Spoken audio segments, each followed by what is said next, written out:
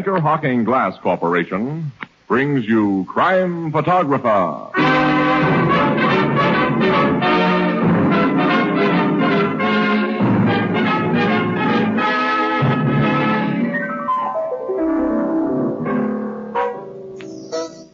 Gee, it's hot today, Casey. Here it is, only April 24th. April 24th, the anniversary of Ethelred. My anniversary, Casey? You know I ain't even married. I didn't say you, Ethelbert. I said Ethelred, once King of England. Oh, what's he famous for? Oh, who knows? But everyone knows what Anchor-Hocking is famous for. Anchor-Hocking is the most famous name in glass.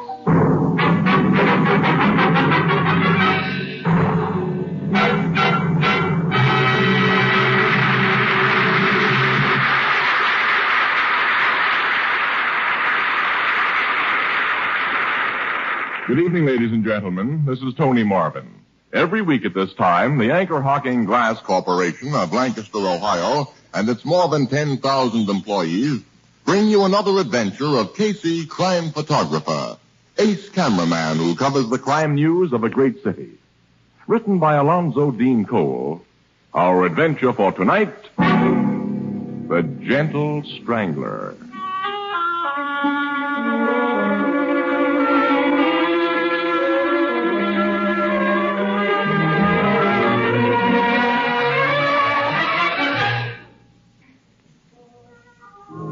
April, spring, around 9 o'clock in the evening. A quiet neighborhood. From one of these homes, a dignified, white-haired gentleman emerges and strolls leisurely down a tree-lined avenue. A man appears from the shadow of one of the trees and... Pardon me. Can I beg the favor of a light? Light?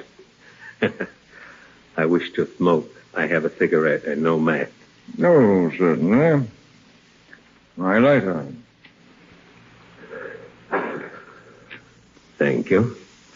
You are Judge Whitcomb, are you not? Yes. I have seen your pictures in the papers. Really?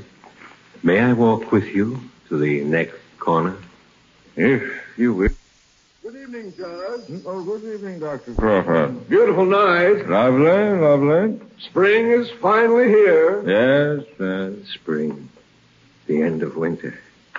The beginning.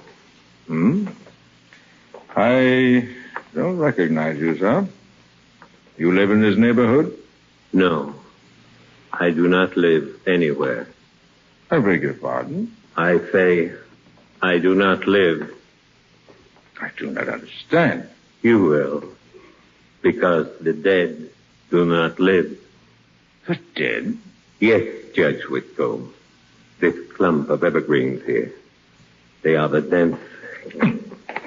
They cast deep shadows. Why are you choking me?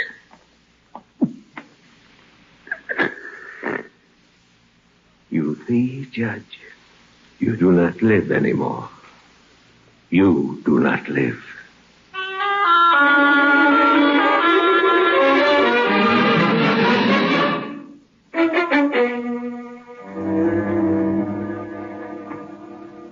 Hold on a second, guys, will you? I want to get a shot of you putting that body in the dead wagon. Okay, Casey. Okay, got it. Thank you. Slide him in, Jim. Let's go. Now, Logan, how did old Judge Whitcomb get it, huh? Oh, the captain's just been telling me you strangled Casey by a person unknown. Strangled? Like Assistant District Attorney Dunning got his last week. And are you newspaper people going to make things sweet for me, Miss Williams, if I don't crack both cases in a hurry? Well, when big shot citizens like a judge and an assistant DA aren't safe within a few minutes' walk of their own front doors, pal, there's obviously something wrong someplace. I'm in no mood for kidding. Who said I was kidding? Nuts. Okay. When was the judge strangled? About 9 o'clock. He started out for his usual evening walk. Shortly after he left his house, Dr. Crawford, who lives in the next block, saw him with a strange man. But except that he was a big guy, and the doc can't give any description of the stranger. Well, nothing was stolen from the judge, Casey.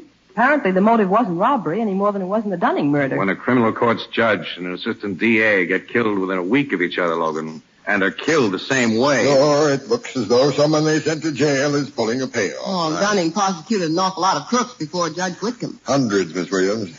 It won't be easy to figure the particular one who killed them both. This thing tonight at least looks like a tie-up. Yeah, the man last seen with the judge is described as big. That's something. Well, I'm heading downtown to check all cases Dunning prosecuted in Whitcomb's court.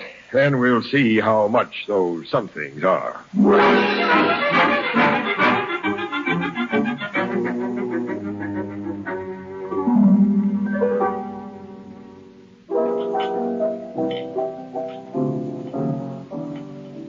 Joe, will you take care of that lady over at the table? She wants a glass of half and half that's a third ginger ale. Oh, such people come in here, Miss Williams. They ask for the darndest things. I'll have another glass of water, pal. There, you see what I mean? Mm-hmm. Your pretzels, Ethelbert, have given him a thirst. That's the idea of having pretzels on the bar. But a thirst for water don't pay our rent or our license. I'll tell you what. I'll come in here someday and buy a beer, Ethelbert. That is when the price comes down. Have a pretzel, Annie? Mind if I do? While you two are eating up the profits, what's new on them strangling cases? Don't you read the papers? Sure I do. And I think it's a crying shame the way they're all picking on Captain Logan. You and Miss Williams told me he ain't got a single clue to work on outside of the idea that Dunning and Judge Whitcomb was killed by the same man. Yeah, well, that idea's beginning to pay off now, Ethelbert. Logan made an arrest this evening. He did? Yep. It looks as though he has the right man. Well, tell me about it. Well, about 8 years ago, Lloyd Dunning prosecuted a crook named Rankin before Judge Whitcomb on a burglary charge. He got a conviction. And the judge gave Rankin the limit. Rankin claimed he'd had a raw deal, made a lot of big threats. He was released from prison just a week before Dunning was strangled. He's a big man, and he has no alibi for the times when the killings took place. Have another pretzel. Thanks. A little more water, Ethelbert. For both of us. You know that water's on a meter, don't you? This is becoming an outright swindle. Hey, you better fill the pretzel bowl up, too. We're touching bottom down here. Okay, but... Oh, excuse me, there's the bar phone. His pretzels were saved by the bell, Annie. Blue Note Cafe, Ethelbert speaking. Yeah, he's right here. Your city editor, Casey. Uh-oh. All right, give me it. Take it. Hello, Bert. Wait a minute. Oh, now, Bert. Well, okay, all right, I got a pencil ready. Go ahead, shoot. Alleyway on Market Street, just south of 12th. I got it. What? What's happened there? What? We're on our way, Bert, right now. What is it, Casey? Another strangling, Annie. Another? A detective got it this time, and Rankin didn't do the job. He's locked up in jail.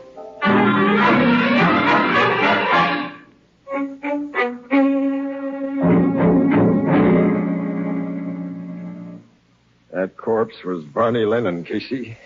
One of my homicide guys and one of the best. Yes, he was a swell cop, Logan. Swell guy, too. Now, this strangler must be an awfully strong guy. Barney was no pushover. Well, the strangler must have gotten him unawares. He must have.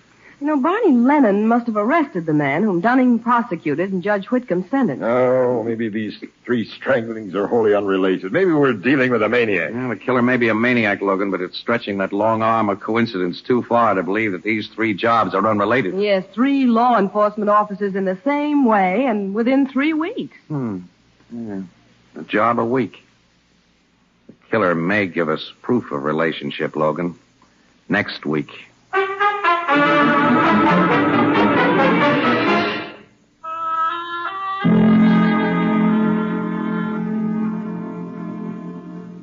Look, Mr. Candido, never have I offered anyone such a bargain in my shop. An almost new speed graphic camera with a double plasma lens. Jake, I need another camera like you need 12 toes. And sell one of your old ones. I'll make you a trade. If I lose money, so, If you lost money on a deal, so it'd be a miracle. I'm trading no cameras today. Yeah, well, hey, a man can only try, you know. Send out that stuff I ordered first thing in the morning, will you? For you, Mr. Candido, I'll have it delivered as soon as I open the shop. And don't forget, I need those photo folders especially. You'll get them. The new business is doing good, huh? I can't complain. Mm-hmm. When I think of you running a photographic studio that specializes in taking pictures of little children, I got to laugh. You who used to be a press photographer taking shots of fires and accidents and political conventions. It was those conventions that made me decide to leave the newspaper business.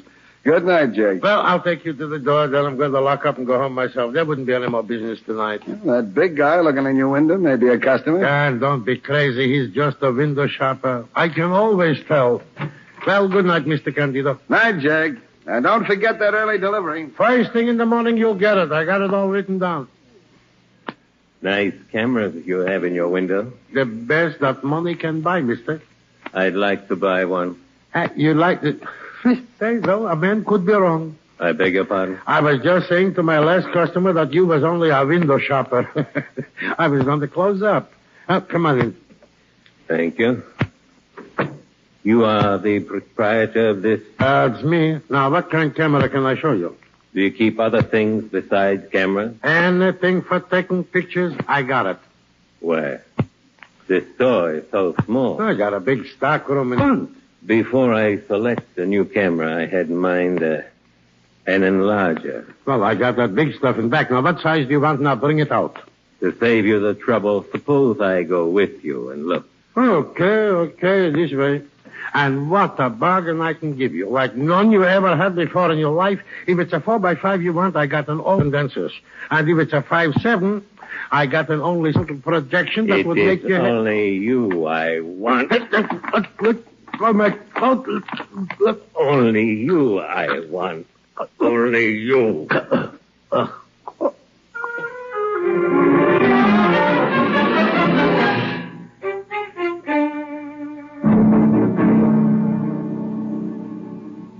This strangling proves we're dealing with a madman, Casey. This Jake Blumberg had nothing to do with the law. He simply ran a little camera shop. Jake once had something to do with law enforcement, Logan. Yeah? What, Casey? He was the star witness, Annie, in a murder case. Hey, I remember now. Yeah, I thought you would, pal. It was his testimony that got that Ivanov girl a death sentence. Mm-hmm. You remember the rest? Barney Lennon arrested her. Dunning prosecuted her. Judge Whitcomb sentenced her. Right. Casey. Yeah. I'm the guy who dug up the evidence against her. I must be next on the Strangler's list.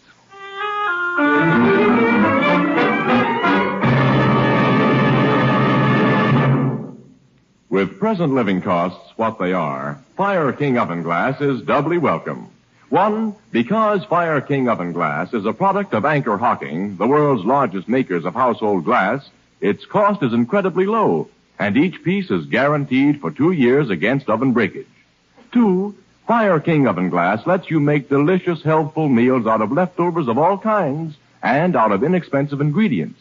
And foods baked in Fire King Oven Glass inside the oven retain all their precious vitamins and delicious flavor.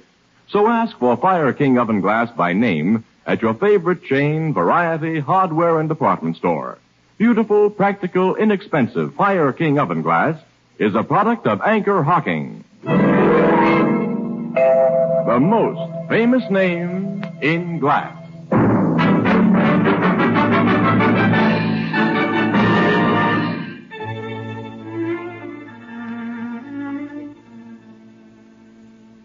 Come on now, talk, Casey. Tell me about this Ivanov case. Well, okay, Annie. It was before you came to work on the paper. 1939 or 40. 39, Logan. The war just started in Europe. Yeah.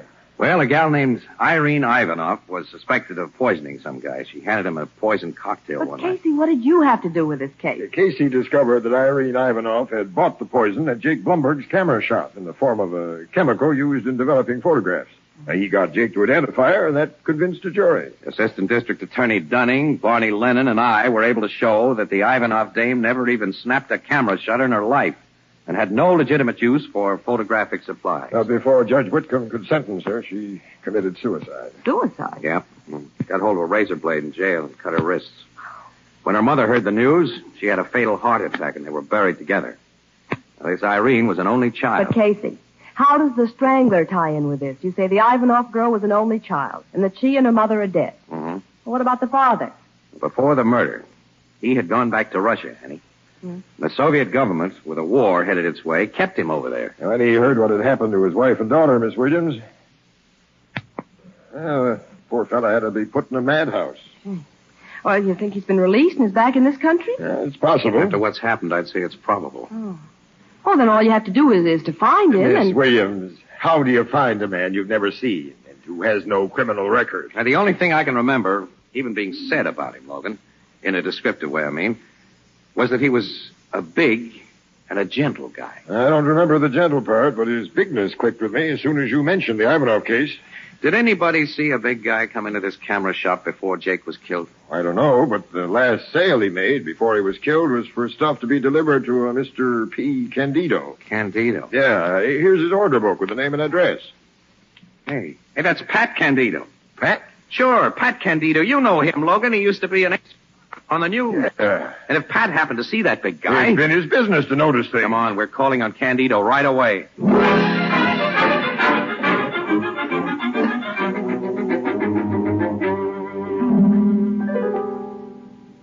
A medical examiner says that Jake was killed at about 7:30, Candido. You say you left your shop at about that time? Yes, Jake said he was closing up his place and going home. But I saw someone go in right after I left. What did he look like, Pat? He was big, Casey. That's all I can tell you about him. Well, you got to tell us more than that, fella. That guy was Jake's murderer. Now think. Come on. I've been thinking. He was just a big guy I saw looking in a window and never expected to see again. And you were supposed to be a hot press photographer before you got stopped and went into the baby picture racket. You were supposed to have a nose for news. Oh, was my nose supposed to tell me he was going to commit a murder? Oh, I'm sorry, Pat. Well, I'm sorry I let you down, Casey, but I just don't remember. Wait a minute. That big guy has eyes like a baby's. Think of it. What do you mean? I take pictures of young kids all day, and, well, the babies, the infants, their eyes are different. They seldom focus when they look at you. They seem to look through you and all around you and not at you. Yeah, I know what you mean, Pat, but that isn't much help. But the best you can do for us, huh? That's all I can do for you. Yeah, well, thanks, pal. It's at least more than we had before. Well, now, that isn't enough to give Casey warning of a man who undoubtedly intends to strangle him next week. Now, what are you going to do about that, Captain Logan? Don't worry, Miss Williams. Casey won't be alone any moment of the day or night from now on. Huh? What do you mean I won't be alone? Well, I'm not particularly concerned about your skin, but I want to catch a murderer and your bait. Wherever you go and whatever you do, a cop will be right beside you.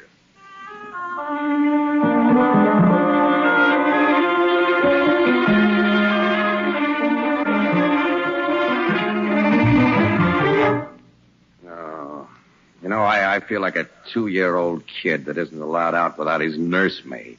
It's bad enough in the daytime, but when I have to look at one of you cops in my own apartment at night... I don't like it any better than you do, Casey. If you're a pleasant company, it wouldn't be so bad, but you do nothing but gripe. Well, I'm sorry, Mac.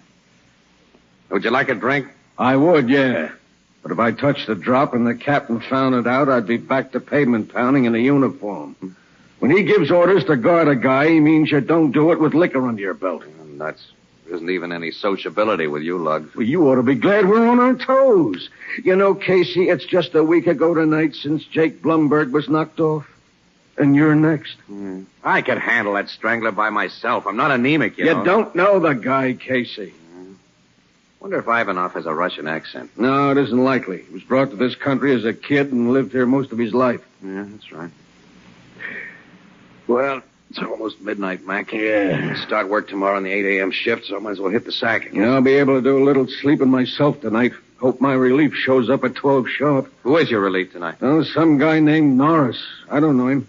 He's a uniformed cop from the precinct house. A uniformed cop? Yeah, Detective Bureau hasn't enough men to do all this work right now, Casey.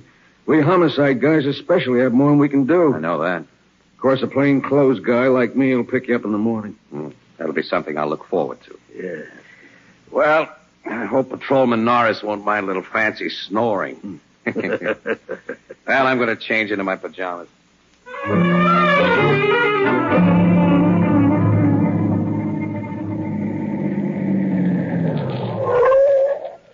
All right, this is the place, Norris. Casey's Apartments, 3B. Thanks for giving me a lift here, Lieutenant. It's all right, I was going this way. I remember your instructions, lad. No sleeping on this job. Keep your eyes open and your ears working. Anything happened to Casey while you're on duty, it'll be too bad for you.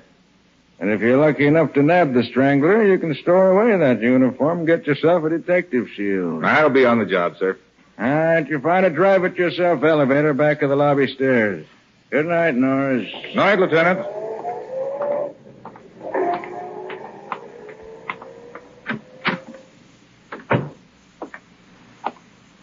Good evening, officer. Evening. Going to Mr. Casey's apartment. Who wants to know? I'm a friend of his. Just left him. The detective with him said he was expecting his relief. Oh, I see. Here's the elevator. I just got out of it. Press number 3 button there. Oh, thanks. You went to sleep nice and quiet, officer. Hardly a sound. I'll take you to the roof and tie you up. You're big like me. Your uniform will fit me fine.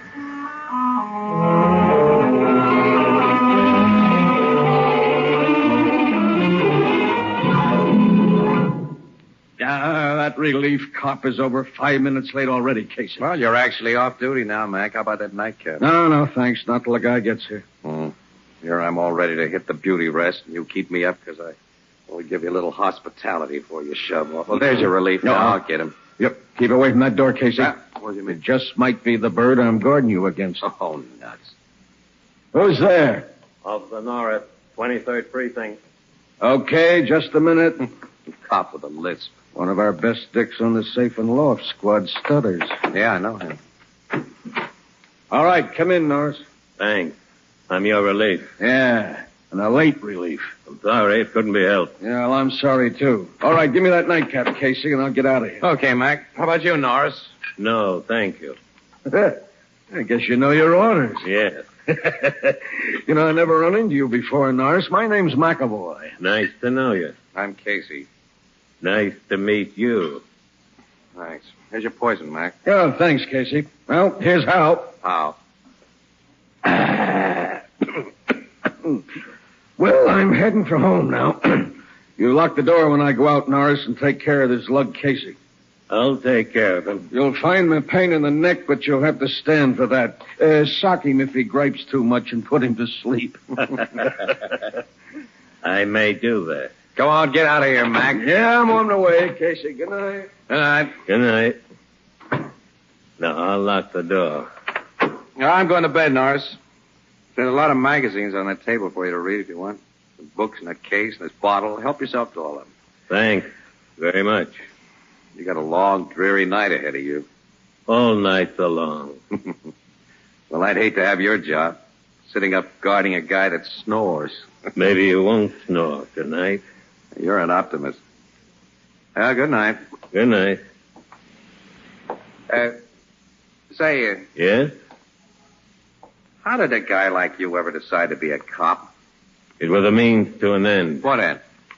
Excuse me, I'm getting kind of personal on such short acquaintance, but you seem such a gentle sort of fella that I... Gentle? Why do you look at me like that, Mr. Casey? Just sizing you up. How do you size me up?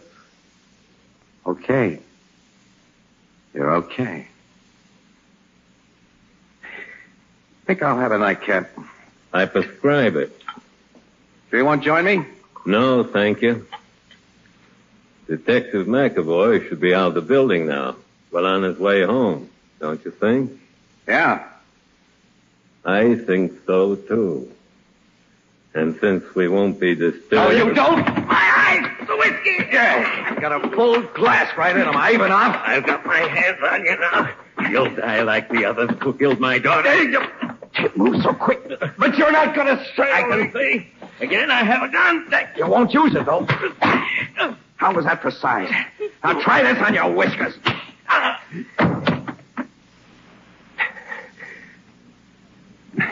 Boy, if you'd ever really gotten those big mitts of yours around my neck.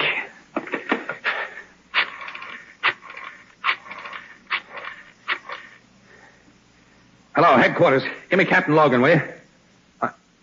He isn't in, huh?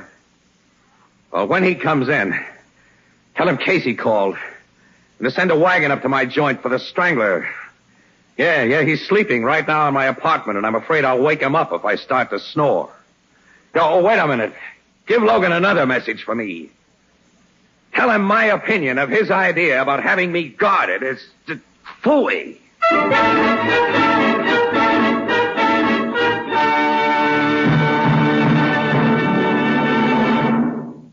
Breakfast time tomorrow morning is a long way off, and that makes breakfast just about the most important meal of the day. Now, when I was a small boy, breakfast was an exciting experience. On my grandmother's table, there was always a great plate of hot golden brown toast and at least a half dozen different jellies, jams, and preserves to add zest and sparkle to those good old-fashioned breakfasts. Now, that's one reason we're so glad tonight to salute the Preserve Industry Council of America for its magnificent campaign to brighten up the breakfast toast with mouth-watering strawberry and apricot, sweet tart orange marmalade, and blackberry jam, fragrant apple butter, and currant jelly. Why, how much more inviting they can make your breakfast table. They whet young appetites, provide quick energy to see you through the day. Practically all preserves come to you today in crystal clear sanitary glass containers. Anchor glass containers and modern anchor hocking sealing methods not only protect these superb products of tree and bush and vine more perfectly than any methods known to our grandparents, but they also provide a stimulating, colorful rainbow on the table. Always serve a variety of jams, jellies, and preserves at breakfast. Anchor glass containers and easy-to-remove anchor caps are both products of Anchor Hocking. The most famous name in glass.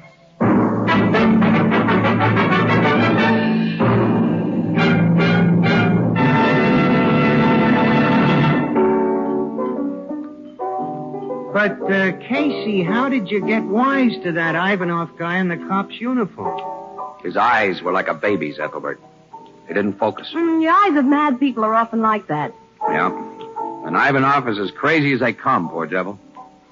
He's going to spend the rest of his life in a nut house. Of course, those funny eyes Pat Candido noticed put me on guard, you see. I filled that whiskey glass just in case. I wasn't going to take any chances. Ivanov had the cop's revolver, Ethelbert, in case he couldn't take chances. Right. How'd you find the cop whose uniform Ivanov had taken? He was on the roof, tied up and gagged. Otherwise, he was okay. Ivanov had been listening outside Casey's door. He heard the name of the cop that was to relieve McAvoy, and that McAvoy didn't know him personally, so he just put poor Norris to sleep and took his place. Seems to me that for a crazy guy, he went about his strangling business in a pretty smart way.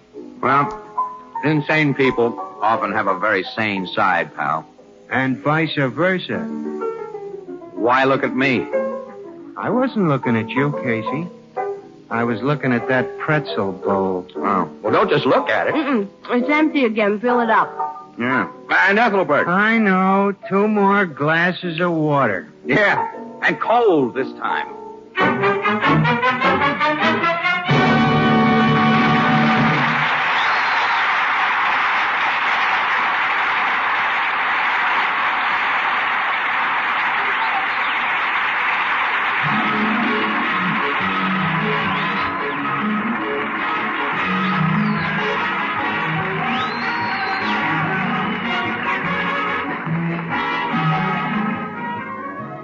Crime Photographer, starring Stotts Cotsworth as Casey, is brought to you each Thursday by the Anchor Hocking Glass Corporation and is directed by John Dietz. The original music is by Archie Blyer, and the program features Miss Jan Miner as Anne and John Gibson as Ethelbert.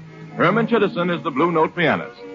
Thursday night on CBS is the biggest show in town. So stay tuned for exciting dramatizations on Reader's Digest Radio Edition, which follows immediately over most of these stations. Next week, part of the country goes on daylight saving time. If your area remains on standard time, tune in your favorite radio program, Crime Photographer, 1 hour earlier.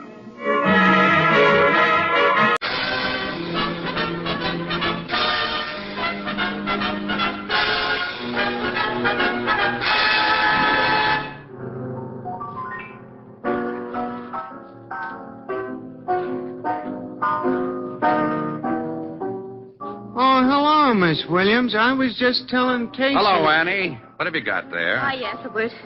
Oh, Casey, don't they look good? I just couldn't resist them. A jar of strawberry preserves.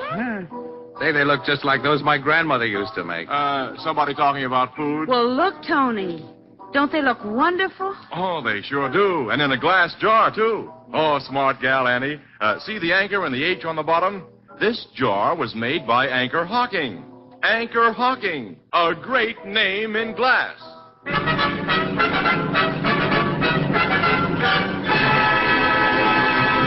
Crime Photographer, brought to you by Fire King Oven Glass.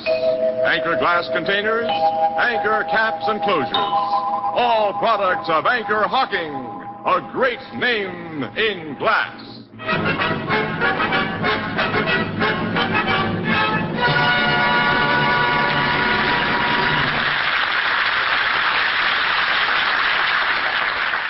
Good evening, ladies and gentlemen. This is Tony Marvin. Every week at this time, the Anchor Hocking Glass Corporation brings you another adventure of Casey, crime photographer, ace cameraman who covers the crime news of a great city. Written by Alonzo Dean Cole. Our adventure for tonight, The Handkerchief.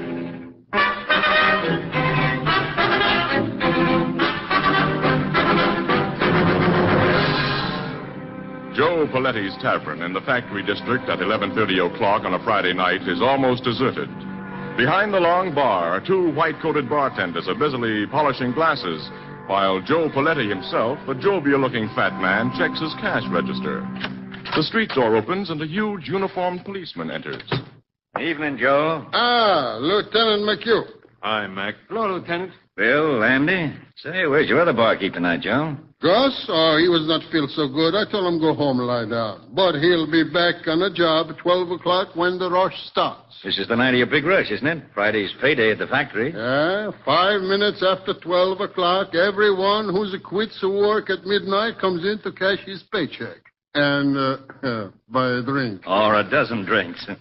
You got a sweet racket, Joe. Yeah, to cash these checks is good business. What do you have, Lieutenant? I'm out of cigars again. Well, here's your special brand. Thanks. Say, how much worth of checks you figure on cashing for that factory crowd tonight? Well, last week was over 16,000. Tonight in my safe upstairs, I got 20,000 bucks. Well, that's a lot of dough. Too many people know you keep heavy cash on hand these Friday nights. That's dangerous. Oh, what's dangerous? And I got a first-class safe in my apartments upstairs. And I also got a burglar alarm. Ain't you cops got a precinct station just 1 block away? If anybody tried to stick me up, ain't you going to come and stop them? You're a hard guy to argue with, Joe. Because he's got a thick skull, McHugh. What are you doing here, Snyder? I just dropped in for a beer. Snyder, when I pay you off 2 weeks ago, I told you to get out of my place and keep out. So what? Public place, isn't it? Come on, draw me a beer, Joe. All right. Bill. Yeah, boss. Give this louse a beer. See he pays for it. Okay. Your boss don't like me, Bill. Neither do I. Or anybody else here. Here's your beer. Thanks. Here's your dough. Where you working now, Snyder? I ain't working. Joe Paletti's seen to that. I ain't recommending no bartender I catch you stealing from my cash register. I didn't steal. If you could prove I did, you'd have turned me over to the cops. Joe could have proved it. He just gave you a break, Snyder. You're not decent enough to appreciate it. Now finish your beer and get out of here. Okay, copper, I'll drink up and get out. Mind if I wipe my mouth off first? How do you guys like this handkerchief I'm using? Pretty classy, huh? Yeah, it's just like you, Snyder. It's loud, it's cheap, and it's got a lot of yellow in it. Maybe someday, Joe, you'll be kind of sorry for the raw stuff you pulled on me. But so long. When I see you next, I hope it's in the obituary columns. He's got a few drinks under his belt, Joe. If he comes back tonight, you better keep an eye on him. You too, Bill. He won't bother the boss, Mac. Well, I've got to get back to the station house. Here's for the cigars, Joe. Thanks. So long. So long. Oh, Lieutenant. Yes, Joe? How's your wife? Oh, about the same. She doesn't get any better. She's been sick a long time, huh? Yeah, over a year. Cost you plenty of money, huh? Every cent I had. Look, if I can help any... Thanks, Joe, but the guy in my job can't borrow dough from... Well, not and keep his nose clean. I'll see you later. So long, Mac. Good night, Lieutenant. Andy. Yeah? You bring up plenty lemons? More than we need, Joe. Okay. 10 minutes to 12. I go upstairs now and get the money from my safe to cash them paychecks.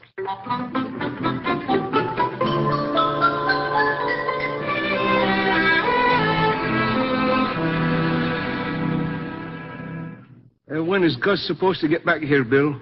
12 o'clock, Andy. I hope he gets here. We need help to handle that factory mob. Gus won't let us down. I wonder if we shaved enough ice. Aye, there's plenty. Say, what was that rat Snyder in here for? I was at the far end of the bar when you and the boss and Lieutenant McHugh were talking to him. Oh, he was just... What's that? Gunshots.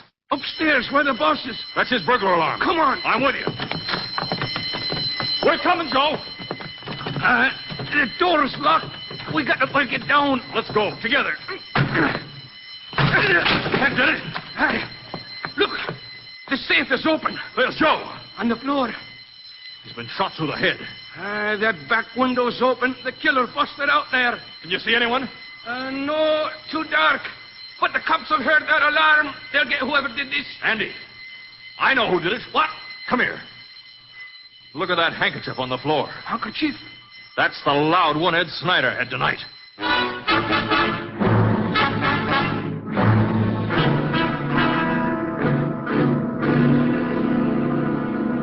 All right, now, Bill, if you and Andy will take another pose in front of that door you busted open after you heard the shooting. Like this, Mr. Casey? Yeah, that's fine, yeah. Hey, you get in this shot too, Gus. Well, I didn't get here till after poor old Joe was killed, Mr. Casey. Well, that doesn't matter. You're one of the bartenders. Stand next to Andy, huh? Okay, all right. All right, all face the camera now. Hold it. That does it. You got enough pictures, Casey. Now I want these gentlemen to go on telling me what happened after they found the body. Well, we told you about all there is to tell, Miss Williams. The cops and Lieutenant McHugh here, they come running up these stairs only about a minute later. We'd heard the burglar alarm, of course. Well, how do you figure Poletti pressed that alarm button after he was shot through the head, Lieutenant? Huh? He fell on the button, Casey. It was next to the safe. Oh. But you policemen didn't catch the killer, Lieutenant. He got away through that dark alley with Joe Poletti's $20,000. Is that right? Yes, but he won't get far with that 20 grand, Miss Williams. That yellow handkerchief Bill found on the floor told us who he is. Lieutenant Mack, how do you figure Snyder got in here, huh? Bill says Poletti always kept that window locked. Huh? Well, this Snyder guy could have come up these front steps. There's two doors at the bottom, one leading into the bar and the other onto the street. But Poletti wouldn't have let him in the door up here, not Snyder. Doesn't matter how he got in. Before he got out, he left evidence enough to burn him. Thanks, Sergeant. We'll go up now and look things over. Come on, you fellas. Captain Logan, Casey. Hello, Logan. What? Casey. So the big boss of the homicide squad has finally gotten here. Hiya, Captain. I might have known you two'd get around to get in my hair. Hello, McHugh. Glad to see you, Captain. Hello, Doc. Pete. Get to work, you tech men. There's your corpus delicti, Doc. Lieutenant McHugh, your sergeant downstairs has given me the general layout. It's open and shut on this guy Snyder, huh? As far as I'm concerned, there's his handkerchief. Bill, the head bartender here, identifies it, too. 100%. Not many guys that carry a loud-colored handkerchief like that. It's a cheap handkerchief, Logan, which means a lot of guys probably carry them. Casey, you must have all the pictures you need by this time. Go back to your paper with them and don't bother me. Ann and I have got to stick around for the payoff, pal. Well, sure. We're waiting for Snyder to be brought in. All right. Can you tell what caliber bullet killed the guy, Doc? I can, Captain. There's a 38 caliber slug lying under this chair. I wouldn't touch it, of course, till you homicide guys got here. I see, Lieutenant. It's a 38, all right. Caliber you cops use. Yeah. Police positive says. Lieutenant Mack. Yes, Casey? Where did this guy Snyder carry this handkerchief you saw him use tonight? You remember, Bill? Yeah, sure, in his coat, the breast pocket. I remember him tucking it back there. Huh? Why do you suppose he took it out of his breast pocket and dropped it here? As a definite lead? Well, I don't know. Maybe Poletti's last act was to yank that wiper out of Snyder's pocket. That's possible. Lieutenant, you were in the precinct house when the burglar alarm went off, huh? No, I was out getting some air around the corner. Alone? Yes. Why? Just wondering. Nobody ties Snyder up with his handkerchief except you and Bill, Lieutenant. Say, look here, Captain. You're not getting the wild idea that maybe... Until I have more than this handkerchief as evidence against Snyder, I'm going to investigate this job from every angle. But you can't possibly think that Captain Logan. Yes, Feldman? We've got Snyder. Bring him up here. This I get pictures of. Okay, Snyder, get moving. Come on, you. Okay. You don't have to yank my arm off. So you're Snyder. I ain't trying to say any different. Hello, McHugh. You tried to get away with a little murder tonight, didn't you, Snyder? The smug who pinched me gave me the idea that's what you try to pin on me. Prove it if you can. Shut up until you're asked to talk. Okay, copper. You made the pinch, Feldman? Yes, Captain. He was sneaking out of an alley on Chester Street. He started to run, and I had to throw a shot over his head. Sneaking out of an alley, eh? Started to run. That don't prove I murdered anyone, McHugh. Shut up. Of course, you searched him, Feldman. First thing, sir. No gun on him and no sign of Joe Paletti's 20 grand. But I found these in his pocket. 30 caliber cartridges, huh? That's all we need, Captain. Right. Naturally, he threw away the .38 revolver he used to kill Paletti. I never had any .38 revolver. I picked them cartridges up on the street. Sure. And I suppose you lost the nice colored handkerchief you had in the bar tonight. I don't know what you mean, McHugh. He didn't have any colored handkerchief when I pinched him, Lieutenant. Is this your handkerchief, Snyder? Well, No, I never saw that thing before. We know it's yours. What have you done with the money you took from Paletti? I didn't take no money. I didn't kill Paletti. The truth now will save you a lot of trouble, Snyder. Well, Okay, I'll tell you what you want to know. You killed Paletti. Yeah. That does it, Casey. Yeah, that does it. Now, Snyder, what did you do with the 20 grand you took? That's the big payoff question, ain't it, Copper? Well, I wanted to pay me something, so you don't get an answer until I see my lawyer. Take him to headquarters, boys. Come on, Snyder. Okay, Copper. Gonna let him see a lawyer now, Logan? Why not? He's confessed the murder. And, Casey, did you almost get me on a phony track about Lieutenant McHugh? Oh, yeah. Yeah, I was all wrong. 100%. Well, see you later, pal. Mm-hmm. Yeah, so long. Come on, Casey. Let's get our stuff to the office. Okay, Annie. Annie, you know, it's funny. What? I've got the doggonedest hunch that I wasn't all wrong.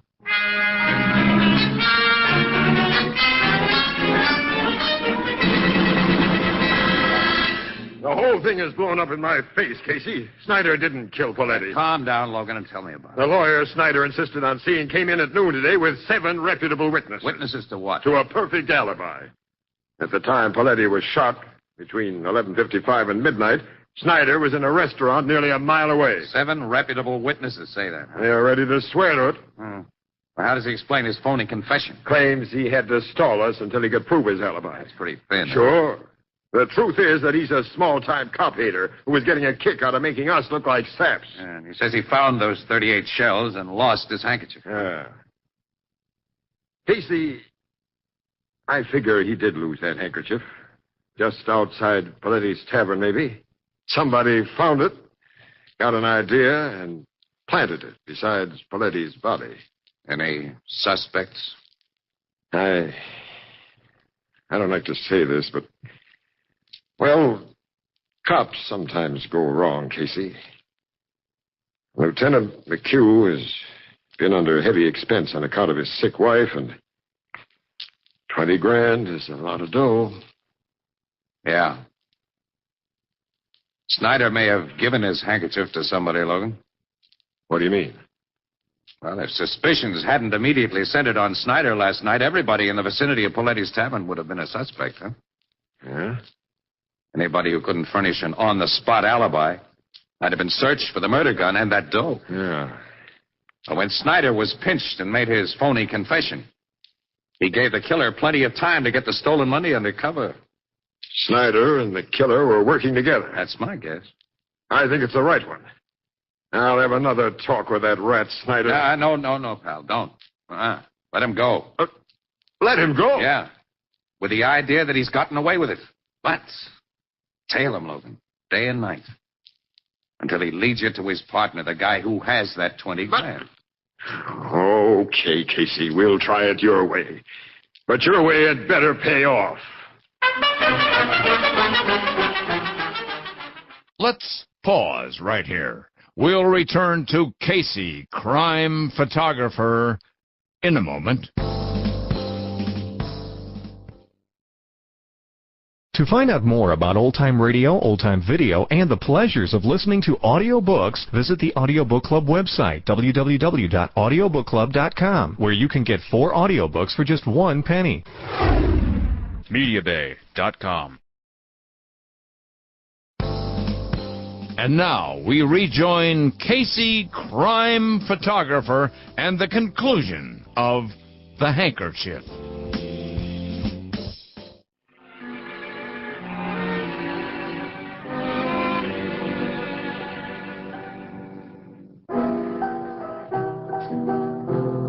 Good night, Mrs. Wheelbreaker.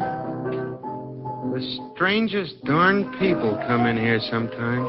Yeah, well, don't look at us when you say that, pal. Casey, hello, Miss Williams. Hello, Ethelbert. Say, I've been wondering when you two would come in. Anything new on that Paletti murder? No, not yet, Ethelbert. You know, I take a personal interest in that case, being as how it happened to a bartender, a brother professional, as you might say.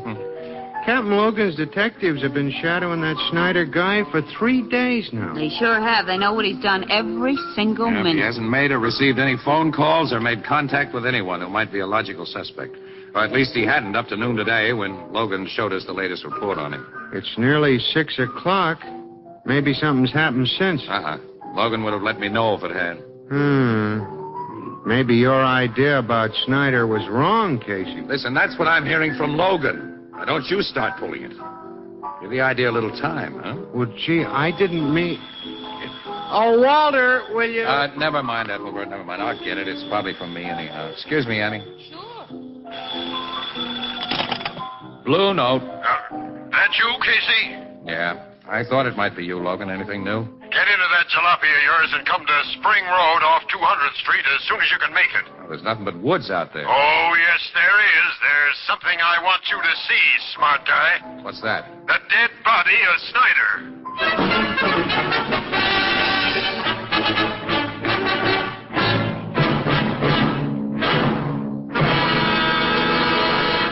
There's all that's left of him, Casey, in that ditch. Yeah, shot through the head. Yeah, twice, with a .38 revolver, as Paletti was shot.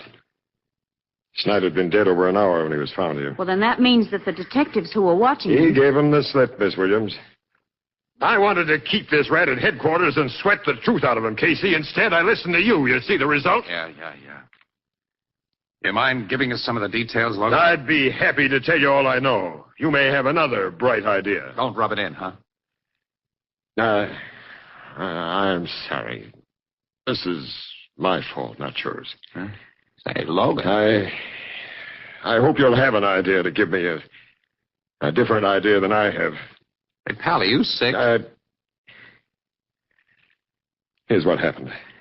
At 3 o'clock this afternoon, Snyder was walking up Crosley Street with one of my guys behind him when he suddenly hopped into a Ford sedan, parked at the curb, and got away. Huh? Another guy was at the wheel all ready to go. I think the driver of that sedan was Snyder's partner in the Paletti murder. I'm still riding with your theory about that. And he killed Snyder because... He didn't want to share that 20 grand with him. He wanted it all. Or because he knew Snyder was being trailed. Snyder was dangerous to him. Yeah, that fits, too. Obviously, he and Snyder met by appointment, Logan. Snyder expected him to be waiting in a car at that time and in that place. Sure. Well, then your killer is someone Snyder talked to since you turned him loose. Yep. You checked on everyone Snyder talked to? Yeah. There hasn't been a logical suspect in the bunch, Casey, until today. You mean he talked to somebody today? Yeah. Several hours before he got into that sedan. Who? Lieutenant McHugh. McHugh? Captain Logan. From the first, I've figured McHugh might have killed Paletti, but I've never really believed he did. You believe it now? He needed that dough, Casey, all of it, for a sick wife. He's a cop. Paletti would have opened that upstairs door for him. I've known Mac a long time. He's been a good guy and a good cop. Logan, where did he and Snyder talk today? Outside of Paletti's tavern. Paletti's tavern? Yeah. Snyder had the nerve to go in there and ask for a drink. That's all he had a chance to do. One of the bartenders grabbed him and threw him out of the joint. Lieutenant McHugh came along just then and helped him out of the gutter. Then they talked? Yeah, for 2 or 3 minutes, walking up the street together. Then McHugh went off duty soon afterwards, and he didn't go home. He could have met Snyder in that sedan. It looks like McHugh all the way, Casey. How close was your detective when Snyder was given the bum's rush from Paletti? Oh, he'd only just followed him inside the joint. It happened that fast. Which bartender gave Snyder that rush act? It was Andy. Oh, Andy. Who was in the bar downstairs when Paletti was killed upstairs. He couldn't have been Snyder's partner. Oh. Your man sure it was Andy, huh? We didn't have time to ask for names, but the description he gave me is Andy's tall with dark hair. Well, Bill is tall, but he's bald. Well, Gus has dark hair. Oh, but he isn't tall.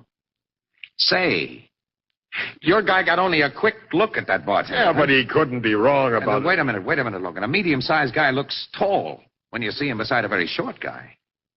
Snyder was a shrimp, and Gus hauling him around with a collar would look like a 6-footer. Well, Gus! Paletti would have unlocked that upstairs door for Gus, Logan. He was a trusted employee. And Gus didn't report for work until after Paletti was killed. Casey, you're right. Let's get Gus and go to work on it. He's a tough cookie, Logan. You'll never break him. I'll make him talk. I don't think you will. Look, Logan, can I stick my neck out again? Casey, I'll listen to anything now. All right. We'll take Gus for a little ride. A ride? Yeah. But not in a police car this time. We'll use my jalopy.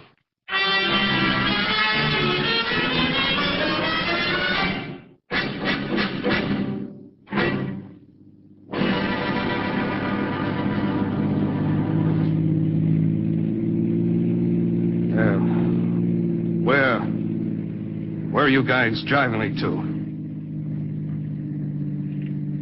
You said you were taking me to headquarters. Hey, we're way out in the country. We changed our minds about headquarters, Gus. What do you mean? Too many people hang around down there. Where are you taking me? Just take it easy, sucker. Look, you're a cop, Captain Logan. You can't kid me into thinking that We know you got that 20 grand, Gus. I tell you, I don't know anything about it. Yeah, that's what you told us. It's what I'll go on telling you. This is a nice deserted spot, Logan. Yeah, a perfect spot, Casey. Shall I stop here? Yeah. Right. What are you going to do here? Just talk. For a while. Step out of the car, Gus. No, Step out. Hey, why are you pulling that gun?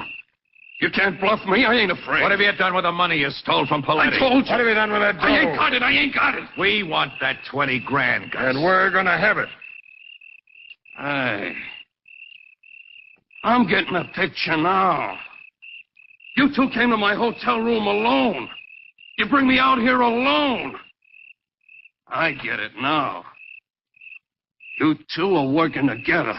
Logan and I do a lot of work together, Gus. So that's it. You want that dough for yourselves. Where is it? I ain't talking. We'll see about that. Here, Casey, hold my gun on this mug Sure, while pal, I will. Oh, you don't. You dropped the gun. I'll get it. No, I got it. Easy. Stick up your hands, you lousy. Stick them up. Okay. Okay. Thanks for the scat. You two saps should have stayed honest. You ain't got the brains for fast stuff. So you thought you'd hijack my 20 grand. Listen, Gus, you're in the racket. You know how guys have to figure. If you'd been nice and told us where to find that dough. Sure, Gus. We'd have been nice. So now I'll be nice to you. Tell you where to find it. It's buried under a flower bed on my old man's grave in Oakwood Cemetery. I buried the gat I used to kill Paletti and Snyder there, too. That was smart. Yeah. I think of little things like that. Just like you mugs thought of bringing me to this deserted spot. In a car that I'll drive away. Alone. Gus, you're not going to... No, Gus. You get it between the eyes like Snyder and Paletti. Now! What the... Something the matter, Gus? This gun is empty. Uh-huh. That's another little thing we thought of. Oh, you double-crossed me. Thanks for the confession, Gus. Come on. Now we're really going to headquarters. Right. And then, Casey, you and I have got something to do with the Blue Note. What's that, Logan? I'll tell you on the way about it.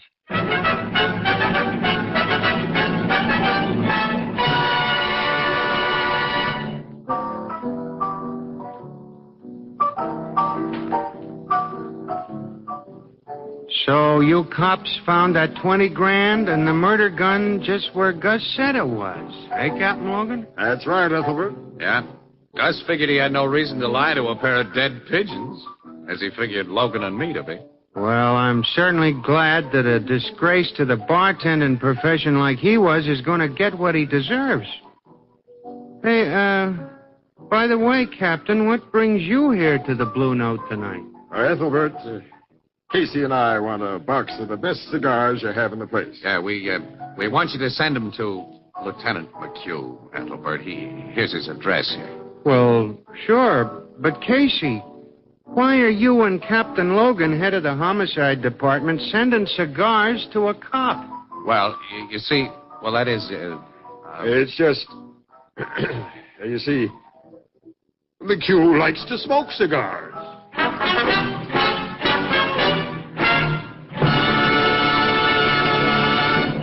Crime Photographer is directed by John Dietz and stars Stotts Cotsworth as Casey.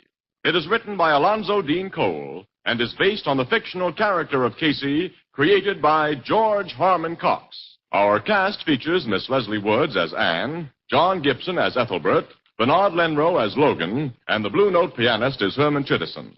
The original music is by Archie Blyer. Crime Photographer is brought to you by the Anchor Hocking Glass Corporation of Lancaster, Ohio, and its more than 10,000 employees. Anchor Hocking. A great name in glass.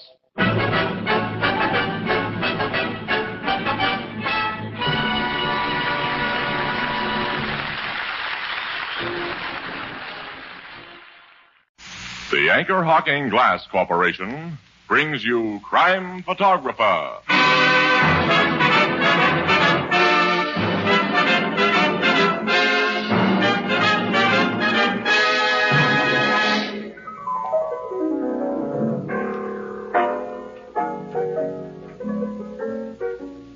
Oh, Ethelbert, what are you reading? Hiya, Casey.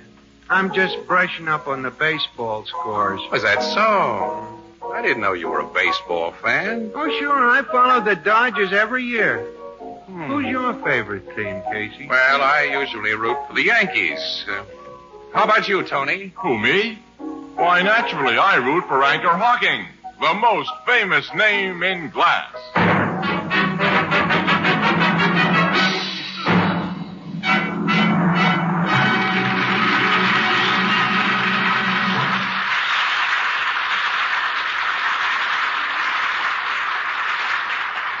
Good evening, ladies and gentlemen. This is Tony Marvin.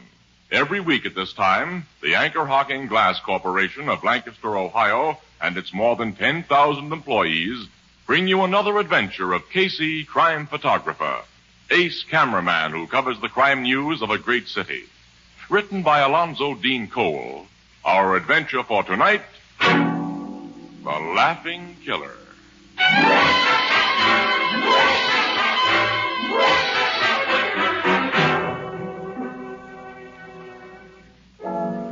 Midnight, and the Blue Note Cafe is doing its usual brisk midnight business. From the service end of the bar, a waiter beckons to Ethelbert, the head bartender. What do you want, Walter? The guy at that table by the wall wants another drink, Ethelbert. How about it? He's licked to the eyes. You better collect his bill and ease him into a cab. Okay. Wait a minute. Huh? His face is familiar. You know who he is, Walter? No. He's a new one to me. I can't place him, but he's a clean-cut looking guy. Yeah. See, he gets a right cab, Walter, with a driver you know, huh? Okay. If I can get him out and into a cab. Hi, Ethelbert. Well, Casey. Hello. Evening, Miss Williams. You two just put the paper to bed? Yeah. Nothing to do now but go home and get some shut-eye. Oh, and how I'll go for that. Oh, I'm tired. You and me both, Annie. Ethelbert, give me a pack of cigarettes, will you? Same old brand? Sure, same old brand. What do you think? Here. Pick up what you need.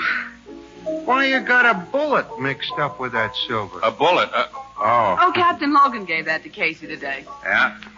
This .32 caliber shell was in an automatic that killed a guy last month, pal. Casey helped Logan get the killer, so that cartridge is to remember him by. A little slug just like that. bump someone off, huh? A 32 is big enough when it gets inside you. Don't go into details. I can imagine. I don't want to go home.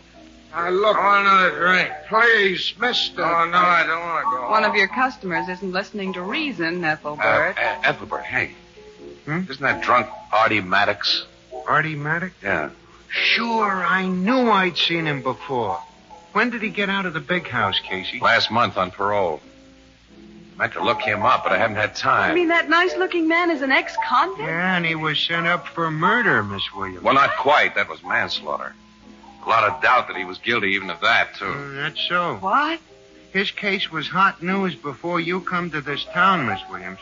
Artie Maddox was an orchestra leader. He had one of the best sweet bands in the country, Annie. Before he met some dame who calls herself Gypsy Hibbert. Gypsy Hibbert. Oh, the big blues singer. That's right. And you can shorten the gypsy part of her name to plain Gyp. That'd describe her better. What happened? Well, she was singing in a roadhouse, and Artie heard her. He hired her and gave her a feature spot with his band. Then he went nuts about her and wanted to marry her. But she just kind of strung him along in order to meet more important guys. One of which was Phil Blaney. At that time, Annie, 5 years ago, Blaney was the big shot in the gambling racket here. You mean he had the spot that Lou Carboni has now? Uh-huh. Carboni then was merely Blaney's first assistant. Well, Blaney went for the gypsy gal in a big way. One night, the cops got a phone call from Gypsy who said there'd been an accident in her apartment. When they got there, they found Blaney with a bullet in his head, and Artie Maddox was in the apartment. He said Blaney had pulled a gun on him, that there'd been a struggle. The gun went off in Blaney's direction. Of course, Gypsy told the same story. A lot of folks, including the cops, were more than half convinced it was she who'd really shot Blaney in cold blood. And that Artie Maddox told the story he did to protect her. Yeah. But she came out of the mess undamaged, and poor Artie went to jail. And he hadn't been in the big house 6 months when Gypsy Hibbert married Lou Carboni, who'd fallen heir to Blaney's racket. Nice girl. Yeah. So nice that even a rat like Carboni couldn't stand for her long. They separated a little while afterwards. Gypsy got a divorce and heavy alimony. Well, Artie Maddox is out on parole now. That's all. I don't want to go home. Except that he won't stay out if the parole board hears he's getting plastered. If those waiters are going to get him out of here, it looks as though they'll have to carry him out. Hey, maybe I could straighten him out. Oh, now, Casey, don't start one of your Boy Scout acts. Walter will put him in a cab, Casey. Well, what happens after he's put out of the cab? I'm going over there. Alone, I don't want to go home. Now, look here, mister. I'll take care of him, Walter. What?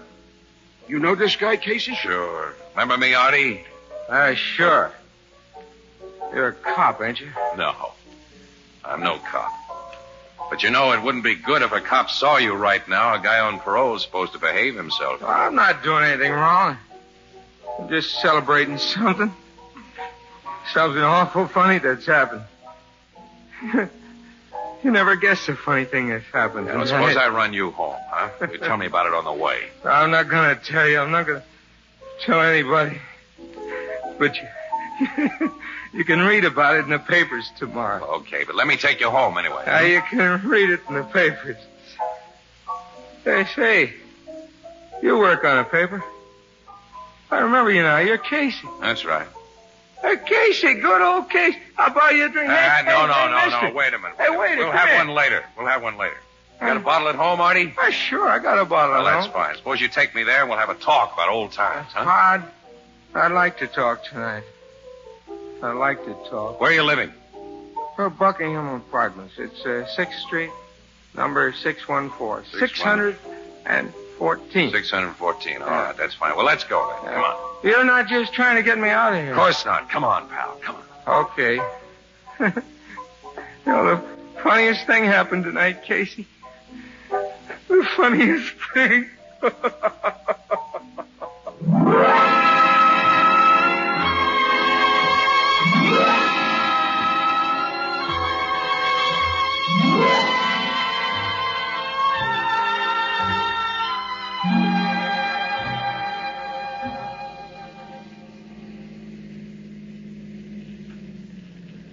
Here's where he lives, Annie. If I can only get him into his apartment. What did he do? Give you the number before he Yeah, left? 2B, second floor. All right, here goes. Hey, you're not going to carry him. It's the only way he can be moved. But this is a walk-up place, Casey. That's the stairs. Oh, poor guy isn't heavy. Open the door for me, will you, Annie? Oh, all right, sure. Oh, I'd better come along and help you with the apartment door, too. Yeah, if you don't mind, honey. Gee, it's an awful cheap-looking place. Well, guys don't usually come out of prison heavy with dough. Well, I wonder what's he living on? Dixie Trumbull, the songwriter, was always Artie's closest pal. Imagine Dixie's putting him up for. He hasn't been on the chips lately either. Here we are. There's 2B. You have to go through his pockets and find the key. Yeah, I'll prop him up right here. Funniest thing happened tonight. Hey, he's snapping out of it, Casey. Funniest thing. Uh-oh. Passed out again. I wonder where he carries his key. Annie. Huh? Look at this. Automatic pistol. This was in his pocket. This chump's just out of jail on parole. He's toting a gat. Uh-oh. This doesn't look good, Casey. Looks lousy. Hey, Annie. Yeah? This gun was fired not long ago. Fire? Yeah, smell it. Yeah. Wait a minute. Let's look at the clip. Yeah. One cartridge missing. What do you think? Your guess is as good as mine. Funniest thing happened tonight. Funniest thing. I found his key. Here, Annie, unlock the door, will you? Yeah, okay. I'm going to snap this guy out of his daze and ask him a few questions. All right, switch on the lights. Oh, yeah. Here we are. How are you going to make him talk? There. You find some coffee in that kitchenette, will you, Annie, while I hold this guy up? Yeah. Make a pot of triple strength while you're doing it. I'll be ducking this guy in a cold bath. Okay. All right, now, Artie. Come into this bathroom. Get those clothes off you. Funniest thing happened tonight. Yeah. Maybe it won't seem so funny after you hit this cold water.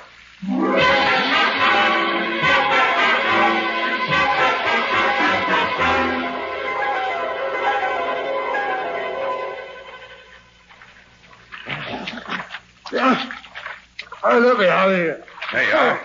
Come on, Casey. Don't push my head under. Can you breathe? All right, Artie. Okay. I think you're on the sober side now. Come on, get out of the tub, put on your clothes. Come out. Yeah. Lady's making some hot coffee. Lady? Yeah, a friend of mine. Oh, I'll leave you alone now. Don't be long. But I want to have considerable talk with you. Talk? What about? Stay to your health. Get dressed and hurry. Is he okay, Casey? He knows what's going on around him now, anyway. Did he tell you anything? I haven't mentioned the gun. Hey, let's have another look at that thing. Foreign make. 29.5 caliber. It's got a pearl grip on it. It looks like a woman's gun. Yeah. Hey, it's funny. Phil Blaney was killed with a fancy little gat like this. You mean the man Maddox went to jail for killing? Yes. The bullet they took out of his head was a 29.5. I remember because it's an unusual caliber for pistol ammunition. Oh? See, in this country, we standardize pretty much on 22s, 25s, and 32s. Like the cartridge Logan handed me today, 38s and 45s. Casey. What? Someone's trying the outside door. Yeah. Who's there? Open up. We're police. Police? Open up, Maddox, or we'll blast our way in. Hey, that's Sergeant Flanagan's voice. It's the last warning, Maddox. Hold everything, Flanagan. I'll let you in. Casey, what are you doing here? And if I ask you the same question? We've come to arrest Maddox for murder, that's all. Murder? Who? Gypsy Hibbard. Gypsy? Yeah. She was killed about 2 hours ago in her apartment. Now then, where's Maddox? Why do you think Maddox had anything to do with it? He was seen leaving the building she lives in.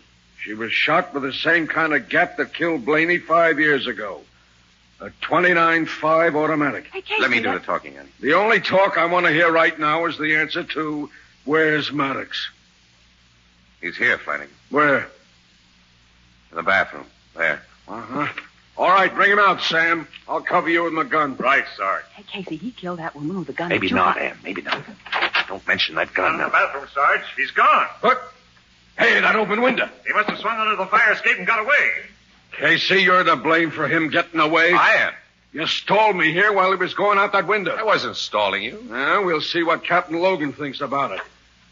You know, you've got me in a jam, pal. Well, I'll make Logan see you weren't to blame. Where is he? At the late Gypsy Hibbard's apartment, trying to find out just what happened there. Well, let's go. I want to find out what happened at the late Gypsy Hibbard's apartment, too.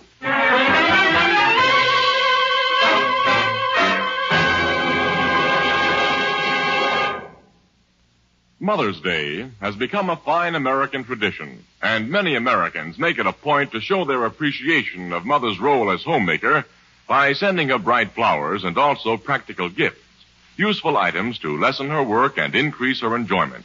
And that's why a complete set of Fire King oven glass is so appropriate.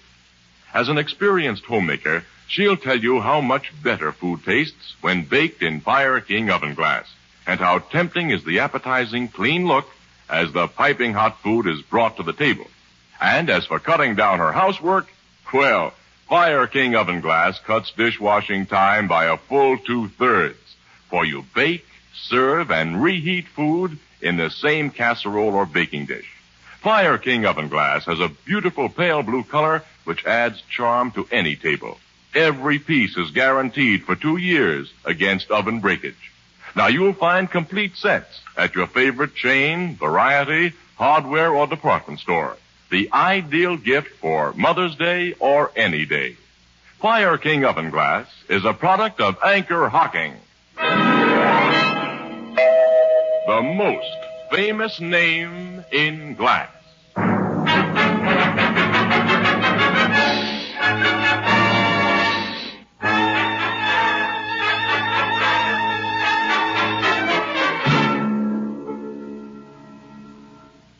That's why we were in Artie Maddox's apartment, Logan. That's all we know about him. When you undressed him before you stuck him in a cold tub, Casey, he didn't run across a gun in his clothes. I wasn't looking for a gun. Casey. Now, suppose you give Ann and me the lowdown on this shooting, pal. Well, a guy called up headquarters. Wouldn't give his name, but he told us to pick up Lou Carboni and ask him why he'd just killed his ex-wife. Ask Lou Carboni why he'd killed Gypsy Hibbard? Yeah. So 2 of my men went to Carboni's home. They found him playing poker with 3 guys who said he hadn't left the house all evening. At the same time he was being checked, I came here to Gypsy Hibbard's apartment. Got the super to let me in and found her lying on the living room floor with a .29.5 slug in her head. And somebody told you they'd seen Artie Maddox leaving the building. Yeah, the superintendent. And checking the time he saw Maddox leave with the medical examiner's finding, the woman must have been shot just a few minutes before. Have you any idea who made that call to headquarters, Captain? Well, I think Maddox made it. He killed Gypsy Hibbard because she married another guy, Lou Carboni, after Maddox took the rap for her in that Blaney shooting. Maddox hated Carboni, too, for getting the gal he wanted, so he tries to frame Carboni for the murder he's just committed himself. You know, Carboni wasn't on good terms with his ex-wife. He wasn't seen near this building tonight. Maddox was. A real murderer would take good care not to be seen. Yeah? Sergeant Flanagan, Captain. Come in, Sergeant. Carboni wants to know if he can go now, sir. Carboni's here? Yeah, I was questioning him in the kitchen before you arrived. I'll talk to him, Sergeant. Yes, sir.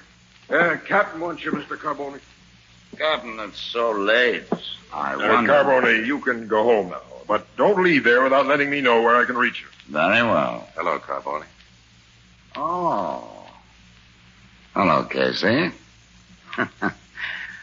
Sergeant Flanagan tells me you helped the murderer of my ex-wife make his escape tonight. I don't believe Flanagan told you that. That I didn't, Casey. All I said was... No, don't take me seriously. I was only kidding. Doesn't seem like a good time for kidding. You're in a spot, Carboni. What do you mean by that? Can't you figure it? Why, you... Never mind. Go on home, Carboni. I'll see you tomorrow. Okay. Perhaps you'd better tell Casey about my alibi, Captain. He has told me. It's a very good one. Good night. Well, Andy and I will be running along too, Logan. It's our bad luck this case had to break too late for a morning paper. That is tough, isn't it? And I expect to have Art Maddox under arrest long before your next edition, so the afternoon sheets will get first crack at that news, too. Where do you expect to find Maddox? There's a general alarm out. We'll pick him up. Say, you used to know him pretty well. Maybe you have an idea where he'd hide out. I didn't even know where he lived until after I ran into him at the Blue Note tonight. Come on, Annie. Casey. Let's go, kid. Good night, Logan. All right. Casey, you suppressed evidence. And you didn't tell Logan about that gun you found. You were swell, kid. You didn't tell him either. Here's the outside door. But we've got to tell him. Otherwise, we're accessories. We won't bother with the elevator, Annie. Let's walk down. We're not leaving until you give that gun to Logan. Well, yes, we are. Come on. No. Give him the gun later. After I have a talk with Maddox. Talk with... You know where he'd find it? I think so. Which makes another little item I've suppressed. Why? Well, let's call it a hunch, Annie. I have a feeling that if the cops find Artie before I do, if they have that gun that seems to clinch his guilt, he hasn't got a chance. And he didn't shoot Gypsy Hibbert any more than he killed Phil Blaney. You think Carboni did it? What I'm thinking of now is locating Maddox. Well, where are you going to look for him? Well, he needs a friend tonight. Dependable friend. His closest pal is that songwriter, Dixie Trumbull. All right, we're heading for Dixie's place.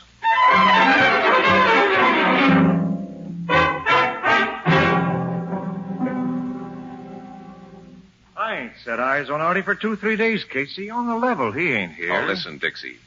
Miss Williams and I want to help the guy. He needs help. Don't give me a wrong steer. Well, I don't know what you're talking about, and I got no idea where Artie is. It's okay, Dixie. Hello, Artie. Why, you said not to let anyone know you were here. Casey's my friend. Yes. This should convince you of that, fellow. Oh, the gun. I figured you'd found it on me. And Casey didn't tell the police about it. I'll take the shells out of it. Put it here on this table until you tell me what to do with it. What does the gat mean, Artie, and what's the stuff about cops? I haven't told you, Dixie, because the less you know, the less trouble you'll have. I'll go out and take a walk for half an hour. Please, Dixie. Okay, pal. Guess you've got a good reason for asking. I have. That's all I need to know. See you later. I can't have him mixed up in this case. He's too grand a guy. This apartment of his was the only place I knew of to go after I ducked out that bathroom window. I spent 5 years in prison. I can't go back there. I heard the cops say he was looking for me. I lost my head. What were you doing at Gypsy Hibbert's tonight? You don't think I killed her? I'd have given the cops that gun if I had. And told them to look for you here. Come on, let's have the lowdown. Okay. You know I was crazy about Gypsy before. Yes, I know. Before? Yeah. Well, after I came out of jail, she wouldn't see me or even talk to me over the phone. Last night, I made up my mind I'd see her. I had to. Then... it was funny. It's the funny part we want to hear about. Well, I sneaked up to her apartment. A guy in stairs showed me how to pick locks, and I sat in the dark waiting for her to come home. Finally, the outside door was opened with a key. It was Lou Carboni. Carboni? Yes, he sat down in the next room and waited in the dark. Then the door opened again. It was Gypsy this time. He told her why he'd come to kill her. Then I watched him do it. You watched Why him? did Carboni kill her? It was funny, Casey. It was so funny I couldn't raise a hand to stop him. Come on, hold on to yourself, Artie. What did he say to her? She had been blackmailing him, threatening to tell the cops it was really Carboni who killed Blaney. Carboni killed Blaney? And I had taken the rap because Gypsy told me she had killed Blaney. She was protecting Carboni then at my expense. Then she married Carboni. They got to hate each other. And tonight... he killed her while I was there to watch. It wasn't a funny case. It wasn't funny. Come on, Artie, cut it out. What happened after Carboni shot her? Come on, Artie. Pull out of it. He wiped his fingerprints off the gun. He put it in her hand to look as though she'd committed suicide. But he didn't know I was watching. Then he let himself out the back way. I realize now it was a crazy thing to do, but I picked up the gun. I put it in my pocket. I thought he'd spoil his suicide setup. Then I got out of the place. I phoned the cops to pick him up. Artie, no jury's going to believe the story you just told us. I know that. This Carboni's not going to be free and alive while I pay for another murder he's committed. What do you mean? I got another gun before I came to Dixie's. You see? I'm going to kill Lou Carboni. Artie, give me that gun. Keep back, Casey. I'm going to kill Carboni today before the cops can find me. Don't be a fool. You just said no jury will believe my story. Give me that gun. Keep back. You won't shoot me. Not to kill you. I'll let you have it. He will shoot Casey. Look out. Okay, Eddie. Now, you two get into this clothes closet. I'm sorry, but this is the way it's got to be. It's a foolish way, Artie. It's the only way. No, let me go. Casey! Give me back that gun. Not a chance. I never figured you for a killer, Artie. You're not going to louse me up by shooting Carboni or anybody else. Thanks, Casey. Hey! Drop the gun you just took from him, Casey. Drop it. Carboni. Guess there's nothing else I can do, Carlo. Thanks. Now all of you move back against that wall. You see, Maddox? Like Casey, I figured you'd hide out with Dixie Trumbull. Why did you come here? That gun I planted beside my late wife's body wasn't found there. And I leave nothing to chance. When your bodies are found, Casey, it'll be thought that Maddox killed you and this lady before committing suicide. Same old gag. The gun to be found in Artie's hand. Same as you met that one on the table to be found in Gypsy's. It's always a good gag before a jury. And I'll use the gun on that table, the one that killed my former wife. Then there'll be no doubt that you did all the shooting, Maddox. You keep quiet, Artie. He'd better. Sweet little gun, this 29.5 automatic. Always liked these imported gats. Well, you take the first slug from it, Casey. What's wrong? That 29.5 isn't loaded, Carboni. The shells are in my pocket. Give them to me. You can't hold your other gun and load the automatic, too. You can load it. With its barrel pointed at Miss Williams. If you make a single phony move. All right. I know when I'm licked. Take the gun. Put a shell in its chamber first. Okay. I'll load the clip. This suits you. Hold the gun by the barrel and slide the clip in. Now what? Put the gun on the table. Don't get your finger near the trigger. There.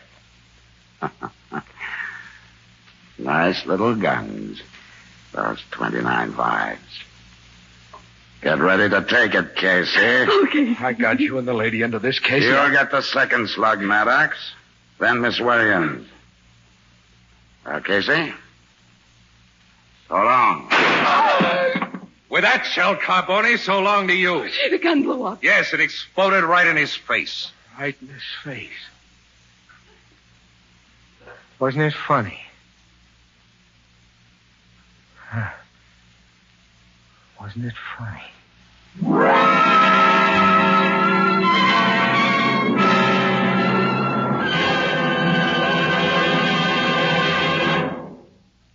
We'll join the crowd at the Blue Note in just a moment.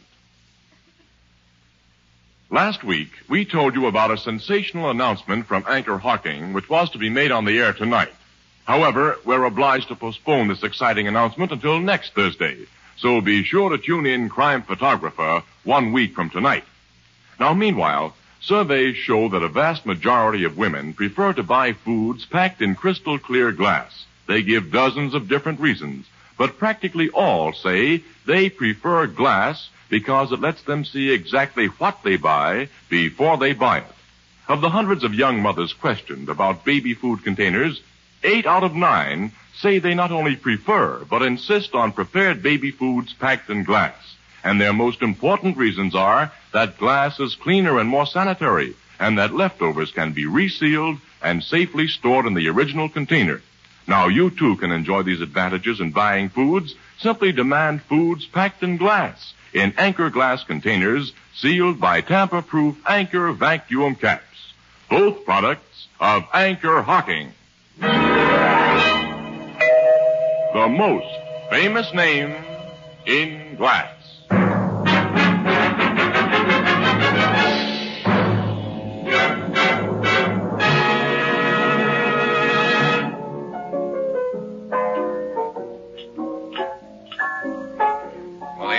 explanation, of course, is very simple, Ethelbert. You see, I forced the .32 caliber cartridge Logan gave me yesterday into the chamber of that .29.5 caliber automatic.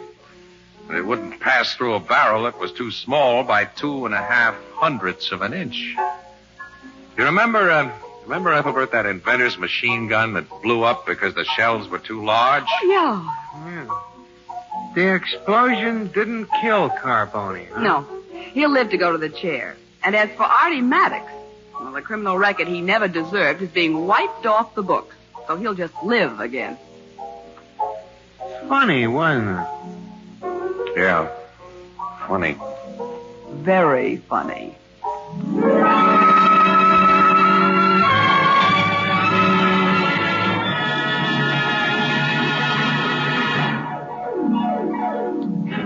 Crime Photographer, starring Stotts Cotsworth as Casey, is brought to you each Thursday by the Anchor Hocking Glass Corporation, makers of Fire King Oven Glass. Anchor glass containers, Anchor caps and closures. All products of Anchor Hocking, the most famous name in glass.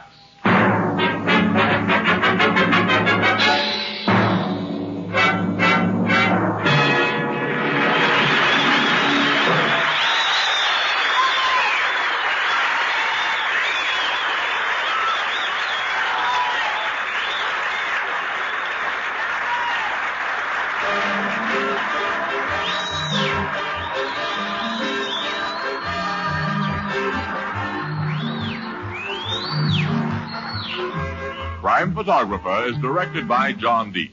The original music is by Archie Blyer, and the program features Miss Jan Miner as Anne and John Gibson as Ethelbert. The part of Maddox was played by Lawson Zerby, and Herman Chittison is the Blue Note pianist. If you're under 35 and are a high school graduate, you may be able to qualify for a nursing career. As the need for nurses is urgent, check with your local hospital on how to apply for training.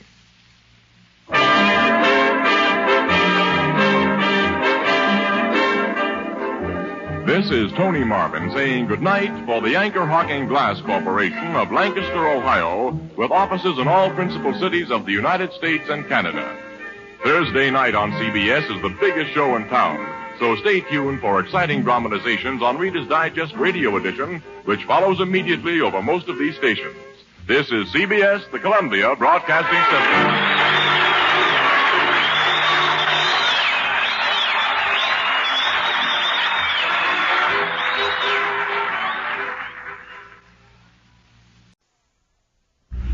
The Anchor Hocking Glass Corporation brings you Crime Photographer.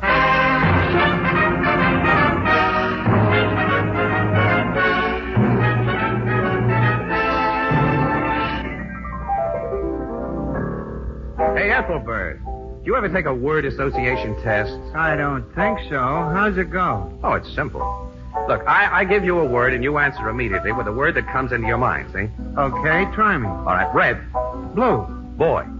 Girl. Run. Walk. Bottle. Anchor Hocking, the most famous name in glass.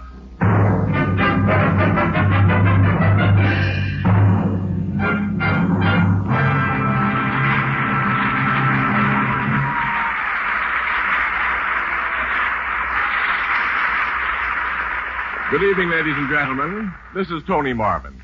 Every week at this time, the Anchor Hocking Glass Corporation of Lancaster, Ohio, and its more than 10,000 employees bring you another adventure of Casey, crime photographer, ace cameraman who covers the crime news of a great city.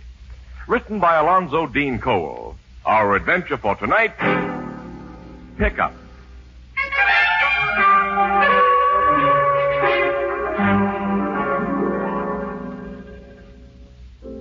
Nine o'clock in the evening, the Blue Note Cafe. Ethelbert, the head bartender, is chatting with a customer, a tall, thin, white-haired man with a gentle face, when he hears a familiar voice.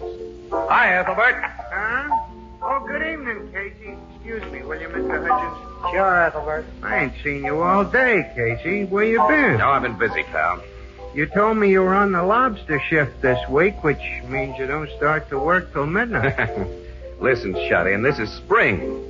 Miss Williams and I have spent the day in the park. We're taking pictures of the birds, the bees. Where's Miss Williams? I left her at the office. Hey, look, give me 4 packs of cigarettes. Will you have 2 Miss Williams kind, 2 of mine? Okay. Hey, listen, pal, wait a minute. Huh? Who's the guy you were talking to when I came in? His face is familiar. Oh, he's Britt Hutchins, Casey, the horse trainer. Oh, sure, yeah. Well, what's he doing in town? His stable is racing out west right now. I got an idea. He's here looking for the murderer of Cass Marlin. Yeah?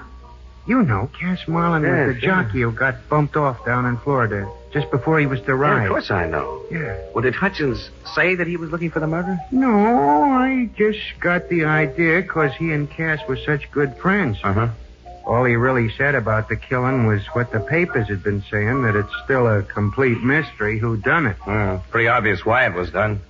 With Cass Marlin in the saddle, Fireball will have won the Alderstone Trophy race. I hear the cops have questioned Steve Harold about it. He's supposed to have won a lot of money when Fireball didn't even show. Well, they've questioned all the big bettors who've been known to fix things when they can. But Captain Logan investigated Steve Harold at the request of the Florida police and found that Steve looked pretty clean for once. Listen, you know, I think I'm going to have a talk with Britt Hutchins. He trained Fireball, and as you say, he and Cass were pretty close. You won't get any more out of Hutchins than I did, Casey. That's what you think, pal. Say hello to him, anyway. Hi, Britt. Remember me? Casey, Morning Express. Casey. Oh, yeah. Hi.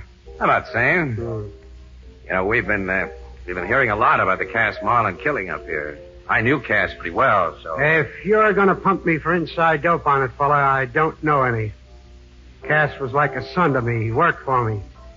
Set to ride one of my horses. One of my owners, Mr. Ashley's horses, I mean.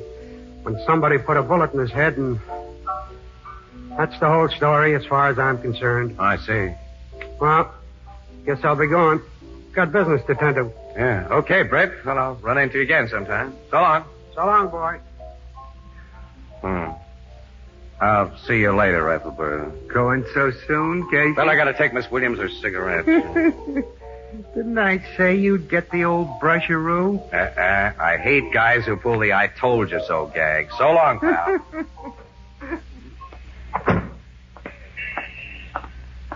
Excuse me. Yeah? Your name's Casey, isn't it? Yeah, that's right. Morning Express photographer? Right again. Let's take a walk. Well, say, it's a little sudden, sister. I don't think I know you. Or do I? You don't. Well, then what? Call it a pickup. Well, I don't go in for pickups. Well, call it anything you want till we get someplace where we can talk alone. I've got news to sell. You interested? Always. Okay, where are we going? Well, there's a little place around the corner, Farley's Tavern. That suit you? It'll do. But I don't like the place from a social standpoint, sister, so the news you want to sell had better be on the level.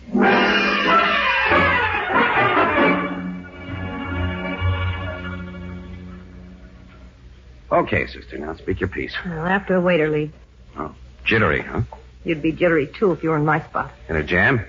Afraid of being bumped off, that's all. Oh, you're beginning to interest me. Anything else? No, not now. Gee, thanks, pal. All right. Well, he's gone. I'm listening. How much will your paper pay for exclusive inside dope on a murder? Well, it depends on the murder. Some are in the dime a dozen class. How about the Cass Marlin killing? Cass Marlin? Yes. This is a coincidence. What's a coincidence? Well, I was thinking about that shooting when you picked me up, that's all. The dope on it's worth plenty, isn't it? The real dope is. I can give it to you. Well, I'll have to be sure of that before I go to my city editor and proposition. I can't pay out dough on my own. If I tell you who I am and how I know about the case, will you promise to keep it under your hat? Whether we make a deal or not? Yeah. I guess I can trust you. Cass told me you never double-crossed anyone. Cass told you about me, huh? Yeah, that's why I looked you up when I hit this town tonight. I phoned your office first, and they said I might find you at the Blue Note Cafe. I was on my way over there when I saw you come out. I recognized you by a picture Cass had. You must have been a close friend of Cass's. He was going to marry me. Huh? What's your name, sister? Edith Landau. Edith Landau. It's funny, I've seen most of the police reports on the case, and I've come across no mention of a gal named Edith Landau. You've heard Cass was getting a divorce, haven't you? Yeah. Well, on that account, very few people knew I was his girlfriend. It had to be that way because his wife's lawyers might have made something out of it. Mm-hmm. Well, that's a pretty good answer. Well, give me one for this. If you cared enough for the guy to want to marry him, why didn't you go to the cops with this inside information? You think I'm a phony, don't you? You might be. Well, listen, wise guy. I didn't say I cared anything about Cass. I was going to marry him because he was in the big dough. When he died, I saw myself out of his dough. The cops wouldn't pay me a dime for the information I had, and Cass owed me something one way or another. So I decided to cash in with a big newspaper. A bigger one than there is down in Florida. Yours. Is that straight enough for you? Too straight to like very well. I don't care what you think of me. I've got a story to sell. But you've got to act quick. I can't keep it bottled up any longer, even for dough, because the killer knows I'm onto him and he's after me. Now, any more questions? Only the one for the big prize. Who's the killer? I'll tell you that when I see money. $10,000. $10,000? My story's worth it, and papers like yours can pay it. I've always wanted to see my city editor drop dead. He will when he hears that figure. Well, come on, I'll take you over to him. No. Nobody must know anything about my part in this till the killers are all behind bars. It was killer before, now it's plural. Well, I'm pretty sure there's more than one man mixed up in this. And I'll tell you something else to prove that I'm on the level. The cops' theories are all wrong. They think Cass was killed so he couldn't ride Fireball, but... What's the matter? That big guy just walked up to the bar. He knows me. Yeah, I know him. And you know who he works for? Yeah. Steve Harold. Look, I gotta get out of here quick. Mr. Casey, don't let him follow me. Stall him, hold him by force if you have to till I get away. Promise me you will. This is an act, sister. I swear it isn't. You say you know who that man is. Okay, I'll hold him. And lend me $5. Lend you? I haven't got enough for cab fare, and I've got to get away fast and far, please. Well, I've always been a sap. Here's a fin. Thanks. Look, I'll phone you at your office in an hour and tell you where to meet me, where it'll be safe. And don't let Denver Lane follow me. I'm going. Goodbye. Hi, Denver. Oh, Casey. Noticed your gal friend left in quite a hurry. Yeah. Had to run for a bus. You know her, Denver? Never saw her before. Not a bad-looking bimbo. Who is she? Well, just a pickup I made. Didn't know you went in for pickups. I have my moments. Cigarette, Casey? Yeah, thanks. You, no hurry to leave here? Why should I be? I just come in. Yeah, Denver, I have my moments.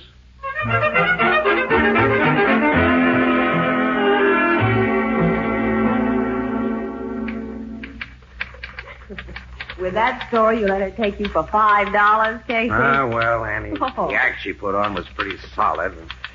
She had me hooked when she pulled a big scared act about Denver Lane. You know, the guy's a gunman, and he works for Steve Harold, who's up to his neck in the racing racket. For a moment, the parts all seemed to fit. Until Denver made no attempt to follow your little chum. He stayed in the joint for half an hour, and then he walked over here to the Express building with me. In the rain? Yeah, that's one break I got tonight anyway. We were within 10 feet of where my car was parked when it started, so I just reached in and got my raincoat. Denver got soaked. Well, put the raincoat on again. Let's go over to the Blue Note. Yeah. Yeah, I see enough of this photographer's room when I'm on duty. It's over an hour now since Edith Landau said she'd phone me in an hour, so... Have you been waiting here thinking that she might phone you? Well, Annie, her act was almost too good for a $5 take. Well, that's when I start being a sap. I keep it up, I guess. Come on, let's go. Casey! Oh, hello, Moocher. Are you a guy I'm glad to see? Now listen, Moocher, I'm short on dough Who today. wants dough?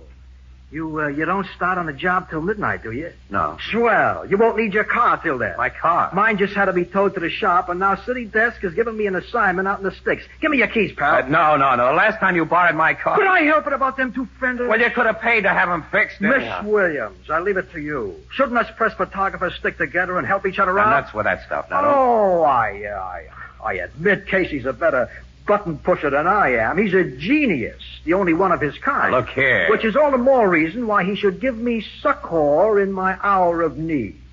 Casey, can a master like you let down a bum like me? Yes. Don't say that. No. Oh, come on, give him the car keys, Casey. You know he'll get them if he has to cry real tears. Oh, I guess you're right, Annie. All right, take them, Moocher. Ah, my pal. My beloved colleague. Get out. Nay, nay. I tarry for one further little favor. Oh, my. Yes, the weather is inclement, and I came to work without mine raincoat. All right, take mine. Ah, my friend in need. And a perfect fit. My undying gratitude, Monsieur. And can you spare a cigarette? Oh, that too. All right, here's half a pack and a book of matches. Now get out before I commit a little mayhem. I go, master. I do thou's bidding. Goodbye, Miss Williams. Fair lady. Farewell. He's really a character, Casey. Oh, some character. You wouldn't think so if he was in your department. As I said before, when I start being a sap, Annie, What? There's your desk phone. Yeah, it might be that Edith. As you said before. Yeah. Hello, Casey speaking. Oh, steady desk. Listen, Burke, I don't go on duty till 12, so I'm not going to take any assignments now. Well, of course I'll let you talk. Who's stopping you, Joe? Oh? Murder, huh? Strangled in a vacant lot. Sounds good. Yeah, I got the address, yeah. Here we go again. Any details? Identification found on the butt. What? What's that name again? Yes, we'll grab a cab and get out there right away. Hey, what is it, Casey? That dame, Edith Landau, was murdered about 15 minutes after she left me.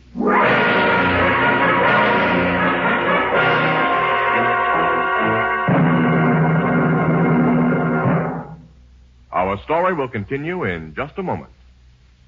It's here. It's here. The Anchor Glass one-way, no-deposit bottle for beer and ale. You pay no deposit. You don't have to return it to the store. It holds a full 12 ounces. A full 12 ounces, just like an ordinary beer bottle. Yet it's so compact it takes up a minimum of space in your refrigerator. It's perfectly balanced and light as a feather. Easy to handle, easy to pour from, chills beer quickly, holds the chill longer. And it's easy to open, safe to open. A flick of your wrist and into your glass pours a golden stream of wholesome American beer, brewed and bottled and served the American way. In glass. Yes, in glass. Glass which brings you beer and ale brewery bright. Glass which can't affect taste or flavor. Glass, the sanitary container for beer and ale. Your favorite beer and ale is on its way to you right now in the new Anchor Glass one-way, no-deposit bottle. Another great contribution to convenience and to gracious living and entertaining. The Anchor Glass one-way, no-deposit bottle is a product of Anchor Hocking. The most famous name in glass.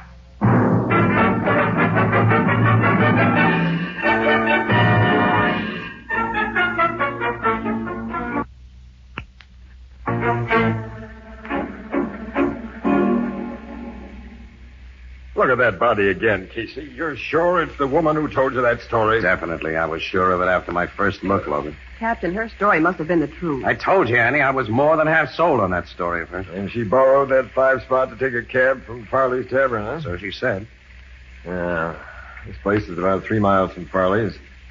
Now, assuming her story was true, she might have paid off the cab after the first mile or so to save money and started walking.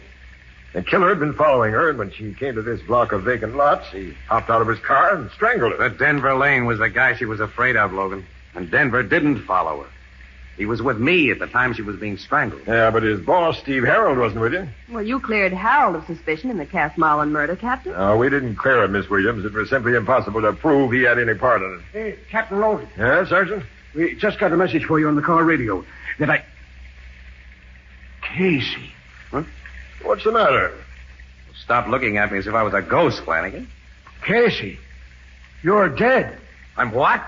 Well, if you're not, the message that just come in is all cockeyed. What do you mean? Headquarters says that Casey's dead body has just been found in the wreck of Casey's car. The moocher, Annie. Oh, sure, he borrowed your car. And had an accident. Accident, nothing. There's 2 bullet holes in the dead guy's head.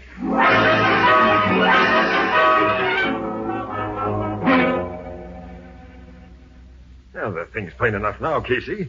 Denver Lane had spotted that girl before you and she went into Farley's. Yeah, maybe before she picked me up outside the Blue Note, Logan. He had another of Steve Harold's guys with him. And the other gunman followed Edith Landau and killed her while Denver stuck close to you. Sure, Miss Williams. Denver figured the Landau dame had given Casey the dope she had on the Marlin murder. He couldn't risk any rough stuff during our walk to the Express building, so he waited outside in a car. And when he saw a guy my size wearing my raincoat come out and get into my car... Now, the information he thought you had to be suppressed. With you and the dame out of the way, there'd be no evidence. Now, what are you going to do, Captain? I'll show you, Miss Williams. Sergeant. Yes, sir. Get headquarters on your radio and instruct everyone concerned to let no outsider have a close look at the body found in Casey's wrecked car. And tell them to give out information that it's definitely Casey's body. Yes, sir. Wait, Sergeant. Yes. Also, I want Denver Lane and Steve Harold brought to headquarters as soon as they can be found and kept in separate rooms. And instruct arresting officers to tell them nothing about anything. That's all. Right, sir. I get it, Logan, the old surprise treatment. And a big surprise. If Sergeant Flanagan thought you were a ghost, the guys who think they killed you, they just might go to pieces and tell us what we want to know.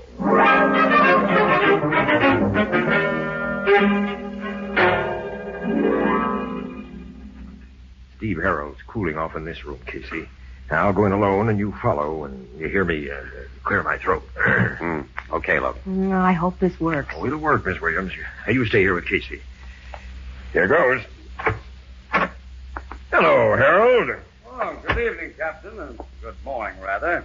Well, now that you're here, perhaps I'll get some information as to why I've been rudely conducted to this, unglamorous place. My boys didn't tell you? No. All they told me was to come along, and naturally, as a law-abiding citizen, I made no resistance despite the invasion of my constitutional rights. Stop talking like a book. All right, Captain. But look, none of you cops have anything on me, and I'm definitely in the clear with your homicide bureau, so, well, what's the big idea? A girl named Edith Landau was killed tonight. Oh, really? You've never heard of her, I suppose. Yes. As a matter of fact, I have. Really? Yes. Well, Landau isn't a common name, so I presume it's the same girl I met with Cass Marlin several months before he was killed. He'd fallen rather hard for the little gold digger. Well, why didn't you tell me about the Landau girl when I questioned you on the Marlin case? My dear fellow, you didn't ask me. Why do you suppose she was killed tonight? Because she knew too much about Cass Marlin's murder. And she told what she knew before she died, Steve. You interest me. By the way, whom did she tell? A man who also was killed.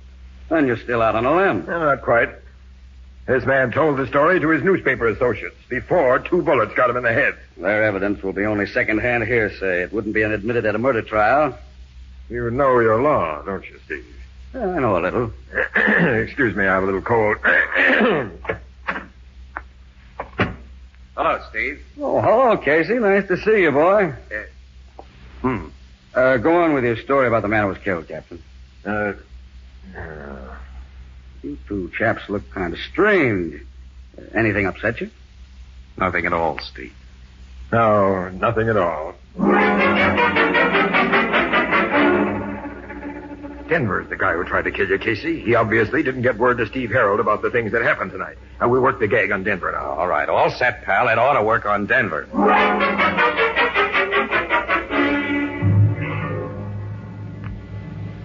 You say this newspaper guy who was shot spilled the dope he got from the Landau thing? That's right, Denver. Well, it's no break for you, Captain. The courts don't accept that kind of third-hand evidence. You're right again. Oh, well, if only the poor guy was alive. Yeah. Excuse me, a little cold. Hello, Denver. Well, nice to see you again, Casey. Yeah? Casey and I had quite a get-together at Farley's place tonight, Captain. Yeah? Yeah. Maybe I shouldn't spill this on him, but he was in there with the crummiest looking pickup you've ever seen. Nuts to you and your ideas, Logan. No, Casey, nuts to you.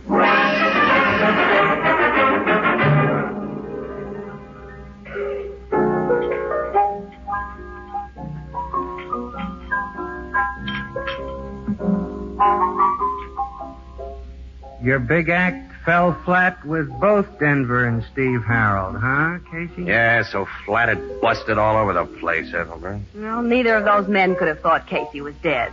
Both of them are ice-cold characters, but no guilty person could have taken the shock of his appearance without some giveaway reaction. Yeah, you'd think so. They didn't even flicker an eyelash, either one of them. Maybe they was tipped off in advance that it was really poor Moocher who was shot. No. Logan went over that angle before we made our play. He says a cop on the scene kept everybody away from the body. Nobody got close to it at all except other cops. Besides, after 2 heavy caliber bullets go through a guy's head, Ethelbert, it's sometimes pretty hard to tell who he was. Maybe the killer knows by now he didn't get you, Casey, so he'll try again. Oh, that's covered, thank goodness. Captain Logan has assigned 2 bodyguards to Casey. Yeah. A louse. That innocent-looking gray-haired man over in the corner is one. And Sergeant Flanagan is hanging around outside. You know, I just got to find the killer in order to get those guys out of my hair. I can't stand it. Hey. Yeah? Annie, I've just remembered something. You know, I've been a dope. That's a surprising confession. Look, Edith Landau was about to tell me something when she saw Denver. And then she got scared and stopped cold. She said... Wait a minute, let me see. She said the cops' theories are all wrong. They think Cass was killed, so he couldn't ride Fireball. That's as far as she got. Well, the original suspicion of Steve Harold was based on the idea that he didn't want Fireball to win. Sure. Ethelbert! Don't bark at me like that, Casey. I'm a nervous guy. Certainly are. Well, okay, all right, but look, when did Britt Hutchins leave this joint tonight? Tell me that. Britt Hutchins? Yes, the horse trainer who was on vacation while his stable is racing out west. Why, he went out the door right after you did. Then he saw me talking with that girl. He could have seen me going to Farley's with her. He could have followed when she left there alone. He even could have strangled her to death and gotten back to the express building in time to see Moocher get in my car. Then Hutchins could have followed him and thought it was me. But Hutchins was a friend of Cass Marlin's. He couldn't have... No. Friendship in a gambling racket seldom goes deeper than the money pocket. And horse trainers should only take vacations when their horses do. Annie, come on. Where? We're going to tell Logan to find Hutchins. Yeah, Casey. See you later, Ethelbert. No, wait for your gray-haired bodyguard, Casey. Never He mind. needs to... Those bodyguards can't keep up with me. I'll be very happy. There's a cab, Annie. Hey, taxi! Oh, Casey! Annie, I'm shooting at you. Oh, your head. Oh, I'm okay. Oh, no. Flanagan, get him! Get him! Get him, Casey. No, let me go. Well, hello, Britt.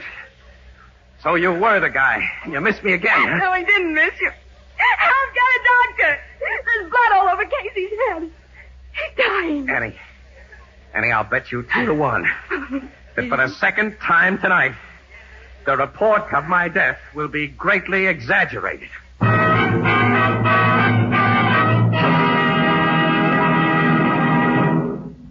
What will you have on your breakfast toast? Orange marmalade where tart and sweet commingle, or blackberry jam evoking memories of that cool early morning walk through the woods? Apple butter fragrant as an autumn orchard? The ruby flash of currant jelly or strawberry jam? But why choose only one? Serve them all. Grace the breakfast table with a symphony of delicious taste and luscious color. Stir up appetites. Start the morning right. Supply quick energy for an active day.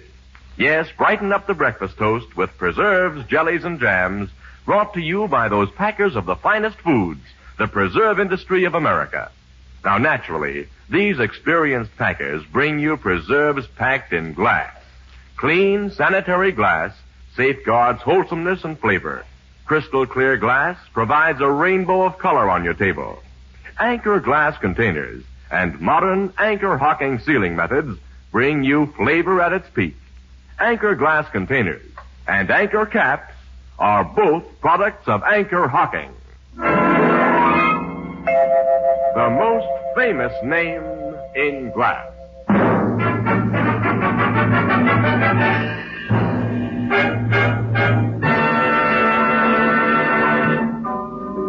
You feel okay now, Casey? No, sure, Ethelbert. That bullet only grazed my forehead. Yeah, well, if it struck you only a half an inch deeper... Well, as Britt Hutchins will tell you, Annie, many a horse has lost a race by half an inch.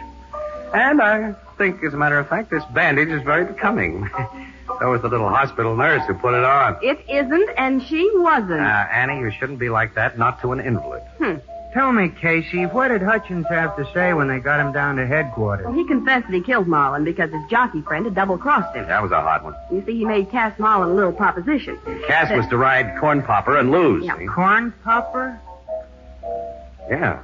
Well, that was the last horse Cass rode before he died. Corn Popper was a comparatively unimportant horse, Ethelbert, in a comparatively unimportant quarter-mile race.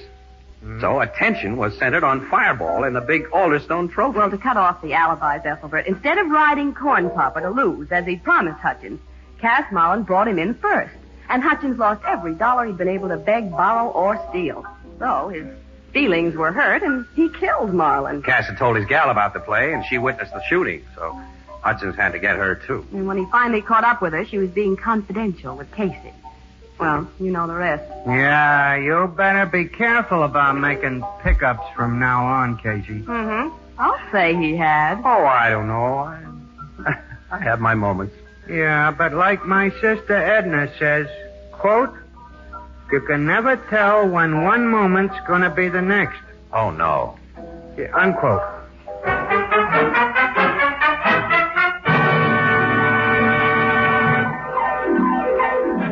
Crime Photographer, starring Stotts Cotsworth as Casey, is brought to you each Thursday by the Anchor Hocking Glass Corporation, makers of Fire King Oven Glass, Anchor Glass Containers, Anchor Caps and Closures. All products of Anchor Hocking, the most famous name in glass.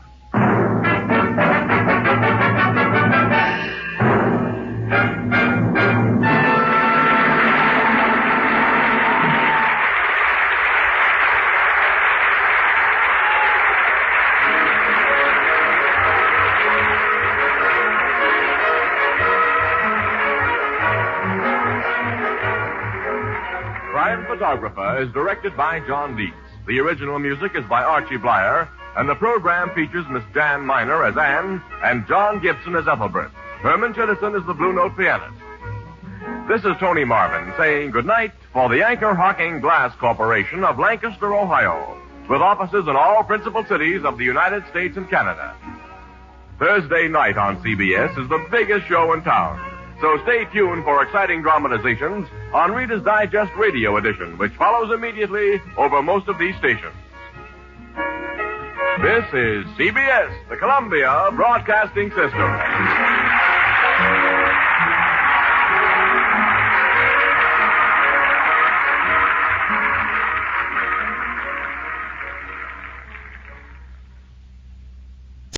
The Anchor Hocking Glass Corporation brings you Crime Photographer.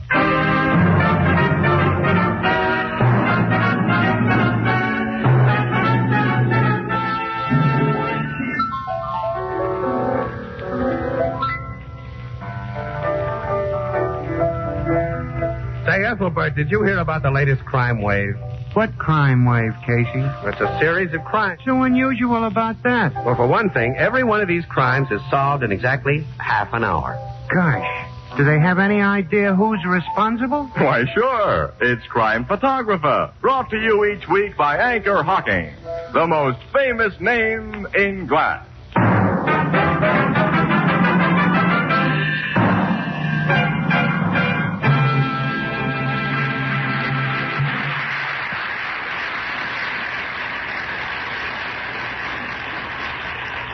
Good evening, ladies and gentlemen. This is Tony Marvin. Every week at this time, the Anchor Hocking Glass Corporation of Lancaster, Ohio, and its more than 10,000 employees bring you another adventure of Casey, Crime Photographer, ace cameraman who covers the crime news of a great city. Written by Alonzo Dean Cole, our adventure for tonight, Acquitted.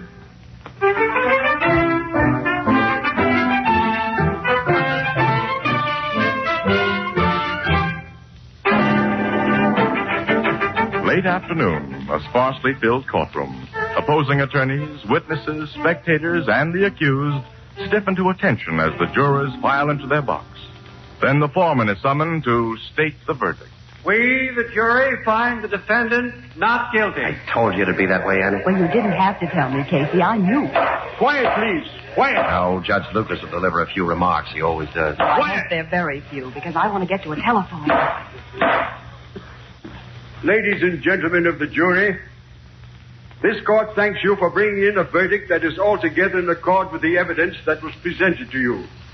And similar thanks is accorded to the defendant's attorney, Mr. Freeman, for his presentation of his case. Thank you, Your Honor. Nuts. Freeman's a louse. You can say that again. But for the police officer who has figured so prominently in this case, the court has nothing but censure. Now it comes, Annie. Mm-hmm.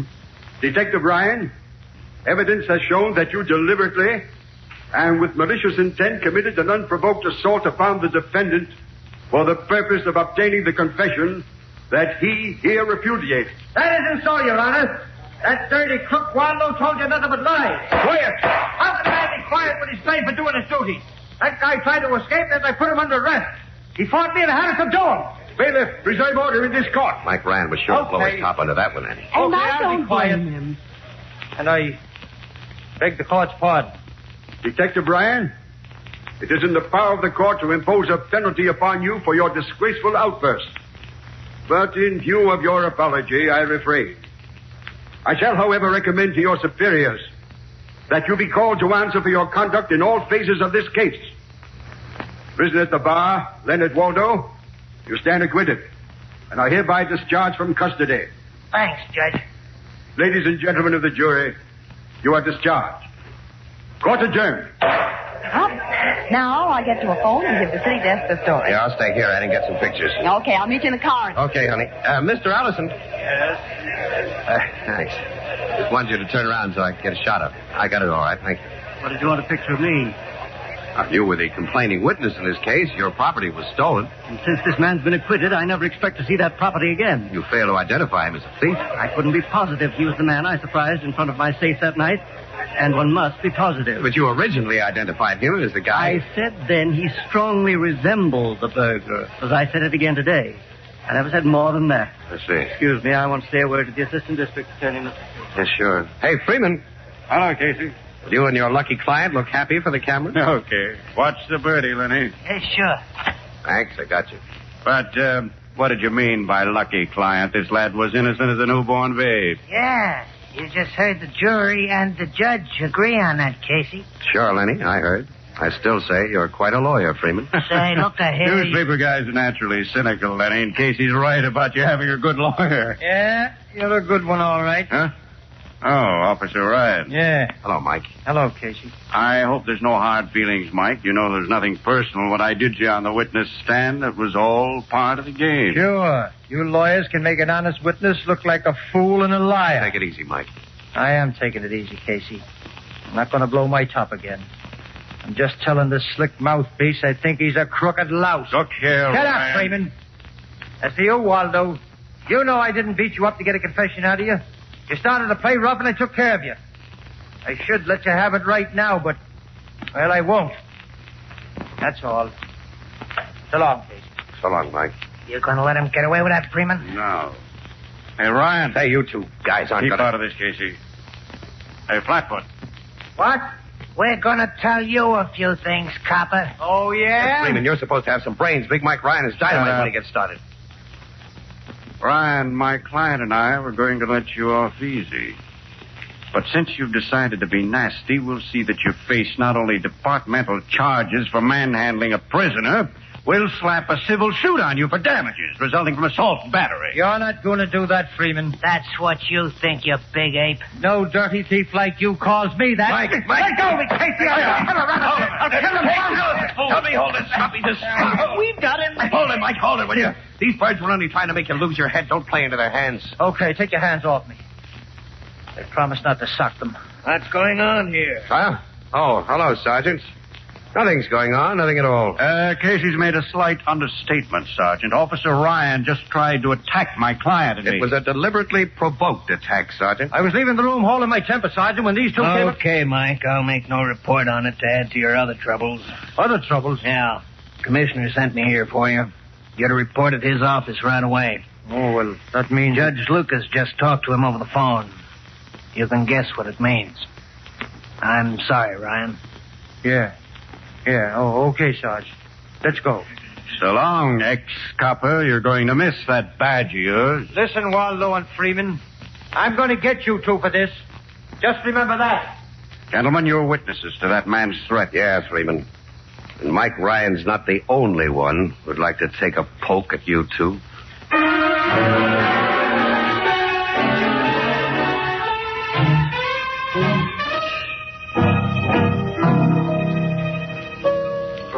Hey, Walter, serve 2 more bottles of beer to these gentlemen. And bring up some more lemons. This is the lemon seasoning. Now, to get back to what you and Casey was relating to me, Miss Williams, what did the commissioner do to Big Mike Ryan? Suspended him. Yeah? Yeah, and it's lousy. Mike's a swell cop. He's got his swell record, too. You don't think he beat up that Lenny Waldo in order to get a confession, huh, Casey? Definitely not. In my book, the whole thing happened just like Mike said it did. I forgot the beginning of this case. It happened over 6 months ago, didn't it? Mm-hmm. Shortly after Christmas, Ethelbert. This Robert Alliston, who's a wholesale diamond merchant, went to his office after hours with a friend and walked in on a safecracker. Well, the burglar blackjacked him and made a getaway with around $100,000 worth of precious stones. Alliston's friend got socked before he had a good look at the guy, but Alliston himself described him to the cops, and the description fit Lenny Waldo, who, of course, has a long record for safecracking. Mike Ryan was one of the dicks assigned to look for Waldo. He found him. Waldo tried to make a break, and there was quite a fight. Waldo came off second best.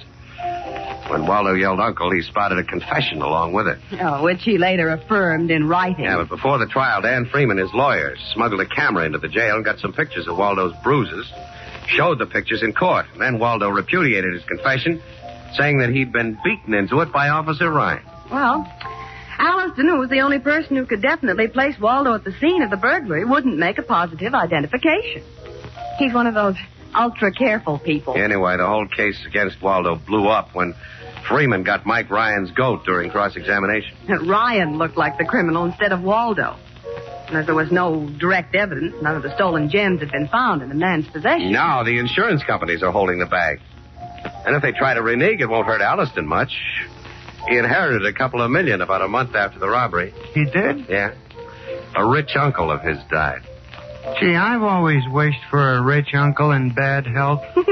So have we all. Well, now the only one with any trouble on his hands is poor Mike Ryan, huh? Casey, Freeman and Waldo threatened to press charges against Ryan and to institute civil action for damages. Oh, that was just bluff, Eddie. Well, they were pretty sore at him from what you've told me. And he was pretty sore at them. I'm not sure that... All right, excuse me, there's a bar phone. Annie, look. I'll bet you that Mike will be back on duty in a week. And that Waldo and Freeman... It's for you, will Casey, go... your city desk. Huh? Oh, city desk. Give it to me. Hello, Burke. Yes, I'm here again. Yes. What? Gleiber's Cafe? Yeah, sure, I know where the place is. What? Wait a minute. Say that again, Burke. Okay, we'll get right over there. Hey, what is it, Casey? Dan Freeman and Lenny Waldo have just been shot to death, Annie. Shot? And Mike Ryan's accused of the murders.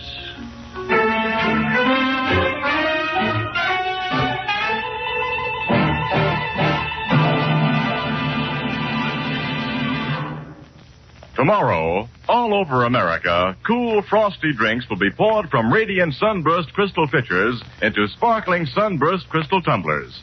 The radiance of this brand new kind of anchor hocking crystal can be compared to a finely cut diamond, its beauty to the rarest hand-cut crystal. Yet Sunburst prices are incredibly low. Now, here are just a few examples. Sunburst crystal glasses for fruit juice are only 5 cents apiece. Table tumblers, 2 for 15. Big, oversized glasses for iced drinks, only 10 cents each. And to top it all, a magnificent 2-quart pitcher costs only 50 cents.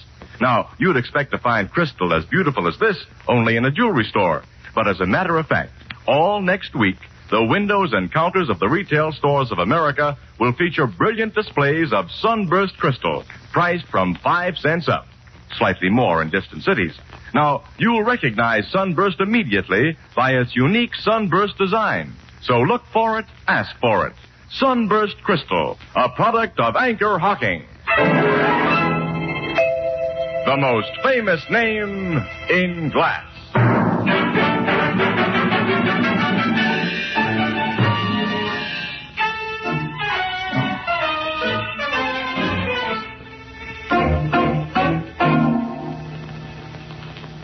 Casey, it isn't pleasant for me to tag another cop for murder, but now this job spells Mike Ryan all the way. What do we got on him, Logan? Now, tell us what happened, Captain. Well, Gleiber's Cafe here was a regular hangout for Freeman, Miss Williams.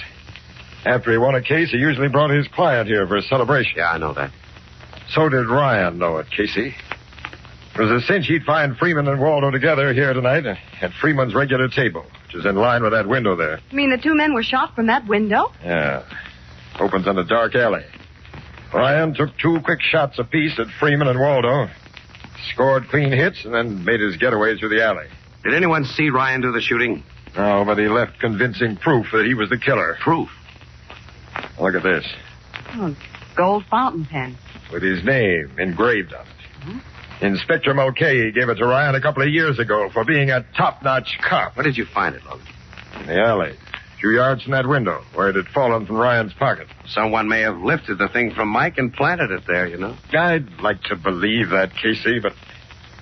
Well, Ryan was seen in this neighborhood tonight. He was? Only a few blocks from here, Miss Williams. That guy lives on the other side of town, and he was under suspension, so no duty could have brought him here. Well, it's hard to picture Mike sneaking through a dark alley like a rat and shooting 2 guys in cold blood. He was awful sore, Casey, and he has a rotten temper. Well, it's an open, quick temper. It gets red hot in a few seconds and cools off almost as fast. Look, you or I or nobody knows how fast a temper cools off. Your guys found him yet? No, but I'll be bringing him in pretty soon. I'm going back to headquarters and wait till they do. You mind if I stick along with you? Come on. Thanks. Annie, take these exposed films back to the office for me, will you, honey? Mm-hmm. Yes, Casey. I'll meet you there later. Now I want to hear what Mike Ryan has to say.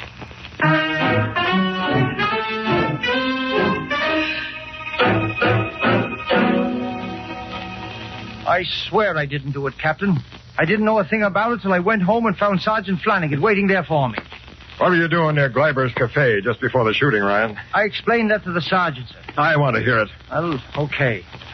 I got a phone call at my home tonight from a guy who wouldn't give his name.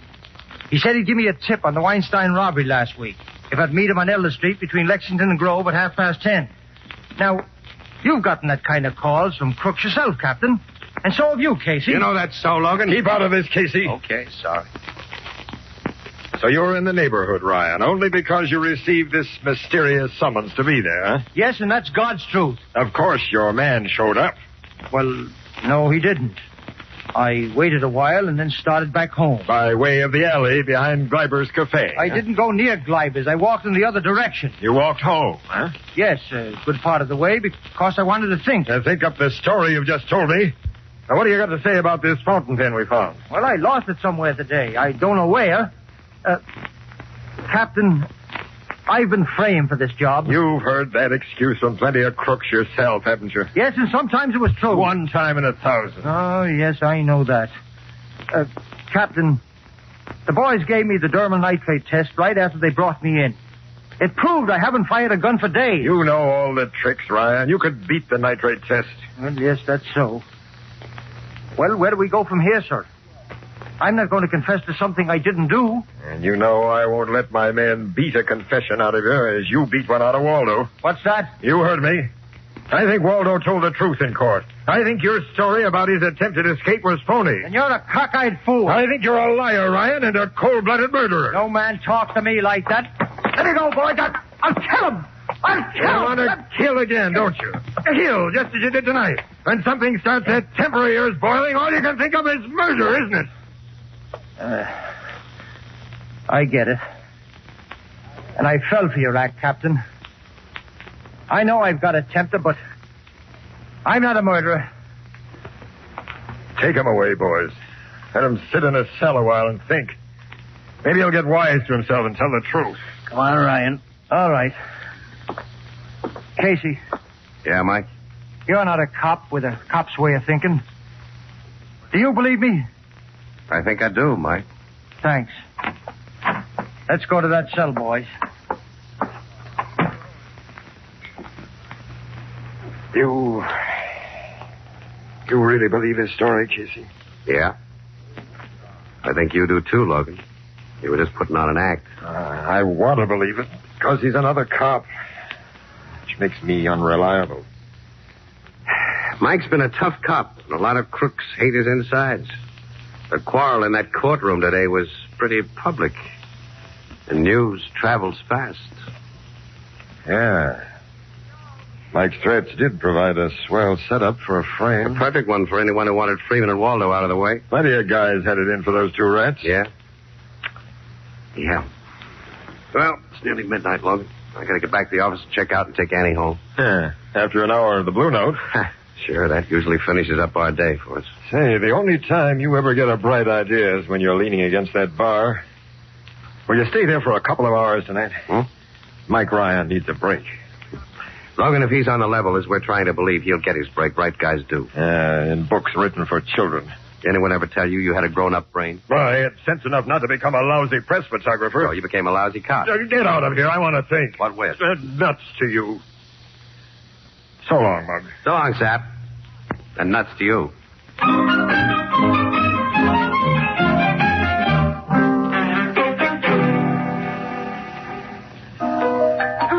If we could only figure out who stole Ryan's fountain pen, Casey. Yeah, sure. That's the key to the whole thing, Annie.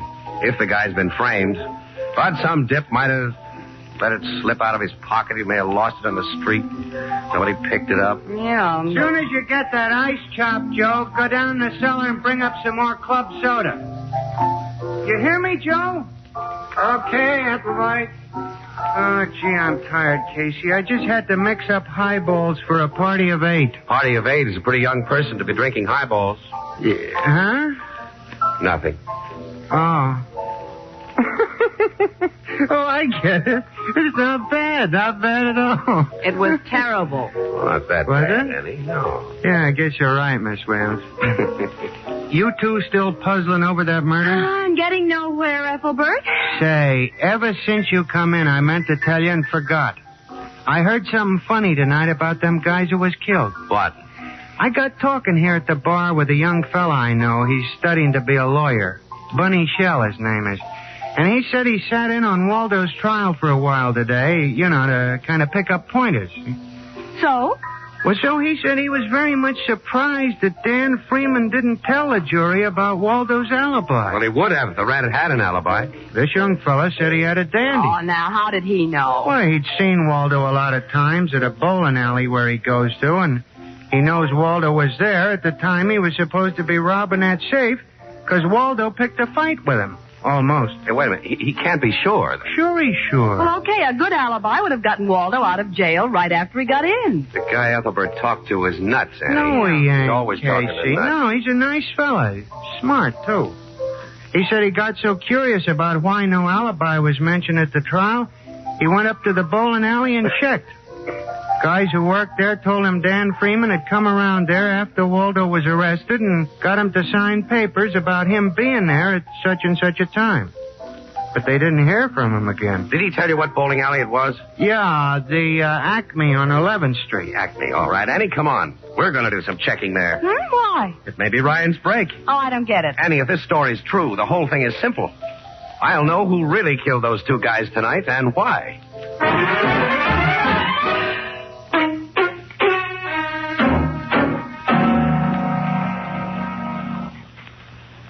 Sit down, Mr. Casey. Thanks, Mr. Alliston. To what am I indebted for this visit at this hour in the morning? Are we alone here? My servants are all in bed, if that's what you mean. Why do you ask? I think you'd prefer to hear what I have to say alone. I have no idea of your meaning. The meaning is, money. Money? Mm-hmm. Yours. A lot of it. Talk straight, Mr. Casey. Okay. I know that you killed Freeman and Waldo tonight and framed Mike Ryan for the job. You're mad. Am I? And you killed them, Alliston, because they were cutting themselves in on most of the dough you inherited from your uncle. Really? Uh-huh. You're beginning to interest me. Go on. Around last Christmas time, you didn't have your uncle's millions. You needed dough. And you figured that a good way to get it was to steal from your own business. So you staged a fake robbery. This is ridiculous. The police were thoroughly satisfied the robbery was no fake. Sure, you and Dan Freeman staged it so well. And your description of the thief was sure to result in Waldo's arrest. Do I interest you? Go on. Well, to make it look good to the insurance companies, someone had to take a rap for a while. So Waldo was brought into the scheme. He made a confession that he'd robbed your safe after protecting himself with an alibi he never had to use. Your identification of him was just positive enough to hold him, but so unpositive that a jury would acquit him. But these characters double-crossed you. Now they could send you to jail for conniving in the theft of your own insured property And they're putting the screws on tight now, right? You seem to be doing the talking. All right, I'll go on. When it seemed certain that they'd take most of your new insurance in blackmail, your new inheritance, you watched for a chance to double-cross them. Mike Ryan's threats in court gave you that chance. And when you helped me keep him from socking Freeman and Waldo, you slipped his fountain pen out of his pocket. Later, you made the phone call that brought him to the neighborhood of Gleiber's Cafe. You did a smart job, Alliston. Almost smart enough. And how would you attempt to prove this wild theory? You've heard about the dermal nitrate test, haven't you? Dermal nitrate test? Yeah, that establishes whether a man has fired a gun recently. Oh, of course. Freeman and Waldo were shot less than 4 hours ago. The tests applied to the man who shot them would be conclusive. Shall I call the cops and ask them to test you? You said you came here for money. You're a blackmailer. Another one, just like Freeman and Waldo, only wiser. Purely out of curiosity, how much do you want? $100,000. You're most conservative. Which will it be? The money or the cops? Neither. Oh. Why that gun? You're no smarter than Freeman and Waldo, Casey. And I'm going to kill you, And too. then what happens to you? This is my house. I surprise a prowler in my home and shoot him, as anyone has a right to do. And the shot I'll fire at you, Casey, will account for the result of any dermal nitrate test. So... Nice shooting, Logan. You knocked the gun right out of his Oh, hand. gee, you waited so long, Captain. I was afraid that Casey... This guy would only have shot Casey if I hadn't got him first, Miss Williams. My pal, Annie. You were outside this window all the time, Captain? Uh-huh. There, Alliston, I put the bracelets on you nice and easy. There isn't a bruise on you or a bump. I'm going to take a picture of him, Logan. Yeah, that does it. Now no shyster lawyer will convince a jury that Alliston's confession before witnesses was gotten by way of anything but simple kindness.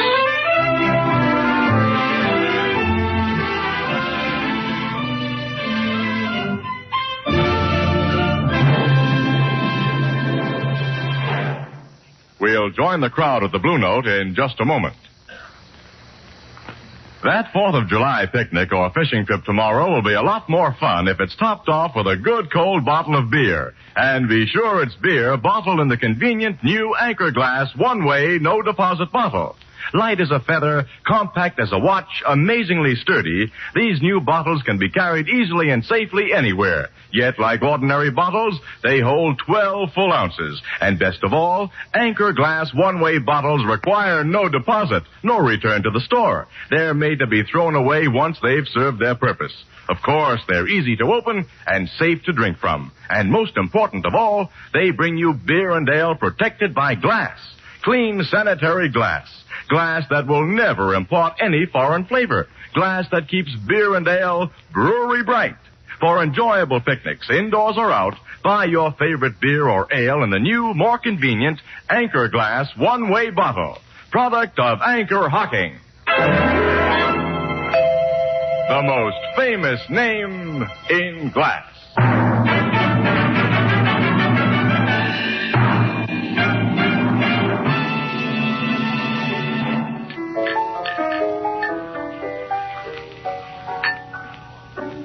Mike Ryan's back on the force, huh, Casey? Naturally, Ethelbert. And reinstated with apologies from the commissioner and Judge Lucas.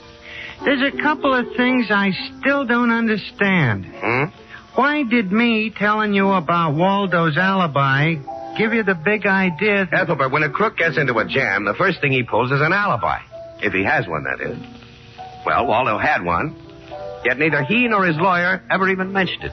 No, there had to be a reason. Sure. The only reason must be that he wanted to be thought guilty of that robbery. Oh, which was covered by insurance.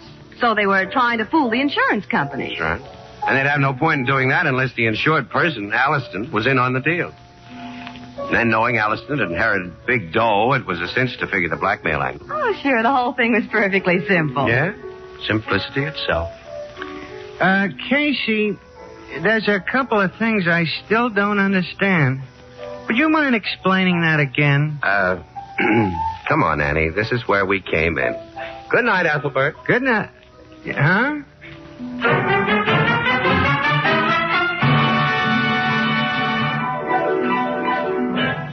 Crime Photographer, starring Stotts Cotsworth as Casey, is brought to you each Thursday by the Anchor Hocking Glass Corporation, makers of Fire King Oven Glass, Anchor Glass Containers, Anchor Caps and Closures. All products of Anchor Hocking, the most famous name in glass.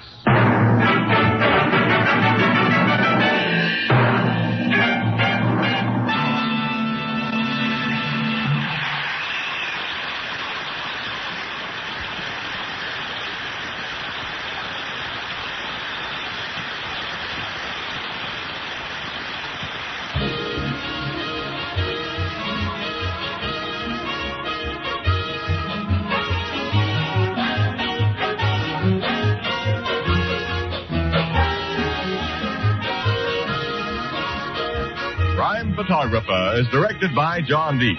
The original music is by Archie Blyer, and the program features Miss Jan Miner as Anne and John Gibson as Ethelbert. This is Tony Marvin saying goodnight for the Anchor Hocking Glass Corporation of Lancaster, Ohio, with offices in all principal cities of the United States and Canada.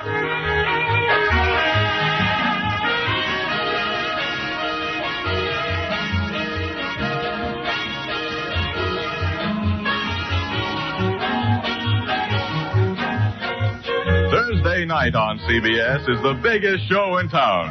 So stay tuned for exciting dramatizations on Reader's Digest Radio Edition, which follows immediately over most of these stations.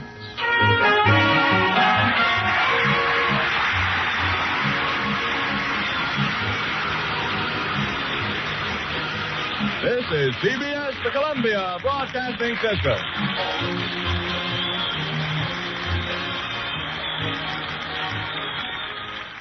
The Anchor Hocking Glass Corporation brings you Crime Photographer.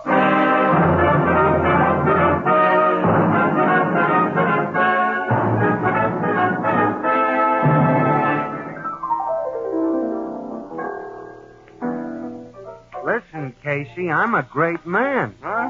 What have you done now, Ethelbert? I'm the only man on the block who never saw a flying saucer. Well, that won't put you on history's pages. You mean I won't be famous? No, Ethelbert. You gotta do something. You gotta be outstanding to be famous. Sure, like Anchor Hocking, the most famous name in glass.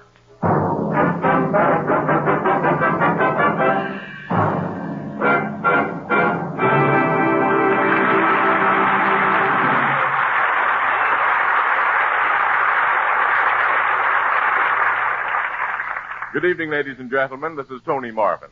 Every week at this time, the Anchor Hocking Glass Corporation of Lancaster, Ohio, and its more than 10,000 employees bring you another adventure of Casey, crime photographer, ace cameraman who covers the crime news of a great city. Written by Alonzo Dean Cole. Our adventure for tonight, Lady Killer.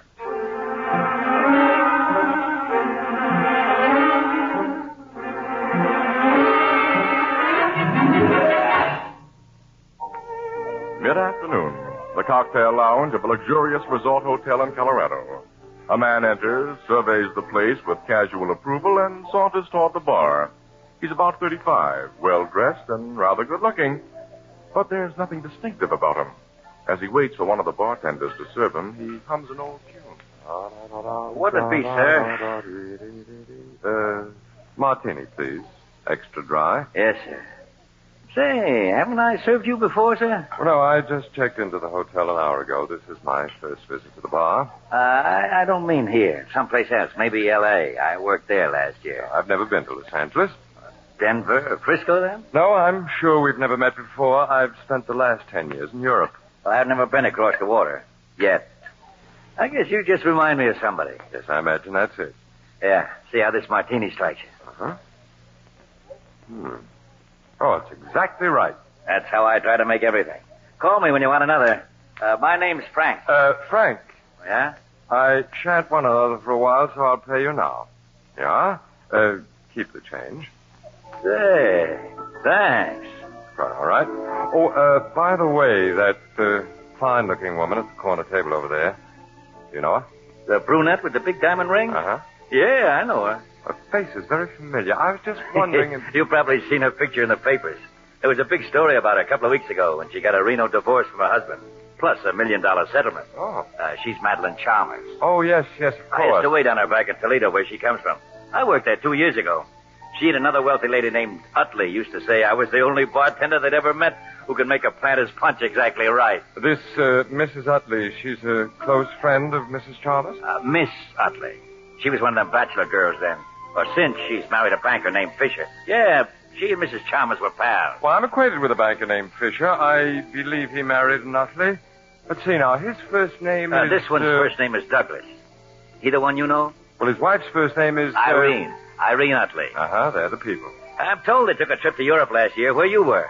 I guess you met him over there. Yes, London or Paris, I think. Mr. and Mrs. Fisher aren't here by any chance. Oh, no. Mrs. Chalmers tells me they're up in Maine this summer.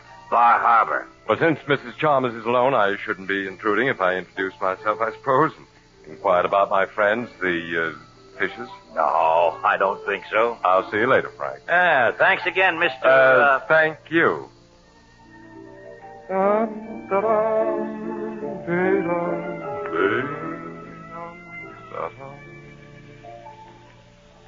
How do you do, Mrs. Chalmers? I beg your pardon? I can see you've forgotten me. Irene Utley introduced us several years ago in Toledo, I think it was, before she married Doug Fisher. Oh, you're a friend of Irene's and Doug? Well, I spent a day with them only a week ago in Bar Harbor. How are they? Irene hasn't written to me in ages. Well, they were fine, enjoying themselves. May I sit down and order us, I seem to remember you had a preference for Planter's Punch. Do sit down. Thank you very much. I'm terribly embarrassed. You remember even my favorite drink, and I can't recall... Well, unlike you, I have a face that people soon forget. My name is Gramerton, Cecil Gramerton. Cecil Gramerton. You plan to stay here for some time, Mrs. Chalmers? At least several weeks. Well, I'm going to remain about the same period, and if you'll permit our acquaintance to ripen, I'll try hard not to be forgotten again.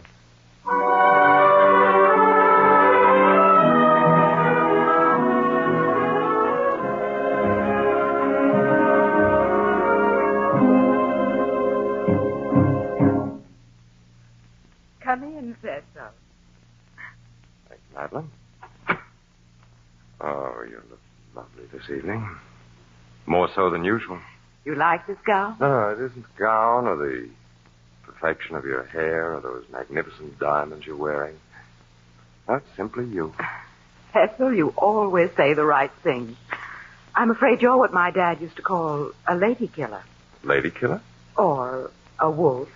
Oh, and how do I look like a wolf or a lady killer? No, which makes you doubly dangerous. A week ago, when you came to my table in that cocktail lounge, I thought what a mild, negative, innocuous man you were. And now? Now I'm in my suite alone with you. I sent my maid away tonight, as you requested. Which proves? I like you. Sit down. Mm-hmm. Hand me a cigarette, will you? Yes, of course. Here you are. Thanks. Light? Mm-hmm. You, only like me, Madeline? Last night I told you that I loved you. And I almost believed you. Didn't believe me? A rich divorcee should be careful, especially when she knows the man no better than I know you. You'll get better acquainted with me tonight. You sure we're really alone here? Of course, dear. Now, what do you want to know about me, I'll hold you close as I tell you. Do you suspect I'm a fortune hunter who wants to marry you for your money? That's a possibility. But I'm comfortable in your arms. It's an impossibility. I wouldn't marry you for any amount of money. You wouldn't marry me? Or anyone like you. Cecil, tickle my throat. Take your hands away. I'll tell you what I am, Madeline. Cecil. I'm really a lady killer. Really a lady killer.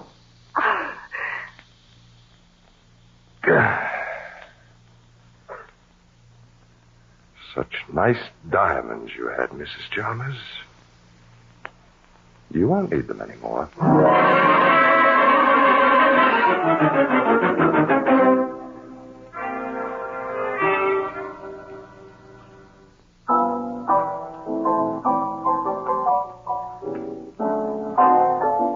Hey, Walter. Yes, Ethelbert? Don't forget to stack some more paper napkins under the bar. I won't. Speaking of paper, reminds me, Casey, did you see the newspapers this morning? Certainly not. I only work on a paper. I don't read them. There's a deep suspicion, Ethelbert, that no press photographer knows how to read. Yeah, I've heard that, Miss Williams. It's also suspected, Annie, that few reporters know how to write. Oh, yeah? Yeah, well, anyway, your Morning Express had an article saying that fella who's believed to have strangled Mrs. Madeline Chalmers in Colorado last month, is thought to be hiding in this town. Is that true? No, it's baloney. Confidentially, Ethelbert. Papers all over the country got such a swell front-page spread out of that Colorado hotel murder, they're trying to keep it alive. Oh, wait a minute, Annie. Don't be skeptical. The police have pretty definitely tied him up with the murder of 7 other wealthy widows. Well, it's not known for sure that Cecil Grammerton has killed and robbed other women. That's just some more newspaper buildup, huh? Not in my book or in the cops. Listen, during the last 5 years, 7 other rich women have been strangled and their valuables stolen under nearly exactly the same circumstances. Casey, people in that Colorado hotel who saw Grammerton every day don't give a description of him that agrees with the men suspected of the other crimes. Well, they don't agree with each other in their descriptions of Grammerton. He seems to be one of those negative-looking guys nobody ever remembers. The bartender out there remembered him, according to what I read. All he remembers about him is that he was always humming sentimental songs. That isn't very much to go on. Whenever there's a sensational crime, a witness usually turns up who tries to get into the spotlight by telling a lot more than he really knows. Say, come on, we got to get out of here, Annie. Oh, yeah, we're due at the Fenimore Plaza in 10 minutes. That's right. What are you going to do at that swanky hotel? Oh, one of those lousy assignments. The Express has an exclusive tip that the Clara Simmons has broken her engagement to the Charlie Fawcett. And we're getting a confirmation or denial from her before we pass the news to our palpitating public. Clara Simmons is the oil heiress? Yeah. Worth about $20 million. What I've heard, though, she's kind of a wet smack. She doesn't smoke. She doesn't drink. She doesn't approve of modern bathing suits. She's a very nice girl, Casey. She's just a little bit old-fashioned. I've met her. I haven't met an old-fashioned girl for years. They're old-fashioned now. Yeah, Oh, well. Come on, Annie. See you later this evening, pal. So long, Ethelbert. So long, Walter. So long, Casey. Walter, where are those napkins?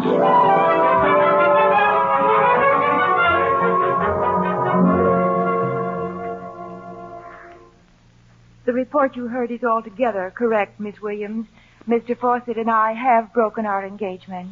Do you care to give me the reason, Miss Simmons? I can only say that he and I agreed upon the termination and that we shall remain the best of friends. Now, if you'll excuse me, I'm expecting guests. May I take a picture of you before we go, Miss Simmons? I'd rather you wouldn't, Mr. Casey. Oh, well, we can run one of your old ones that we have in our files, but you look so nice this evening, I'd rather... You know that no woman can withstand that kind of flattery. Take your picture. Thanks. Will you stand over there by the piano, please? Surely. Casey wasn't guilty of flattery, Miss Simmons. That gown is charming. Thank you. Do you like the style? Uh-huh, very much. I haven't seen anything like it. It must be the latest. It was 20 years ago. My mother wore it then. Your mother? She wore it to a ball only a week before she died. I was just a child then, but I've never forgotten how pretty she looked. I kept it. I had it made over to wear tonight. Some big event must be scheduled for tonight, eh? It is, Mr. Casey. Will you take your picture now and then excuse me? Oh, sure. Oh, I'm afraid I'll have to answer that. I've given my servants the evening off. Evening, Clara. Come in, Evans. Where's your mother? Well, she phoned that she'll be delayed. She'll join us here in a little while. Oh. Oh, you have guests. This lady and gentleman are from the Morning Express. They're leaving right away. Miss Williams, Mr. Casey, this is Mr. Pentecost. How do you do, Mr. Pentecost? Pleasure. Sit down, Evans. Mr. Casey is going to take a picture of me. Very well. Now, will you stand by the piano again, Miss Simmons? Well, yes, of course. Like this? Yes, that's swell. Got it. Thank you. You're welcome. Now, I hope you won't think me rude if Oh, I... not at all. You've been very kind. Thank you very much. Good night, Miss Simmons. Mr. Pentecost. Evans Pentecost. Good night. Good night. Oh, and thanks again. You bet. Not at all. Why were those newspaper people here, Clara? To ask me about my engagement to Charles. I told them I'd broken in. Oh, to tell them why? I didn't say a word about you. Evans, you said you were bringing your mother here to meet me. I sent the servants away, as you requested, so the three of us could be completely alone. But since your mother's been delayed, I think we should... You're worried about us being alone? Why, naturally. You're very different from other women I've known. We'll go down to the mezzanine and wait for your mother. Why... You're lovely in that gown, Clara. Don't try to change the subject, Evans. My mother once had a gown like that. Be a good boy now. Let's go down to the mezzanine. We must be alone or you wouldn't be so insistent. Why, of course we're alone. Alone? Evans, why do you look at me like that? We're alone. Evans, you frightened me. All alone. Don't come any closer. Go away, Evans!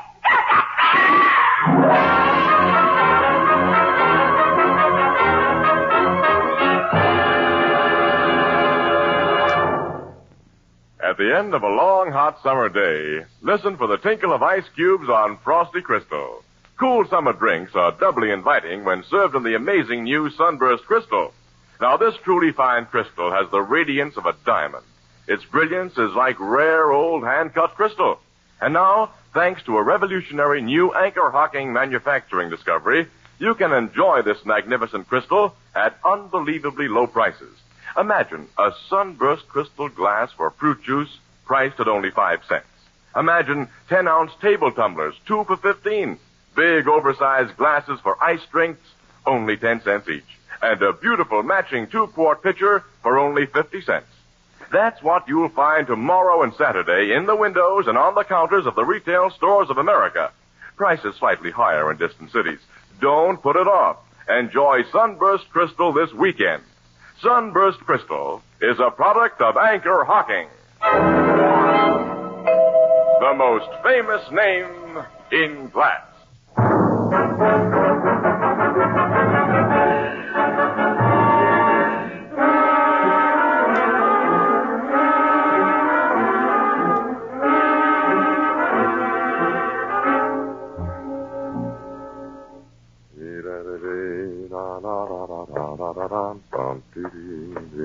I have a taxi cab for you, Mr. Pentecost. Thank you, boy. It's outside this door, sir. You've put my baggage in it? Yes, sir. Everything's all set. Here. This is for your trouble. Thanks very much. I hope you'll be our guest at the Fenimore Plaza again, and very soon, sir. I don't think I shall be.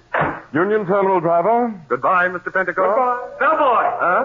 Bellboy! Yes, sir? The guy who just got into that cab. Where was he going from here? It's against Fenimore Plaza rules to give out information concerning our guests, sir. Not with rules. That guy's a murderer. Of what? I was bartender in the Colorado Hotel where he killed Mrs. Chalmers. That guy's Cecil Grammerton. Grammerton? The lady killer. Get the cops after him quick. Then find out what dame he strangled here.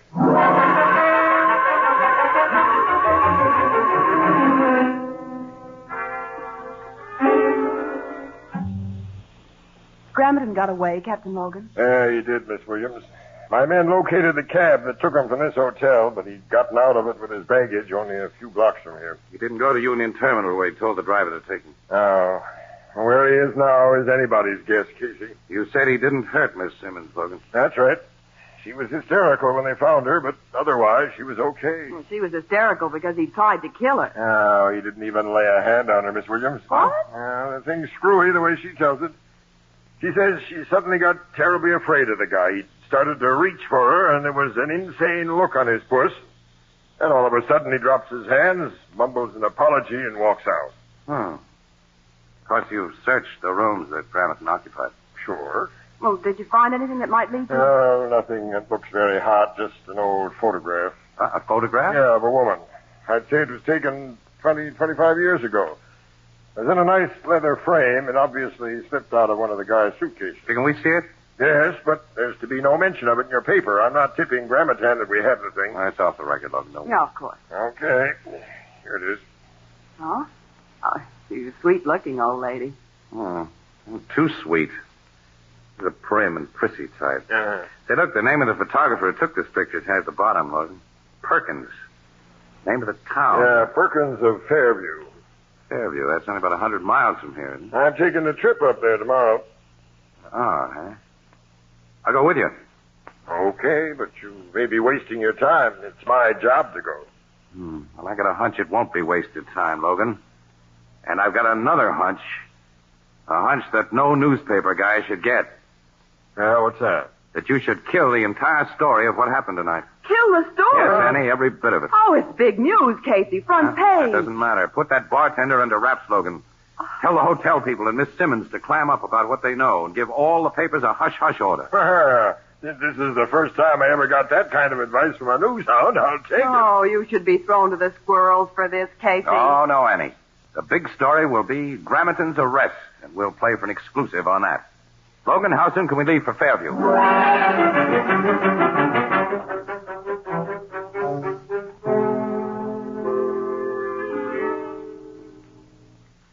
Why, yes, Captain Logan. I took this picture of the lady, 20 years ago, I'd say. It was shortly before her death.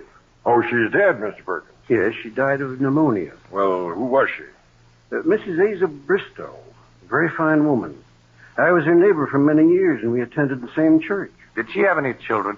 Why, she had an only son, Elmer, an extremely well-behaved boy.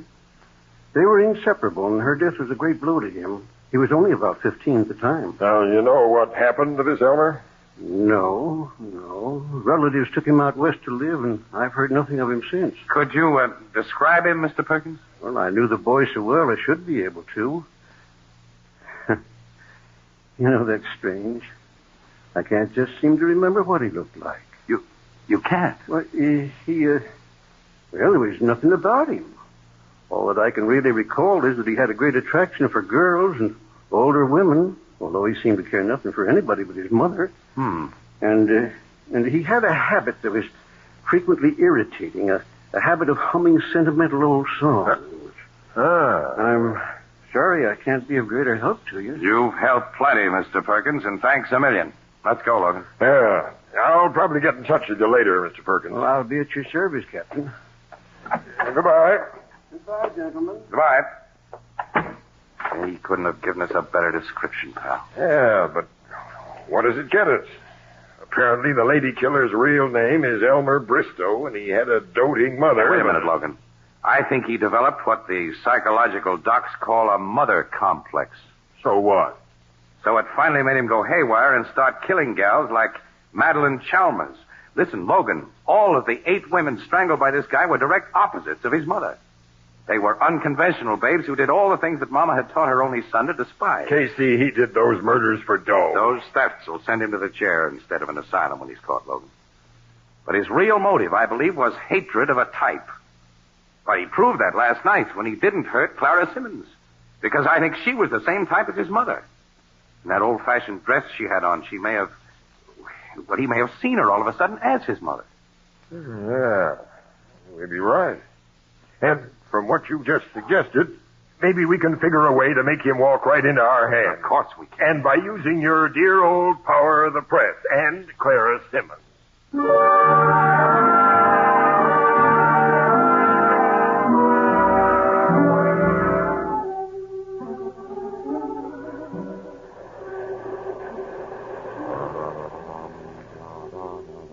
Gerard, Yes, Dorothy?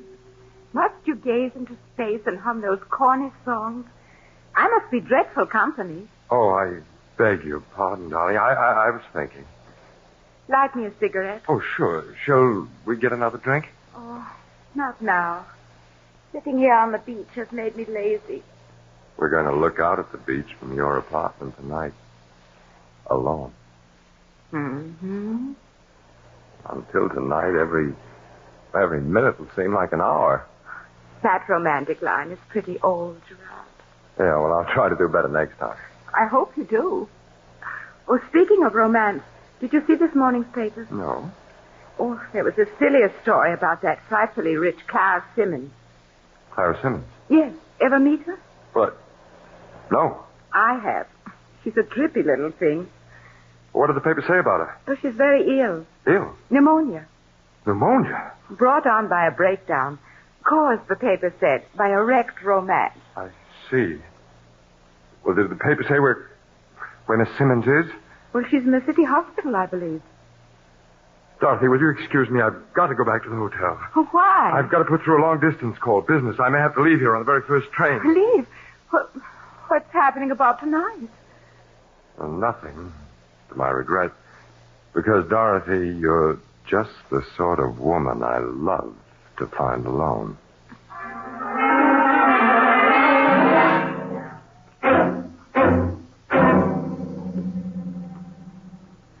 There he is, Captain Logan. The man getting out of that cab. Fine, Miss Simmons.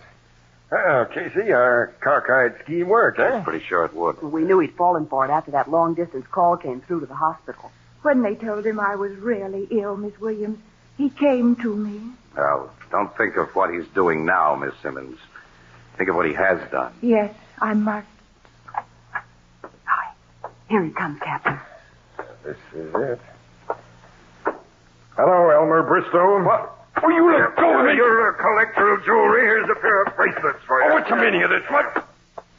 Clara. Clara. Yes.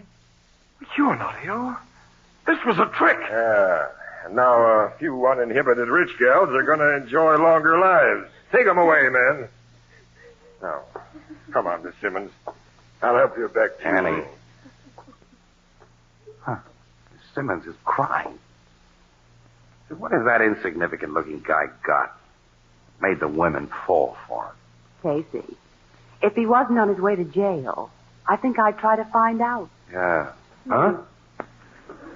We gals crave romance.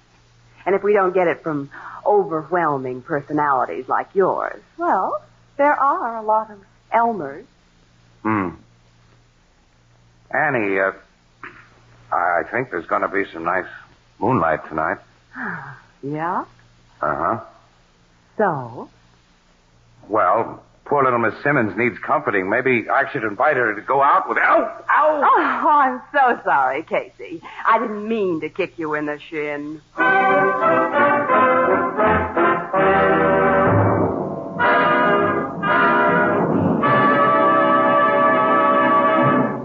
We'll join the crowd at the Blue Note in just a moment. You know, beer isn't the most important thing in the world, but it certainly is one of the pleasantest. And Anchor Hocking's revolutionary new one-way bottle makes beer and ale easy to enjoy. You know, it took a lot of research to develop this one-way bottle. It had to be light, compact, sturdy. It had to be so low in cost that no deposit, no return to the store is necessary. And that's what it is. A little wizard at fitting into packed refrigerators. Easy and safe to open. Easy and safe to drink from. No trouble about returns. When it's empty, just throw it away. And best of all, it's glass. Glass that can't affect the flavor and purity of beer and ale. Glass that keeps your beer brewery bright. You'll find 12-ounce, no-deposit bottles of your favorite brand at your local store. For beer at its best, ask for it in the new Anchor Glass one-way bottle, a product of Anchor Hocking. The most famous name in glass.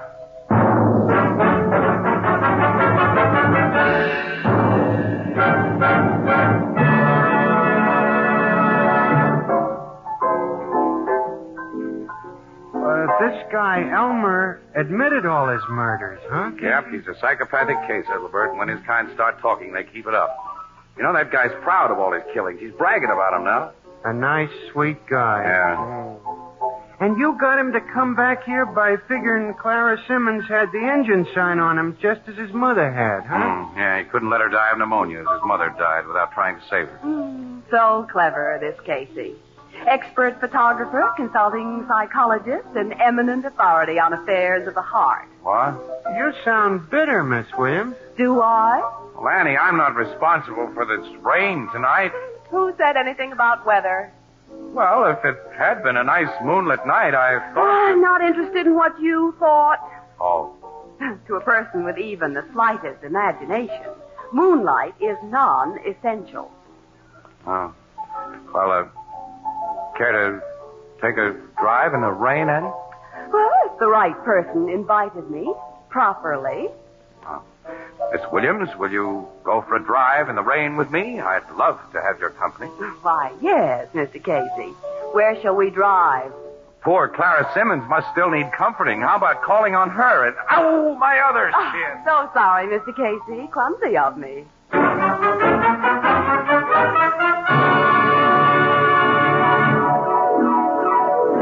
Crime Photographer, starring Stotts Cotsworth as Casey, is brought to you each Thursday by the Anchor Hocking Glass Corporation, makers of Fire King Oven Glass, Anchor Glass Containers, Anchor Caps and Closures.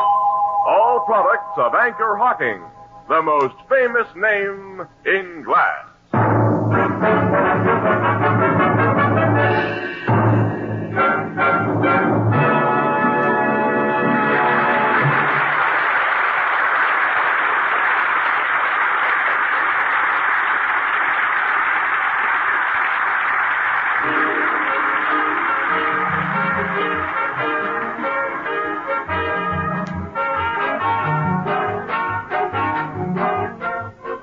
Photographer is directed by John Dietz.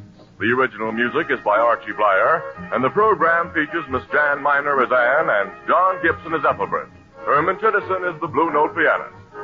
This is Tony Marvin saying goodnight for the Anchor Hocking Glass Corporation of Lancaster, Ohio, with offices in all principal cities of the United States and Canada.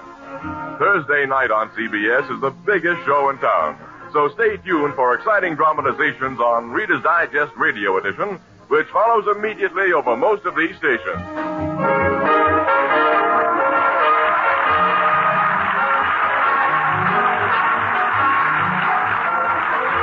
This is CBS, the Columbia Broadcasting System.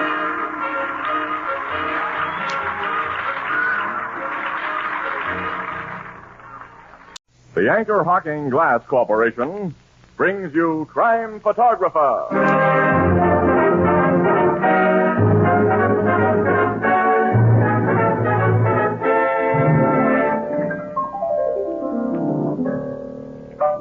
Casey, did you see where my niece got engaged last week? Oh, is her name Princess Elizabeth? No, her name's Jane. Then I didn't see it. How do you like that? If you're not royalty, no one knows what happens to you. You don't have to be royalty, Ethelbert. You just got to be famous. Sure, like Anchor Hocking, the most famous name in glass.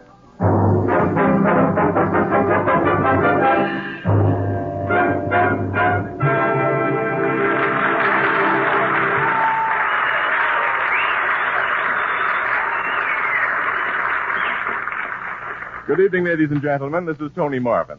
Every week at this time, the Anchor Hocking Glass Corporation of Lancaster, Ohio, and its more than 10,000 employees bring you another adventure of Casey, crime photographer, ace cameraman who covers the crime news of a great city.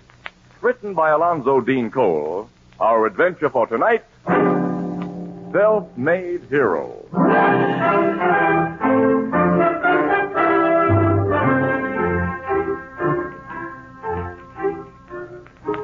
Casey, like most news cameramen, has a radio in his automobile that he keeps tuned to police calls. Tonight, as he and reporter Ann Williams drive leisurely toward the Express building after covering a routine assignment. Calling car 55. Car 55. Come in, car 55. Car 55, Sergeant Brannon. Brannon? Hey, we know Sergeant Brannon. He's a good pal of mine, Annie. I didn't know they had him on prowl car duty. Frisco. Report of shooting there. Proceed to shooting? alleyway on... Hey, wait a minute. It'll be repeated. Listen. Clark and Frisco. Report of shooting there. No further details.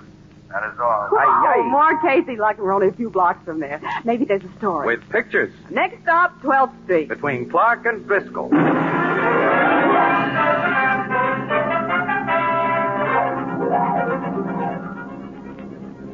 Oh, usual crowds collected, Casey. And there comes a police car, Annie. We're getting here a jump ahead of Brannon. Get out. Come on. Okay. All right, get back, you people. Get back. This ain't no swing. Oh, there's a patrolman over there, The young Casey. fellow beside him must have had something to do with the shooting. Why, he's just a tall, lanky boy, I said Casey. get back, everybody. That means you and this lady, mister. We're press officers. Oh, you're pressed, huh? Right the car. Here comes your sergeant. He knows it. Hello there, Brannon. Oh, hiya, Casey. Hello, Miss Williams. Hello, Sergeant. What's the trouble, Johnson? Why, this young fella here, Sergeant, he says someone took a couple of pot shots at him back in that alleyway. I didn't call for assistance, officer, until I'd done everything possible to help myself. Well, let's get inside this cigar store, then you can tell me what happened. Come on, Casey. All right, move back there. Let us through, will you? Come on, one side. Now, then, let's have your story, Bud. What's your name? The name is Wellington Cliffside. Only one F in Cliffside. At present employed as junior pharmacist at Black's 10th Street Drugstore. I see you carry a camera, Mr. Casey. Yeah. Well, anytime you say. I believe in cooperating with the newspapers. Now, wait a minute. I'm only a cop, but I still want to know what this shooting was about. Oh, certainly, Sergeant. Well, as I've already told Officer Johnson, during the past month I became suspicious of two men who've been making telephone calls from the drugstore. Mm-hmm. I made it my business to overhear parts of their conversation. And what I heard, Sergeant, convinced me that they are spies. Spies? Foreign agents. Well, they must have become suspicious of my suspicions. For tonight, they acted. Acted? Yes, sir. A few minutes ago, I was standing there at the corner waiting for a young lady of my, acquaintance when these two men passed me. The two men have been making the mysterious phone calls, huh? Yes, sir. I saw them go into the dark, deserted alley back of us. I followed them. Now I know they meant to lure me to my death. But when I entered the alley... He says they grabbed him, Sarge. Let him tell the story, Johnson. Well, they seized me, Sergeant. One of them slashed at me with a knife. Oh, look, you can see the tears he made in my overcoat. There in the left sleeve, huh? Mm-hmm. And here in the front. The knife didn't get stuck into you yourself? No, I broke away and they ran, with me in hot pursuit. Uh-huh. Then they pulled guns and started shooting. Their bullets missed you? I was lucky. I chased them to the end of the alley. With them shooting? I considered it my duty, Sergeant. Then what happened? Then I found that they disappeared. Probably into one of the buildings on the street. I knew I couldn't find them all by myself, so I yelled. I should say I shouted for assistance. This policeman came up and, well, he can tell you the rest. There ain't no rest, Sarge.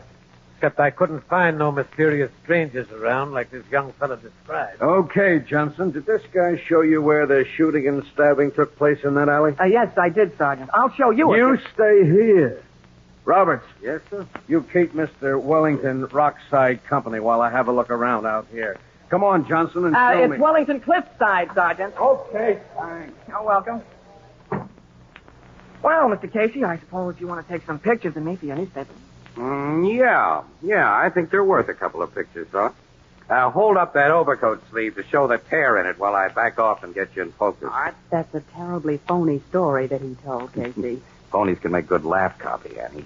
Kid's an amateur Dick Tracy. I'll hold out the front of my overcoat, too, Mr. Casey, so you can get a picture of the knife cut there. That'll be fine. Okay, Wellington, now hold it. Thank you. Wellington. Myrna. Look at that girl, Casey. Bobby sucks. Oh, Wellington, they told me how those awful men had tried to kill you. Oh, you're not hurt. Oh, well, I got the best of them, Myrna. But you can see what they did to my coat. Wellington. Oh, isn't it lucky you had on your old one? Excuse me, Mr. Cliffside. Is this the young lady you were waiting for? Yes, Mr. Casey. Miss Williams, Mr. Casey, this is Miss Myrna Adams. Mr. Casey is on a newspaper, Myrna. He's just been taking pictures of me. Oh, how nice. How do you do, Miss Adams? I knew all about those spies Wellington was after, Mr. Casey. I was the only one he told about them. Oh, Wellington, you've been wonderful. If they'd hurt you, I don't know what I'd do. Oh, gee, Myrna, it was... Sergeant Brannon's coming back, Casey, and there's a woman with him. Sergeant. Did you find any clues in the alley that might help us catch those spies? Funny, young fella. Is this the guy, Mrs. Levy? That's him, Sergeant. That long string bean of a kid. What? This lady lives in the flat building next to the alley. She happened to be looking out of her window when you were cutting holes in your own coat with a penknife. All the windows were dark in the alley. The alley was dark. I got the kind of eyes what see good at night. And why should I burn electricity when I'm only looking out my window? I mind my own business. I wouldn't tell the cops if they hadn't come asking me if I saw something. And she saw you fire those shots. I didn't fire any shots. No, but you set off some homemade firecrackers that sounded like shots.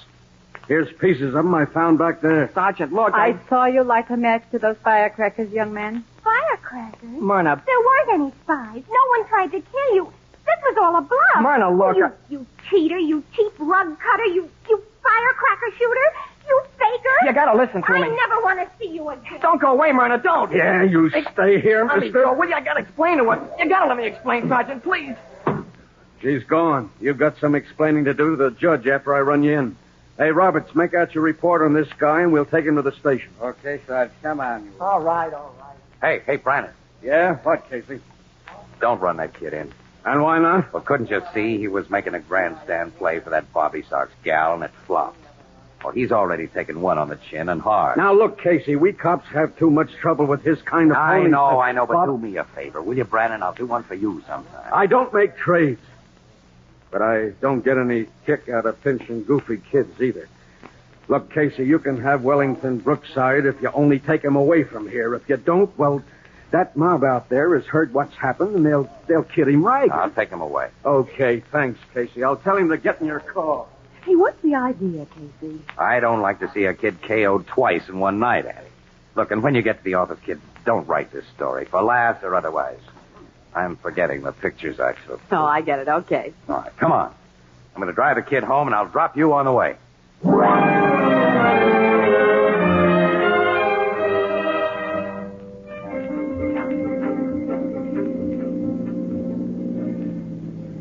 Well, here you are, Annie. Okay. So long, Casey. Goodbye, Wellington. Goodbye, Miss Williams. See you in a little while, Annie. Okay.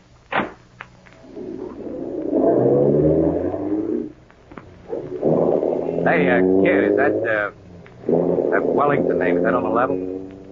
My name is Jack. Jack. Oh, my name. Okay, Jack. I don't want to bother you, Mr. Casey. It's nobody. Look, forget that Mr. stuff. Just plain Casey's all I rate. Cigarette? Yeah, thanks. I was too ashamed to open my mouth while Miss Williams was with us. Now I want you to know I think it was swell of you to talk the cops into letting me go. Sergeant Brannon was only looking for an excuse not to run you in. He's a regular guy. I deserve to be running. I must have been crazy to think I could get away with what I tried to do. Well, all of us are a little nutty at times, I guess. We get over it, though. Here's some matches for that cigarette. Huh? Oh, thanks. Pretty kid, Miss Adams. Yeah. You like to tell me about her? Often does a guy good to get things off his chest. Yeah. Mr. Casey, I've got a bum back. You got bum back? I fell down a flight of stairs a couple of years ago, and now I've got to wear a steel corset to keep it in place. Oh. Well, your bum back and the steel corset have anything to do Everything. with You see, Myrna, Miss Adams admires guys who do things. You know, like Clark Gable and Gary Cooper in the movies. Oh, I see. Well, I told her about my bum back. But I said it got hurt while I was playing football. I said I'd been a star halfback in high school. Then she found out I'd never been a good enough athlete to even get on a girls' softball team. And that I just stumbled over my own feet going downstairs. Since then, she hasn't believed anything I've told her. Except for maybe a minute tonight before the cops called my bluff. She thinks I am, well, just what I am. Big, skinny clown who can't do anything regular guys can do. That's out of my own imagination. Maybe if somebody talked to Myrna, she might look at things a little differently. Miss Williams might do that. No, Miss Williams is another girl. She couldn't do any good. Oh, you might, though. Me?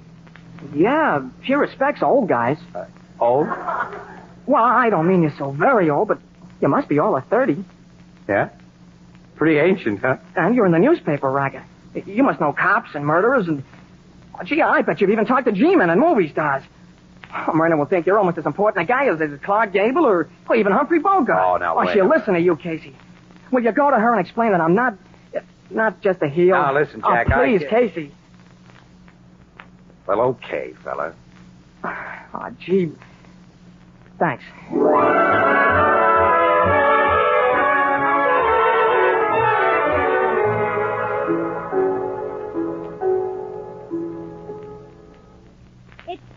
no use, Mr. Casey. I think it's very fine of you to try to defend Mr. Cliffside, but I never want to hear his name again. I consider him a drip. Oh, no. Don't be like that, Miss Adams. He's a nice kid. He's crazy about you. No, Mr. Casey. He and I are through. Forever. I'm sorry. There's nothing more I can say, so I'll shove off. Oh, don't rush away. You've talked so much about Mr. Cliffside, I haven't heard a thing about you. Me? Uh-huh. You've rescued people from burning buildings and captured burglars single-handed, and you're a real hero. Whoever told you that was having a pipe dream. Oh, no, you're just being modest, like I think all men should be. Say, look, where did I put my hat, Miss Adams? Oh, come on. Please sit down, Mr. Casey. No, and let's get better acquainted. There. I've always wanted to meet a man like you.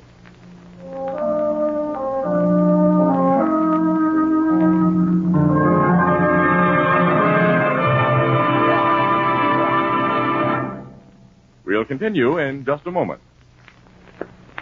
Good evening, Dorothy. Hello, Tony. What's our subject tonight? Pie plates. Pie plates? Mm-hmm. Pie plates. Not ordinary pie plates, but a new kind of pie plate. The biggest bargain in years.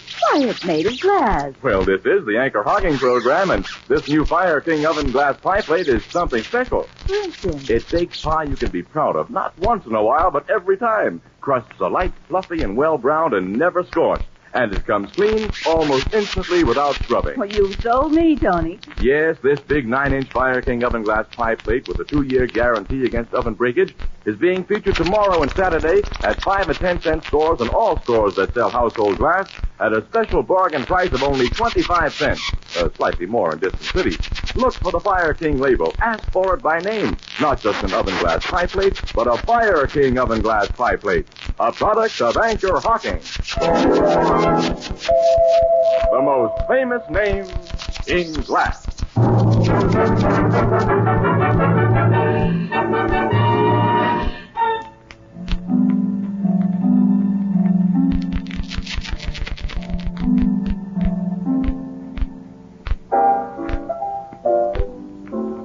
Give me a cup of black coffee, Ethelbert. Okay, Casey. You want one, Miss Williams? No, thanks, Ethelbert. Casey, you look like you got trouble. I'll say he has, Ethelbert. In a neat red-headed package, trimmed with short skirts and a pair of bobby socks, a hero worship complex, and a very unbashful personality. It isn't funny, Ann. You're talking about a woman, huh? Oh, not a woman, no. A goofy 17-year-old kid that ought to be spanked. Wish I had the nerve to do it. She's developed a crush on Casey. Phones him at the office several times a day and waits for him on the street so she can gaze at him and sigh. Casey, how did you get yourself into anything like that? You ain't no cradle snatcher. Ethelbert, all I did was to call on her one afternoon last week in order to try and square something for somebody else. She isn't the girl that Cliffside kid set off the firecrackers on account of. That's who. But Cliffside doesn't know yet that Casey squared things so beautifully. Will you get it, Walter? I put off telling him that she won't listen to anything that I say in his favor because, well, he's miserable enough as it is. You know, he phones me a couple of times a day, too, Ethelbert, to ask how I'm making out with her. I can't stall him much longer. Oh, I must have been nuts to get myself mixed up in something like this. Telephone for you, Mr. Casey. What? Who is it? Mr. Cliffside. I thought I was about due for my nightly call from him. He's probably been trying to get me at the office. Well, since you can't help him, you better stop stalling and tell him the truth, Casey. Oh, I can't, Annie. Excuse me. You know, Miss Williams, Casey sure has a talent for getting himself into situations that ain't too easy to get out. Hello? Casey? Yeah, Jack, how are you, fella? Casey, I just learned the truth Huh? about you and Myrna. What do you mean? I met her on the street a while ago. She told me nothing could ever be fixed up between her and me, and that she was in love with you. Dave, now listen, That's kid. a swell stunt you pulled. Kidding me into thinking you were my friend and then double-crossing me. Listen to me, I've will listened to you long enough. I called up now to let you know that what you've done is the last straw. When I leave this phone, I'm going to the river. The river? I don't want to live any longer, Casey. I'm going to end it all. You young dope, where are you? Never mind where I am. Jack, I've got to meet you. I've got to talk to you. You or no one else is ever going to talk to me again. I won't be in your way after tonight, Casey. You can have Myrna. I don't want Myrna. Jack! Goodbye, listen. Casey. Jack! Hey, kid! Hey! Operator! Operator! Operator! This is the operator. Look, what was the number that just called here? You've been disconnected, sir. I know that. Never mind.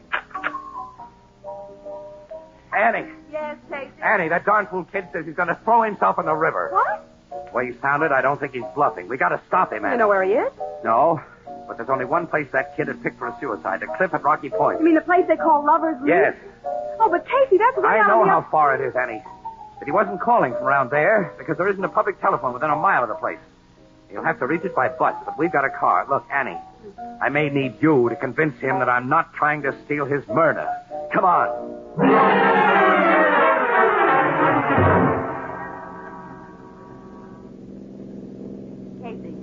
If that crazy kid has picked another spot on the river to throw himself in, I'm not afraid of that, Annie. What I'm afraid of is we may not get there in time. If he does jump, Ann, I'll be responsible. Now, don't talk like that. It's such a mess of it. No, you have not. It was that little fool of a girl who did that. No, I'd like to wring her neck. There's no use blaming her. No. As far as we better go with the car. I'll run it off the road among the trees here and turn off the lights. If he saw it, he'd suspect I was after him. Maybe he'd get away. If he hasn't got near ahead of us Well, now and already... stop thinking like that, Casey. I'll get out of the car and come on, Annie. All right. We'll go out to the cliff through these trees. The moon's pretty bright. Won't be seen on the road. This is a horrible, desolate place. Yeah. Annie, we can see the edge of the cliff from here. And there's no one on it. Well, that means he hasn't gotten here yet. I mean, he has gotten Now, will here. you stop imagining things? Hey, Casey, someone's coming through the trees on the other side of the road down there. Where? I see. Someone tall and lanky. It's a kid. He's going toward the edge, Annie. Yeah, he sees you. He's running, too, for the edge. Hey, wait, kid, wait! I gotta talk to you. No one's ever gonna talk to me again. Jack, you've got to let me talk. Run, Casey! He's almost at the edge. Kid, stop! We can't reach him in time. Oh, he stumbled. Grab him before he gets up. I got it. Let me go over here. He hadn't stumbled. He's only a few feet away from the ledge. Young fellow, for the scare you've given us, I ought to knock your teeth out. Why don't you stop me? What do you care what happens to He me? shouldn't care. Can't you realize that Casey's only interested in Myrna because, well, he was trying to help you? And let this sink in. If I weren't sure that he couldn't have any romantic notions about a child like your Myrna, I wouldn't be here with him. You mean that you're Casey's real girlfriend, Miss Williams? Right. Well, use your own judgment, if you have any. I should have figured that. I'm sorry, Casey. Okay, kid. Now, we're taking you back to town. We'll cut through these woods to the car. All right. I can't stop you from taking me back, but I still don't want to live, Casey. While I was wrong about you, I wasn't wrong about having lost Myrna. She told me herself tonight that she hated me. Jack, there are millions of girls in the world. Must you have just one particular one? I don't want anybody else. Ever. Whether you're a true monogamist. Hey, car's turned into the road. Wait a minute. Wonder if the driver knows it's a dead end at the edge of the cliff. Yeah, if he's seen where he was heading, he stopped. Hey, wait. Let's see who this is. Hey, Casey, that man getting out. Holding his hands above his head. Yeah, guy getting out behind him has a gun. Man, that guy with a gun is Blackie Owen. The racketeer? Yes. Don't, Blackie.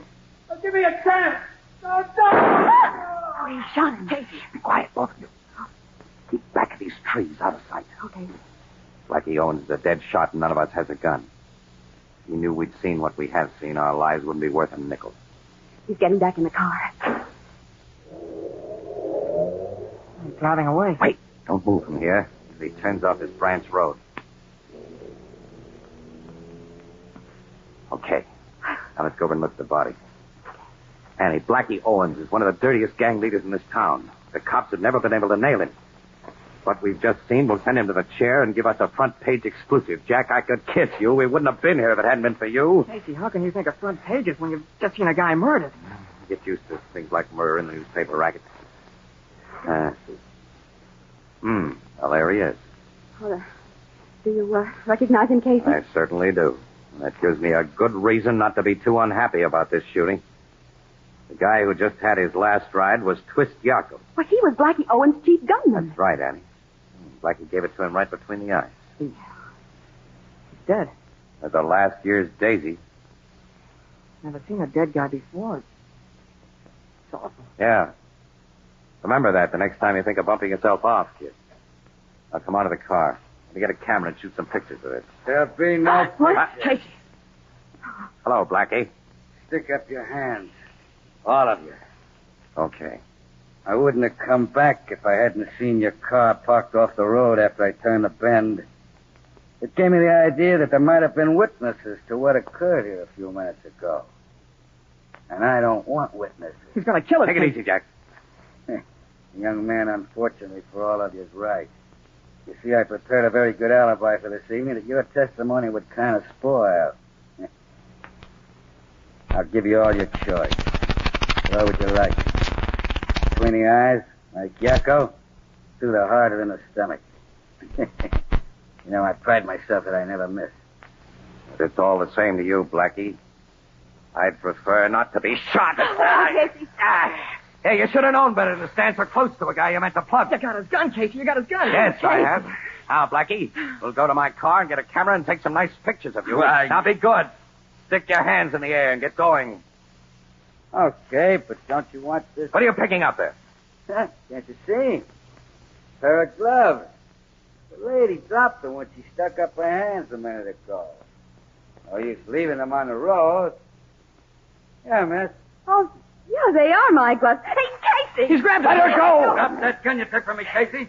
If you try to shoot it, you'll have to shoot through this same first. He's holding her in front of him. Go, let me go! I always carry two gats, and you gave me a chance to get the second one, Sap. Go. Now drop that rod or I shoot this dame. Go on. Drop it. You'll win, Blackie. Ah, I thought I would. Now get over there with your friends, lady. I want to see you all in line like clay pipes in a shooting gallery. You're going to be first, kid. Me? Yeah. And you get it in the belly. Jack! Killed him. Yeah, that's right. Guess I'll save you to the last, Casey. Lady, you're next. I'm going to make this shot precise. Right between the eyes. Those shots! Blackie's fallen. I got him, Casey. I got him, Miss Williams. Jack, you shot him. The bullet he shot at me hit the steel of the corset I wear for my back. I glanced up. But I pretended I was dead, and I fell close to the gun he made you drop, Casey. I've never shot anyone before. Boy, I'm glad you shot somebody this time, kid.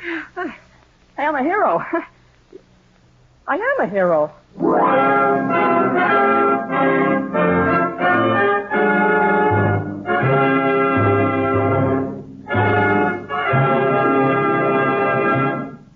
We'll join the crowd at the Blue Note in just a moment. Extra, extra, read all about it. Great new discovery makes beer and ale easy to enjoy. It's a new kind of bottle. A different kind of bottle. It requires no deposit. No fussing with pennies. You don't have to return it. No bother with empty. Just pour out the beer. And throw the bottle away. It's light as a feather. No arm-weary lugging. It's sturdy and compact. Saves space in the icebox. It's easy to open. And safe to drink from. It belongs on the table. It's at home on a picnic. And, brother, what flavor? That true brewery flavor. Protected by glass. As only glass can protect it. Yes, the revolutionary new Anchor Glass one-way, no-deposit bottle is sweeping America. For flavor that's brewery bright, demand beer in bottles. For safety and convenience, demand your favorite brand in the new Anchor Glass one-way, no-deposit bottle. Product of Anchor Hocking. The most famous name in glass.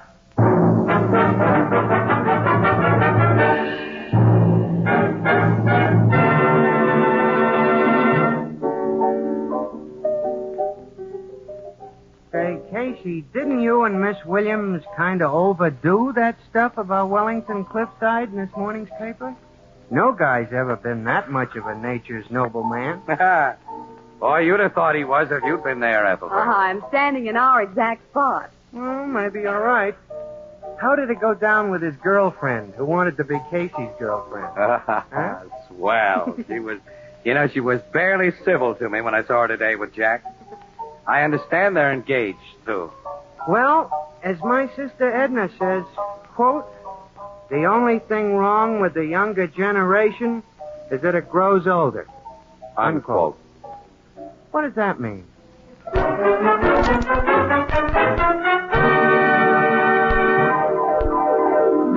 Crime Photographer, starring Stotts Cotsworth as Casey, is brought to you each Thursday by Anchor Hocking Glass Corporation, makers of Fire King Oven Glass, Anchor Glass Containers, Anchor Caps and Closures, all products of Anchor Hocking, the most famous name in glass.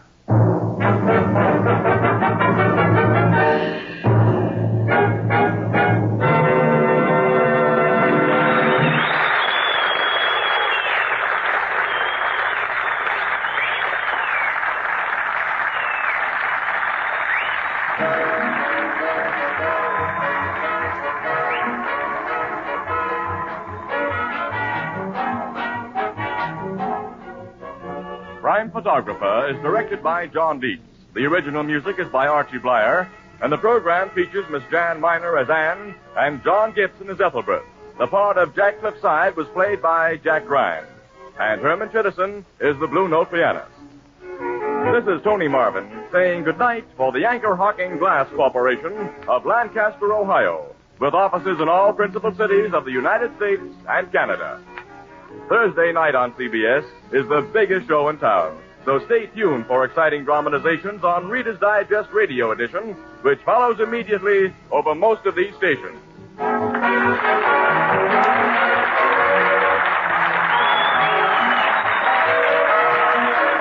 This is CBS, the Columbia Broadcasting System.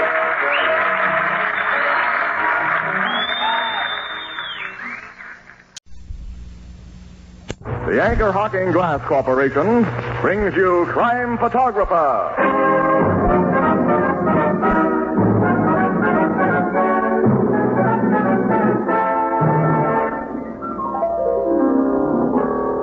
You know, Ethelbert, you and I have a good chance to be famous.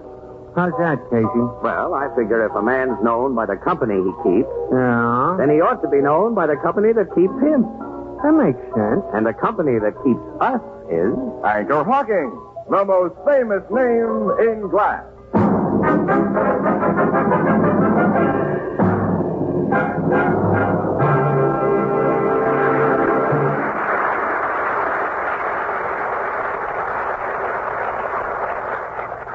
Good evening, ladies and gentlemen. This is Tony Marvin. Every week at this time, the Anchor Hocking Glass Corporation of Lancaster, Ohio, and its more than 10,000 employees bring you another adventure of Casey, crime photographer, ace cameraman who covers the crime news of a great city. Written by Alonzo Dean Cole, our adventure for tonight, Photo of the Dead.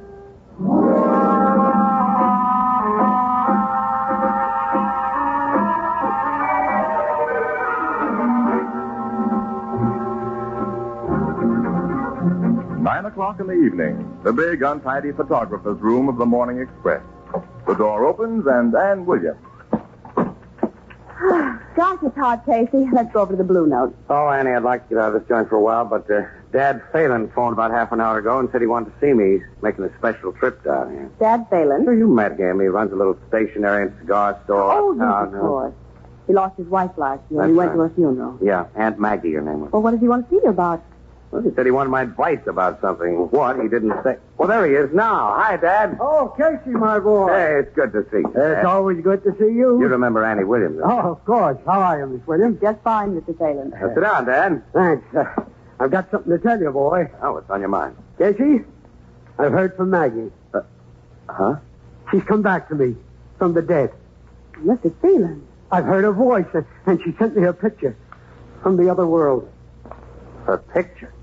Boy, you know that after Maggie died, well, we'd been together for nearly 50 years, and I didn't know what to do with myself. I know. So I started to read books that told how the dead sometimes are able to communicate with the living. Books on psychic phenomena? Yes, Miss Williams. There's a bookshop on 12th Street, Jameson's, that has a lot of those books. Yeah, I've passed it. Yeah, very nice lady runs it. I went in there a lot. We got acquainted, and one day she told me about a man. Man with remarkable powers. So you went to him? Yeah. And last Thursday night, a week ago, boy, Maggie spoke to me while I was there. What did this man charge you? He wouldn't take a penny. Huh? Here, Casey. Look at this picture. You see what had happened? Above my right shoulder. There's a ghostly face of a woman, Casey. Yeah. And it's Maggie's face. You recognize it, boy. Yes. Casey, this picture couldn't have been made by a trick, could it? Maggie was really with me last night, wasn't she? Yes, sure she was with you, Dad. The photo's not a fake? You know. No, it's not a fake. So glad to hear you say that. Casey. Hold it, Annie. Say, Dad, what's the name of this man who took this shot? Well, it's kind of a funny name. Theda Narcy. He's an East Indian fella. He's one of those swamis, huh? He's a fine man. Oh, I'm sure of that. Where does he live? Well, he has a big house on Rankin Avenue, 142. Why? I just wondered. Excuse me, Dad. Yeah. Hello, Casey speaking. Yeah. Okay, Burke, I'll be right up. That was City Desk calling, Dad. I'm sorry. I've got to rush upstairs. Go right ahead, boy. I'll be going. Anyway, you've told me what I wanted to know, and you've made me very happy. Oh, I'm very glad. Good night, Miss Williams. Good night, Mr. Phelan. Good night to you, boy. And a million thanks. Good night, Dad. Casey, that photograph can't be on the Of level. course it isn't. It's a crude double exposure. That ghost face was taken from an old picture of Aunt Maggie that this Theda Narcy fellow got hold of somewhere. Well, why didn't you tell the old man that? Oh, Annie, how could I? Dad wants to believe that this thing's on the level. He's happy tonight for the first time since his wife died. But, Annie, after I finish whatever assignment Burke has for me upstairs, I'm going to pay an unsocial call on Swami Theda Narcy.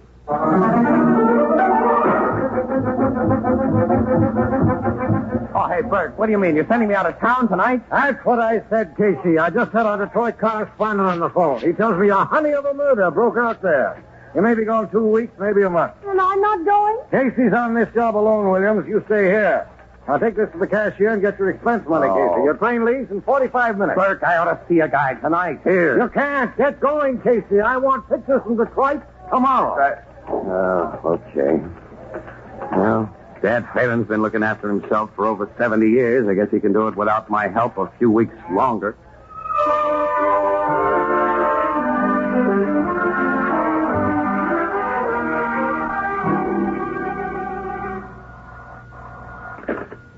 Hello. Miss Williams? Yes.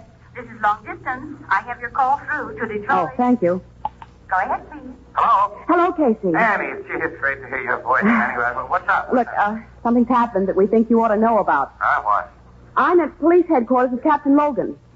A few hours ago, your friend, Dad Phelan, was found dead. Dad Phelan? Yes, Casey. And Captain Logan thinks that Swami Theda Narcy was responsible for his death.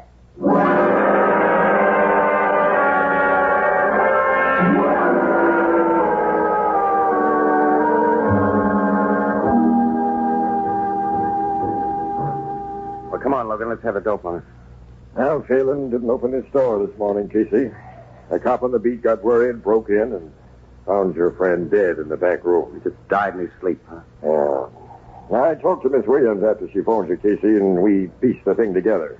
Beside the old man's body was that spirit photograph of him and his wife.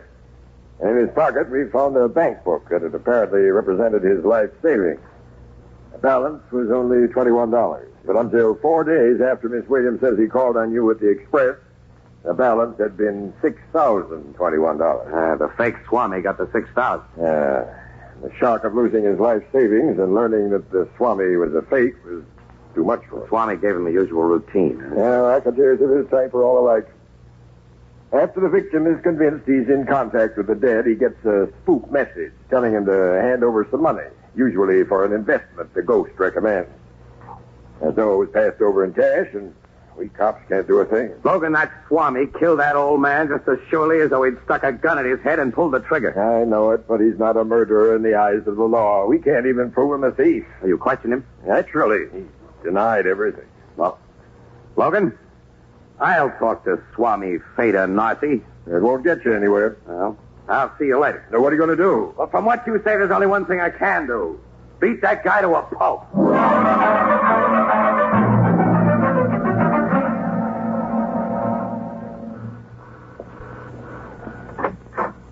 Good afternoon. Are you Fata Nazi? No, sir. Oh, just a servant, eh? Yes, Well, I want to see your boss. What is your name? Casey. You have appointment with the master? No. Fata Narsi receive no visitor except by appointment. Will you receive me, big guy? Get out of my way. Wait. Nobody pass Loki. Loki. Yes, master. I will see the gentleman for a moment. What is it you wish, Mr. Casey? So, I am Fata Nazi. What do you wish? Hasn't your crystal ball told you? As the police have made some baseless insinuations that cannot be proven, I imagine you are about to do something equally foolish. Yeah. I'm going to knock that grin off your face and your teeth along with it. Yes, sir. Take your hands off of me. Let me go, will you? Luki, my devoted servant, is a Senegalese. They are noted for their skill in fighting. Luki, teach Mr. Casey that it will be very unwise for him to trouble us again. It will be a pleasure, sir. Splendid, Luki. Now pick Mr. Casey up from where he's fallen and throw him out the door.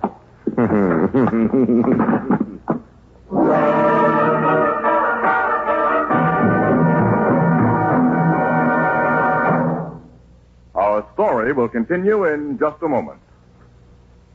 Here's a bargain, a real bargain. A big 9.5-inch pie plate made of beautiful Fire King oven glass. Guaranteed for 2 years against oven breakage. Its highly polished surface is as smooth as a mirror. Comes clean almost instantly. It's as attractive on your table as it is sturdy and practical in your kitchen. And here's the most important point of all.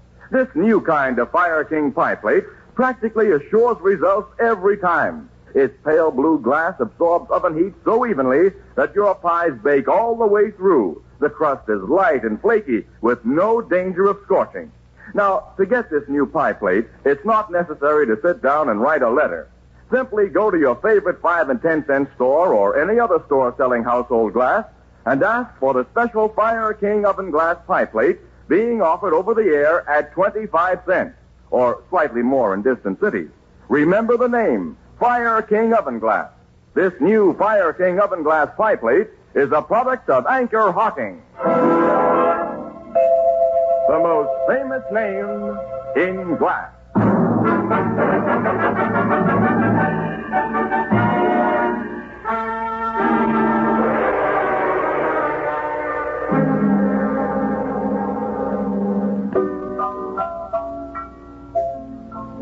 You're certainly a pretty picture, Casey. 2 black eyes, a lump on your jaw. You don't have to give me a bruise-by-bruise description of how I look, Ethelbert. I know how I Ethelbert, look. that big Senegalese pie fighter might have killed him. Oh. I know how you feel, pal, but you've gone at this thing all wrong. Rough stuff will get you nowhere.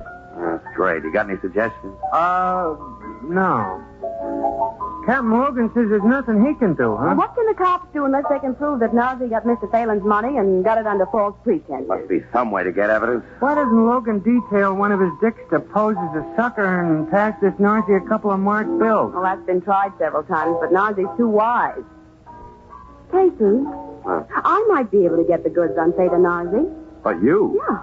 No one would ever take me for a cop. I could go to Nazi and tell him I'd lost a sister, for instance, and I'd let him believe that I had some money, and he'd work his racket on me, and then I'd pass him marked bills, and we'd have him. Sure, it'd be a cinch, Casey. Oh, yeah. It'll be a complete bust. Oh, now why?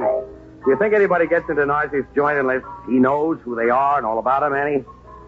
See, it's part of his racket to have the lowdown on people who come to him. Oh, you mean he'd look me up and find out I'm Ann Williams, who works for the Morning Express? Yeah, he sure would. Say, wait a minute. I've got an idea. What?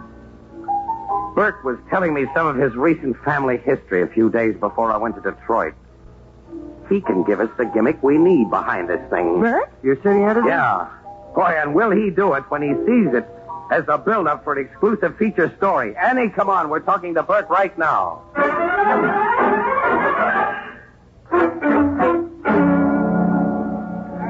You're right, Casey. It's a natural.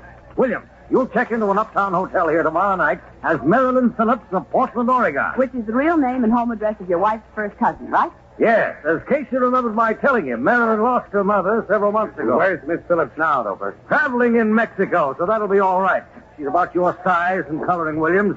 I'll have my wife tell you enough about Marilyn Phillips tonight so that you can borrow her identity without any chance of a slip-up. When this Fada Narcy checks her, he'll think you're the real McCoy. Well, how'll I get to Nazi? I can't just walk up to his front You door. get to him the same way Dad Phelan did. You go to Jameson's occult bookshop and become a steady customer. The old dame who runs the place is probably a shill for Nazi. Oh, I get it. I pose as a grief-stricken daughter with money and let her and him do the rest. That's the play. After you check into the hotel as Marilyn Phillips, you're not to come near this office, near your apartment, or with anyone you know till this job's finished. Wait a minute now, Burke. You mean... I mean especially that she can't go anywhere near you, Casey. That'd give the whole show away. Oh, I didn't think of that. I'll see that you receive plenty of expense money, Williams. You report to me by phone. That's all. She can talk to me by phone, too. Well, what does she want to talk to you for? Yes, why should I?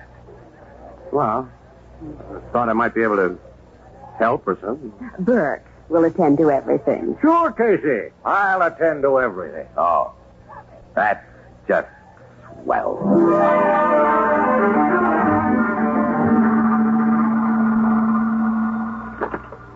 City desk, Burke speaking. It's me, Burke.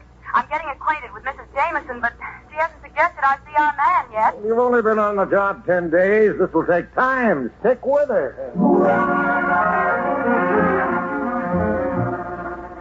Casey, what on earth has happened to Miss Williams? It's almost 3 weeks since I've seen her in here, and Miss Williams is away, Ethelbert. And who cares? Hey, you don't have to bite my head off. You've been coming in here for over a month now, Miss Phillips. I feel that I know you well enough to offer a suggestion that may soften your great sorrow. Well, the only thing that can help me, Mrs. Jameson, is if I could see my mother again or hear her voice. Well, perhaps you can. I know a remarkable man, Miss Phillips. A man of almost miraculous powers. His name is Fada Narcy.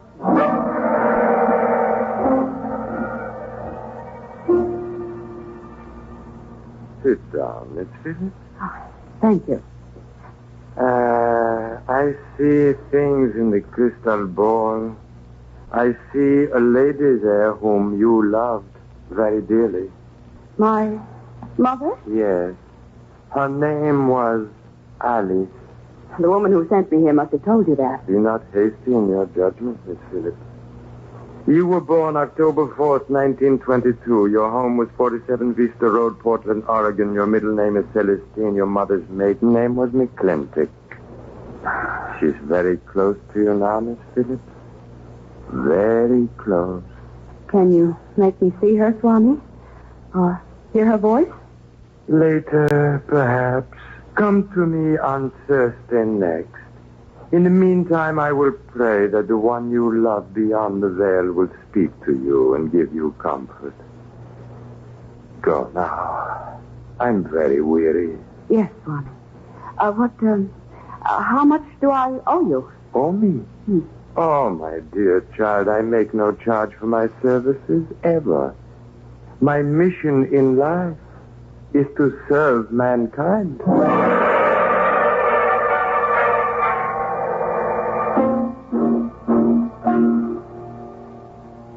Oh, he merely gave you the old build-up today. Yes, Burke. Of course, someone in Portland sent him the information about Marilyn Phillips and her mother. Yeah, Budge and his racket have contacts all over. Call me again after you see him Thursday. Goodbye. Oh, wait a minute, Burke. Huh? How's Casey? In very bad humor. Goodbye.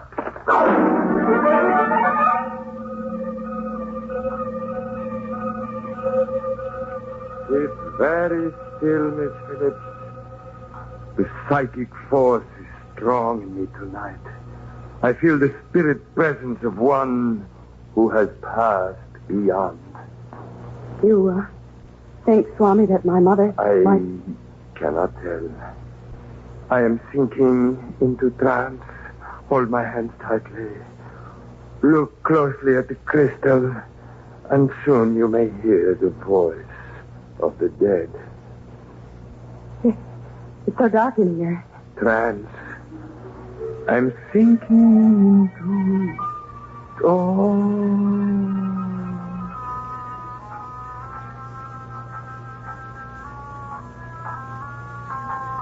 Swami. What?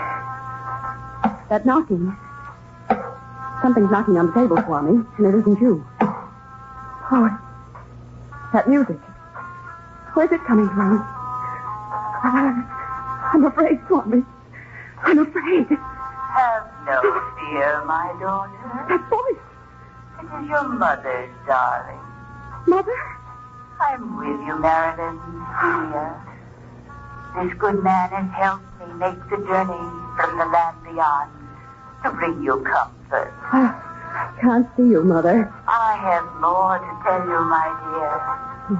Now the force is growing weak. Trust this good man. Trust fate and Narcy, and I will come to you again through him. Come again, and I will have more to tell you. Oh. Swami Nazi. Swami Nazi. What? Was it a success, Miss Phillips? Oh, you don't know what happened? I was in trance. I never know. My mother talked to me. She said that she had more to tell me. We shall assist her then. Come to me next Wednesday.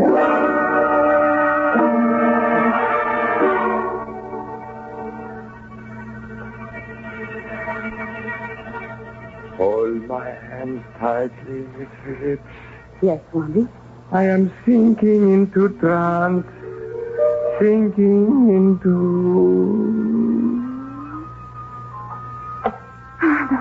Those knocks. And that music again. Mother? Yes, my darling. Come closer and let me really see you. That is beyond my power, dear. I have but little time. I'm so worried about you, my child. Worried about me? I left you so little money when I passed behind the veil. You must have more, much more, and you shall have it. I will point the way. Tomorrow, take your money from the bank. Take my money from the bank? Give it to this good man, Satan Narcy. He will invest it for you. Invest it so it will be doubled, tripled in amount. When that is done, your mother will be happy.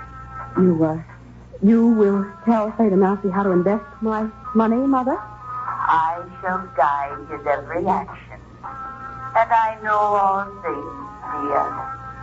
Through him, I will make you rich. Promise, darling. Yes, Mother, yes. I'll bring Swami Nazi the money tomorrow. You've made me very happy. I must leave you now, darling. I must go.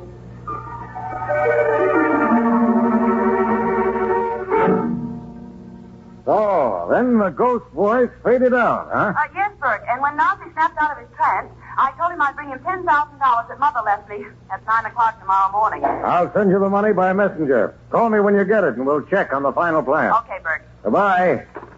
Well, Casey, tomorrow night will be the payout. Yeah? Cops will be posted around the house before Williams goes in. When she comes out, the cops will take it as a signal, close in. Get the Swami with those marked bills in his possession, and that's that. There's also going to be a witness when that money is passed. Who? Me. Why, you're the last guy in the world who could get into that house. I've been casing that joint, Burke. There's a big window in Narcy's chamber with a strong trellis leading up to it. The window is painted black inside, but if Anne can get it open just a few inches... You could see and hear what's going on. And I can take a picture of Anne giving that rat the dough. I'll use an infrared bulb that shows no glare. It'll make a swell shot for the paper. And for evidence in court, will you tell Anne to get that window open? I certainly will. Leave it to Williams. She'll get it open somehow.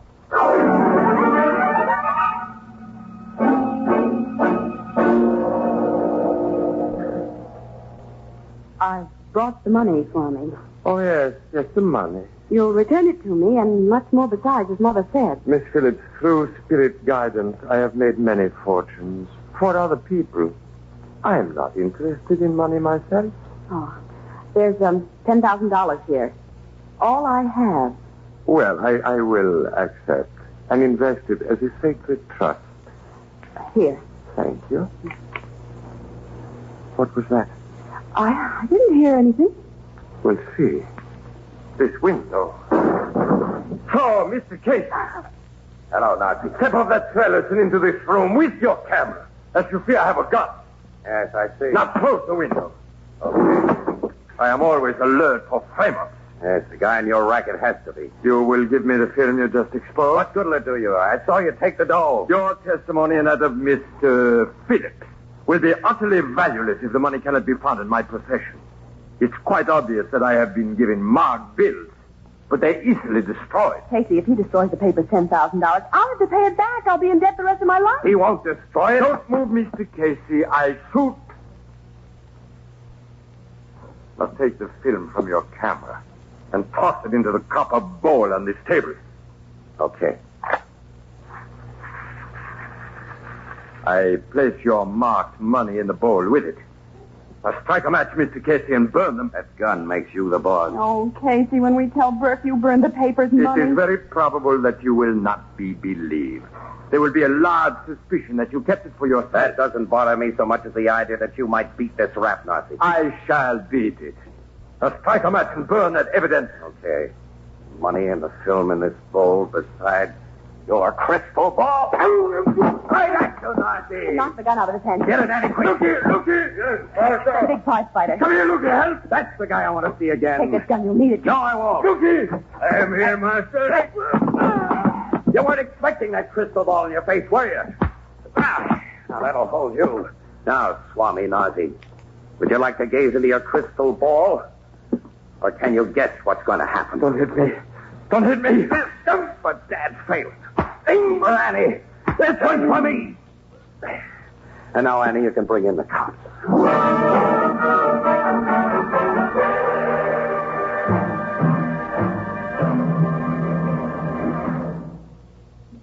We'll join the crowd at the Blue Note in just a moment. No wonder the new Anchor Glass one-way, no-deposit bottle is sweeping America. Think of all the extras it brings you at no extra cost. Extra number 1. It requires no deposit, no bother with pennies. Extra number 2. You don't have to return it. No trouble with empty. Extra number 3. It's light as a feather, easy to carry, unnatural for picnics. Extra number 4. It's sturdy and compact. Saves space in the icebox. Extra number 5. It's easy to open, safe to drink from. Extra number 6. It's at home on any table. Extra number 7. And, brother, what flavor, that true brewery flavor that only glass can bring you. Yes, here's the bottle that makes beer and ale easy to enjoy. The Anchor Glass one-way, no-deposit bottle. For flavor that's brewery bright, demand beer in bottle. For safety and convenience, demand your favorite brand in the new Anchor Glass one-way, no-deposit bottle. Product of Anchor Hocking. The most famous name in glass.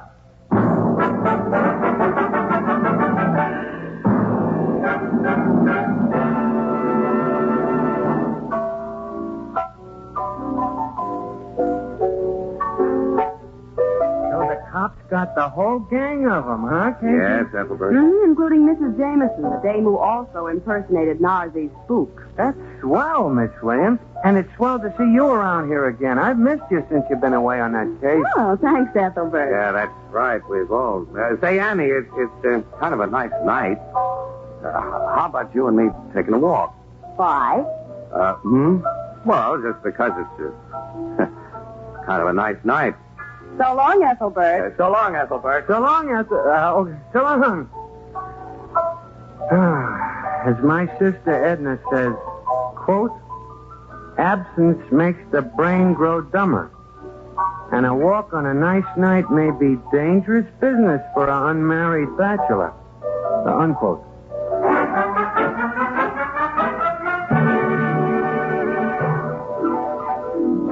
Crime Photographer, starring Stotts Cotsworth as Casey, is brought to you each Thursday by the Anchor Hocking Glass Corporation, makers of Fire King Oven Glass. Anchor glass containers, Anchor caps and closures. All products of Anchor Hocking, the most famous name in glass.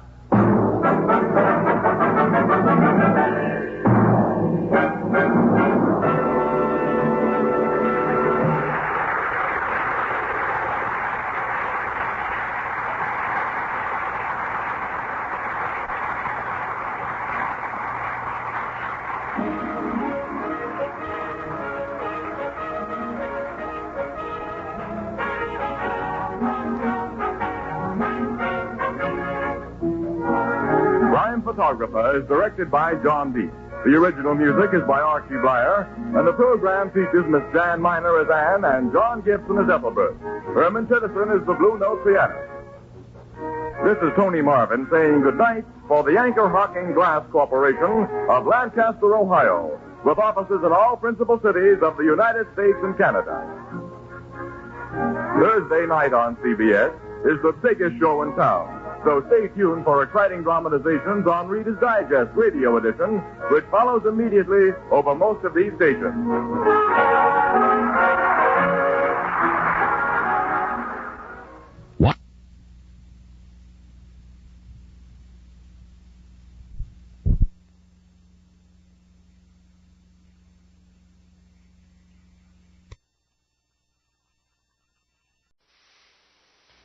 The Anchor Hocking Glass Corporation brings you Crime Photographer.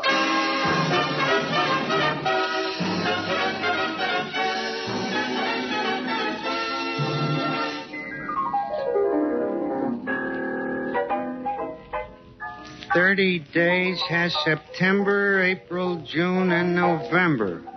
All the rest have 31, and this ain't leap year, thank heavens.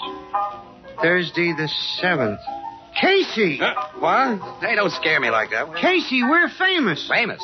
We've been on the air just a year today for Anchor Hocking, and they're famous. Right, Ethelbert. Anchor Hocking, the most famous name in glass.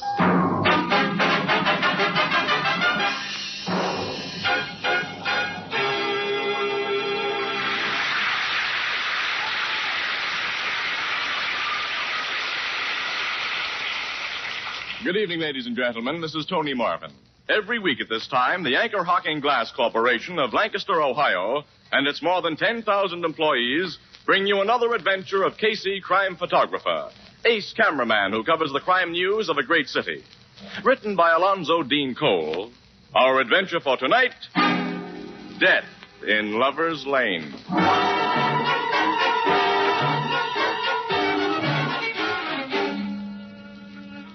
A moonlight night, a lonely road, a parked car in which, close together, sit a man and woman. Ah, romance. And then, from the dense woods that line the road, the sharp snapping of a twig. Bill. Something's moving behind those trees. A man. I see. He's coming this way. What's your car doing here? Is that any of your business, mister? I think so. I'm a police detective. Bill. Quiet, Nora. What do you want, officer? Stay where you are. He's pointing a gun at us. What's the big idea, fella? If you're a cop, let's see your badge. This gets my badge. Both of you, stick up your hands. My hands are coming up, mister. With this. You got him in the arm, Bill. Knock the gun out of his hand. He's running. All right, you phony. Now stop or I'll kill you. I'm a real cop, and this is your last warning. Okay. He made the woods. He's getting away. I'm going after him. Now blow your whistle, Nora, and signal the boys to close in. This guy is the Lover's Lane killer.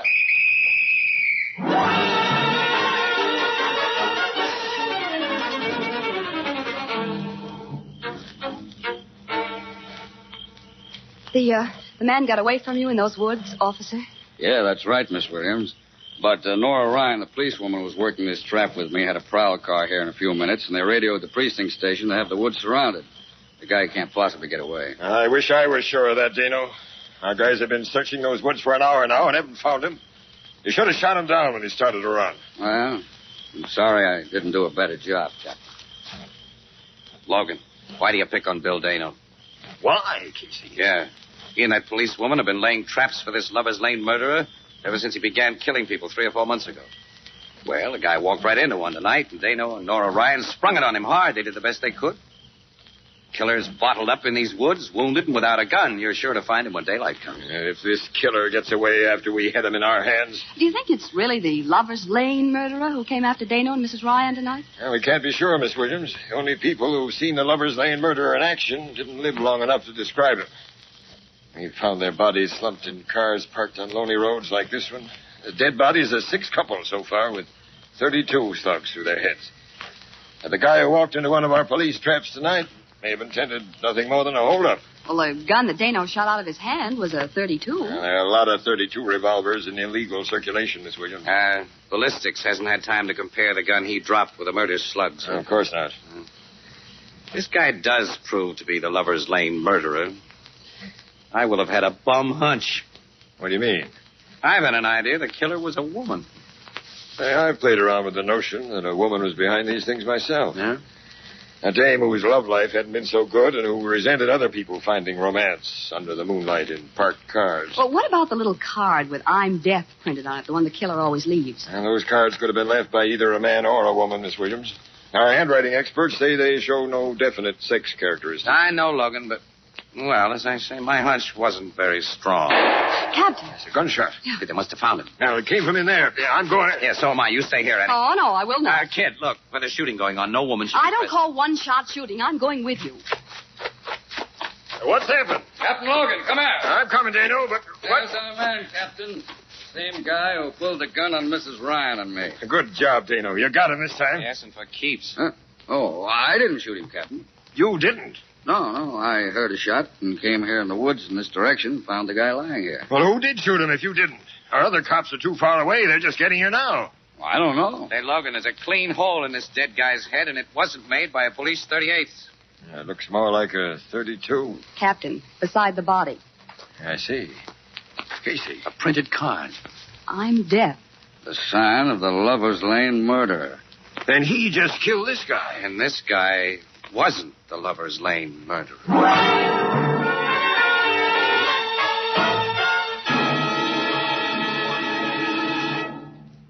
Our story will continue in just a moment. Extra, extra, read all about it. Great new discovery makes beer and ale easy to enjoy. It's a new kind of bottle. A different kind of bottle. It requires no deposit. No fussing with pennies. You don't have to return it. No bother with empties. Just pour out the beer And throw the bottle away. It's light as a feather. No arm-weary lugging. It's sturdy and compact. Save space in the icebox. It's easy to open. And safe to drink from. It belongs on the table. It's at home on a picnic. And, brother, what flavor? That true brewery flavor. Protected by glass. As only glass can protect it. Yes, the revolutionary new Anchor Glass one-way no-deposit bottle is sweeping America. For flavor that's brewery bright, demand beer in bottles. For safety and convenience, demand your favorite brand in the new Anchor Glass one-way no-deposit bottle. Product of Anchor Hocking.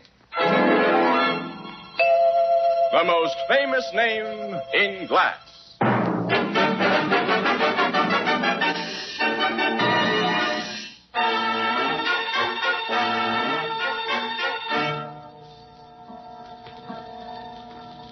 Oh, Logan, why be sore at your cops? When they heard that shot, they naturally did the same thing as you and Ann and I did. They investigated. And while all of them were making for this point where the shot came from, the killer who left that I'm Death card was making his getaway. Oh, I don't think he's gotten away, Captain. He's still trapped in the woods. You'll get him.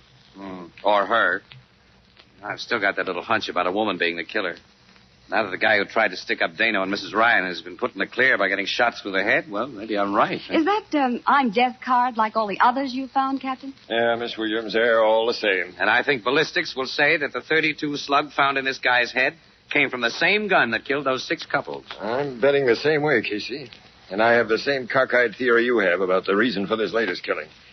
Now, Lover's Lane murderer, whether man or woman, must be a psychopathic case. And such people nurse terrific egos as well as terrific grudges. And he'd have gotten a kick out of shooting this man practically under the noses of you cops. Yeah, that's it, Miss Williams. And the shooting served a practical purpose, too. It drew most of the searchers to one point and enlarged the guy's chances for a getaway. Captain Logan. Yes, Sergeant? We've just found out the killer may have gotten out of these woods. What? There's an old dry culvert passes under the road on the northeast, and it's grown all over with bushes, but looks as if our killer knew about it and used it. That's just swell. I've learned something else, Captain. Maybe good news. That I'd like to hear. There's a half-crazy old guy lives in a cave in the hills just north of here. One of them hermits. Hates people, and he knows every inch of these woods. They say he especially hates young people, Captain. Hey, that sounds like a pretty good description of the Lover's Lane murderer, Captain. You say he lives in a cave, Sergeant. Yeah, the only name folks know the old guy by is Old Eve. We'll pay Old Eve a visit right away. Captain Logan.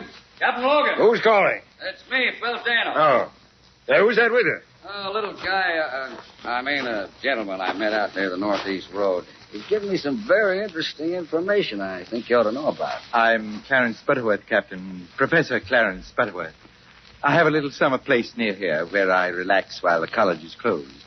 I teach psychology at Sylvester Normal. Glad to know you, Professor. Captain, if I may, like many other people of the neighborhood, I was naturally attracted by the large number of police cars and officers searching these woods tonight. And when I learned the reason for their activities, I introduced myself to this detective. Tell Captain what you told me, Professor. Yes, of course, Officer Dano. Captain, as one familiar with this section, I think I can suggest a suspect for your investigation. I've just been hearing about the hermit, Old Eve. Yes. Old Eve, a pronounced misanthrope. A what? A hater of mankind.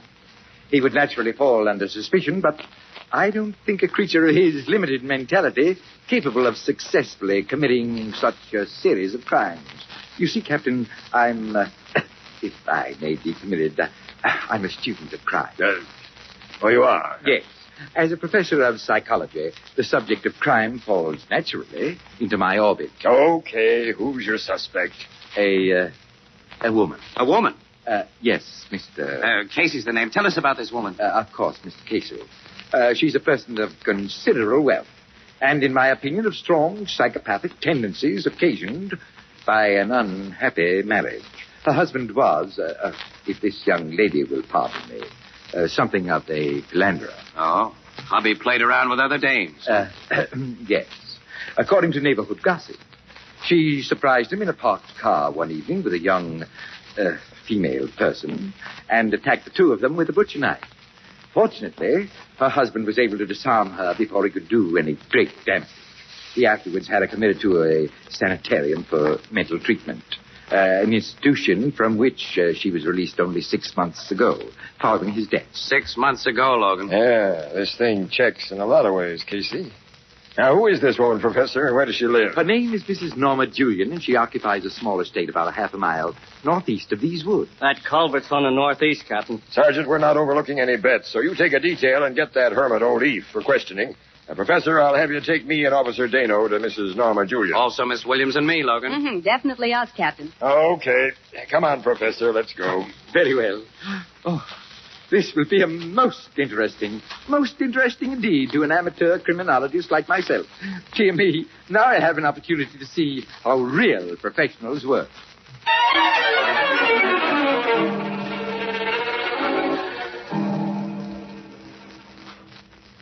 I'm Norma Julian. What do you policemen want? I've just been talking to your servants, Mrs. Julian. They say that you've been away from home most of the evening, that you returned only a few minutes before we arrived. I'm frequently away from home. What about it? Well, I'd like to know where you've been. It's none of your business. But I've been out walking. Alone? Alone. I prefer my own company. Did you meet anyone during your walk? I tried to avoid meeting anybody. Where'd your walk take you tonight? North of here. In the hills. You weren't south of here in the woods? No, I was not. Why? There are burrs in your skirt, Mrs. Julian, and those woods are full of burrs. There are plenty of burrs in the hills. What's the purpose of this questioning? And how dare you policemen bring that young woman into my house? Oh, me? Yes, you. You're the sort of woman that stole my husband, the kind that makes people say I'm crazy. You're the kind that just... Stop her, Dino. She's going to hit me with that vein. She's under control, Annie. Get the handcuffs on her. Boy, she's crazy, all right. I'm satisfied she's the one we've been looking for. Take her to headquarters, men, and get the psychiatrist to give her a going over while I search this house for a .32 revolver. Yes, sir. Come on, Mrs. Julian. You're going to tell us. Dear me. What a violent woman. Professor, I'm very grateful to you for your tip. Well, I'm happy to have been of service, Captain. We amateur criminologists can serve a purpose, can't we? You served a double one tonight, Professor. Thank you. You made a little hunch of mine pay off. Hunch, Mr. Casey? Yes, I had a feeling that the Lover's Lane murderer was a woman. Captain Logan. Huh? Captain Logan. What are you doing here, Sergeant? I've got the Lover's Lane murderer, sir. What? That is, we know who he is. We got him surrounded. What are you talking about? Yes, what do you Old mean? Heath, the hermit. I took a couple of men, went to arrest him like the captain instructed. When we got in front of his cave, he started shooting. Started shoot? It's already winged one of our men. I had to call in reinforcements before I came here to get your further instructions, sir. There's a regular battle going on at that cave. But why is the old fool putting up a fight? He's not the murderer. But he is, sir. When he started shooting at us, he yelled the words on them cards and kept on yelling them. He says over and over, I'm deaf, I'm deaf.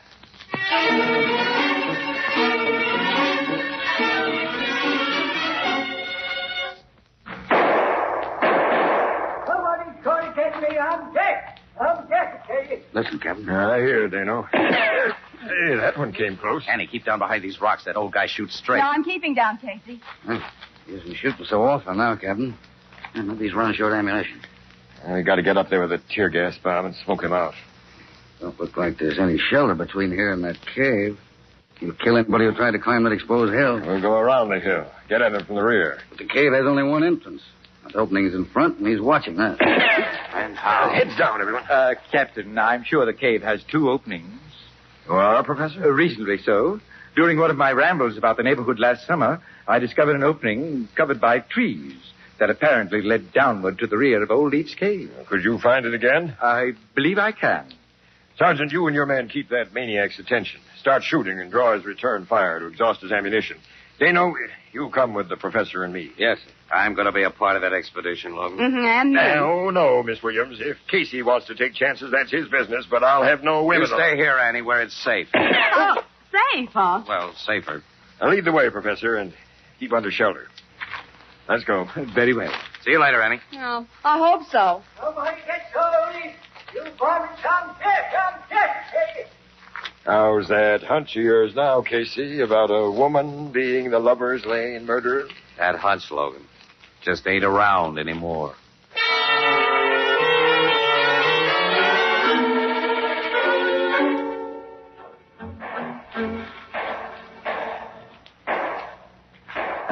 Here's the opening, gentlemen. This is the cave, Logan. Say, Logan, how are you going to work this thing? Drop in a tear gas bomb? No. Well, this hole's wide enough to squeeze through, so I'm going down. That old guy will put a rifle bullet right through you. Well, he hasn't returned his shot to our guys for a long time now, Casey. He may be out of shells. Anyway, he's being kept so busy watching his front door. It's a big chance, pal. Well, Dano will follow and cover me. So will I. You haven't a gun. So what? So you're nuts. Gentlemen, I think you're extremely foolhardy to venture in there. Well, it's got to be done, Professor. Here goes. Dear me. This is exciting. I'm down, Dano. Come on and be quiet.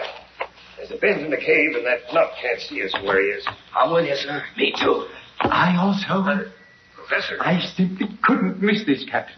And I know you won't let me get hurt. I'll keep quiet then and keep back. Come on, Dano. All right. Hey, Captain. Yeah? Look, there's the old guy now, crouching behind that barricade. His rifle's on the floor. He's out of ammunition. Hey, Logan, he's got something else in his hands. It's not a gun. It's a bottle. There he goes.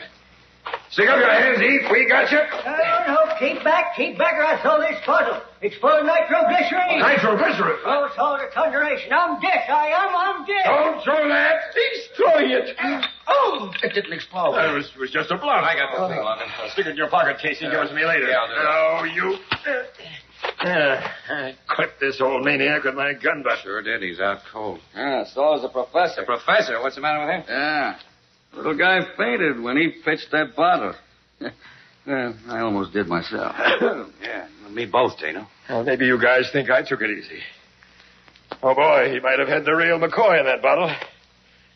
But anyway, we finally got the Lover's Lane murderer. I hope.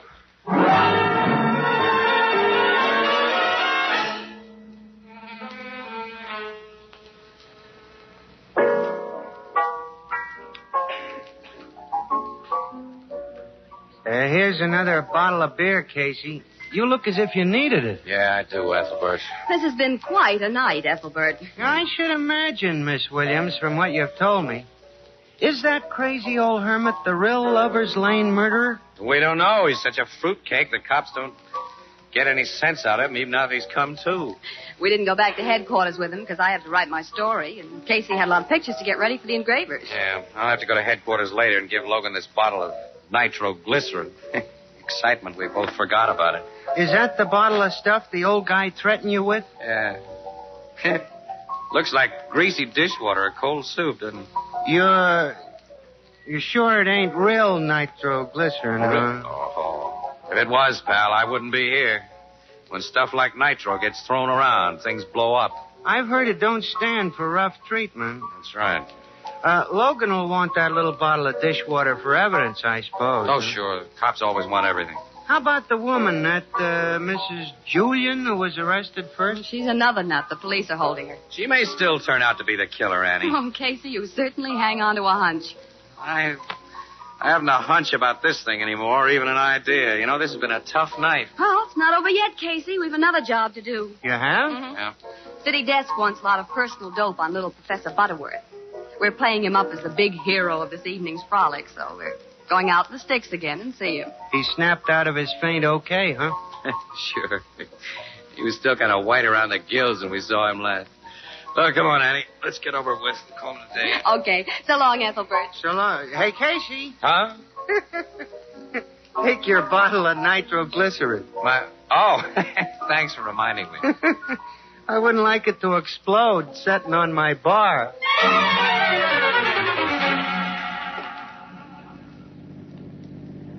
Sure you know how to find the professor's house, Casey? Well, I have the address. Told me it's only a mile back of these woods.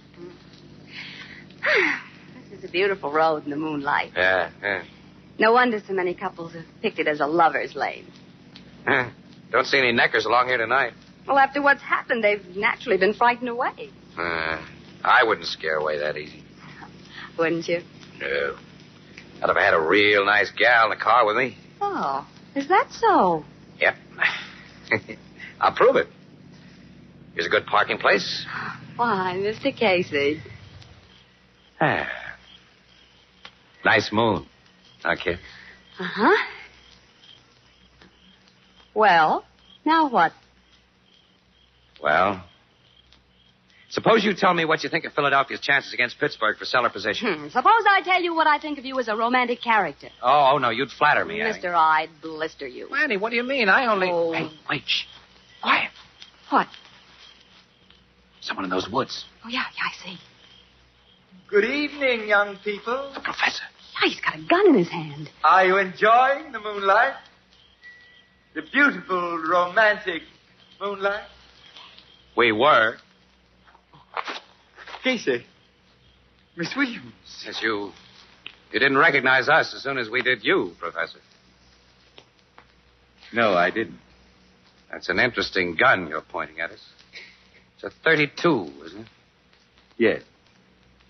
A 32. Then, you're You're quite right, Miss Williams. I'm dead. Don't move, Mr. Casey. Well, one up for you, Professor. Hey, tell me, why are you a killer? And the kind of killer you are? Oh, Mr. Casey. I know you're only trying to gain time, my boy, while you strive desperately to think of a way of escape. But I can spare a little time, and it'll be interesting to observe your desperation. That's why you kill? To observe? Exactly, Miss Williams. Oh. I'm a student of human emotions, and the only way to know them is to have them. A man cannot understand the mind of a murderer until he himself has killed. And he cannot know the feeling of power until he has killed often. Until he has become as death itself. Oh, you're mad. Oh, no. Old Leaf is mad. Mrs. Julian's mad because they hate. I hate nothing. I love nothing. I merely observe. I weigh. I'm a true scientist. See? Yes, Something I've just remembered. And tell me, what is that, my boy? That guys who don't hate anything or love anything can be very much afraid of things happening to themselves. I don't understand. Maybe this will remind you. It's the bottle of nitroglycerin I took from old Eve. No, put that down. I'll put it down at your feet if you fire that gun. No. Drop that gun. Yes, I will. He dropped the gun, Casey, and fainted. He's out cold again. Now I've got his gun. Well, now, why did he fall for your bluff? He knew that bottle didn't explode before. How do I know what makes it madman tick, Annie? I didn't think he'd fall for that nitroglycerin gag. It was all I could think of, though. Hey, Casey, here comes a police car. Yeah, we'll flag it down. Get this guy under handcuffs. Hey, stop him, Casey. Casey, I thought we'd never find you. Hi, Logan. Hey, what are you doing here? For you, too? Your city desk told us you'd gone to the professor's house when we found nobody there. Never mind about that, Sergeant. Say, here's the professor. Never mind about that, Logan. Tell me. Give me that bottle. Bottle? Yeah, the one you took from old Eve. Huh? Oh, sure. Here it is. Catch. No! Hey, you take it, Sergeant, and wrap it up carefully. Yeah, I'll say I will. Wrap it up carefully. Yeah. Old Eve swears it's the real stuff, Casey. He told us how he made it. The good Lord only knows why it didn't blow us all apart when he threw it. Must have just landed easy. That stuff? Is, real... nitroglycerin? Yeah, I recognize the soupy look of it now. No. Oh, Casey, I think I'm going to faint. Annie, move over. I'll join you.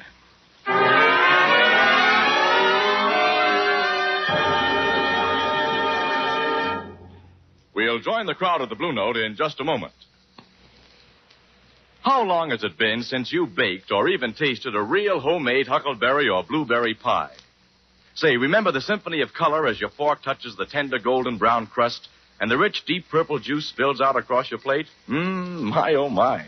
You know, good cooks, and my mother among them, tell me this is one of the hardest pies in the world to bake properly. But there's one way to be sure of results with any kind of pie. Use Fire King oven glass pie plates. Crusts are always golden brown and fluffy. Pies bake all the way through without danger of scorching. And, of course, that beautiful pale blue Fire King oven glass presents your pie at its best when you bring it to the table. Right now, you'll find at your 5 and 10 cent store or any other store selling household glass an unusual Fire King value. A big 9 1/2 inch Fire King pie plate for only 25 cents, or slightly more in distant cities. It's genuine Fire King oven glass, guaranteed for a full 2 years against oven breakage. And remember, its cost is only 25 cents. This Fire King oven glass pie plate is another product of Anchor Hocking, the most famous name in glass.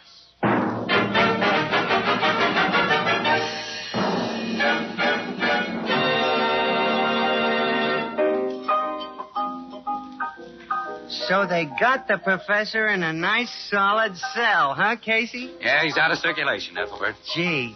And you got him with that phony bottle of explosive that was nothing but greasy soup. Yeah. We haven't told you about that bottle, pal. The professor, having a good knowledge of chemistry, among other things, had recognized it from the first as real nitroglycerin. Real What? Yeah. There was enough in that bottle to blow up a city block. And you had it sitting in front of me on this bar tonight. That's just what we did. Ethelbert. Wait a minute, pal. Hold on. Hold on. I'm trying to, Casey. Casey! Ethelbert! Hey, don't faint. Ethelbert. Anne, he's... Walter! Walter!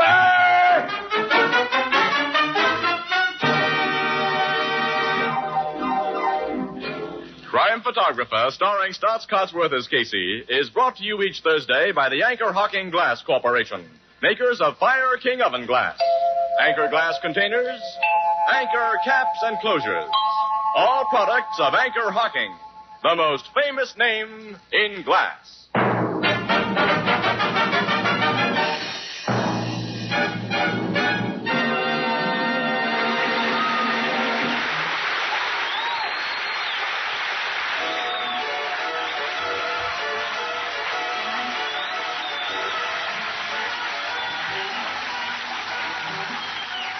Crime Photographer is directed by John Dietz. The original music is by Archie Blyer, and the program features Miss Jan Miner as Anne and John Gibson as Ethelbert. Herman Chittison is the Blue Note pianist. This is Tony Marvin saying goodnight for the Anchor Hocking Glass Corporation of Lancaster, Ohio, with offices in all principal cities of the United States and Canada. Thursday night on CBS is the biggest show in town. So stay tuned for exciting dramatizations on Reader's Digest Radio Edition, which follows immediately over most of these stations.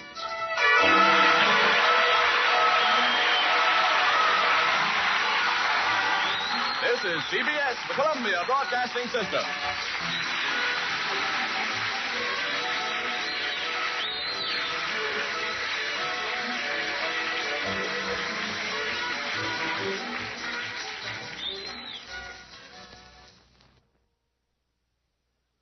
The Anchor Hocking Glass Corporation brings you Crime Photographer.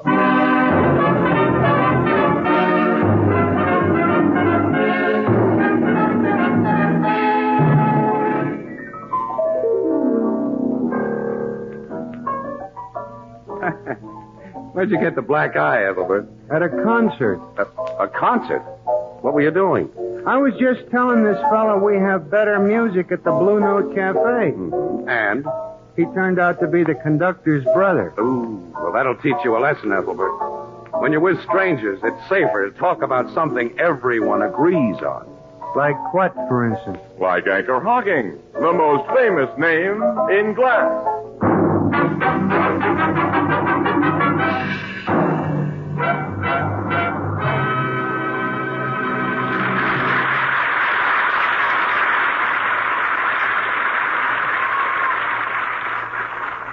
Good evening, ladies and gentlemen. This is Tony Marvin. Every week at this time, the Anchor Hocking Glass Corporation of Lancaster, Ohio, and its more than 10,000 employees bring you another adventure of Casey, crime photographer, ace cameraman who covers the crime news of the great city.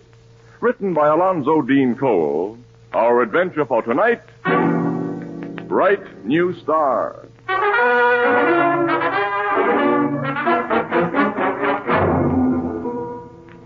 Late afternoon, a Metropolitan Theater. Its auditorium is empty and its half-lighted stage is bare, except for several dozen folding chairs and a few rough tables that have been used for a rehearsal. In the center of the stage stands a smiling young woman surrounded by newspaper reporters and photographers. Among them, Ann Williams and Casey. Tilt your head up just a little more, Miss Holliday. It'll give you a better neckline. Make the smile a little wider, please. I'll try, gentlemen. That's it. Hold it. There. Now sit down and cross your legs. Huh? Yeah, we want a little cheesecake. All right. Will this do? Pull the skirt a little higher. Like this? That's swell. Say, you photographers get out of the way and give us reporters a chance. Danny, you can take over as far as I'm concerned. I wasted enough good Super Pan press film on this publicity build-up. You think she's pretty, Casey? Sure, but I think she'd double-cross her own mother in order to get what she wants. She'll be getting what any woman would want when this play opens tomorrow night. Her name and lights and... and she's half as good as the rave notices she got on the out-of-town tryouts. She'll be the biggest smash we've had for a long time. Yeah. Well, go on over and get your interview. I'll have a gab with Hartley Owens. Oh, he's a nice old thing. I'm glad he's finally got what seems an assured success in this play. Yeah, so am I. He must have been down to his last half a shoestring when he got his mitts on his comedy. Well, I'll get over to this bright new star and hear her throbbing success story. Oh. Join you later. Okay, Annie. Hello, Mr. Owens. Hello, Casey. It was nice of all you newspaper boys and girls to come here today and give me this break.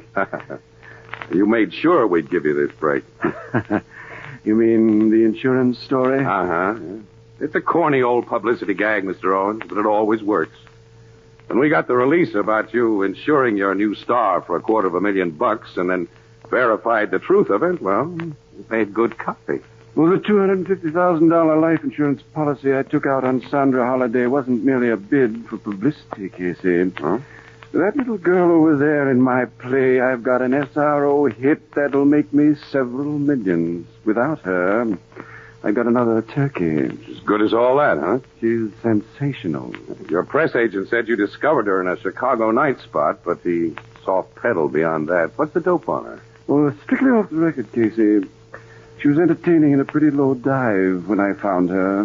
One of Murray Solano's places. Uh-oh. I knew Solano when he was running a clip joint in this town. It was a honey. So is Solano. I'm very much afraid. Afraid of what? Of complications. Huh? Solano's crazy about this girl. He wants to marry her. Ooh. Well, if she does, the publicity will wreck both her and your show. You know, among other assorted crimes and misdemeanors, that guy's strongly suspected of a couple of murders. Well, she won't marry him. As a matter of fact, Sandra's even more anxious to get rid of him than I am. But Solano has money, Casey. He was helpful to her before I took her out of his place. I think that she had encouraged him a little too much. Now it's going to be hard to give him a brush off. Very hard. He's followed her here. He even managed to get a suite at the Courtleigh Blenheim where she's stopping, and on the same floor. Sandra wishes to be completely free of him. She's temperamental and impulsive. If she doesn't handle the situation wisely, he might get nasty. He will. Murray Solano was born nasty. Hello, Hoffman. Oh, good afternoon, Bernice. Our dear little Sandra seems to be having a most enjoyable session with the newspaper people. Yes, indeed. Bernice, allow me to present Mr. Casey of the Morning Express. Casey, this is my other great star, Miss Rolfe. Well, it's a great pleasure to meet you, Miss Rolfe. I've admired your acting a long time. Thank you. You're a photographer, Mr. Casey? Yes. Then why aren't you taking pictures of Mr. Owen's sensational discovery? Well, I've already taken some. I'd like to shoot several of you, Miss Rolfe. That's diplomatic. Bernice, my dear, you know. Yes, Hartley. I know. Good day, Mr. Casey. So long, Miss Rolfe. Her nose is out of joint, huh? Oh, she's terribly jealous of Sandra. When this play went into rehearsal, Bernice was engaged for what then seemed to be the stellar role. But when the writers and my other associates in the production saw what we had in Sandra, her part was lengthened and developed, and Bernice's was cut. If I hadn't had her signed to an ironclad contract, she'd have walked out on me. Must be pretty hard for her to take. Bernice Rolfe's an established star, and to have an unknown come in and take all the gravy. Well, it made her rather poisonous, to say the least. Yeah. Bernice has rooms at the Courtleigh Blenheim, too, on the same floor as Sandra and Solano and me. I'm going to have a time preserving peace there as well as at the theater. Isn't that Solano coming in? Oh, yes. I haven't seen him in a long time. He's put on a lot of weight. Owen? Hello? Wow, Casey. Long time no see. Yes, long time, Solano. Been shooting pictures of Sandra, huh? She's something, ain't she? A bombshell, from what I'm told. A guy with eyes shouldn't have to be told. After my first look at her, Casey, I knew she had everything. You've known her for some time? Not long enough. Say, Owens, I figured it'd make Sandra feel good if I threw a party in her honor tonight. You know, give her a big send-off with flowers and champagne, wish her success. So I've made arrangements at the Silver Club. No, Mr. Solano, I told you there'd be no parties tonight. Tomorrow night's our opening, and Sandra must have complete rest until then. Not with that rest stuff. That kid likes excitement. Hey, Sandra! Yes? I want to talk to you a minute. I'm terribly busy. Excuse me, Casey. I've got to make sure she doesn't... Yeah, I'll go with you, Mr. Owen. Ditch those newspaper characters for a minute and get an earful of what I've cooked up. I'm throwing a big party for you tonight, kid. Mr. Owens doesn't want me to go out this evening. So what? Now, here's what we're going to do, babe. How dare you call me babe? Huh? Mr. Solano, you neither know me long enough nor well enough to call me babe. Of course, this is an act, kid. It is not an act. I want you to leave me alone. I thought your head has been getting bigger and your hat's a little higher. Mr. Owens, please have this man put out of the theater. Sandra. Put me out, huh? Isn't it plain enough that I don't want to see you anymore? Yeah. It is now. Come on, babe. Thanks for finally giving it to me straight, just how I stand.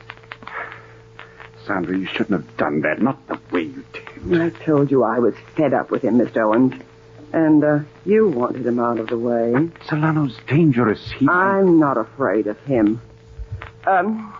Ladies and gentlemen, I'm sorry this unpleasant scene had to occur before you. Now, As I was telling you, reporters, I was brought up in an exclusive section of Pittsburgh. My father worked in a bank. Probably a gravel bank.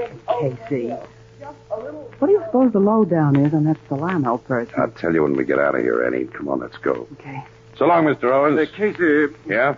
Will you excuse us a moment, Miss Williams? Certainly.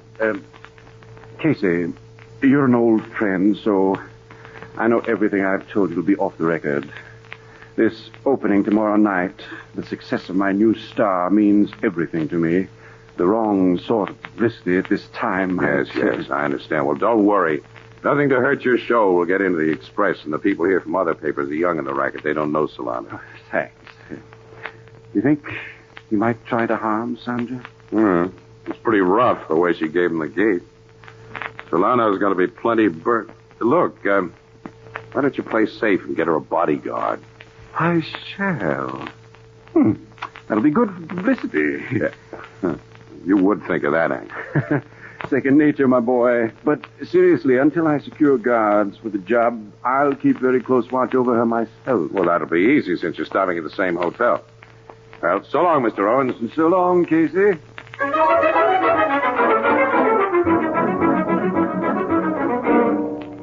I'm sorry, Mr. Owens. Miss Sandra Holliday doesn't answer her telephone. Well, I'm sure she's in her suite, operator, probably sleeping soundly. She has a breakfast appointment with me this morning, and I promised to wake her with a call, so please try again. Very well, Mr. Owens.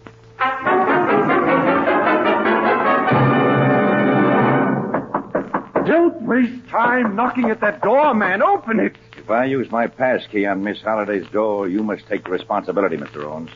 Ladies don't usually like it when house detectives barge in. I'll take all responsibility. I tell you, I've been trying to rouse her by phone for almost half an hour. Don't be worried, sir. She may have gone out. I told her not to go out. Open that door. Here you are, sir. But nothing ever happens to people in this hotel. Merciful Lord. Sandra. Her head's all bashed in. She's dead. Dead before she could open tonight. I've lost at least $1 million. You can think of money at a time like this? Yes. And of paying off the man I think has robbed me of it. He's in this hotel, on this floor, if he hasn't run away. Call the police and then arrest Murray Solano.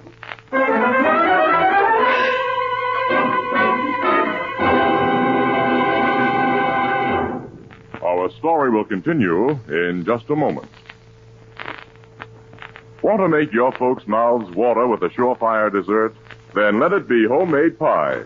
And set it on the table in a gleaming Anchor Hocking oven glass pie plate. Its fluffy, light brown crust will give a tempting hint of the goodness within. Peaches, berries, or creamy lemon meringue. And those delicious pies will be even better when baked in a Fire King oven glass pie plate, because they bake all the way through. And after the last delicious piece is tucked away, that beautiful Fire King oven glass plate washes clean in a jiffy. Now, right now, your favorite 5 and 10 cent store and all other stores selling household glass are featuring an unusual bargain. A big 9 1/2 inch Fire King oven glass pie plate at only 25 cents. Slightly more in distant cities. Be sure to get your Fire King oven glass pie plate now while the supply lasts. You'll enjoy it for years because, like all Fire King oven glass, it's guaranteed for 2 years against oven breakage. Ask for Fire King oven glass by name. Another product of Anchor Hocking. The most famous name in glass.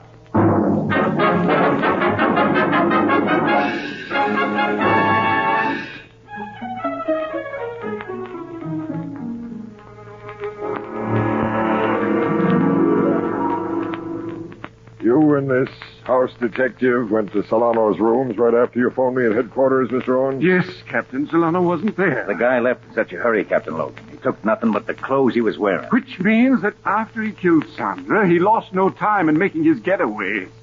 Casey, have you told Captain Logan what happened at the theater yesterday? Yes, on our way here, I happened to be in Logan's office when the murder report came in. You, house detective, what's your name? Bannon, sir. Have you made any check on Solano's movements, Bannon? Yes, Captain. He was last seen coming into the hotel about 12 o'clock last night. And no one remembers seeing him leave again after that. I'll put my men checking on that. Until the medical examiner gets here and gives me the lowdown, I'd guess this woman's been dead about 8 hours. Since 2 o'clock this morning. Yeah, that's my guess, too, Logan. I'm glad to have your support, Casey. Happy to give it to you, pal. And the murder instrument was obviously that heavy brass candlestick from which somebody has carefully removed all the fingerprints. Well, a guy like Solano would remember to do that. Yeah, but would Solano have used a candlestick? Why not? I can see him giving her the business with a gun or his fist by choking her to death. If he'd used a gun, the shot would have been heard. Yes, I know that. But, no, the picture doesn't seem just right. And how did he get in here between midnight and 2 in the morning? Well, I think Sandra let him in herself, Casey, perhaps because I instructed her not to do so under any circumstances. You saw yesterday how headstrong she was, and she had no fear of Solano. I thought you were going to get guards for her, Mr. Rose. I did. Men from the Phoenix Detective Agency would be close to her every minute after this morning. After this morning? Well, Sandra had promised me she wouldn't leave her suite until she accompanied me for breakfast, Captain. I was foolish enough to think she'd be safe there. I'm a man who makes big mistakes. I've made nothing else during the last half-dozen years. Now, I've made my biggest and lost a fortune. Your show has no chance without Miss Holliday, huh? None whatsoever. Oh, if my stockholders insist, I'll put in another actress and give the thing a showing here, but they'll be wise if they let it drop and console themselves with the return of their investment from the insurance I took out on Sandra's life. Oh, your stockholders share in that $250,000 policy. Well, naturally. Takes them from all loss. Who are your stockholders? Why, that's a private business matter, Captain. There can be no privacy where murder is concerned. Yes, you're right. Well, as you're probably aware, Captain, conservative businessmen rarely wish it known that they invest in anything as speculative as a theatrical venture. So I must ask you and Casey to treat the information you've requested as confidential. Oh, certainly. Sure. R.G. Whipple, the banker, is my chief backer. State Senator Pearson is the other. Thanks. I have to ask a lot of personal questions in a case of this sort, Mr. Owens. Well, I trust that I'm not under any suspicion. As investigation of my affairs will assure you I had every reason to keep Sandra Holliday alive. I believe that, Mr. Owens. But, Murray Solano may not have been the only person who would have liked to have seen her dead. What? You think somebody else? Bernice Rolfe wasn't exactly a friend of Miss Holliday. Jealous women can be as murderous as jilted men. Oh, Casey, I'm sure that Bernice... Hey, what's this about? Well, Mr. Owens can give you the details better than I can, Logan. And after he gets through, I think there's an actress you want to talk to. An old star who didn't like being outshone by a new one.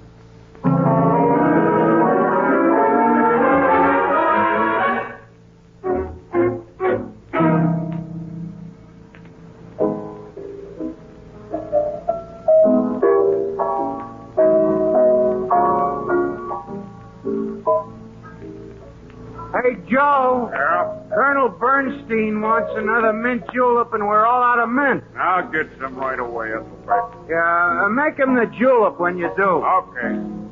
Joe just lets things go behind this bar. Joe does. Well, sure, Miss Williams. I'm not supposed to do everything. Everything. Now, go on with what you were saying, Casey. Captain Logan didn't get anything out of Bernice Rolfe, huh? No, nothing. Nothing except denials, pal. She had every opportunity last night to make a round trip from her rooms in that hotel to Miss Holliday's suite. As a member of the show, Holliday would naturally have let her come in. But Miss Rolfe says she didn't go near Sandra Holliday's suite last night, and nobody saw her go near it. Nobody saw Solano go near it either, Annie. Nobody saw anybody go near it, did they? Apparently not. Well, I think it's a waste of time to suspect anyone but Solano. The simple fact that he sneaked out of that hotel and that he's hiding from the cops now is proof of his guilt. Annie, that's circumstantial evidence. You don't believe Solano did the job, huh, Casey? Well, Ethelbert, I'm trying to keep an open mind about it. The guy, of course, is a lousy racketeer. He's a suspected killer. But he's never shown the kind of a yellow streak that a guy must have before he beats a woman's brains out and from behind her back at that. Oh, I don't know. I'm probably all wrong. Logically, he's the guy, but... Well, I have a hunch. Uh-oh. One of them things again, huh? Yeah. Placing any bets on it? I got a couple of bucks in my pocket that ain't working. Yeah, well, keep it there. My common sense tells me this hunch is wrong. I'll take that $2 bet, Ethelbert. Huh? On Casey's hunch being right, Miss Williams? On his common sense being wrong. I'll always bet on that. Annie, what do you mean? The bet's $2 his hunch is right because his common sense is wrong. Mm-hmm, that's it. It's a deal. But remembering past experience, I think I've stuck my neck out for the losing end. Oh, yeah? Casey, as my sister Edna says, quote, people are like onions. They usually repeat. Pardon me. I mean, unquote. Oh, my admiring friend. How's Hartley Owens taking the whole thing, Casey? Everybody says he'd be riding high again if his show could open with that girl. Well, he's taking it like any guy would who lost a potential $1 or $2 million. He'll collect on that big insurance policy, of course. Only a small part of it, 20%. $50,000 is peanuts to what he would have made on the show with Sandra Holliday. Who gets the other 80%? His backers. Who'll make plenty on their investments. Say, maybe one of them backers figured insurance dough was more sure than that show being a hit. No. Forget it. Logan checked the backers. They're both very rich, very law-abiding guys who wouldn't have and couldn't have killed Sandra Holliday. How can you say that Big Jim Maxon is law-abiding? Why, he ain't even very rich. Big Jim Maxon? What about him? Who runs Maxon's Tavern? I know. You know, he's in the rackets, Casey. Well, what's Big Jim Maxon got to do with it? He's one of Hartley Owens' backers. What? Big Jim? Oh, you're nuts. He told me he was. Said he bought 20% of the show for $10,000. He told you? Only a couple of nights ago. He asked me to keep it confidential, count of that hard-boiled wife of his wouldn't approve. And he said that Heine Troutman, the gambler, had 20% too. Casey, this may mean that... Annie, sure. Look, come on. We're going to find Logan. Then call on Big Jim and Heine Troutman. Why, Casey? Well, when we have time to tell you, pal, I think it'll cost $2. $2? Your bet to me, Ethelbert. Against Casey's Huns.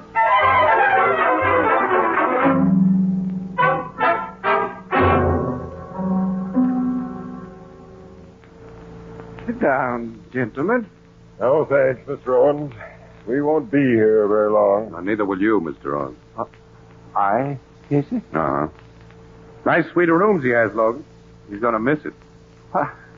I don't understand. This afternoon, I called on the backers of your show whose names you gave me, Mr. Whipple and Mr. Pearson.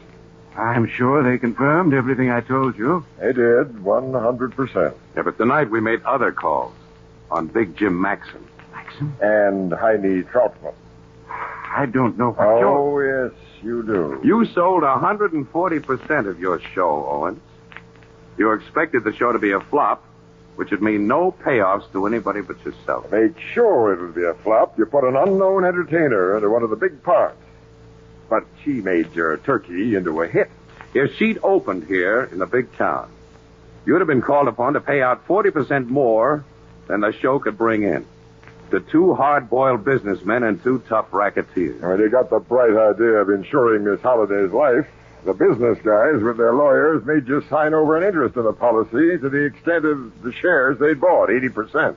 But in the deal you made with Maxon and Troutman, you merely had to return their invested dough, $20,000, if Miss Holliday's death made the insurance collectible. So, to keep yourself from being sent to jail by the business guys or being rubbed out by the racketeers when they got wise that you'd sold them watered stock. And to still make $30,000 out of your swindle that had backfired. You killed Sandra Holliday. You may as well admit it, Owens. Solano killed her. Solano did it. You made it look that way. Oh, he was to be your fall guy. Yeah, stick out your wrist, Owens. I've got a pair of bracelets for you. Oh, no. Logan, give me that gun. If either of you take a step, I'll shoot. You think I came here to arrest a murderer without posting 10 men in the hall outside to cover us? Nobody's going to get me. There's an extension roof only a floor below these windows. I'll jump and get away. You're crazy. Maybe I am crazy. So crazy I'm going to kill both of you. He's going to shoot you. Wait. Oh, it's on the floor. Who fired? I shot the rat, Captain. Solano. Yeah, Casey. You're okay. This gat in my mitt won't do you and Captain Logan any damage. Thanks. Yeah, $1 million. Funny. I never thought I'd save the life of a cop and a newspaper guy, but things don't always happen the way we figure. No, we just found that out. Tell me, how did you get in this room? That's funny, too. I was coming along the hall this morning when I heard Owens and that house dick talking in Sandra's suite. I heard him say she was dead. And Owens said I'd killed her. Knowing how I stand with cops and having no alibi, I did a quick duck through another open door into here. You've been hiding out in Owens' suite? You cops never bothered to look for me in the rooms of the guy who would set you to hunting me. And he didn't know I was here. Any more than I knew he was the rat who killed Sandra. Funny all around. Funny. Wouldn't have been funny for Logan and me if you hadn't been here. That maniac had the drop on us. We hadn't a chance. Maniac, huh? You heard him. He was crazy. The Owens is coming, too. You didn't kill him, Solano. I'll get a doctor for him. First, give me your gun, Solano. Casey and I are thankful you had one and used it as you did. I'm keeping this gun. Huh? It's got a little job to do. Solano. The rat who turned my girl against me and then killed her isn't going to die of old age in an asylum. Solano! Give me that gun, you fool. You can have the gat now, Captain. You're under arrest, Solano. For murder. Sure, Captain. Funny, ain't it? The way you finally pinned me for a rap in the hot seat.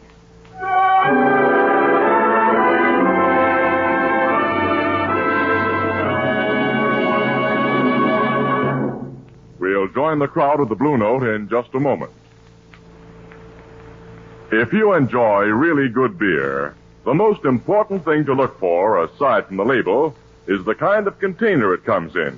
Be sure it's a bottle, a glass bottle, for glass and only glass can bring you beer and ale the way it's meant to taste, with no foreign flavor. Now, today, you can buy beer and ale in a brand new kind of glass bottle, so light and compact, so inexpensive to brewers, that it requires no deposit. Yes, sir, never again will you have to worry about those extra pennies or about returning empties to the store. Simply enjoy your favorite beer or ale, and when the bottle is empty, throw it away. This amazing new one-way bottle is a natural for picnics. It looks well on any table. For beer that's brewery bright, demand a glass bottle. And for convenience, demand your favorite brand in the Anchor Glass one-way, no-deposit bottle. A product of Anchor Hocking. The most famous name in glass.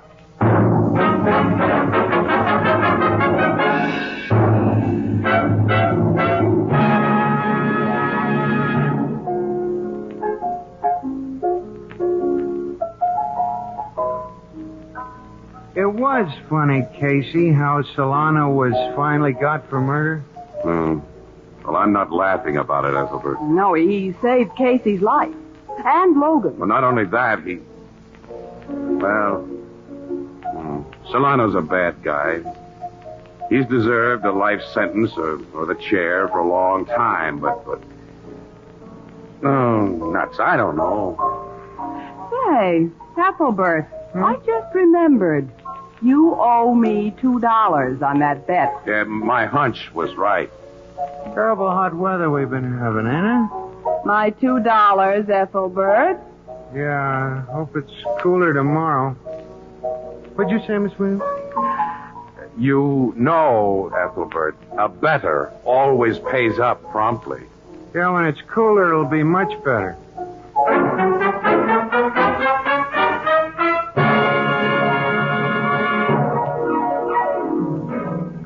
Photographer, starring Stotts Cotsworth as Casey, is brought to you each Thursday by the Anchor Hocking Glass Corporation, makers of Fire King Oven Glass, Anchor Glass Containers, Anchor Caps and Closures. All products of Anchor Hocking, the most famous name in glass.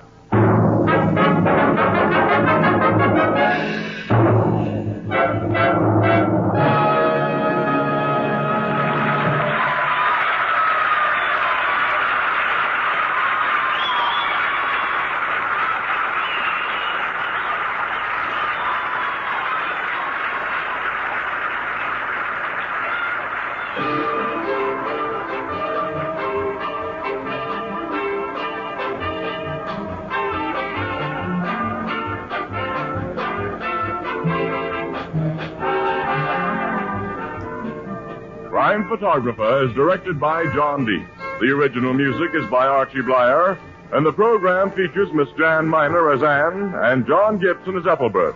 The part of Hartley Owens was played by Roger the Coven. Herman Chittison is the Blue Note pianist.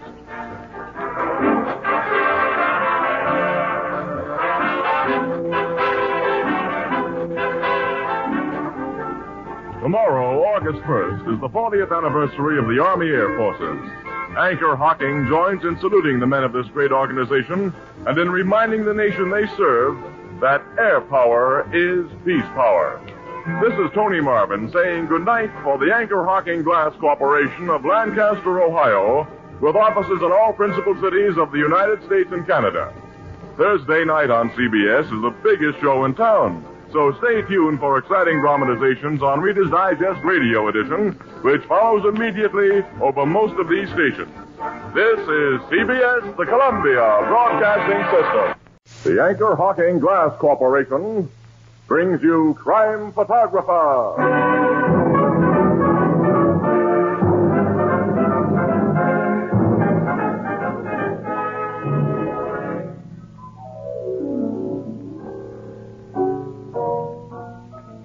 You know, wherever you go these days, you hear people speaking foreign languages. That's true. Why, only the other day a little Frenchman came up to me and said, Anchor Hocking, les plus fameux noms des vitres.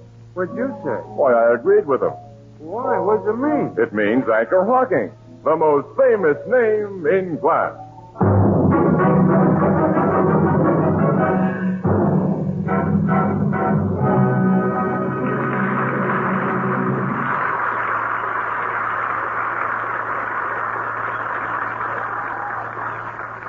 Good evening, ladies and gentlemen. This is Tony Marvin. Every week at this time, the Anchor Hocking Glass Corporation of Lancaster, Ohio, and its more than 10,000 employees bring you another adventure of Casey, crime photographer, ace cameraman who covers the crime news of a great city. Written by Alonzo Dean Cole, our adventure for tonight, Bushman'S Holiday.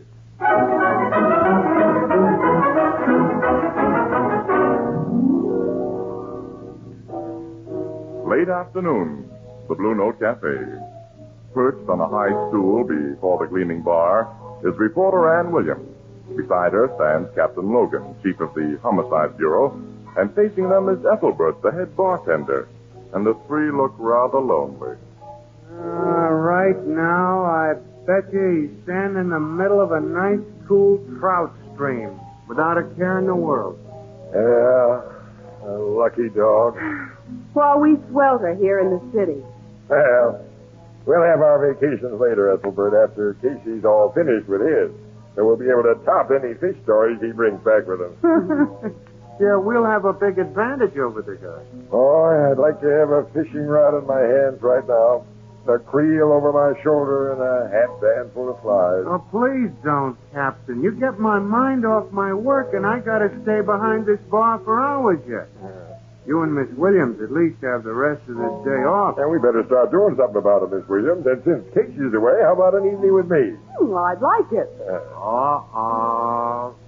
Maybe I better write the guy and tell him what goes on between you two. Go ahead, Ethelbert. I'd like to worry the lark.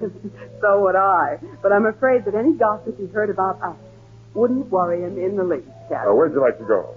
What? How about driving out to the beach? You can have a swim. Oh, that would be perfect. You two are breaking my heart. We're sorry for you, wage slave. Let's go, Miss Williams. Come on. See you later, Ethelbert. So long. So long. Hey, Walter, bring up some more of those doggone lemons. Hey, it's after 4 o'clock, and I'm hungry. Me too. Shall we go back into the Blue Note? Oh, I eat there so often. Let's go to Rodney's Diner. That little joint? Well, you can't get a better sandwich anywhere in town. And besides, I want to find out if Mamie got her engagement ring. Mamie? Mm-hmm. She's the cute little waitress at Rodney. Oh, yeah, the very young one you and Casey like. Mm-hmm. She just turned 17, and she has a very heavy romance with a soda fountain boy at Schlegel's drugstore. Okay, we go to Rodney. Tell me about the heavy romance. Well, the course of true love hasn't been running smoothly.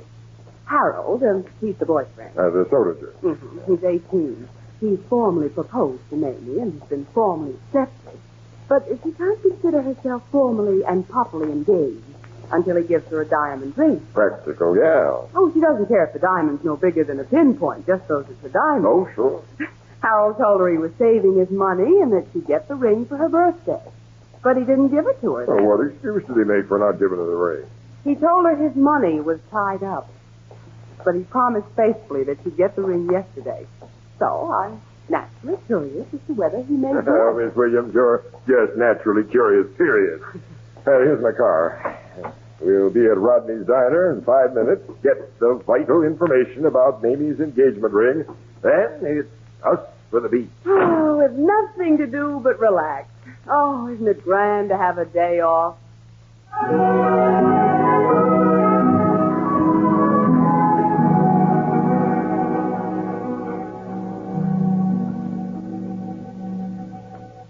There's an empty table in the corner, Miss Williams. Mm-hmm, that'll be fine, Captain.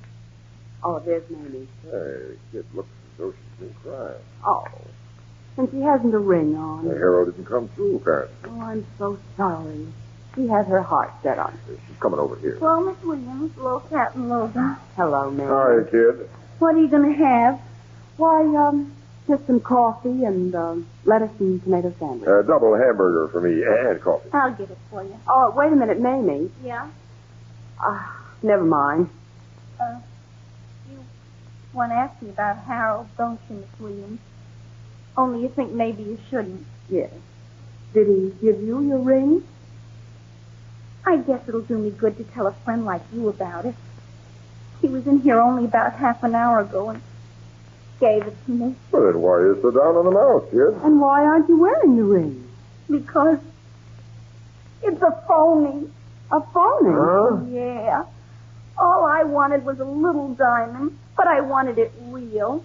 I'd seen him advertised for as little as $23.75, only about $8 down, and the rest in easy monthly payments.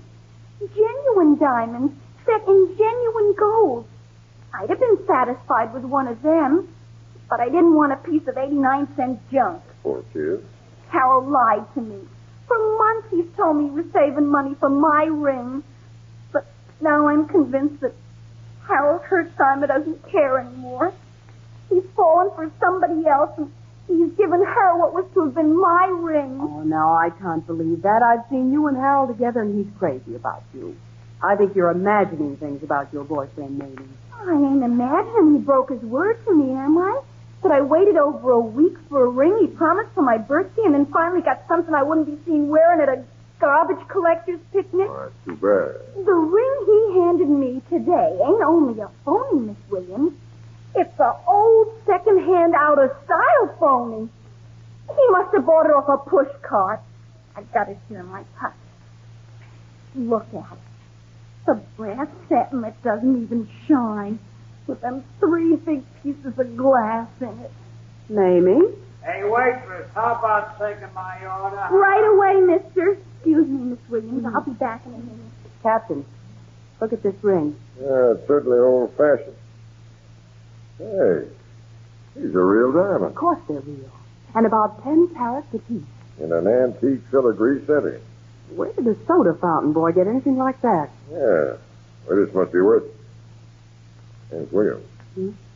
The antique jewelry collection stole them from Carlton Bishop 2 months ago. Yes. The most valuable ring of the lot. In a dull gold, 18th century filigree setting, Had 3 flawless blue-white old mine-cut diamonds in it, and the description fits this ring. Exactly. Surely that boy Harold couldn't have been the thief who stole the bishop jewel. Now, before we speculate about that, I'll take this ring down to headquarters and make sure it's what we think it is. We're not jewel experts. Oh, Mamie's coming back. Let me talk. Okay. I've ordered your sandwiches. They'll be ready in a minute. Fine hunk of junk, Harold, Jimmy, ain't it? Mamie, I don't suppose Harold told her where he got this ring. No, he just handed it to me and got right out, Captain. And he should have. The ring may not be as bad as you think it is. Miss Williams believes the setting's gold. Looks like brass to me. Oh, nobody sticks 3 big hunks of glass in a real gold setting. Well, they may not be glass. They may be, something a little better. Zircons, maybe? Maybe. Suppose I take it to a jeweler and find out for you what they are. Okay. Dad, Mamie, don't tell anyone that you let me have the ring. Especially don't tell Harold. I won't even see that strip. Oh, the counterman's setting out one of my orders. Excuse me, I'll get him. Who will you see at headquarters about that ring, Captain? Now, Mallory is in charge of the Bishop robbery investigation. Captain Mallory, Yeah. You and he don't get along well together. Well, Mallory's a good cop, Miss Williams, but strictly off the record, he's a credit hog. He's butted into several cases of mine where he had no right to, and... What's that, for? This ring may be the key to the Bishop robbery, and I might teach Mallory a lesson by butting into one of his cases and cracking. Oh, that I'd love to see happen. Miss Williams, this is our day off. Shall we take a busman's holiday? Captain Logan, the beach is out. You sleuth, and maybe I get an exclusive story.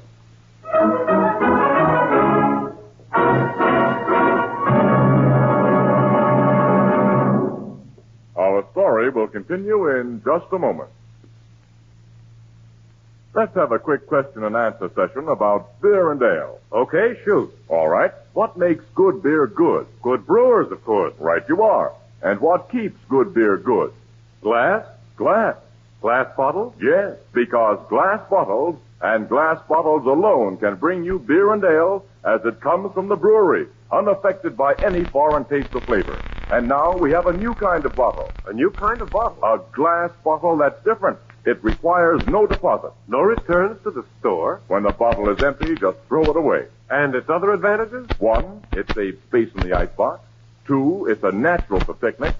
3, it belongs on the finest table. And 4, don't forget, it protects the real brewery flavor. As only glass can protect it. Yes. The revolutionary new Anchor Glass one-way, no-deposit bottle is sweeping America. For flavor, demand beer in glass bottles. For convenience, demand your favorite brand in the new Anchor Glass one-way, no-deposit bottle, a product of Anchor Hocking. The most famous name in glass.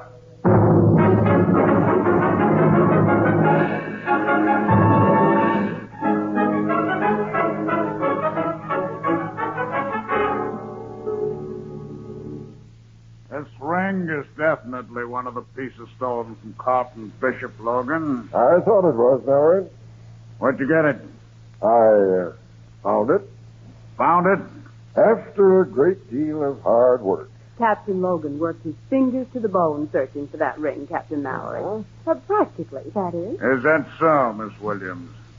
You know the Bishop robbery is my case, Logan. Why have you interfered? The Evanston murder was my case, Mallory, and the Borelli stabbing and the White affair. So that's the way it is, eh? I don't know what you mean. Okay. We'll play it that way. Thanks for the ring. Thanks for your identification of it. Come on, Miss Williams. We'll resume our interrupted holiday. See you later, Mallory. Yes. I'll see you later.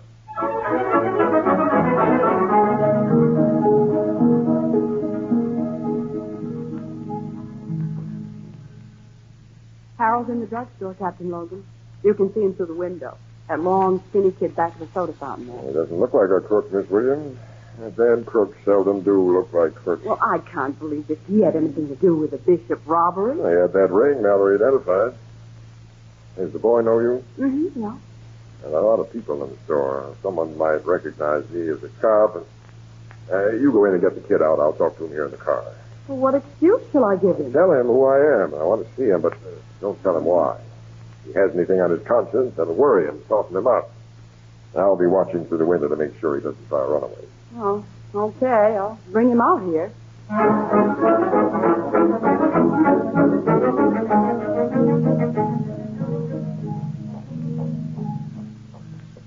Captain Logan, Mrs. Harold. Pleased to meet you, Captain Logan. Miss Williams said you wanted to talk to me. Yeah. What's this all about? Miss Williams was sort of mysterious. Haven't you any idea what it might be about, son? No, sir. It's about a ring. A ring? That ring you gave Mamie. The stolen ring. How'd you find out I stole it? Oh, you did steal it, Harold. No, it wasn't stealing, Miss Williams. I was only taking part of what he owed me. Carlton Bishop owed you something? Carlton Bishop? Well, who did you take the ring from, Harold? Oh, my cousin Louis. Cousin Louis? Yeah, I thought you knew. Well, we know, son, but won't you tell us the whole story? I might as well. I'll feel better when I get it off my chest. Of course you will. I know Mamie has talked a lot to you, Miss Williams, so you know I was saving money for her engagement ring. Yes, Harold. Well, I saved almost $100. I was going to get her a real swell diamond ring. Louis said he could get me one at wholesale, so I gave him the money. So he didn't deliver, huh? No. I found out he'd lost my dough in a dice game. Nice boy, your cousin. Yeah. Louis swore up and down he'd give me my money back, but, well, he was going to be yesterday. He said he had a bet on a horse that was a sure thing. Louis seems to be quite an operator. And then came yesterday and no money from Louis. I couldn't even find Louis, Miss Williams. The day I got desperate, I went to his rooming house with my mind made up to wait there till he came in, no matter how long it took. And if he didn't pay up, I was going to take it out of his hide. That idea had merit. How'd you get that ring, son? While I was sitting alone in Louis' room, I got thinking of something he used to do when we were kids together. He's about your age? A year older, 19. Louis always had a loose board in the floor of his room at home with a space underneath where he hid things, like you see sometimes in the movies. And I got wondering if he didn't have a hiding place like that in his rooming house. I turned up the rug, begun looking, and pretty soon I found it. The ring was hidden there? The ring and a lot of other fake jewelry. Uh-oh. Old-fashioned stuff, like the ring, Harold? Yes, sir. Necklaces, bracelets, all of it looked like it'd come out of a junk shop. I took that crummy ring because, well, the glass in it looked almost like diamonds. And I just had to have some kind of an engagement ring for Mamie. Did you take anything besides the ring? No, sir. I put the rug and the board back in place and left. Oh. But I ain't a thief, Captain. I only took back a little part of what that heel Louis owes me. We're going to pay a call on that heel, Louis. And if you told me the truth, son, you won't have to worry about what he owes you. There's a whopping big reward offered for the return of the Bishop jewels. Reward? Bishop jewels? We'll explain that on the way to Louis.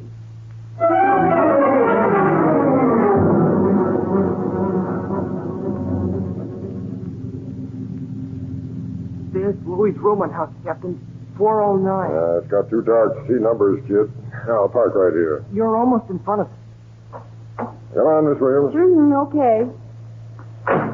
The door of Louis' rooming house left open? No, we have to ring. But Mrs. Pettingill, the landlady, knows me. She'll let us go up to Louis' room. I'll press the button. Now, don't tell the landlady or anybody that I'm a cop. All right. It's hard to believe, but you and Miss Williams told me in the car, Captain. Louis' a heel and a chiseler, but I never thought he'd steal. Or at least not anything big. Someone's coming to the door. You do the talking, kid. Yes, sir. Evening, Mrs. Pettingill. So you're back again. Yes, sir, Mike. I want to see my cousin. I want to see him myself. Gavin, come in. We'll go up to his room and wait. All right. But I'll be down here watching when you go up. Hey, what do you mean by that, Harold? I don't know. She ain't a very friendly woman. Yeah. Now, where's Louie's room? 4 flights up. Oh, it would be.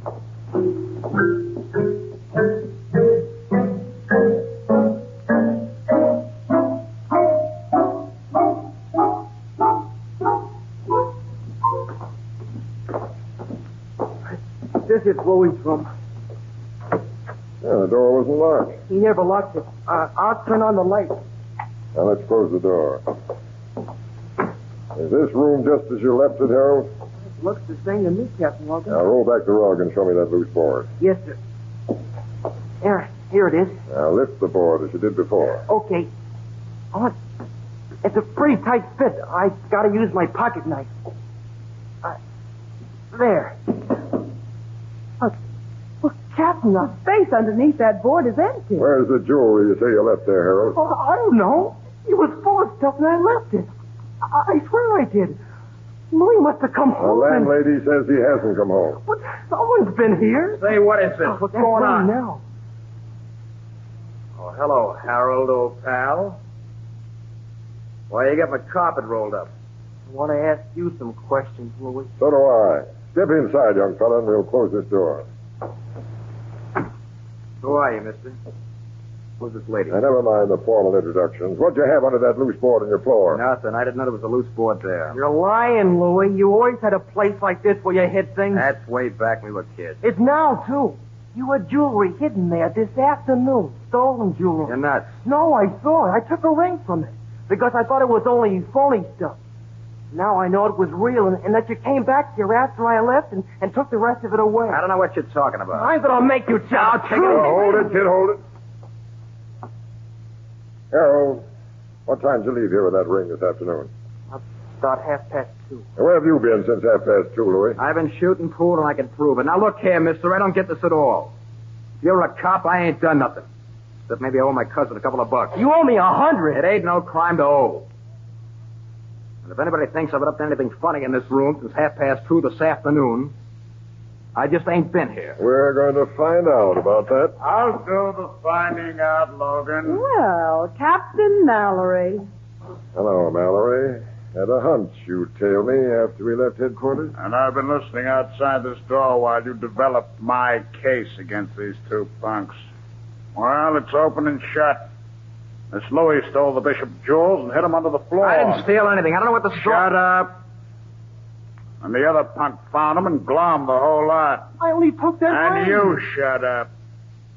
You took everything. You didn't believe the stuff was phony. You knew exactly what it was. Now, what have you done with it? I haven't done anything with it. Take it down to headquarters, boy. Captain Mallory, wait a minute. This is my case, Captain Logan. Take him to the car, boys. You guys I are think wrong. you're altogether wrong putting heavy pressure on both of those boys, Captain Mallory. Oh, really, Miss Williams? Yes. Louis no bargain. But I believe Harold told us the truth. When he left here this afternoon, he had nothing but that ring with him. And then his cousin came back and... How did Louis, his cousin, get into the room? Through the window? He walked in through that door, of course. All right, come in here, Mrs. Pettingill. All right.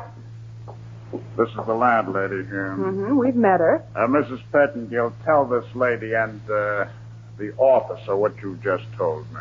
Nobody came through this here door from the time that Harold boy closed it when he left the room at 2:30 until he came back here with you two.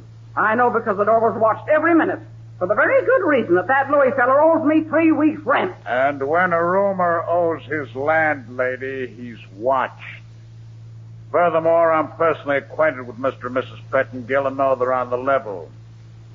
Well, thanks for bringing me that ring, Captain Logan. It helped me break my case. So long. So long, Captain Mallory. Yeah.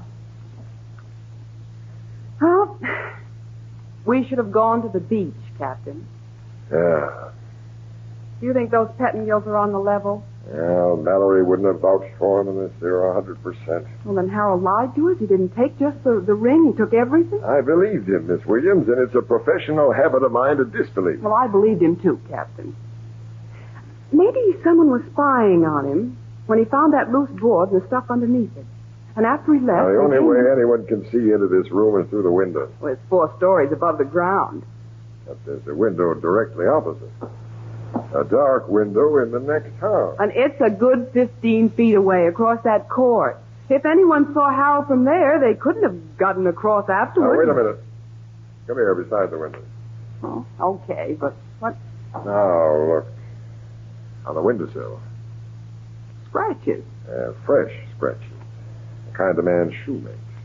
You think someone came in this window? Yeah. But no one could jump across that wide court. Not even a human fly could climb up those smooth walls. The guy couldn't have come down from the roof either. Well, then how... Now, wait. I think I've got it. This window once had shutters. Yes? When the shutters were taken down or rotted away, nobody bothered to remove their hinges. Look, they're strong, old-fashioned hinges set in concrete. Well, I don't see I'm what... turning out the lights here. Now, we'll get out of this room and close the door. Captain, what on earth? Now, I may get the Bishop jewel thief. Do you mind explaining? Now, come on. We're going down to the street and wait outside that house next door. When we see someone come out of that house with a bag or suitcase in his hand, and something he can't pack in a bag or suitcase, I'll be sure I figured right. Something he can't pack into a bag or suitcase. A duplicate of something that Lug Casey has been enjoying himself with all day.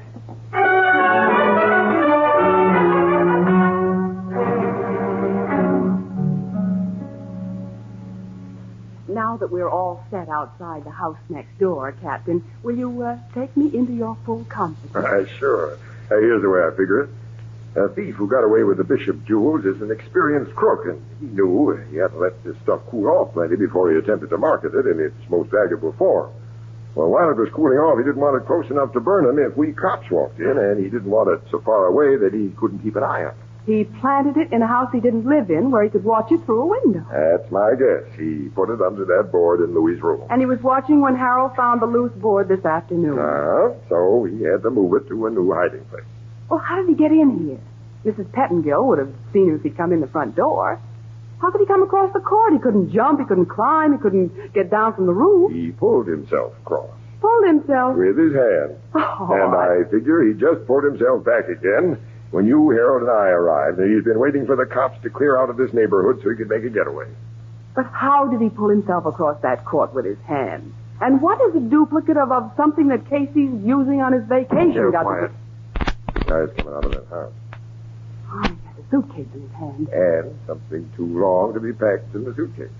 A fishing rod. A trout rod. Now I'm sure, and I'm Let go of me. What's the big idea? I'm a cop, fella, and I'm searching you. He had a gun in his pocket. Also, this little bag, Miss Williams. Look what's inside. The Bishop jewels. And we'll just turn him over with this guy to Captain Mallory. It's his case.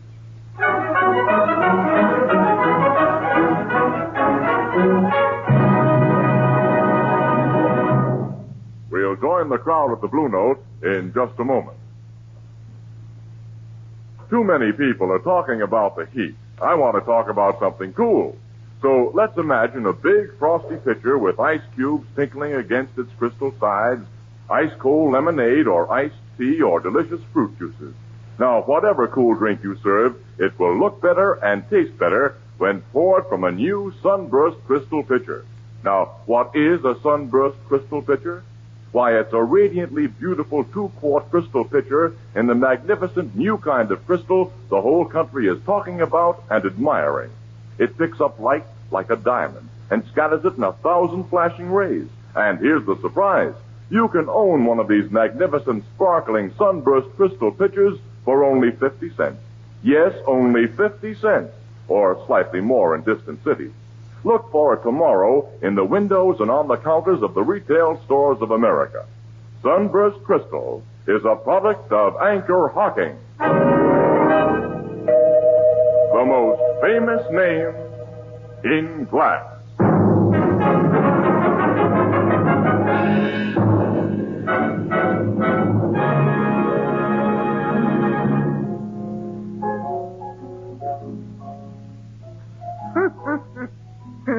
I'll bet Captain Mallory wasn't happy at all when you handed him them Bishop jewels together with a guy who really stole them, Captain. Oh, of course he was, Ethelbert. As a good cop, he was glad to see the case properly solved. Mm-hmm. He was as glad about it as a movie star when a co-star steals the picture. Sure. Say, you ain't told me yet how that thief got across the 15-foot court 4 stories above the ground.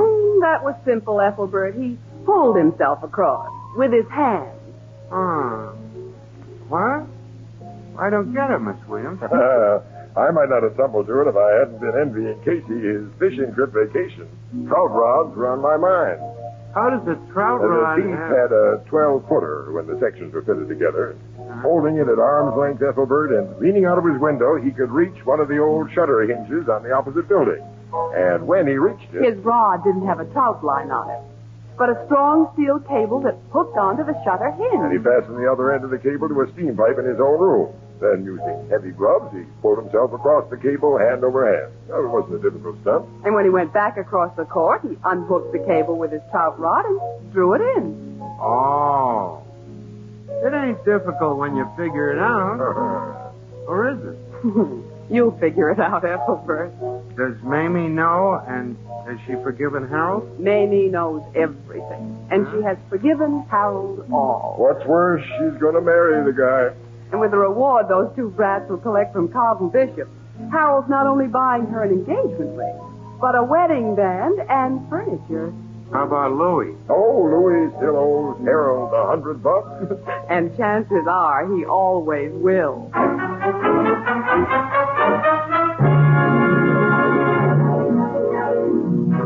Crime Photographer, starring Stotts Cotsworth as Casey, is brought to you each Thursday by the Anchor Hocking Glass Corporation, makers of Fire King Oven Glass, Anchor Glass Containers, Anchor Caps and Closures.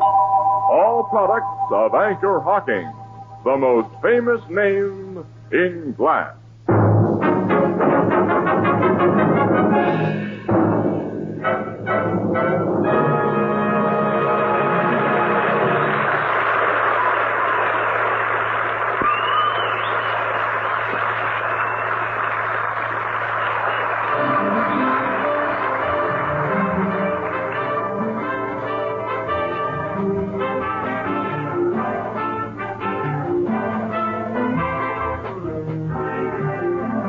Crime Photographer is directed by John Deese. The original music is by Archie Blyer, and the program features Miss Jan Miner as Anne and John Gibson as Ethelbert. Captain Logan is played by Bernard Lenrow, and Herman Chittison is the Blue Note pianist. This is Tony Marvin saying good night for the Anchor Hocking Glass Corporation of Lancaster, Ohio, with offices in all principal cities of the United States and Canada. Thursday night on CBS is the biggest show in town. So stay tuned for exciting dramatizations on Reader's Digest Radio Edition, which follows immediately over most of these stations. This is CBS, the Columbia Broadcasting System.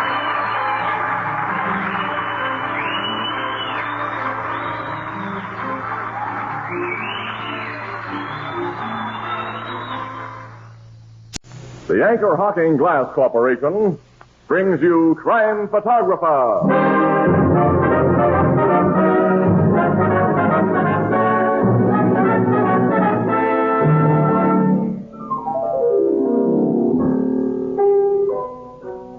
Hiya, Mr. Marvin. I was just talking to Casey about you. Uh-oh, a few not-so-gentle remarks? Oh, no. On the contrary, Tony, Ethelbert admires your gift of gab. Yeah, Mr. Marvin. You got such a nice way of putting things. You make them words sound so important. Oh, I'd like to take credit for that, but I can't very well. You know, one of the things I repeat most would sound important no matter who said it, Ethelbert. Yeah? And what's that, Mr. Marvin? That Anchor Hocking is the most famous name in glass.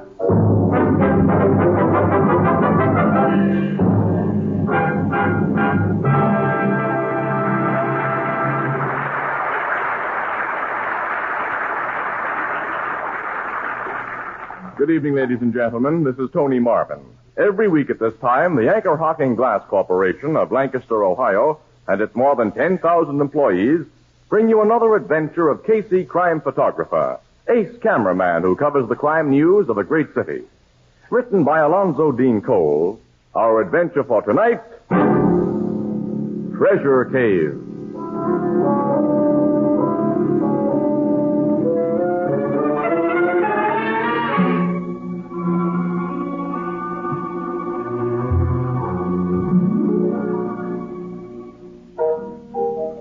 Early evening, the Blue Note Cafe. Leaning happily on the bar is Captain Logan, chief of the Homicide Bureau. And Ethelbert, the head bartender, regards him with a look of unconcealed envy as... You and Casey are going to have 3 whole days at Red Lake, Captain, with nothing to do but fish, huh? That's the program, Ethelbert. We're driving up there tonight. Some guys have all the luck. Yeah. This is the first time that Casey and I have both been free at the same time. I'm finally getting a chance to make the lug eat some of those tall fish stories he tells us. That I'd like to see happen. To hear Casey tell it, he's a better fisherman than even Jonah. Yeah. Jonah? Yeah, didn't he catch a whale named Moby Dick or something, I think? Moby Dick. Ethelbert, I always learn things from you. Good evening, gentlemen. Oh, here comes... Hi, guys. Hello, Casey. Here's a stool for you, Miss Williams. Oh, thanks, Captain. Captain Logan's just been telling me you and him are driving to Red Lake tonight, Casey. The Red Lake trip's off. Huh? Yeah. City desk just handed Ann and me a special assignment, Logan. We got to be in Titustown tomorrow. Is he kidding, Miss Williams? No, Captain, we're going to Titustown. Casey, I bet you asked for that assignment. You know darn well if we went fishing together, I'd call the bluff you've been making for years. I never believed you knew a trout fly from a bad floor. Hold it, Junior. You and I are still going fishing tomorrow. You're going to Titustown, huh? Lake Hopatobi. One of the best fishing spots in this state is only a few miles from Titustown, pal. Hey, that's right. You and Casey can leave tonight as you planned, Captain, and spend the whole morning on the lake. And I'll catch a train tomorrow, and that'll get me into Titustown around noon. Casey will meet me. We'll clean up our assignment, then I'll rejoin you at the lake, pal. Hopatobi is a fishing spot from what I've heard. Say, ain't Treasure Cave near Titustown? Just outside the village. Treasure Cave? Yeah, it's our special assignment. You going to investigate the mysterious deaths there? Investigate? Yeah. Oh, we're not cops, Ethelbert. Miss Williams will simply write an on-the-spot feature story for our Sunday edition. I'll make with a camera. Well, you're a cop, Captain Logan. How do you figure them mysterious deaths in Treasure Cave? Treasure Cave is near Titustown. All I know about them is what I read in the papers, which are usually wrong. Is that so? Why, Logan's right, Annie. Yeah. Because we poor newspaper mugs have to base most of our stuff on what the cops tell us. Is that?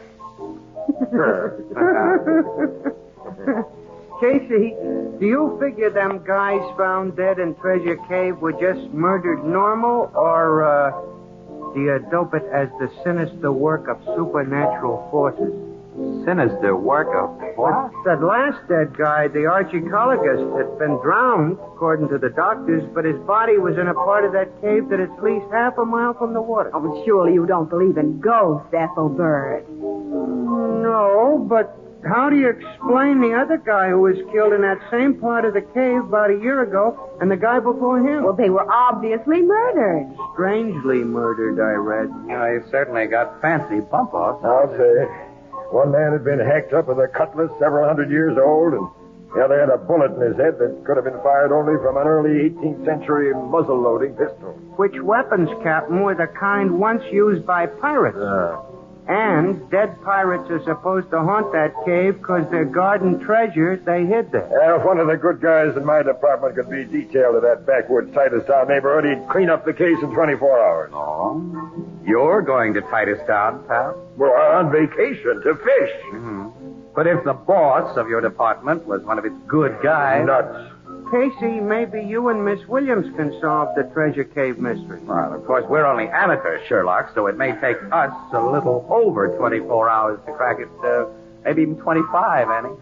Maybe 26, Casey. After all, we haven't Captain Logan's long experience. That's right. It'll be embarrassing to the captain when you bust the case, when it's known he was up there with you and didn't do nothing but fish. Oh, well, we'll keep that out of the paper. We've covered Logan before. We'll do it again. You gotta protect your friend. I see. All of you behind the needle, huh?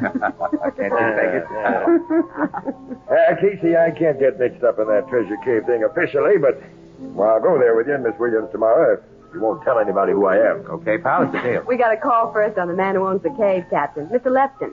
He doesn't like unpleasant publicity, but he's an old friend of our managing editor who finally got his permission to let Casey and me go over the place. This Lefton's a pretty rich guy, I hear. He's a retired broker who became a gentleman farmer. Treasure Cave's at one end of his farm. I'll tag along when you call on him. Now, Casey, if we're going to get some early morning fishing, we got to hit the road. Okay, let's go. We'll drop you off at your apartment, Annie. Thanks. Good night, Ethelbert. Good night, pal. So long, Ethelbert. So long. Oh, gee. A nice fishing trip and a swell murder mystery, too. Some people have all the luck.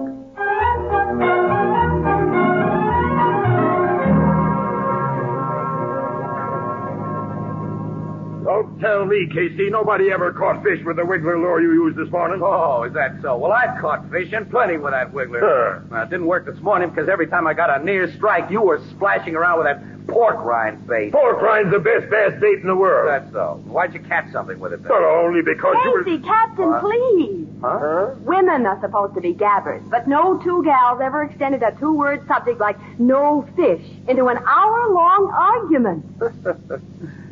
How about the two-word subject, long skirt, Annie? Or a popular one-word subject, and... If you men were gentlemen, you wouldn't gang up like that on a lady. Oh, gang up one. Well, here's Lefton's house. Come on, let's pile out. Hey, some place the guy has. I'll say. Beautiful house and a model farm and the ocean practically in his backyard. Yeah, all we're interested in, Annie, is the cave he owns. Now, let's go in and introduce ourselves. Casey, remember, I don't want to be known as a city cop here. Oh, okay. Here, carry my camera and equipment case. Carry... Sure. We'll say you're my assistant photographer. Oh, swell, pal. Wait a minute. Remember, I demand a respectful attitude from underlings. So please address me hereafter as master. Nuts. Oh, hey, a woman's just come out the door. Good afternoon. How do you do? We have an appointment with Mr. Lefton. You're the newspaper people? Yes, Morning Express. Our My managing brother told me to expect you. I'm Miss Lefton. Oh, nice to know you. This is Miss Williams. How do you do? How do you do? Mr. Logan, my assistant. And my name is Casey. Please come in. Thank you.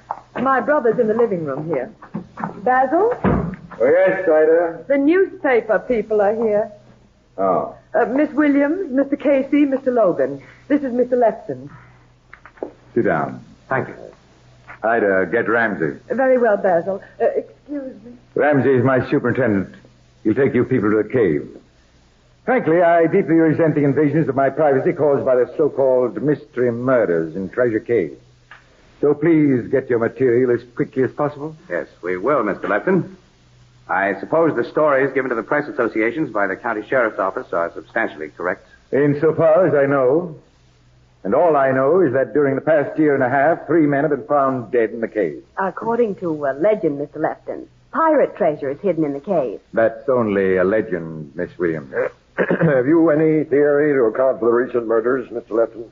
I think they're the work of a madman. Why? Because they were so utterly purposeless. None of the victims were robbed, and they had nothing in common.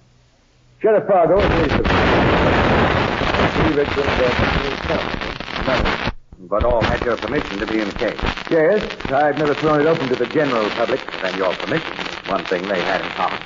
That can scarcely account for their death. Excuse me, Basil. Yes, Ida. Mr. Weiler's on the phone. Will you talk to him? What does he want? The same old thing? Yes, he says he's willing to increase his last offer by $2,000. Tell him I say again that the land isn't for sale. Why don't you tell him? I'm tired of telling him. Anyway, it's your concern more than mine. This property is going to belong to you. I'll tell him. Forgive me for shouting at you, Ida. Did you send for Ramsey? Yes, he's on his way here. Excuse me. I apologize. This man Weiler owns a farm adjoining mine, and for the past 2 years, he's been trying to buy a strip of my land. I'm completely fed up with it. I guess we've all met pets like that. Mr. Lefton, Oh, yes, Ramsey. your sister told me to come right in, sir. Quite right. These are the newspaper people I told you about. Miss Williams, Casey, Mr. Logan. This is Ramsey, who runs my farm. Very glad to know you. He'll take you to the cave. All right. We'll get going right away, Mr. Lefton, and thanks a million. Not at all. Take them by boat, Ramsey. The best way. Yes, sir. Come with me. Okay. Thanks again, Mr. Lefton.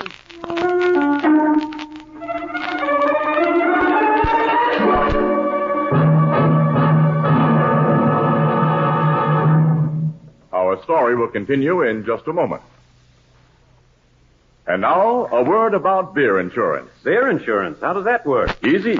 Select a good, tasty brew, then insist on having it delivered in glass bottles. In glass bottles? Yes, in glass bottles. Because glass bottles and glass bottles only can bring you beer and ale as it comes from the brewery, unaffected by any foreign taste or flavor. Beer that's brewery bright. Beer in glass. And now we have a new kind of bottle. The Anchor Glass one-way bottle. It requires no deposit. No return to the store. When it's empty, dispose of it as you would any food container. You are the first and last to use it. It saves space in the icebox. Easy to open, easy to drink from. It's always in good taste. And it protects that real brewery flavor. As only glass can protect it. Yes.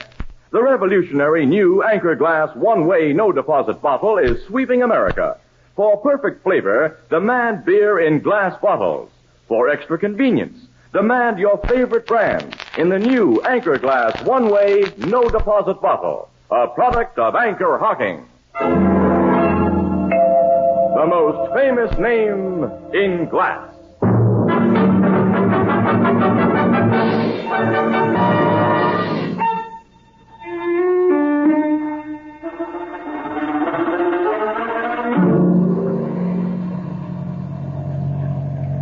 This motorboat will get us to the cave in just a few minutes. If it took you folks at the hole under them cliffs I'm taking you to is nothing but a dark old tunnel.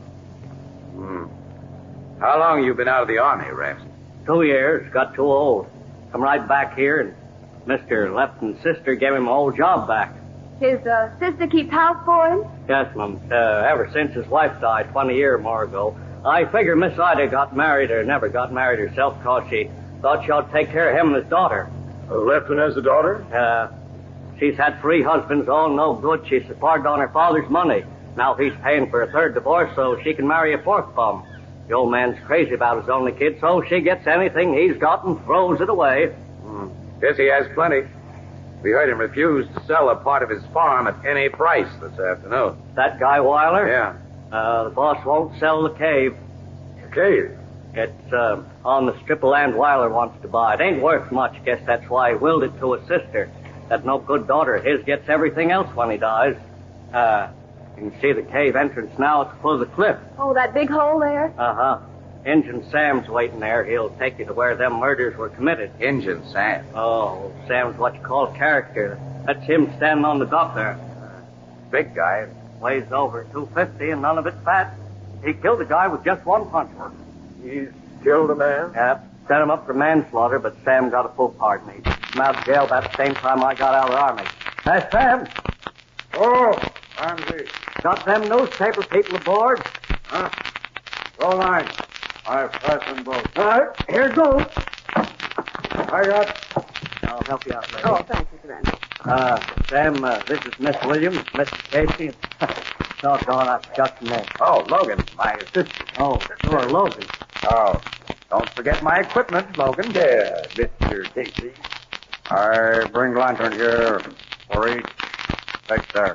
Much obliged. Thank you. Leave you folks now and get back on my job. Much obliged for your help, Ramsey. I'll thank my boss. Watch out for him, Sam. I watch out, Ramsey.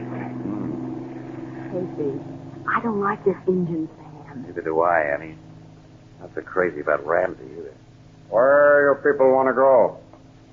To Spirit's Temple Place, where murders are done? Yes, Sam.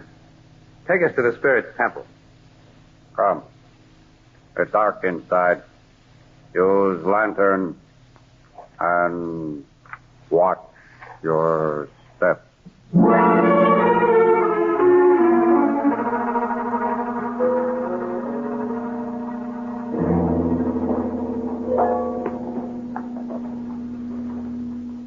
do we get to the Spirit's Temple, Sam? So now, Hey, how big is this cave?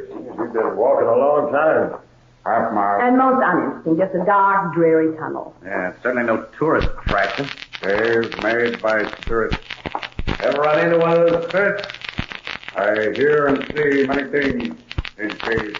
It makes me afraid. I not go alone to Spirit's Temple anymore. When did you see and hear those things? After I come back here from prison. Have you told the police about it? I tell Sheriff Fargo. PC, I crazy. I go ahead now. Cave gets very narrow here. You follow. Say, how did that guy strike you, Casey? You think he's nuts or putting on an act? I don't think he's nuts, Morgan. He makes a swell suspect for all three of those murders. The county sheriff doesn't think so. Sheriffs are sometimes better politicians than they are policemen, Said a mouthful there. I'll say. Hey, the cave has gotten narrow. Yeah, there's only a passage here. Winds around like a corkscrew. Watch, step back there. Shine lights on floor. You go downward now. We're watching, Sam. Careful, Annie. Yeah, I'm being careful. It is deep. And now the passage is getting wider. There's a squeeze back there for cars behind the guys our size, Casey. Much tighter squeeze for an Indian sand. The guy's built like a battleship. Hey, we're coming out in a huge chamber. Hey, ceiling must be 100 feet up. Here is Spirit's Temple, where men die. Yeah. Show us where those dead men are found. Oh. Man killed by pirate sword died here. Oh, the rocks are stained with blood, Casey. Yeah. Come. Man who is drowned lie here. The guy who drowned that man outside the cave and then carried him all the way in here must be a big, strong guy, Sam. Extra big and strong. That's what Sheriff Fargo say. But I say, man drowned here in Spirit Temple. There's no water here to drown a man in. Spirits bring water. Spirits drown that man. I'll believe that after I see his spirit at work. I'm beginning to wonder what kind of a law officer this Fargo is. Hey, good sheriff. A good little man. He, my friend. He's obviously your friend. What you say? Logan didn't mean anything, Sam. That's just his way. Hey, show us where the third dead guy was found, will you? The one who was shot with the old-time pistol. He was on other side. Behind Temple altar. Logan, you got to take it easy. Can't make cracks about this sheriff. I know, I got sore. Why hasn't he put that big guy through the work? Sounds like out-and-out protection to me. Me too. Well, okay, but Sam's watching us. Come on, break up this huddle. Did you call that big rock formation the Temple Altar, Sam? Is that it? That is what it's called. Yeah, it looks like a giant-sized altar. Yeah, and the rocks around it look like giant trays. It's spooky. Here is where man found with bullet in... Oh, Mr. Case, Mr. Logan. What? A man. There's an arrow through his throat. Logan, went clear through. Look at the head of it sticking out. Plenty of arrowheads. His old Indian arrow. Very old. You know this dead man, Sam? Yes. He...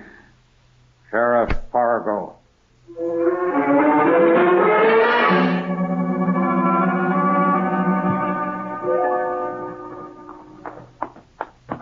Come on, get the car. Let's think this thing over. You know, we'd better do some thinking after what we've just been told by Sheriff Fargo's chief deputy. I owe Fargo's memory a big apology. He hasn't been missing a bet, Casey. You said it. Everyone who had access to that cave was checked by the sheriff's office, and Fargo spent hours in the Spirit Temple searching for leads. That's what he's doing this morning when the coroner says he got that arrow through his throat. He got it because he found a lead. As the others were killed because they'd found something. Oh, the pirate treasure? Yeah, apparently. Just before the first killing, that man Weiler tried to buy the cave and legal property rights to anything found on a person's land. Casey, drive out to Weiler's place and let's see what we can find out about him. It might take too long, Annie. They haven't got much time to waste up here. Drive back to Treasure Cave, Casey. We'll pay another visit to the Spirit Temple. Check, pal. My idea exactly. But we'll stop off first at Lefton's house. Why? Because every murder victim, including Sheriff Fargo this morning, had received formal permission from Lefton to prowl through that cave.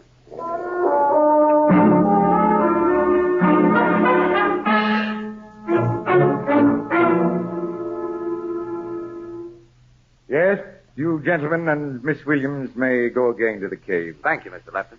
Ida, will you phone Ramsey's quarters and ask him to take these people by boat? Right away, Benson. I'm terribly distressed by Sheriff Fargo's death. Terribly distressed. He was a friend of mine.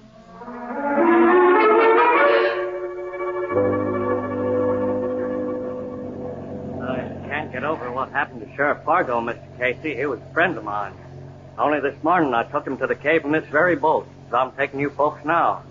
Did you take all the other murder victims to the treasure cave, Ramsey? In this boat? Yep, all of them. Then turned them over to Injun Sam.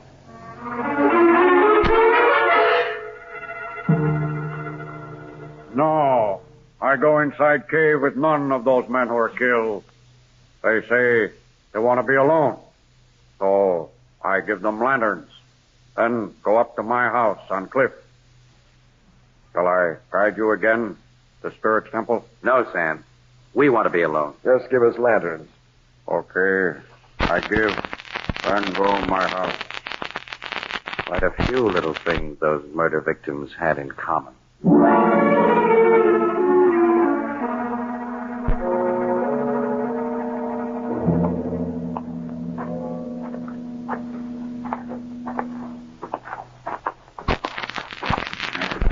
Here's a group of rocks we'll concentrate on, Logan. They're set close together. Yeah. Only a small man could wedge himself between any of these big stones. Sheriff Fargo, like the other murder victims, was a skinny little guy. Another thing they had in common, Casey. You know, there's so many rocks around here, so many possible passages. Now shine your lantern into each crevice as we're doing this, will you? Yeah, try to spot a place that a little guy might squeeze through. Or a little woman. Huh? Don't move, any of you. Ida. Miss Lipton. You're armed with a very modern weapon this time, Miss Lepton. Yes. A bow and arrow or an ancient pistol can be effective against a single man. But when you left my brother's house, I sensed that I might have to kill all three of you. You reach your private passage through your brother's house? I enter it from a point near the house. No one knows the spot but me. I'm sorry. I must kill you now. Well, spoil the game you've been playing if you bump us off with anything so unfanciful as that rifle, Miss Lipton. I haven't been playing any games. I've been protecting my personal interests. I discovered this passage while Injun Sam was in prison. And since there are superstitions about this cave, I killed the men who discovered my secret in an unusual way. Your secret is the pirate treasure. No, Miss Williams. This passage leads to another cave that extends for endless miles with ceiling of crystal-like gypsum and pillars of white onyx, a fairyland of beauty. People will pay to see it, pay millions, pay me, because I inherit the cave. Why did you have to keep it a secret? Because of Basil's worthless daughter. She'd get it if Basil knew the cave was of any value. He'd change his will. You see now why I protected myself in the only way I could, by killing those who threatened the security I've earned. I'll kill everyone who threatens... I've got her, Logan. You got her. Yeah, you got so interested in what you were saying, you came too close to us. Yeah. Here, Miss Williams, hold a gun. When a woman starts to talk, you just gotta stop her.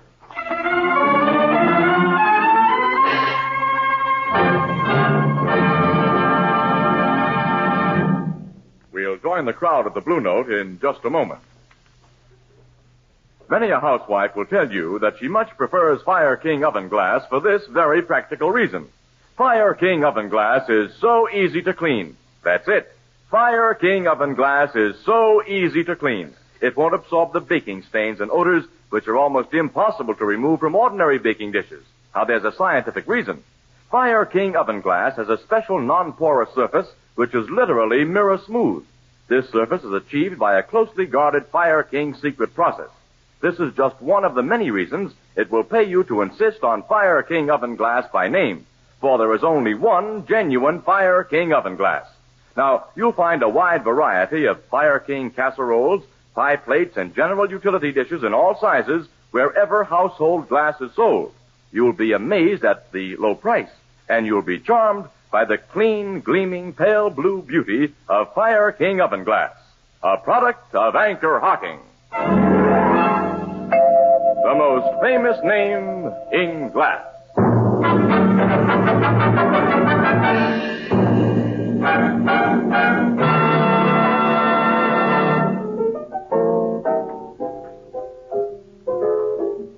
The case was busted in less than 24 hours, huh, Miss Williams? In less than 8 hours, Ethelbert. 8 into 24. Gee, that's only a third of the time Captain Logan said. There were 3 of us working on it. 3? Well, Casey and Captain Logan makes only 2. Oh, you. Yes. Oh. There's a few things I don't get, Miss Williams. How did the guy get drowned in that spirit's temple half a mile from water? Well, it doesn't require an ocean to drown a man, Ethelbert. A small pail of water will do the job if you first hit him on the head with a rock and then dunk his face. So that's how. That's how. Clever, you women. Thanks. The only thing I got against women is they talk too much. Oh, yeah? Casey and Captain Logan still up at the lake catching fish. They're still at the lake, not catching fish. And they're talking about no fish. Talking.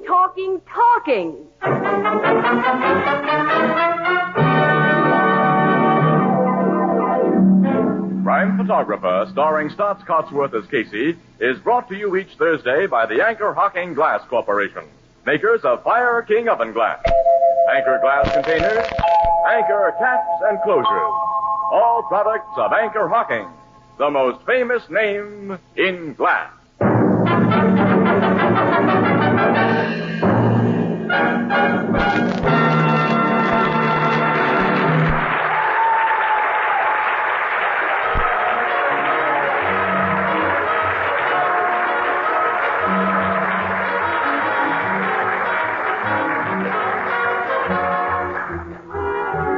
Crime Photographer is directed by John Dietz. The original music is by Archie Blyer, and the program features Miss Jan Miner as Anne and John Gibson as Ethelbert.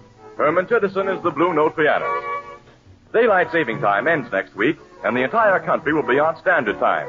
If your area has not been on daylight savings time, tune in Crime Photographer 1 hour later. This is Tony Marvin saying goodnight for the Anchor Hocking Glass Corporation of Lancaster, Ohio, with offices in all principal cities of the United States and Canada.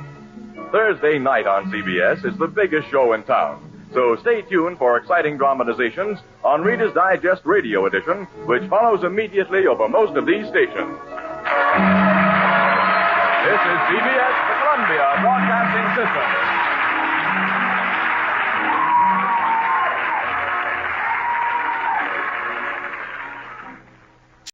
The Anchor Hocking Glass Corporation brings you Crime Photographer.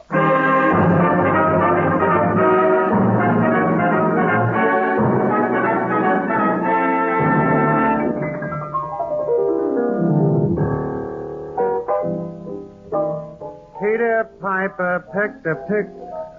Peter Piper pecked a peck. What are you mumbling about, Ethelbert? Well, I got a bet with Casey, Mr. Marvin. He didn't think I could say 3 times running, Peter Piper pickled a You know, it doesn't look to me as though you could even say it once, Ethelbert. That's why I got to practice. Peter Piper. Now, look, why not try an easier sentence, Ethelbert? You know, more useful, too. Like what, Mr. Marvin? Like, Anchor Hocking is the most famous name in glass.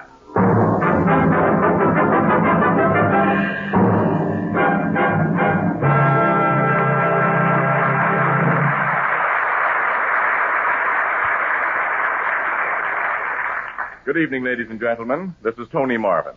Every week at this time, the Anchor Hocking Glass Corporation of Lancaster, Ohio, and its more than 10,000 employees bring you another adventure of Casey, Crime Photographer, ace cameraman who covers the crime news of a great city.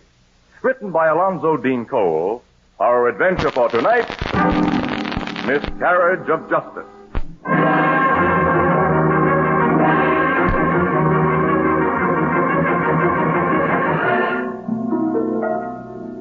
Afternoon, a busy downtown street. A darkly handsome, flashily dressed woman alights from a taxi cab. Mercedes. Huh? Mercedes. What's the idea of grabbing my arm? I don't know you. You know me very well. I never saw you before in my life. You say that to me? Your husband's father? If you don't let me go, I'll call a cop. No. I called for a cop. Police! Police! Stop that. Let's go someplace and talk. No, you bad woman. Every day I pray I find you sometimes, and now my prayers is answered. Let me go. Hey, what's going on here? This crazy old man, officer. Arrest him. Take her to jail, Mr. Policeman. Make her tell the truth. She's Mercedes Domingo. Enough.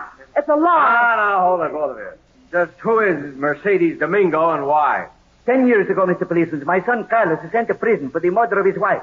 Only he and I know he's not guilty. Now the world will know.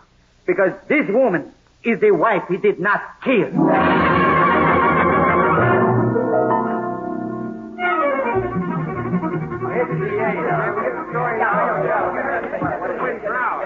All right, you news hawk, all right. I'm ready to issue a statement. We want to interview her. Yeah, we want pictures of her and the old man who recognized her. That's right. Okay, Miss Williams, all of you newspaper boys and girls, later. But right now, I'm giving you a break with an advance statement. Huh.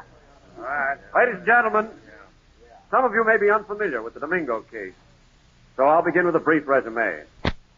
Nearly 10 years ago, a young laborer named Carlos Domingo was convicted of killing his wife, Mercedes. On circumstantial evidence, Mr. Prosecutor. Well, I, Casey, was not district attorney at that time. According to the testimony, Domingo had threatened her at various times. He disappeared, and he told inquiring neighbors that he believed she'd run off with another man, a waiter named Gonzalez. Now, this waiter was unknown in the neighborhood, and Domingo's stories about him were extremely conflicting. We got this. Then the body of a murdered woman was recovered from the river and identified as the missing Mercedes. I saw that body, Ann. It's been in the water a long time. Carlos Domingo was brought to trial, convicted, and sentenced to death. Fortunately, his sentence was later commuted to life in prison. After he spent nearly a year in the death house. Well, now this man's wife has reappeared alive. She's been positively identified as Mercedes Domingo. Well, what did she say about letting her husband be sent up for her murder? Well, she claims she didn't know anything about it, Miss Williams. She denies knowing any waiter named Gonzalez and says she was working in a small town in Texas at the time Domingo was arrested and brought to trial. She says the papers down there didn't carry the story, and she may be telling the truth. She's in the chips now. What's she been doing for herself while hubby's been sweating it out in the big house? She's done very well, Casey.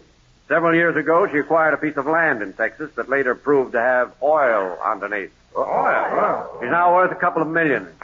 And that's the whole gist of the story, except that Mrs. Domingo has also gotten herself another husband without bothering to divorce her first. Yeah? He's a Texas racketeer named Alfred Jenkins. Alfred Jenkins? Unfavorably known to the police as Alf the Barber. Well, this yarn gets better and better. Yeah, but the biggest thing about it is, Mr. Prosecutor, how soon can you spring Carlos Domingo out of the pen? Take this as a direct quote. There comes one. Yeah. My office will take immediate steps to effect this poor man's release.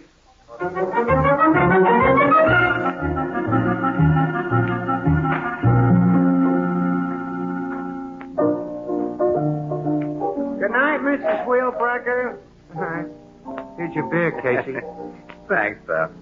I suppose you and Casey are going up to Woolstock Prison tomorrow morning to see Carlos Domingo be let out, Miss Williams. Mm-hmm. We are, Ethelbert. Yep, every paper in town's going to give it front page coverage. Poor guy. 10 years in stir for a wife murder that didn't happen. And our impression of Mercedes Domingo is that murder couldn't have happened to a more deserving gal. I guess she ain't much good. And all the DA really has on her is a bigamy charge, and that may not stand up. Why not? She married this Alf the Barber guy while she had another husband. Well, here's the gimmick as I get it. According to a statute of limitations, if you don't hear from a wife or husband for so many years, he or she can be legally presumed dead, see? Which means you're free to marry again. She says her lawyer told her that. Mrs. Domingo's second husband is sticking by her in all this, I read. Well, why shouldn't he? He married a couple of $1 million and he hopes to hang on to it. Mr. Jenkins is another sweet-scented character. How did he get his nickname of Alf the Barber? There's a very complicated reason behind that, Ethelbert. Yeah? His first name is Alfred, and he used to be a barber. I see. Oh! Yeah. Did he know she was married? She probably never told him what she'd done to her other husband, so all this has been quite a shock to the mug. Oh, Annie, it's getting late. You gotta make an early start for that prison in the morning. Mm-hmm. It's quite a drive to Woolstock. Let's go home and get some sleep. Who's gonna pay that poor guy for all he's been through? Well, the state will end up by giving him a few $1,000, I guess. But even at that, he's been a fall guy for nothing. Guess he's thinking plenty about that and is pretty sure. I'd be. Well, in prison, guys learn to keep their thoughts and their feelings to themselves, pal. Yeah. Well, let's go, Annie.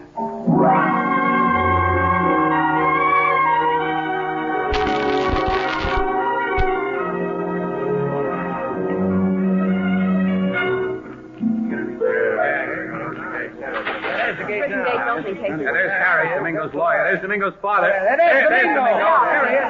Hey, you reporters, shoot your questions, Annie. While we camera mugs shoot some pictures. Mr. Domingo, we want to know what... Ladies and gentlemen, please, ladies and gentlemen. My client is anxious to cooperate with the press, but one at a time. Okay, Mr. Harris. Mr. Domingo, what are your immediate plans? My only plan is to go home with my father here. Carlos, at my house you will see no more high walls, no more barred doors. Oh, my son. Father. Hold that, will you? Will that father and son picture be a honey? Yeah. Mr. Domingo, your wife's a rich woman now. Do you intend to bring a civil action against her? Oh, excuse me, Miss Williams. That question should be addressed to me, not my client. Oh, okay. What's your answer, Mr. Harris? Well, civil action in this case must be an outgrowth of criminal action against Mercedes Domingo. The authorities are trying to establish a basis for criminal prosecution. But at the present time, I cannot reveal the extent of their findings. That's fair enough, Mr. Harris.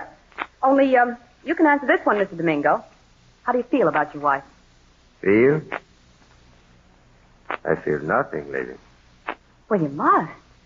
You'd be inhuman if you didn't. Since I was a very young man, I've been locked inside this prison. Once they came and shaved my leg and head to make me ready for the electric chair. All for a thing I did not do. Human? I forgot how a human being feels. Ask me, this boy's father, how I feel about that woman. I tell you, for what she has done to Carlos, my son, I like to cut her heart out. I like to see her die.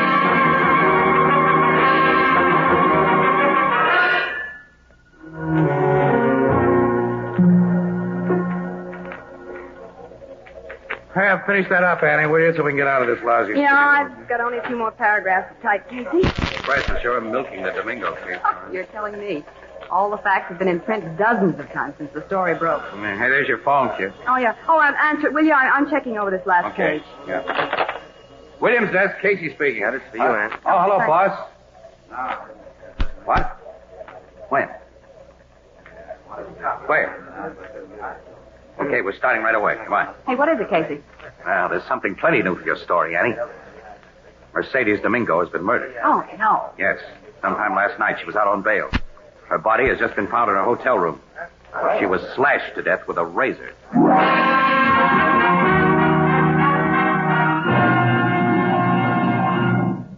Our story will continue in just a moment. And now, a word about how to enjoy beer at its best. Right out of a clean glass bottle. Yes, a clean glass bottle. Because glass and glass only can bring you beer and ale as the brewer wants you to enjoy it. Clean, clear, sparkling, unaffected by any foreign flavor. That's it. Beer that's brewery bright. And now you have a new kind of bottle. The Anchor Glass one-way, no-deposit bottle. One way means that when it's empty, you dispose of it as you would any other food package. You are the first and last to use it. No deposit means no empties to be returned. No deposit, no fuss. This bottle also saves space in the icebox. It's easy to open. Safe to drink from. And it protects that real brewery flavor. As only clean glass can protect it. Yes, the revolutionary new Anchor Glass one-way, no-deposit bottle is sweeping America. For perfect flavor, demand beer in glass bottles. For extra convenience, demand your favorite brand in the new Anchor Glass one-way, no-deposit bottle, the clean bottle, a product of Anchor Hocking. The most famous name in glass.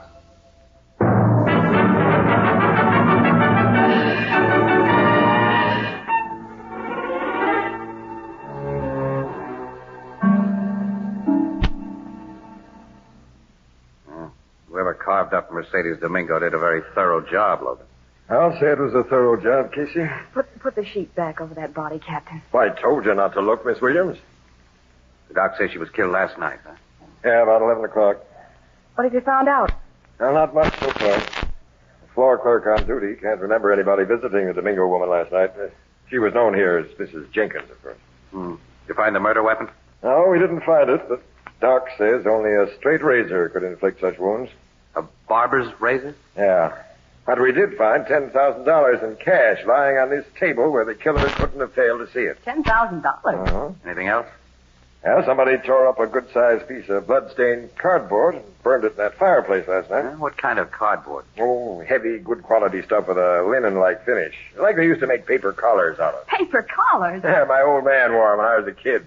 You probably never saw one, Miss Williams. I've sent the pieces down to the headquarters lab, and that's all I've got, Casey. Outside of a perfect suspect. Yeah. It sure looks like a revenge killing.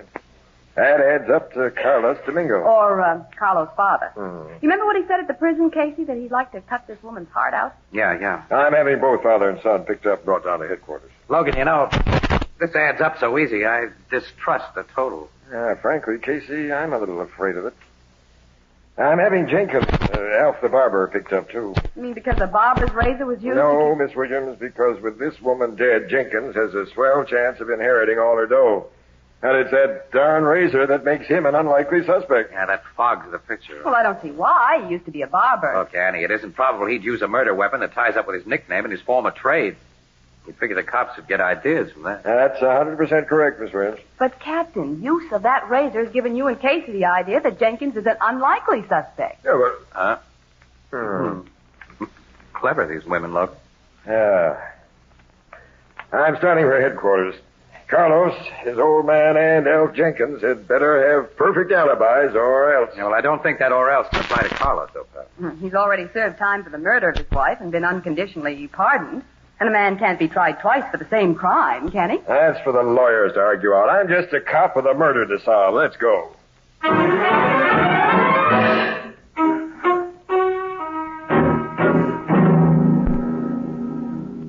At 11 o'clock last night, you were out walking, Carlos.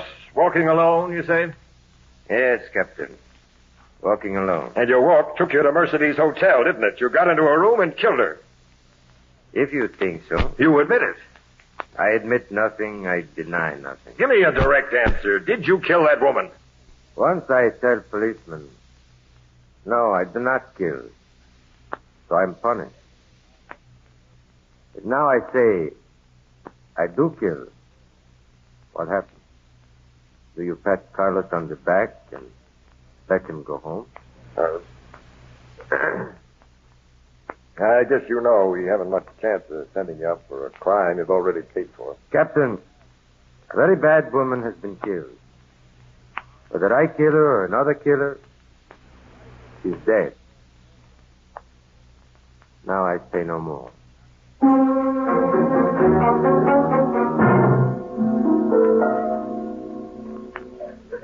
Domingo, your son says he was out between 10 o'clock and midnight. You can't prove you didn't leave the house, go to that hotel, and kill Mercedes. No. That I cannot prove. You did prove her. You did kill her. That can you prove? It was either you or your son. You think so, eh? All right, I let you think. My son, you cannot make pay again for something you have paid for before. And I pay too when you peoples of the law took my only son away. Me, you cannot make pay again. For I am old and have little time to live. I laugh at you, Captain. I laugh and say no more.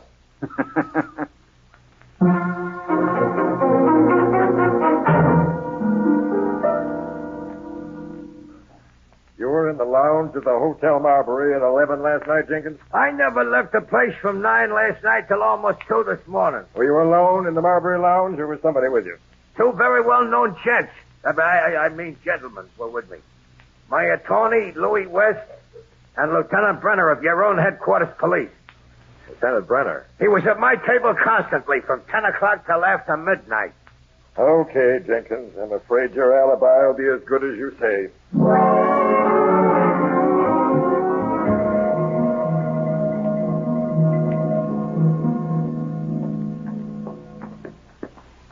Here's our car, Annie. Come on, get in. No, okay. Casey. Huh? You think Carlos or his father did the killing? No, they're simply 100% behind anybody who did. And Jenkins had a perfect alibi. Yeah. Say, Annie, wait. Hmm? The floor clerk at that hotel didn't remember seeing anybody visit Mercedes' room. Of course he wouldn't. Why not? Those scraps of burned cardboard Logan found, they reminded Logan of the material used for paper collars, huh? So what? Well, something else is made of the same material. Paper dickies, Annie. Dickies? Yeah, those false shirt fronts, the starch kind. When it gets dirty, you throw it away and stick a fresh one under the collar button. Waiters wear 'em, Annie. Well, I don't see what Waiters that... wear 'em, Annie.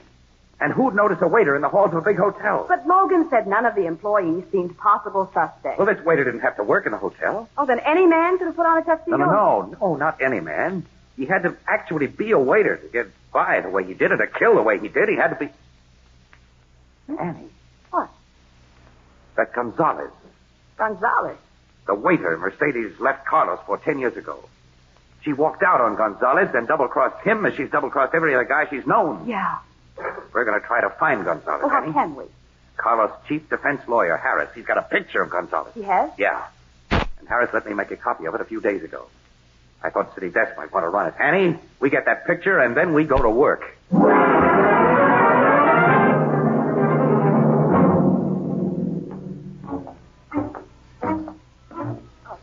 Casey, why are all employment agencies upstairs in walk-up buildings? Well, I don't know, Annie. I don't know. This will make the 13th agency we've visited. No, well, our luck is bound to change. Yeah. Get worse. Here's the joint. You two are waitress and a chef? No. No. Well, in that case, nothing for you today.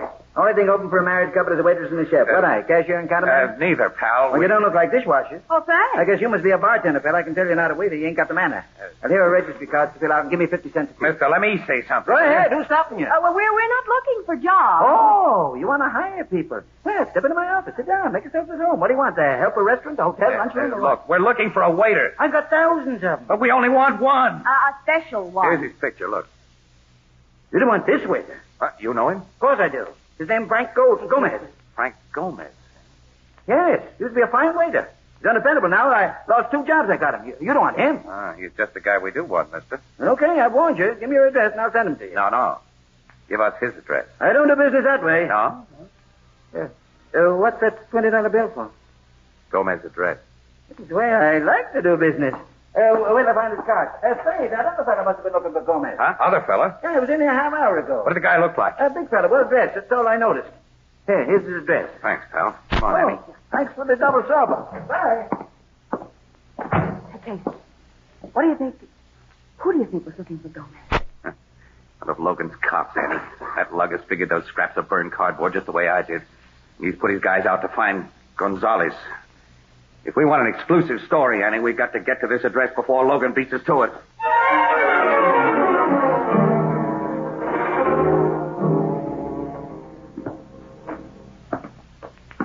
This is a terrible old tenement case. Yeah, pretty bad, isn't it?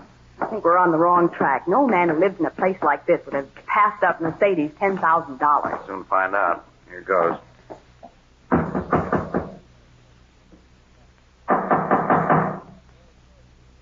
Guess he isn't in. I'll try the door. It's unlocked. Hey, a man's asleep on that cot. Yeah. He's the guy of the picture, Annie. He's the wreck of that guy. Let me close the door. Now. Wake up, Gonzalez. Wake up, Gonzalez. Gonzalez. That used to be your name, didn't it, Gomez? You are police. Haven't you been expecting a policeman? I was just dreaming. A pleasant dream that everything was over. Tell me about Mercedes, fella. She's dead. And you killed her? Yes, at last. Why? Because I was once a man, and she made me a dog. You took her away from Carlos Domingo? Yes. I'm crazy mad for her, and I'm fool. She made me hate her husband because she say he bad to her. So when we read in paper that Carlos is arrested for her murder, we think it's fine joke on him. We say let him go to prison or die, then we will marry. You and Mercedes were in this city, then? Yes. I give her all my money and send her away. I stay here but change my name and go no more where people know me. She write me letters for a while. Then her letters stop. Go on. I go to town where she was, but she's gone. I know what she is then. And I know myself. Yeah, nice guy, weren't you? You didn't say a few words that would have gotten Carlos out of prison. I was afraid of police. Afraid and full of hate for the woman who had made me a coward and a fool. Then at last, I read in the paper of how Mercedes farmed. I come back. I found out where she lived. And yesterday I called her on the telephone. But you found her? I tell her I've kept her letters that would send her to prison. She beg I let her buy the letters, and I play with her like the cat with the mouse. I say get $10,000. I will come for it tomorrow, but I go to her last night. Yes, in your waiter uniform with a razor in your pocket. Yes, I tell her who I am. She's afraid. She quick offer me the money, then her bad life is ended. My bad life should be ended too. Take me to jail, Mr. Policeman. Let's go, Gonzales. Stay where you are. What are you doing here, Jenkins? Find that gun. I'm here to protect my interests, Mr. Casey. Seems we were both trying to locate Gonzales in the same way this afternoon. It wasn't a cop that man told us about, Anna. Who is this man who is pointing a gun at us? Yes, you two should know each other. Gonzales, meet Mercedes' final boyfriend, Mr.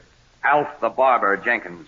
Oh. Change that boyfriend to husband, wise guy. Make it husband and sole heir. Yes, I'm beginning to get this straight now. Gonzales, hand over those old letters of Mercedes. The letters? I guess she told you about that phone call from Gonzales, Alf. Right after she got it. Yes, if Gonzales talked or showed those letters, you would be out as Mercedes' husband. The courts would award Carlos everything she... Yeah. Gonzales, don't think I hold it against you for bumping off Mercedes. That's okay, fella. But I want them letters. Where are they? There's... Wait, Gonzales. Don't tell him. Even if he gets those letters, he doesn't dare let you live or Miss Williams and me. We've heard your story. He's come here prepared for a killing. I see. The letters are not here, Mr. Barber. If you kept your trap shut, Casey, you might have lived a little longer. After this mug sees you get it in the belly, he'll be anxious to talk. And you'll get... No! Keep back! I'll come for you! Then take it, you chump! Yeah, and you take it, Mr. Jenkins! I got his gun, Annie. Yeah, he shot Gonzales, Casey. Right through the chest. Need it for a doctor, quick, and the cops. Yeah, Quick, kids. I'm on my way. Gonzales, you walked right into that gun of Jenkins when he was going to give me the works. If you hadn't brought his attention away, he would have... I let innocent man go to prison. I do not try to save him. Tonight, El Bueno Dios gave me a chance. Sure it. You understand? Yeah. I understand.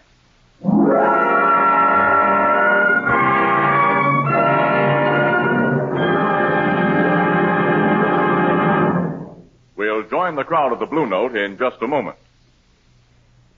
We've told you how much easier it is to prepare better dishes in Fire King oven glass.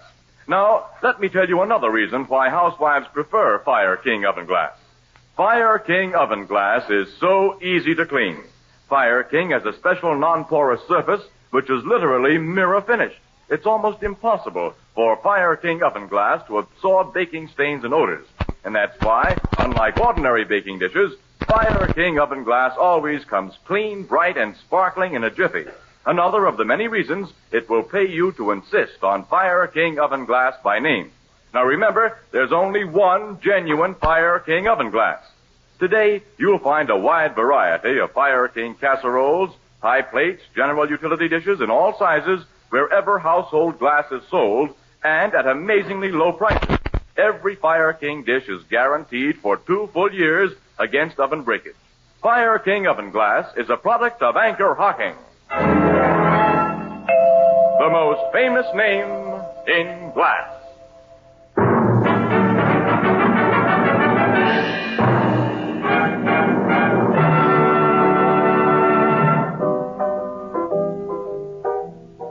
You found them letters after Gonzales died, huh, Casey? Well, the cops did, Ethelbert. Yeah. Those letters complete the case for Carlos Domingo. As Mercedes' husband, only heir, he'll get her entire estate. Which is a pretty small payment for all he went through. That's so.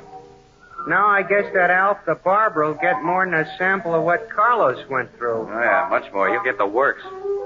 Them husbands of Mercedes don't have such a good time of it, do they? She was what you call a femme fatale. Huh? Well, that's a Greek word meaning female troublemaker. Like Cleopatra and Helena Troy and Mrs. O'Leary's cow. Mrs. O'Leary's Cow? Don't you two know your history? That cow kicked over a lantern once and burned up most of Chicago.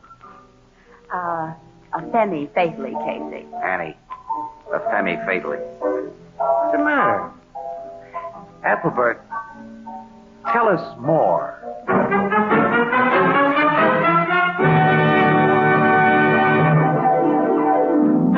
Crime Photographer, starring Stotts Cotsworth as Casey, is brought to you each Thursday by the Anchor Hocking Glass Corporation, makers of Fire King Oven Glass, Anchor Glass Containers, Anchor Caps and Closures, all products of Anchor Hocking, the most famous name in glass.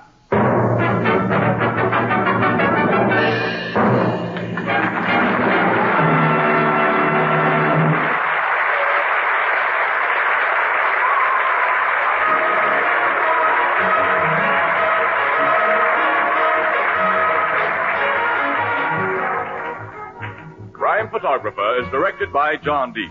The original music is by Archie Blyer, and the program features Miss Jan Miner as Anne and John Gibson as Ethelbert. Herman Chittison is the Blue Note pianist. This is Tony Marvin saying goodnight for the Anchor Hocking Glass Corporation of Lancaster, Ohio, with offices in all principal cities of the United States and Canada. Thursday night on CBS is the biggest show in town, so stay tuned for exciting dramatizations on Reader's Digest Radio Edition, which follows immediately over most of these stations. This is CBS, the Columbia Broadcasting System.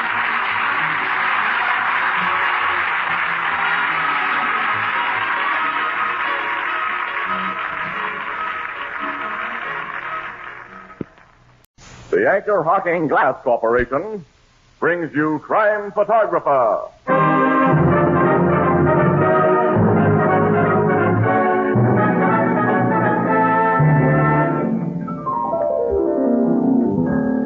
Today is the anniversary of the Great Chicago Fire. The one that was started by Mrs. O'Leary's cow. Yeah, Mrs. O'Leary's cow.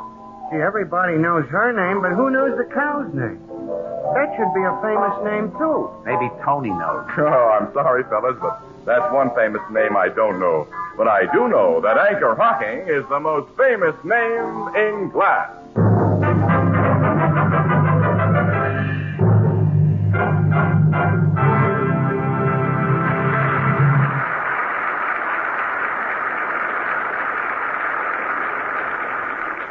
Good evening, ladies and gentlemen. This is Tony Marvin. Every week at this time, the Anchor Hocking Glass Corporation of Lancaster, Ohio, and its more than 10,000 employees bring you another adventure of Casey, Crime Photographer, ace cameraman who covers the crime news of a great city. Written by Alonzo Dean Cole, our adventure for tonight, Wedding Breakfast.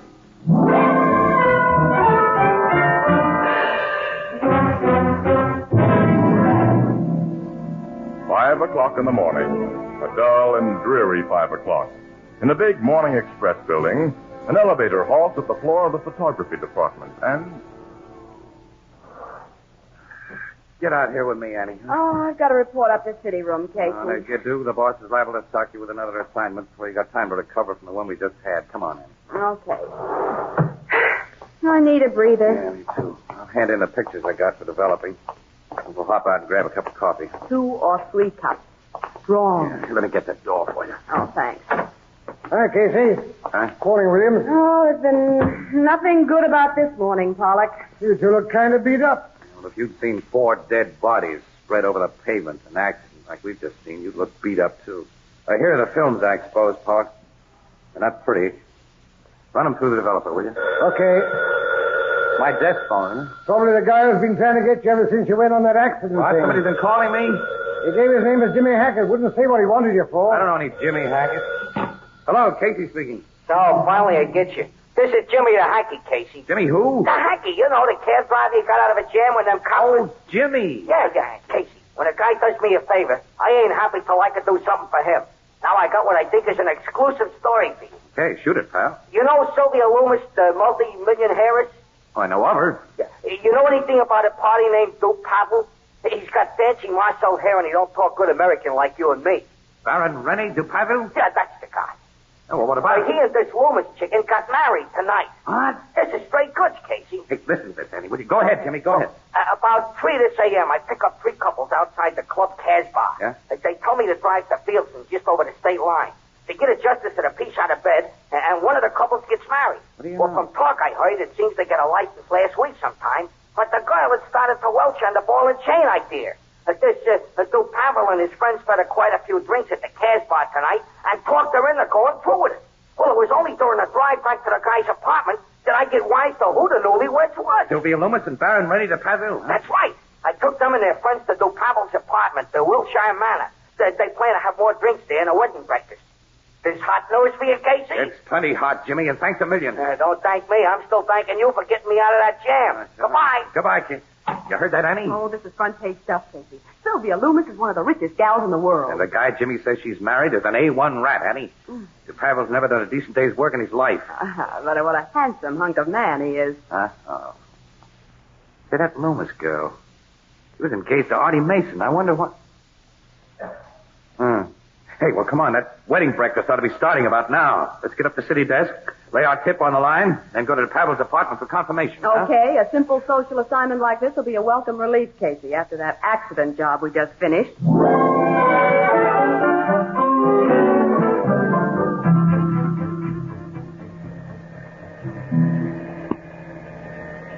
We got a lucky break, Casey.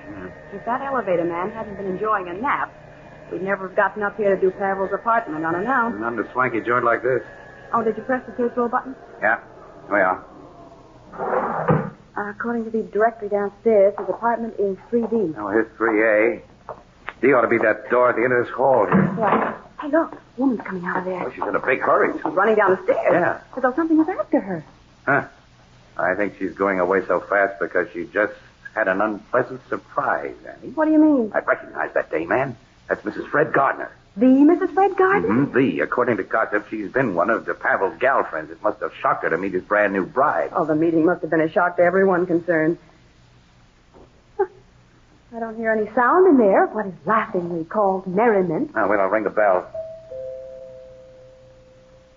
The door's partly open, Casey. Yeah. Another sound from inside. No one answers your ring. Let's have a look inside. The living room's empty. Well, there's been a party in there. Highball glasses all around. Maybe everybody went out for that wedding Annie, breakfast. come in. Let me close this door. Have a look around. Hey, Casey, we have no right We'll take the right. Gardner had a reason to run out of here the way she did, Annie. Hey, look at this. What? Pieces of the marriage certificate. What it looks like. Well, somebody tore it to bits. Pick again in that next room. Looks like a library. Hey, holy That man on the floor. That's Dupavu. His skull's been crushed in, and he's dead. The body's still warm. Hey, the woman we saw leave here, Mrs. Gardner, she's the one. Quiet. Huh? Someone's in this room. Here the guy is, on the floor behind the sofa. Hey, it's Artie Mason. He's asleep. Probably drunk. That statuette beside his hand. There's blood on it, Casey. Fresh blood, Annie. This bronze statuette is what killed Dupavu. Then Mason must have done it. He was crazy about Sylvia Loomis. He found out she'd married this gigolo. He came up here. Don't go too fast, Annie. Don't forget Mrs. Gardner, and don't forget the bride. Sylvia, yeah. Hey, come on back to the library. There must be a phone in there, and I'll call City Desk. Give the cops a ring afterward. They may be interested. Well, just as soon as I get my story in. Oh, there's the phone. Uh-oh.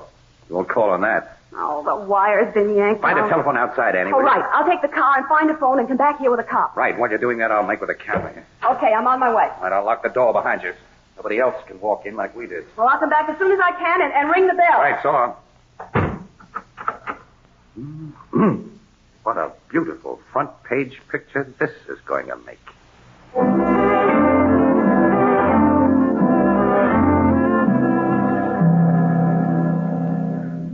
Another shot of the dead man from another angle. He made a quick trip. Just a second, Annie. I'll let you in. What? Who are you? Who are you? Larkin's the name. I want to see DePavel. He isn't here. He'd better be here, and he'd better see me. Out of my way, Wait a fella. minute. I said out of my I don't way. like being pushed around like that, mister. That's too bad. Tough, huh? Plenty. Now go tell the Pavel I'm here for the stuff he promised. What stuff? He knows. Just tell him Horseshoe Larkin's here. Oh, I've heard of you. You're one of the gambling racket guys I never ran into before. On your way. Get to Pavel. I'll take you to the Pavel. Step into the library here. Okay. There he is. What? I'm afraid he isn't going to give you the stuff he promised. When did this happen? Not very long ago. Did you? No. I didn't kill him. Maybe the guy over here did. Artie Mason. You know Mason? Yeah. He's drunk. Passed out. It kind of looks that way. How do you fit into this?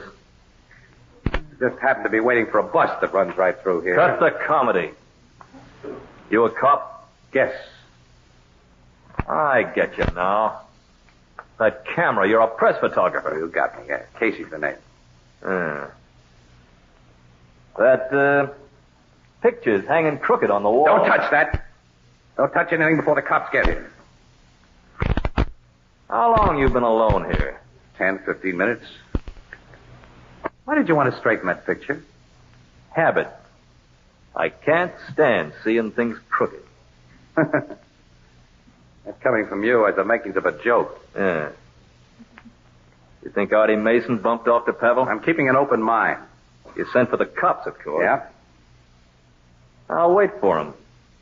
I'm interested in what they'll have to say. Yeah, and they'll be interested in what you'll have to say. Mister, I've got an alibi. Shh, quiet.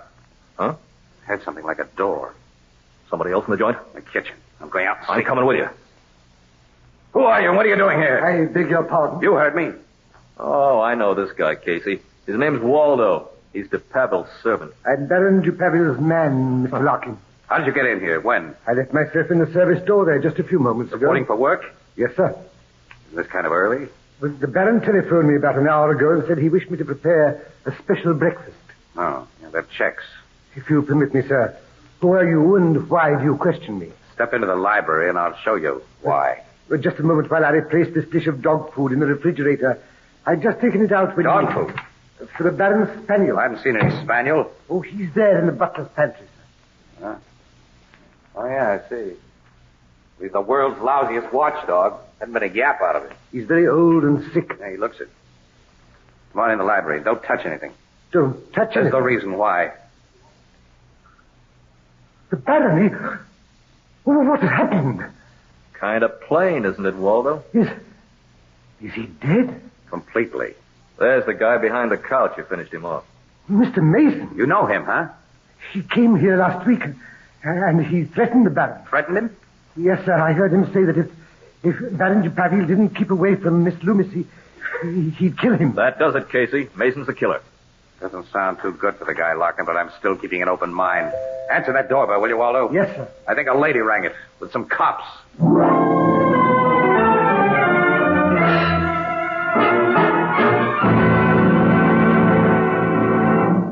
Our story will continue in just a moment.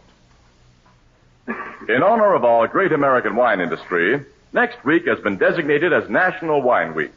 We have a right to be proud of American wines, and we're glad to acknowledge a debt of gratitude to those who've accomplished so much for us in vineyard and winery. They've made it possible for us to enjoy wines of exquisite taste and superb character. These wines appear on our table bearing the legend, grown and bottled in America for the world to respect and enjoy. Make it a point to serve delicious wines with your meals. And what a choice you have in American wines.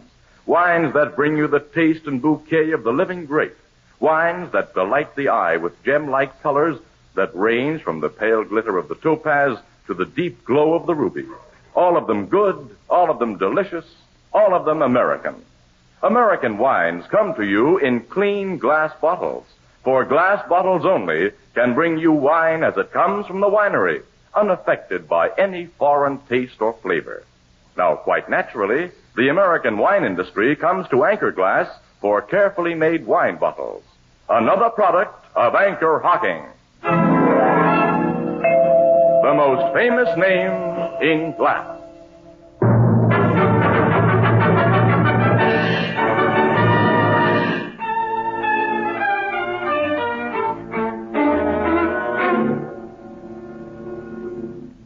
Captain Logan, how long will it take to sober Mason up? Well, the doc says it'll be hours before he can tell a coherent story, Miss Williams. Guy really had a skinful, Logan. I'll say. Well, he probably didn't know what he was doing when he killed Dupeville. He knew what he was doing a week ago when he threatened to kill him. I want to know just how Mrs. Gardner fits into this picture. What made the bride do a fade-out? What happened to the 4 wedding guests who were here? So do I want to know all about that, Casey, and my men are working on those angles right now. I also want to know more about Horseshoe Larkin's part in this thing. I put him and that valet under guard in one of the bedrooms. Come on. Captain Logan. Yes, Sergeant?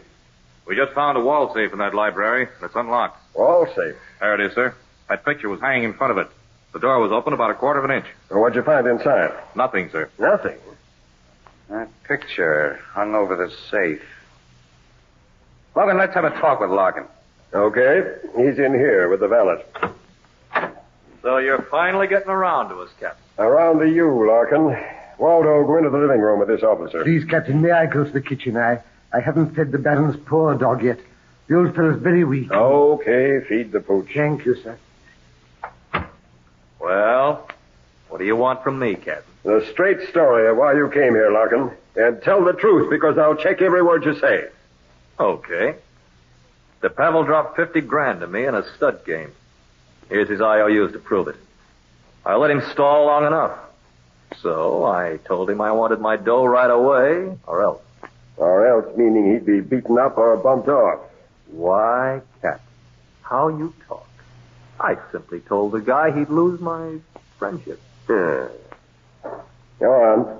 He called me up yesterday and asked would I accept a pearl necklace as a pledge until he could redeem it for cash. A pearl necklace? Yeah, he said it was worth 75 G's. I said it was a deal and I'd be here for it this morning. I came here and you know the rest. Did he tell you where he was getting that pearl necklace?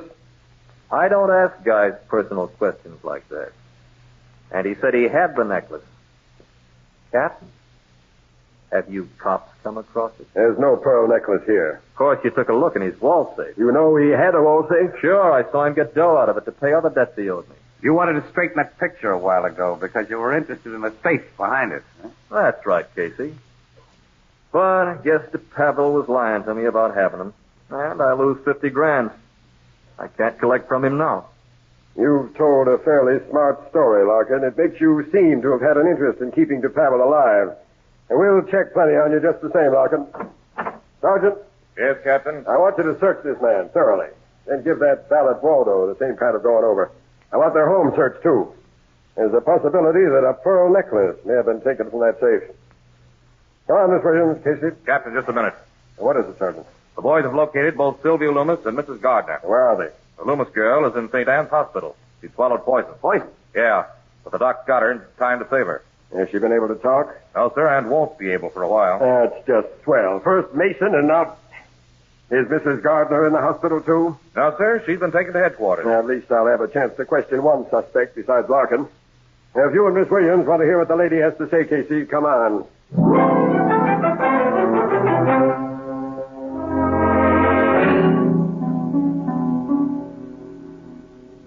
Believe me, Captain. René Dupavie was dead when I came into his apartment this morning. I swear he was. All right, now just take it easy, Mrs. Gardner, and start from the beginning. You've been seen a lot with Pavel. You were infatuated with him, weren't you? Yes. Is that all? I've been keeping René supplied with money. Ah. Several days ago, he told me he owed a gambling debt to a man who might kill him if the debt wasn't paid. Did the debt amount to $50,000? Yes. I didn't have that much cash, but I had a valuable pearl necklace. I gave it to René yesterday. A pearl necklace worth $75,000, say? Yes. But last night I learned that René and Sylvia Lewis were going to be married. You went to Pavel's apartment to have a showdown with the gentleman. Yes.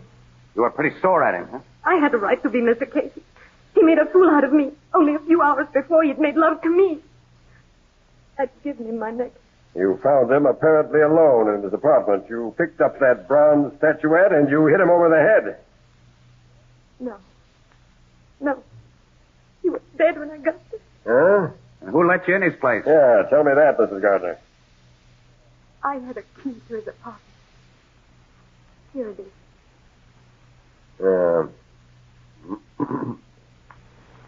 What'd you do after you saw DePavel's dead body? I rushed out of the place. So these newspaper people saw me leave. Mrs. Gardner, did you recover your necklace before you left? Can you believe I'd even think of the necklace after I saw Rennie lying in his own blood, Mr. Case? Lieutenant, you take over. If she changes her story in any vital detail, let me know. I'll talk to you later, Mrs. Gardner. Come on, Miss Williams, Casey. My guys should have rounded up the rest of the suspects by now.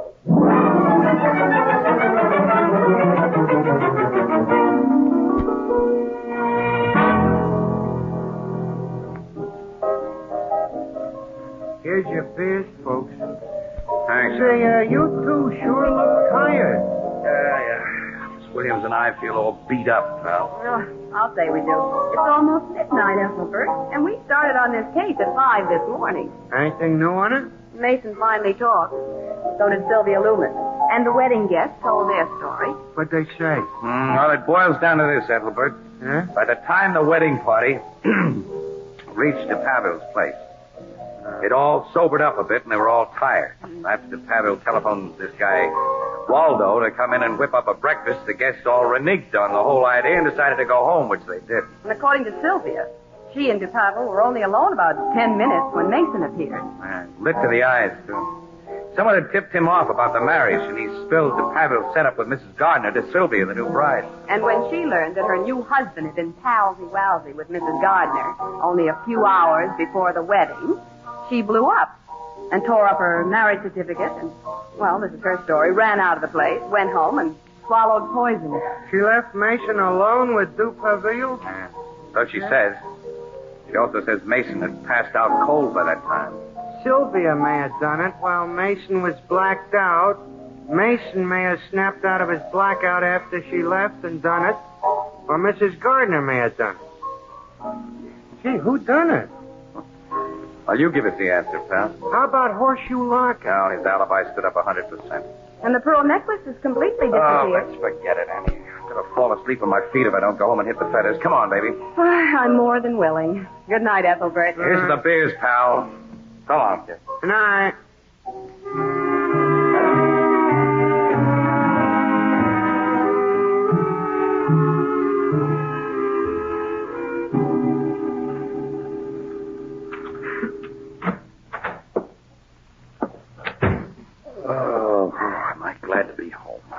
Hello, Casey. What? Lock. I've been waiting for you quite a while. You ought to have a better lock on your door. It was a cinch to slip it. What's the big idea? I want the pearl necklace, and you've got it. Nuts. Hand it over, fella, and you won't have to worry about this gun in my mitt. I may even slip you $1,000 or $2. Guess I'm dumb, Larkin. I don't get it. To save argument, I'll tell you how I got the goods on you. Yeah, that I'd like to hear. Well, you see, I happened to have phoned to Pavel between the time the Loomis chick left and the Gardner dame blew in and out. And he answered the phone. He was alive then? Yeah. Which means Mason killed him. But Mason didn't take the necklace. He was searched, I was searched, Waldo was searched. But you weren't searched, Casey. I see. I want those pearls, Casey. Gimme. You said something about slipping me a few grand, Larkin. I meant it. I'm not a hog. Whatever they bring over 50, I'll split with you. It's a fair offer. Live and let live, I always say. When it's possible to let live. What? Make sure it's possible. I'll take that gun, you dirty double-crosser. I came home to get some rest. Police headquarters. Give me Captain Logan if he's still around, will you? Just a minute. Why did I go into the newspaper business? Logan speaking. This is Casey. So what do you want? Whatever it is, the answer is no. I'm just leaving for home and some rest. Forget it. And meet me at DePavil's apartment as soon as you can get there. What for? To find those missing pearls and get a murderer. Huh? Yes, and incidentally send a cop to my joint for a guy I envy. What are you talking about? Larkin is asleep on my living room floor, pal. Sleeping.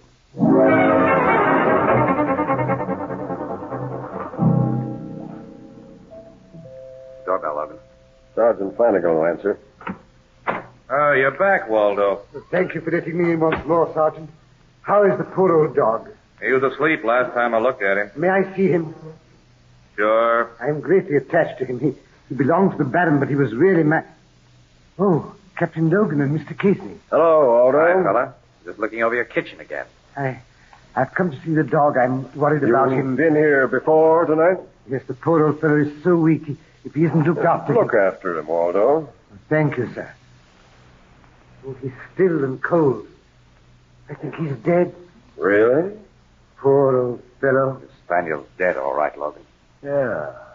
Too bad. Gentlemen, perhaps I'm unduly sentimental, but may I take him with me and bury him decently? Why, certainly, Waldo. Thank you, Captain. After an autopsy is performed? Autopsy? It's a rule where a crime has been committed.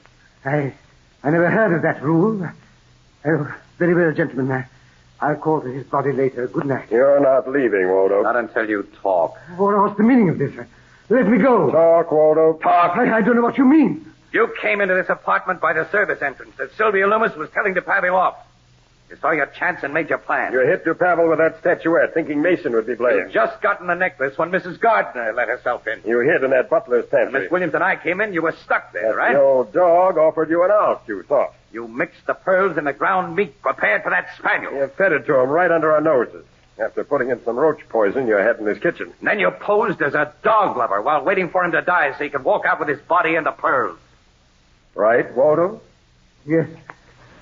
It was just as you say. Take me to jail, gentlemen. I'm very tired. You're tired? Are we tired?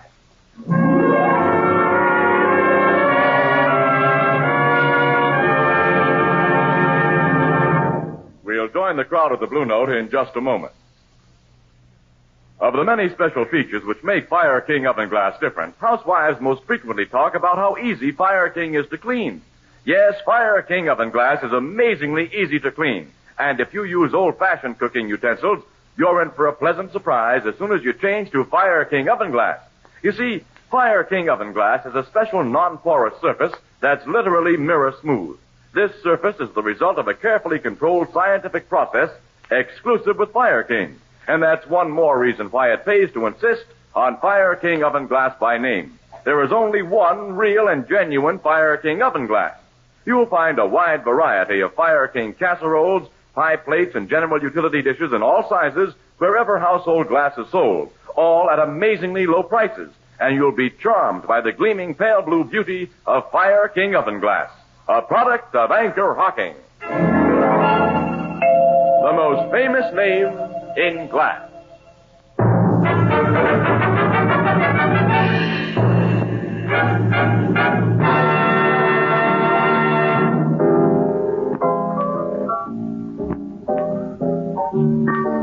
Wow, so you finally got a good sleep, Casey, huh? Swell, Ethelbert. I feel like $1,000,000 today. Oh, if we could only spend the kind of money we sometimes feel like. Ah, you want to hoard that kind, Annie.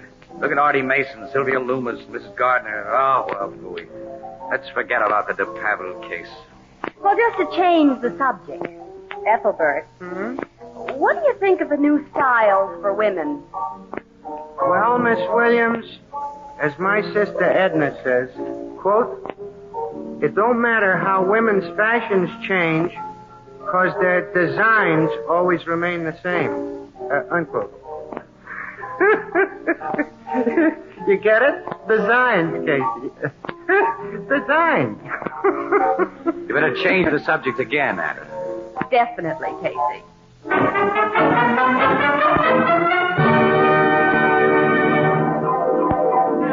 Crime Photographer, starring Stotts Cotsworth as Casey, is brought to you each Thursday by the Anchor Hocking Glass Corporation, makers of Fire King oven glass. Anchor glass containers, Anchor caps and closures. All products of Anchor Hocking, the most famous name in glass.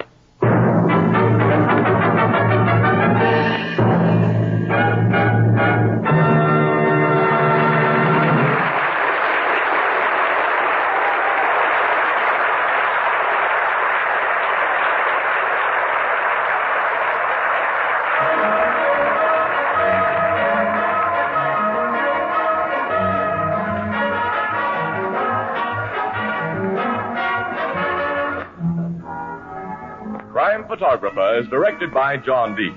The original music is by Archie Blyer, and the program features Miss Jan Miner as Anne and John Gibson as Ethelbert.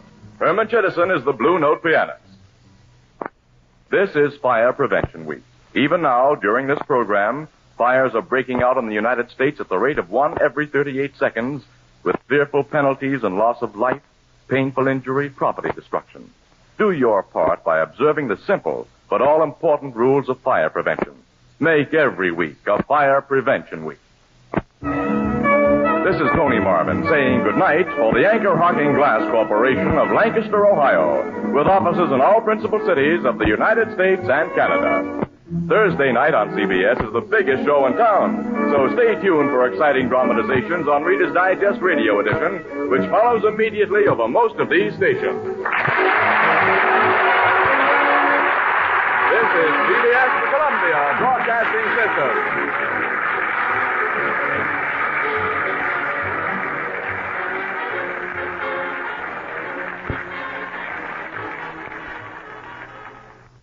The Anchor Hocking Glass Corporation brings you Crime Photographer.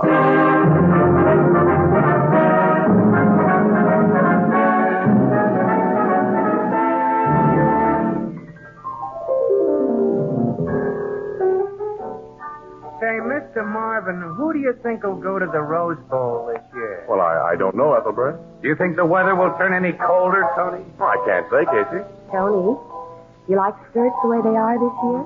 Or do you think they should be shorter? Can't answer that one, Anne. Tony, haven't you anything to say this evening? Oh, definitely, Casey. Anchor Hocking is the most famous name in glass.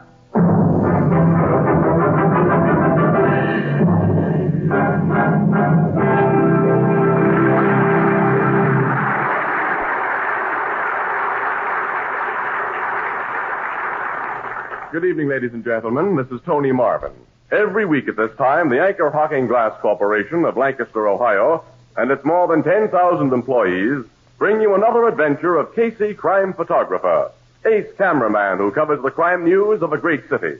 Written by Alonzo Dean Cole, our adventure for tonight, The Camera Bug.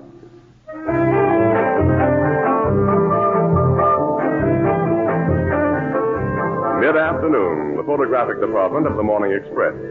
Casey sits sprawled at his battered desk, wearing the scowl of a man who began his day with a dull razor and cold coffee. The door opens and a young man enters. Excuse me, Mr. Casey in? Yeah, that's me. My name's Forster, Mr. Casey. Alan Forster. I've heard a lot about you. Yeah, I know. I'm on all the sucker lists. What are you selling? Oh, nothing. That is, well, you see, I'm a photographer. Huh? Who isn't? Sometimes I think every guy in the world is a camera bug. What's on your mind? Looking for a job? Yeah. See the city editor. His name's Burke, fourth floor above here. Well, I've already seen Mr. Burke, and he says there aren't any vacancies here. I've been to all the other papers, too. I thought you might advise me how to get a start. How old are you? 21. You got a job now? I work in a camera supply store.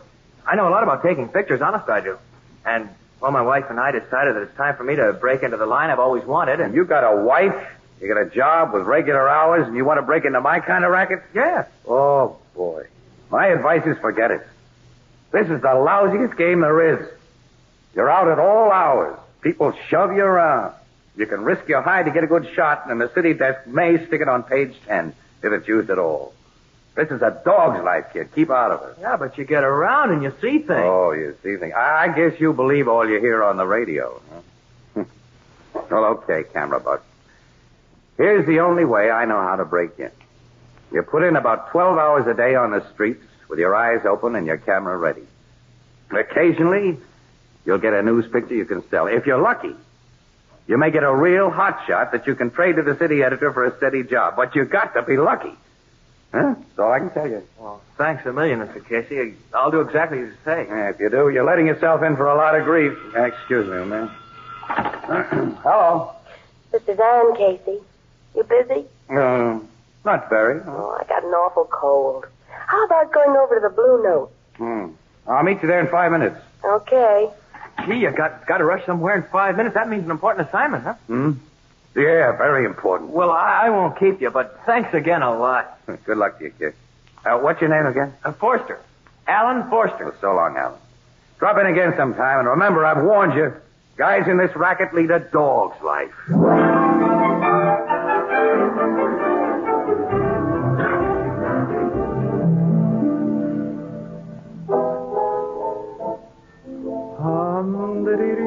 Another small beer, Ethelbert. How about you, Annie? Something's good for your cold, huh? No. I feel fine now, Casey. We've been here half an hour. We better go back to the office. Annie sounds like a frog. Well, don't worry, Froggy. City desk knows where we are. Burke will phone if anybody calls or anything comes up. Pretty soft for you two, I'd say. Wished I was in a business where I could take time off in the middle of an afternoon. Hey, listen to this guy, Annie, will You you? should have the kind of job we have, Ethelbert. right. Sure. I hear you crabbing about it all the time. But you should endure what us bartenders goes through. How'd you like to wash and wipe 1,000,000 glasses every day? And flush out the beer pipes? And answer the... Yeah. Oh, excuse me, the telephone. Yeah. Blue Note Cafe, Ethelbert speaking. Hey, there here, Mr. Burke. Just a minute. Uh-oh. Your city desk, Casey. All right, give me. Casey speaking. Now, Burke, we're not always here. It just seems like always. Okay. Yeah, I got it. 12th Street, just south of Locust. Homicide Bureau's already on the job, huh? Well, you know, when you get a delayed report like this, we can't bring anything that everybody else hasn't already gotten ahead of us. Okay, we're on our way. Goodbye. What is it, Casey? Come on, Annie. We got to see what some shooting's about. Shooting? Yep, slight case of murder, Ethelbert. Goodbye, pal. So long. Say, Casey, you didn't pay. Oh, well, bartending's a dog's life.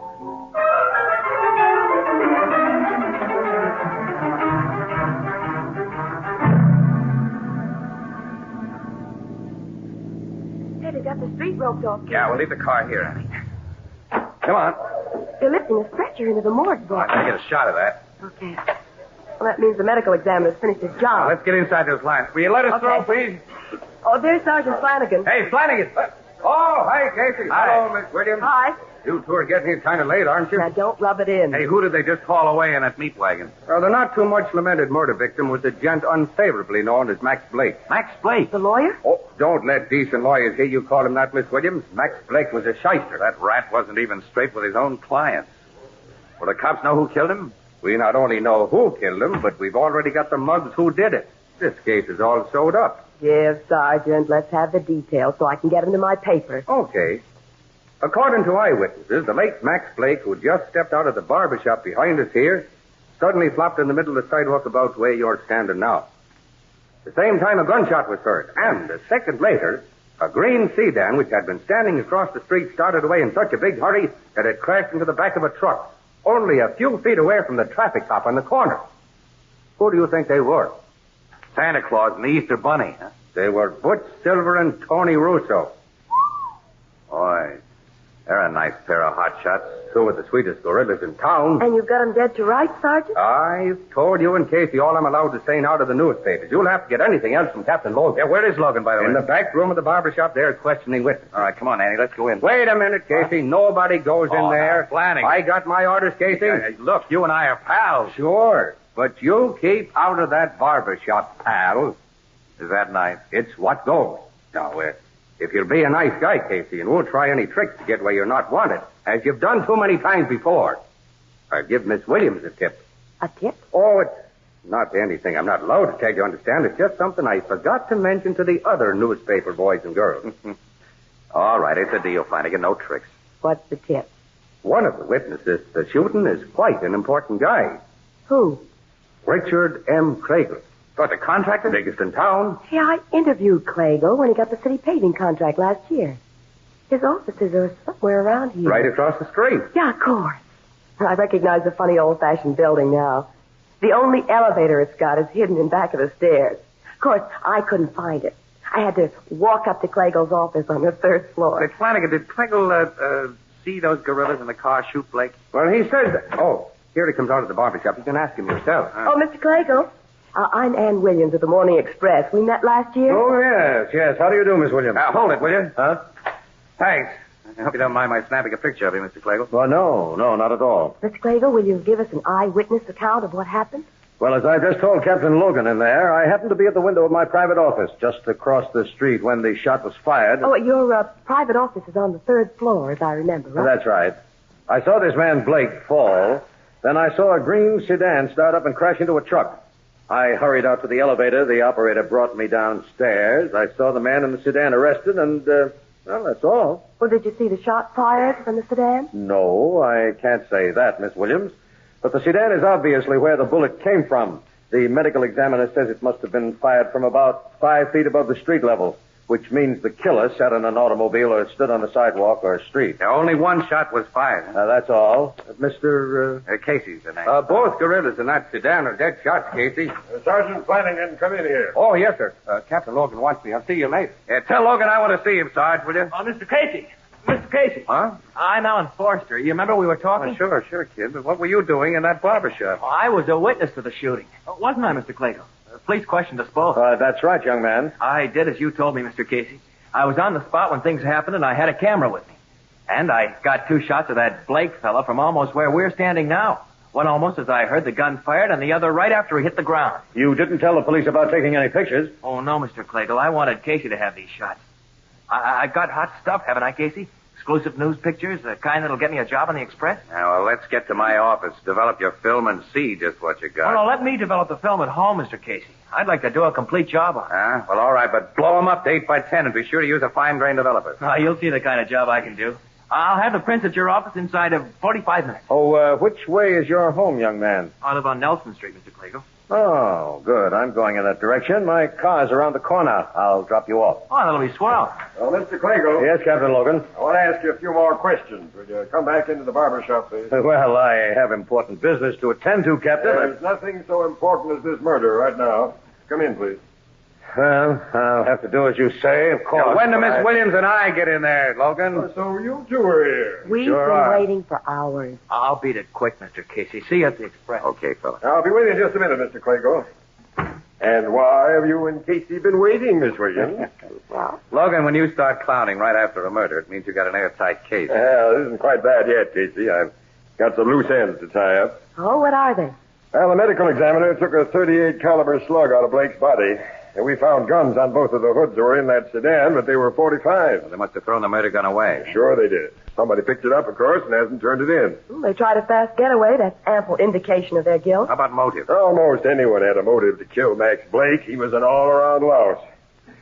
It's going to take a lot more work than I first expected.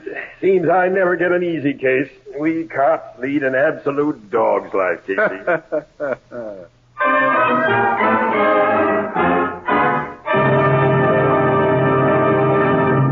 Our story will continue in just a moment. You know, Alex, I really like good, wholesome beer and ale. So do I, Tony. But there's one thing that's always bothered me, and that's the way empty bottles clutter up the back porch and basement. And that's one of the big reasons for the new Anchor Glass one-way no-deposit bottle. Oh, you're right, Alex. You never have to bother about returning empties to the store. When the bottle is empty, you get rid of it as you would any other food container. And you don't have to bother about deposits. No more fussing with extra pennies. And the new Anchor Glass one-way no-deposit bottle is a glass bottle. And because it's a glass bottle, it brings you beer and ale that tastes as beer and ale should taste. Clean, clear, sparkling, unaffected by any foreign flavors. No cloudiness, no discoloration. Beer that's brewery bright. Is it any wonder that the new Anchor Glass one-way no-deposit bottle is sweeping America? For perfect flavor, demand beer in glass bottles. For extra convenience, demand your favorite brand of the new Anchor Glass one-way no-deposit bottle. A product of Anchor Hocking. The most famous name in glass.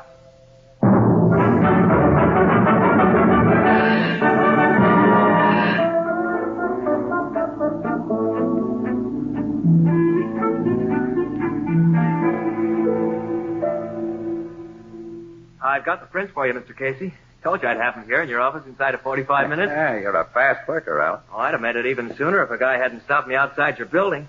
Guy wanted to buy the pictures. Who? Oh, he's from another paper, the Globe. He offered me $200 for the shots I got. Well, how did the Globe know that you... Well, he said somebody who saw me take them tipped off a Globe reporter. Well, it could happen, all right, I guess. But I wouldn't let him even see what I've got. These pictures are yours. Yeah, well, don't say that until we talk to city desk. Burke might not go $200 worth. Oh, I don't care about that. It's a job I want. Well, let's see your prints. Come on. Yeah, here. Mm-hmm. Nice work, fella. You can really see Blake starting his fall in this one. The body's sagging, growing limp. Yeah, he just hit the ground in this one. I shot it as quick as I could wind the film and focus. Hey, these are worth $200 and a steady job here besides. Come on, we're going upstairs to Burke, and I'm going to tell him just that.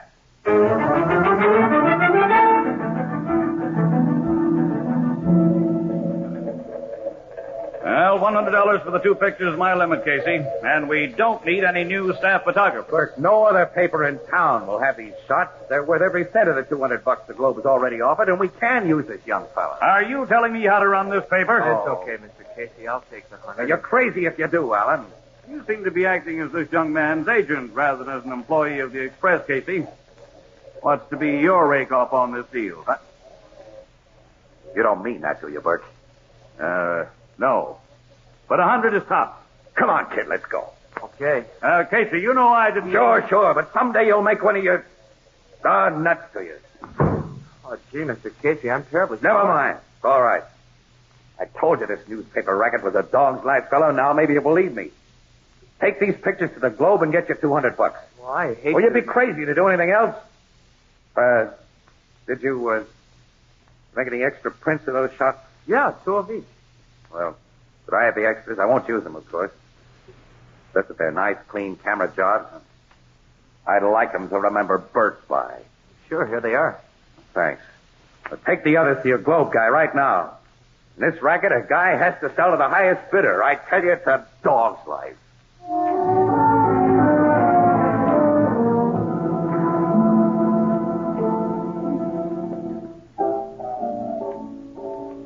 Casey, you've been sitting at this bar for over 2 hours now. Ain't you ever going back to work? Well, not sure I am, Ethelbert, at the Express. Oh, now stop being sore at Burke. You know he's pretty decent sort underneath. Underneath. And I'm tired of digging underneath Burke to look for his good points. You know, for 2 cents, I'd go over to the Globe myself and strike Curtis for a job. Now, there's a city editor who knows values. And he's also an okay guy, too. Well, thank you very much, Casey. Huh? Mr. Curtis. Hello, Miss Williams. And when do you want to start work on the Globe, Casey? Well, I haven't exactly made up my mind to make any change, Mr. Curtis. You're just crabbing about something, eh? You'll never leave the Express. The Express? Well, good paper. Okay. Yeah, but we sure let you pull one over on us today, getting those exclusive murder pictures for only $200. What exclusive murder picture? The Blake killing, of course. Give Mr. Curtis a drink on me, Ethelbert, will you? Sure. Oh, excuse me, there's the bar phone. We didn't get any exclusives of the Blake no, killing. Well, You bought the stuff that Forster kid got. Forster kid? Sure, Alan Forster, the young camera bug. I never heard of it. You'll have to speak louder, ma'am. Wait a I can't minute. hear what Say, you're- Curtis, Huh? didn't you send a guy from the Globe to buy those shots from... Casey, I haven't the vaguest idea of what you're talking about. The call's for you, Casey, and Mrs. Forster on the wire. Mrs. Forster? Uh-huh, you want to talk to her? I'll say I do. Miss Williams, will you be good enough if you can, please, to tell me something? Hey, hello, Casey speaking. They told me at the Express to call this number, Mr. Casey. I'm Alan Forster's wife. He's with you, isn't he? No. Well, but you know where he is. No? Oh, that something's happened to him. Huh? What do you mean? Well, almost 3 hours ago, he phoned me at the place where I work about the pictures he'd taken of that murder. Yeah? He said he was going to develop them, then meet you and phone me back. But he didn't phone, and somebody's been in our apartment. Somebody's... Well, I found the lock on our door broken, and the closet Alan uses for his dark room, the things had been broken and knocked around. Was anything else in the apartment been disturbed? No, just the things in the dark room. Oh, Mr. Casey, what do you think's happened to him? I don't know.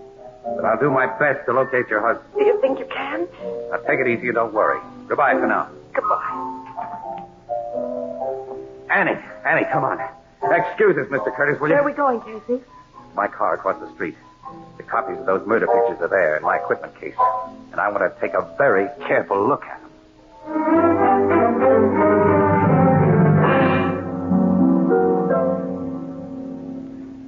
Oh, Annie. If I'd only looked carefully at these prints before. What do you see, Casey? How Blake was murdered. How, Blake? Yes, look. Look. When Forster took the pictures, his lens was stopped down to get a good depth of focus. Yeah? He got not only Blake, but a sharp picture of the building across the street. Yeah. Well, in the first picture, the bullet has just struck Blake. He's slumping. He's beginning to fall. And a ground floor window of that building is partially open, Annie. Look. Yeah, just a few inches. Yeah, but in the second picture, which shows Blake lying on the sidewalk, that window's closed. He was shot from behind that window, and the killer closed it right after he fired. Right, that's it. Now, look at this third floor window in both pictures. It's the one that Richard M. Clegel said he was standing behind when he heard the shot. Well, did you see anybody there? No, Casey. Clegel could have gone down to the first floor and waited for Blake to come out of the barber shop. And... Yeah. Then, after he shot him, Clegel closed the window, did a quick dash up the stairs to the third floor, and rang the elevator bell. Yeah? The operator picked him up there, and Clegel was supplied with a pretty good alibi, Annie, because the bullet entered Blake's body on a horizontal line. He couldn't have been shot from the third floor. But Clegel's a reputable businessman, Casey. Why did he kill Blake? No, never mind. That doesn't matter now. Point is, he must have killed him. And Clegel is the only person besides you, Forster, Burke, and me who knew about those pictures. He was with us when the kid told about taking him, remember? Oh, yeah. And he offered to take the kid home right afterwards. And if Captain Logan hadn't detained him... He'd have gotten the films then, sure. He sent somebody to wait outside the express building to buy those pictures. But Forster wouldn't sell until after he'd seen me. And then I played into his hands by telling the kid not to accept Burke's chiseling offer. Yeah, the phony Globe reporter got him into a car after he left you and kidnapped him. Because the kid only had prints of the pictures, Annie. Clegel had to have the negatives, too. So he or the guy working with him broke into Forster's apartment and got him. Evidently, Forster didn't let on that he'd given me a set of prints, or I'd have received a call from him, too. Maybe they've killed him by now. Well, Annie, if they've killed that kid, I'm partly responsible. Oh, that's crazy. I gotta find Logan right away. We're gonna start for headquarters as soon as I can unlock this ignition. Don't make a move. Clegel. There's a gun in this pocket, Casey. You remember that, too, Miss Williams, and that a man in danger of the electric chair will stop at nothing to protect himself. I'm getting into the back seat. Start your motor, Casey, and drive as I direct. Okay. Guess you heard what we were talking about. And not by accident. Young Foster did say you had prints of those pictures. I waited a long time for you. Now start driving. Straight ahead for the time being. That gun makes you the boss. Mind giving us a hint of where we're going? We're joining young Foster. He hasn't been harmed yet.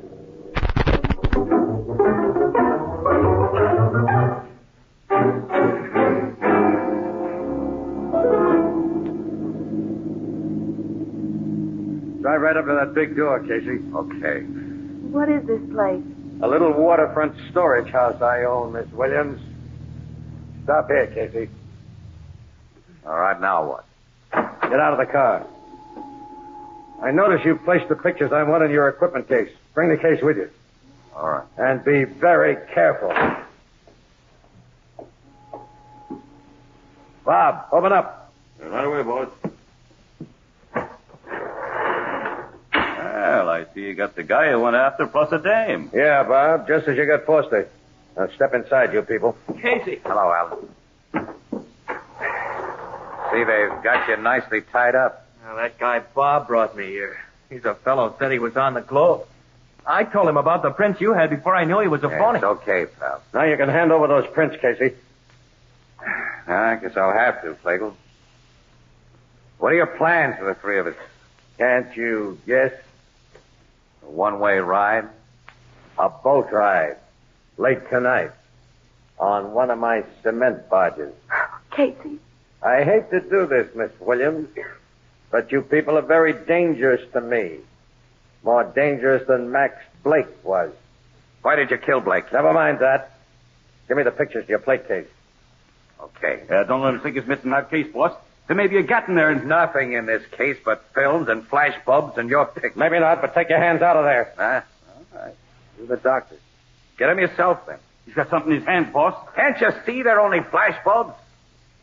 Took them out so you can get at the princes. Unstrap the case from his shoulder, Bob. I've got it. Pick out the pictures. I want to be sure. Oh, you got a flash bulb between the eyes, Clayton. Shoot him out. My eyes are cut. That's right. I can't see. I'm blind. He's got my gun, Clayton. You shouldn't try to handle a gun and a film case at the same time. Pop the ball. You got him, Casey. And here's one for you, Clayton. You got them both around. Annie, did you get my camera from the car while I watch these mugs? I'm going to use some flash bulbs now to get a few front-page pictures. And if Bert doesn't put them on the front page, I will take a job on the Globe. Oh, now, when did I hear that one before?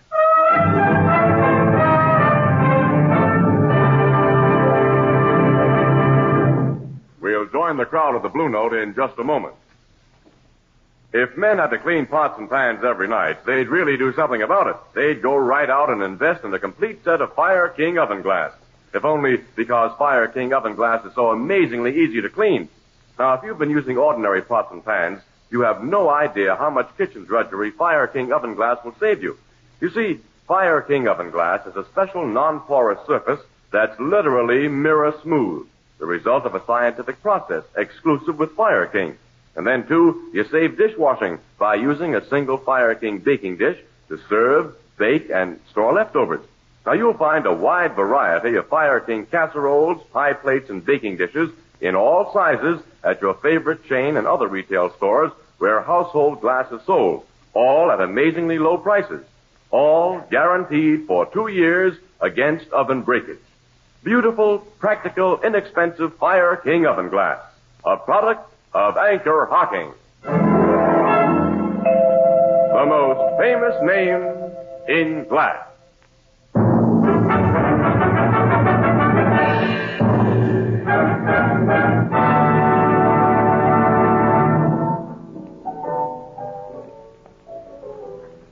Why did Clagle kill that guy, Max Blake, Casey?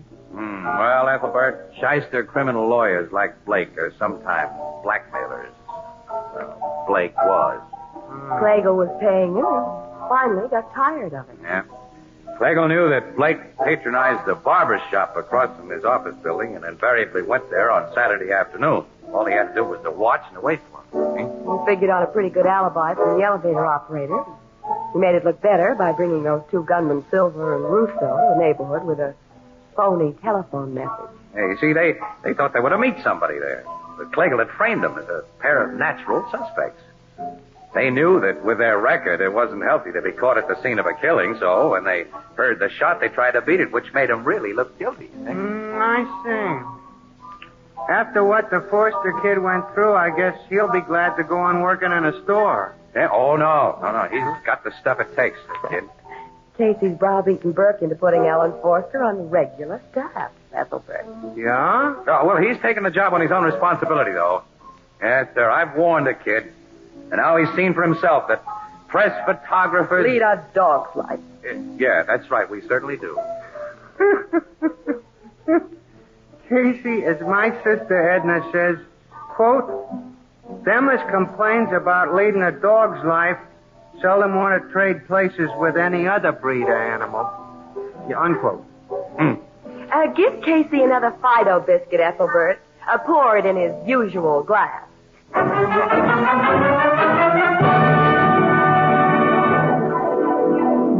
Crime Photographer, starring Stotts Cotsworth as Casey, is brought to you each Thursday by the Anchor Hocking Glass Corporation, makers of Fire King oven glass, Anchor glass containers, Anchor caps and closures, all products of Anchor Hocking, the most famous name in glass.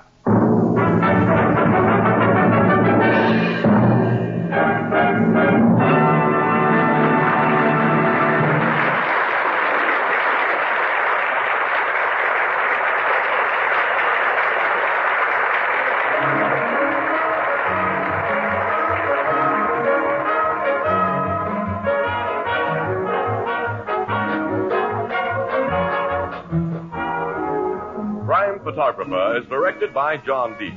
The original music is by Archie Blyer, and the program features Miss Jan Miner as Anne and John Gibson as Ethelbert. Herman Chittison is the Blue Note pianist. Your National Guard is destined to play a more important part than ever before in America's security plans. The National Guard offers young men regular Army pay and training without interference with their normal civilian life. If you're between the ages of 17 and 35, married or single, join your local unit of the National Guard. This is Tony Marvin saying goodnight for the Anchor Hocking Glass Corporation of Lancaster, Ohio, with offices in all principal cities of the United States and Canada. Thursday night on CBS is the biggest show in town. So stay tuned for exciting dramatizations on Reader's Digest Radio Edition, which follows immediately over most of these stations.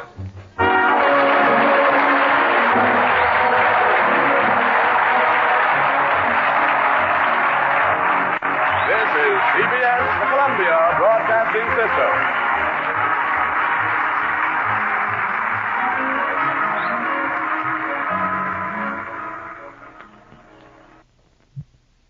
The Anchor Hocking Glass Corporation brings you Crime Photographer.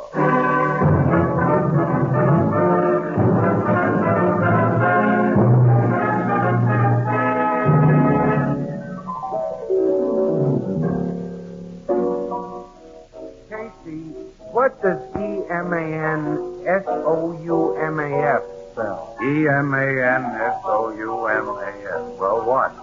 Spelled backward, it's famous name. Famous name?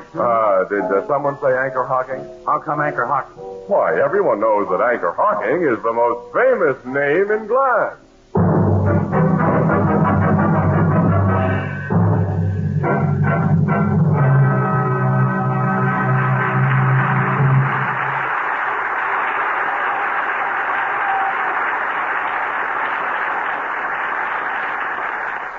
Good evening, ladies and gentlemen. This is Tony Marvin. Every week at this time, the Anchor Hocking Glass Corporation of Lancaster, Ohio, and its more than 10,000 employees bring you another adventure of Casey, crime photographer, ace cameraman who covers the crime news of a great city. Written by Alonzo Dean Cole, our adventure for tonight, Lady in Distress.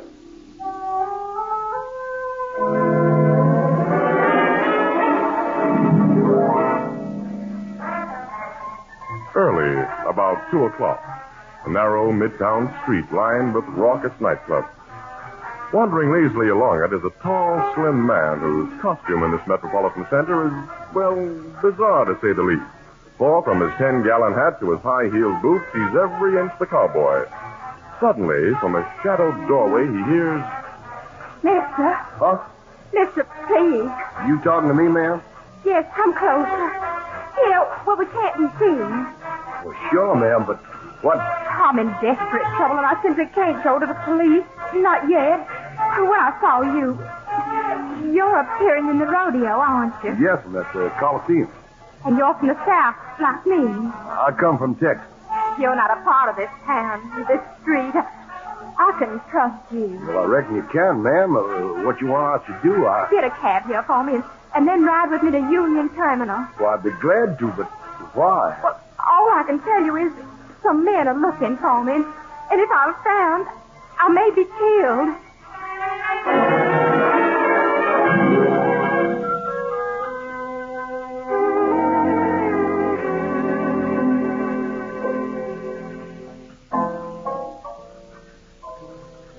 So you and Casey took in the rodeo last night, huh, Miss Ware? No.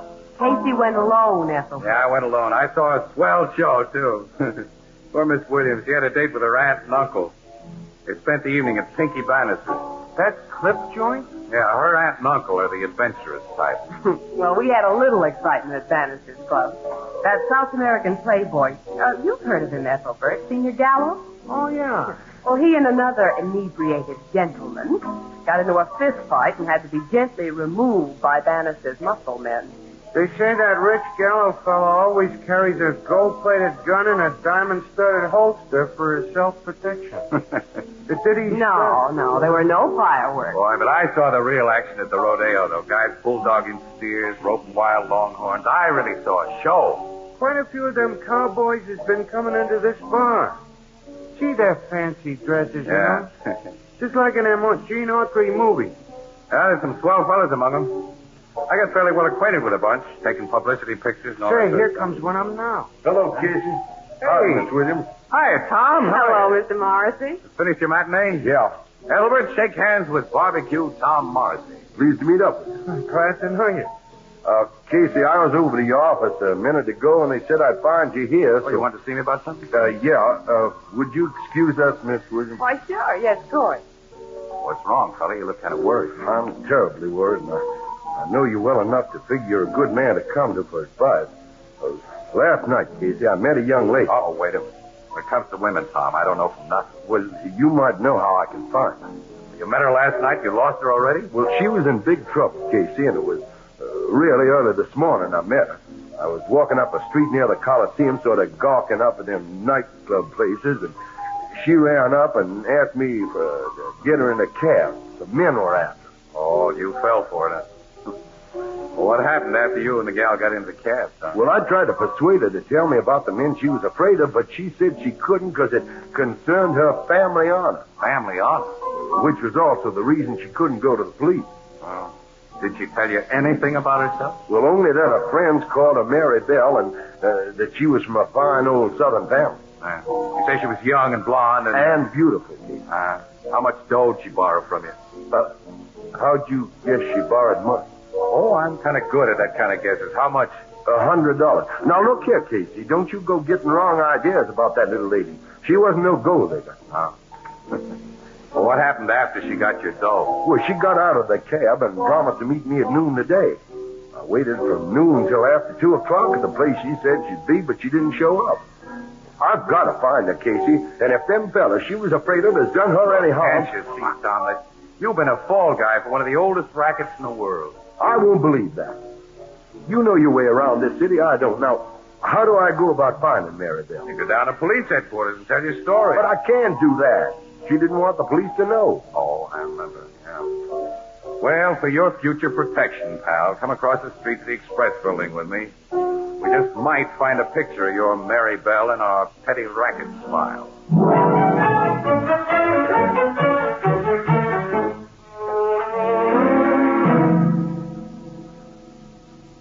Casey, I told you I wouldn't find anyone who looked like that little lady among your pictures of female crooks. Well, she's been smart enough not to get mugged for our files, I guess, that's all. Will you do now as I asked you to do at first? Try to find a photo in your high society files. That's where she belongs. Oh, yes, she's a good singer, too. Singer? Yes, she gave one of them concerts here once. She gave a concert? Uh-huh. She let that slip when I said she had a beautiful speaking voice. Well, just to humor you, Tom, we'll see what's cross-filed under concerts.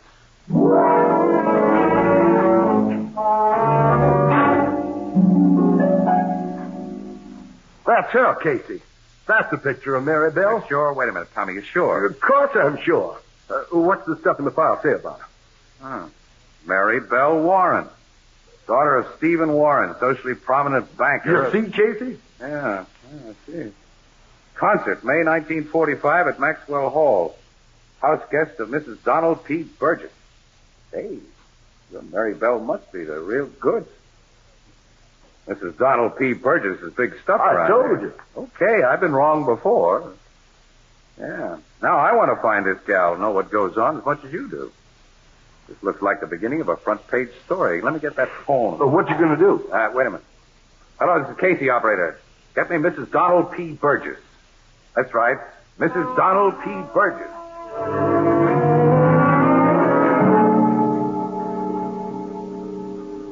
Yeah, thanks very much, Mrs. Burgess. I know I've given you cause for worry, and I'm sorry. Yes, I'll call you back the moment we learn anything. Goodbye. What'd you say, Casey? Mary Bell Warren phoned her shortly after 2 o'clock this morning. That must have been right after she left me. That's right, Tom. She asked Mrs. Burgess if she could come up to her place. That she had to have some advice. You see? Something happened to her. Yeah, the girl never did show up. Afraid that's the way it adds up, too. Whatever happened must have started, though, about 3 months ago. What do you mean? Because Mrs. Burgess said that Miss Warren and her family are old friends, you see, and 3 months ago, she got a letter from the gal's mother in the South saying that Mary Bell had abruptly decided to come here. And that phone call this morning is the first that anyone has heard from her. Well, what in tarnation do you suppose? Wow, what basis have I got to suppose anything? A strange babe takes you for $100 with what sounds like the gal in distress gag. And she turns out to have a millionaire father and top-hat social connections. But we're wasting time here. We've got to find that little lady. Now, wait a minute. That's too big a job for you and me, pal. We've got to take this to the cops. Neil, guess you're right. Yeah, I'll probably crab my chance for an exclusive, but... Well, we'll take this picture of Miss Warren and get him started. Casey? Oh, hello, Annie. Hey, Annie, come in here a minute. Well, look, you get a lot of wound page assignments. Ever run across the blonde in this picture? Face is familiar. Hey, Casey, I saw her last night. You what, huh? You saw her last night? Yeah, at Pink Bannister's Club. Pink Bannister's? Yeah, she's a singer there. In that lousy joint? Oh, yeah, she did seem awfully out of place. She looked like a lady, and she had a sweet voice. Well, how'd you got her picture? Come on, I'll tell you on our way to Pink Bannister's.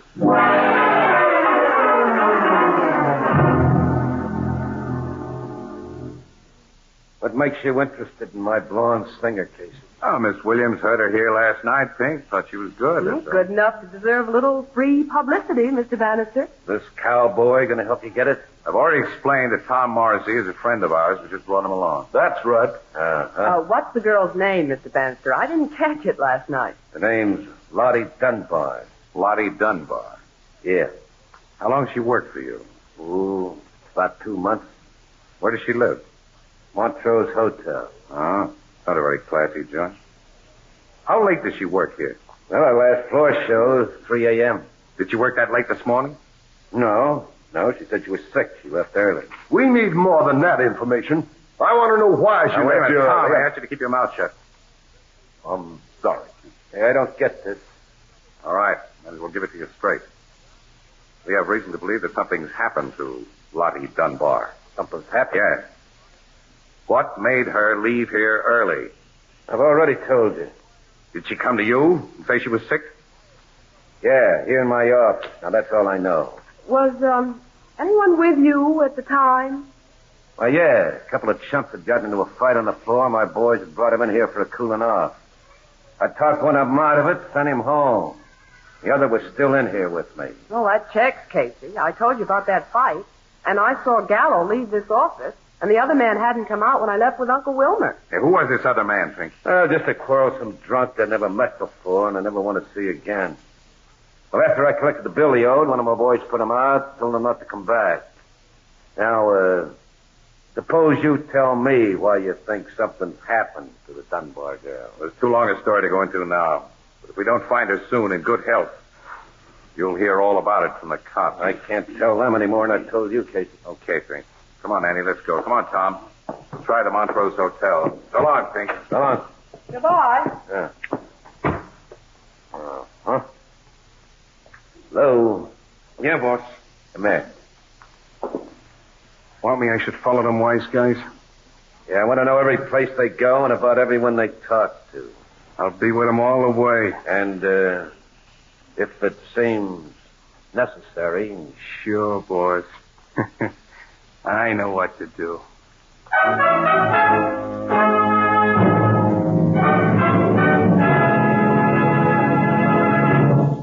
Our story will continue in just a moment.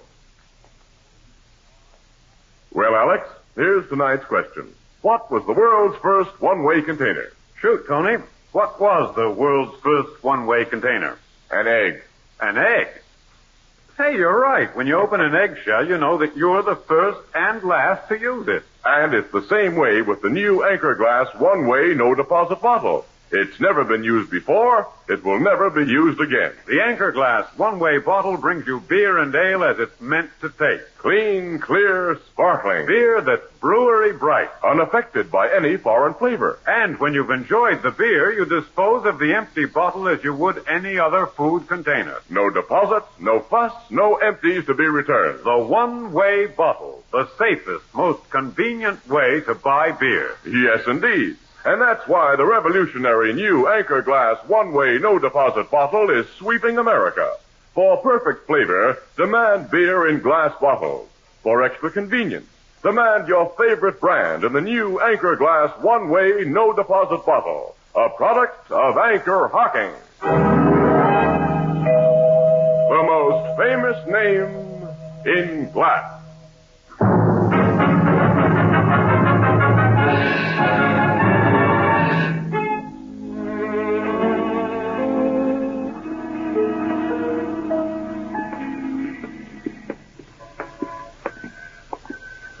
Well, the hotel manager told us Mary Bell didn't come home this morning and ain't been seen since yesterday. Yeah. No, I figured all this would be a waste of time. Well, let's get back to the car. Okay. One thing to do now, let's go to the cops. Which means goodbye exclusive. Miss Williams, how can you think of newspaper stories when that little lady may be heard Oh, of? I'm sorry, Mr. Morris. See, Tom, we got to be impersonal in our jobs. If we weren't, we... Hey, wait a minute. What? That guy getting into the green car up ahead of us. Yeah. Seems to me that green convertible was behind us when we drove up. Was. I noticed it. Hey, Casey, I just placed that man. He was one of the bouncers who broke up the fight in Bannister's place last night. Oh, that's very interesting, Annie. All right, I'll start our car and see what he does. You and Tom keep an eye on him. Okay.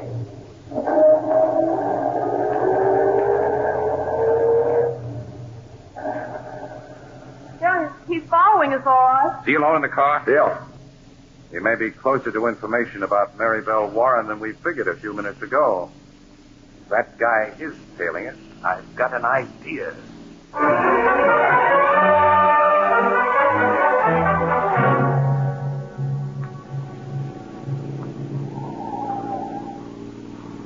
His car lights are only about 100 yards behind us now, Casey. I thought he'd creep up on us. All right, get ready for action, Tom. I'm ready. Now, look, Casey, the man in that car will have a gun, and neither you nor Mr. Morris... Tom and I know what's going to happen, Annie. That must doesn't. We're coming to another turn. Okay, now brace yourself. I'm shoving the brakes on hard. He's going to hit us, Casey. No, he's swerving off the road. Had to. We're in the middle of it. His car's in the ditch. All right, come on, Tom, quick. I'm with you. You stay here, Annie. Drive our car to the roadside. Yeah, okay, I know my part. Get your hands off me. Take that gun. That's some big idea. You guys forced me off the road and then Don't play innocent.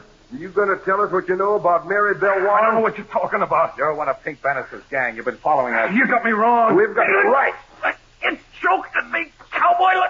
I'll squeeze the daylights out unless you talk. What's happened to Mary Bell Warren? I never heard of that name before, I swear. Change your Easy, tune. Tom. Wait a minute. He doesn't know that name. What happened to Lottie Dunbar? The lady who was singing in your boss's place. Talk. You better talk, punk. You haven't got a gun now. Talk, I said. I will. If you won't go to work on me, I'll spill all I got. But it ain't much, honest. All right, spill what you got. Okay. Well, last night, there was a fight in the club, see? Between two drunks. Yeah, that South American guy, Gallo. And another guy I never seen before. Me and the head bouncer, Jim Robbins, we broke it up. And Pink had us shagged the scrappers in his private office. Pink told me to get back into the club, but Jim stayed in the office. All right, go on. Well, a little later, I get a rush call from Jim to go with him. And all he tells me is that this here babe, this Lottie Dunbar, has just been caught snooping on the boss's private business. For us to go get her. This was just before 2 o'clock. Yeah.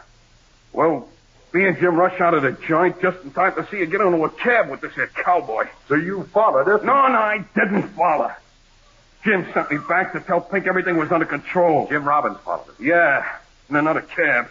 I don't know what happened after that, honest. You're lying. Listen, help me, I ain't. What did Pink say when you told him Robbins had everything under control? Well, he said to keep my mouth shut, that's all. And I ain't seen Jim Robbins since. I swear I don't know what's happened to that dame or why. Tell the truth, you ornery skunk. Hold it, Tom, hold it. Bannister's a cagey guy. He wouldn't let a punk like this in on anything big. And kidnapping is plenty big. We'll go to Bannister. I'll beat the truth out. Wait a minute, wait. You, Mug. You said the girl was caught snooping while Gallo and that other guy were in Pink's office. That's the way I got it from Jim. I think Senor Gallo is the guy for us to call on next, Tom. Come on, punk. You're traveling with us.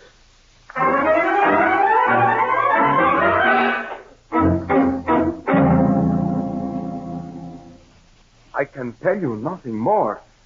When I was in that Bannister club last night, a strange man insulted me, and I struck him.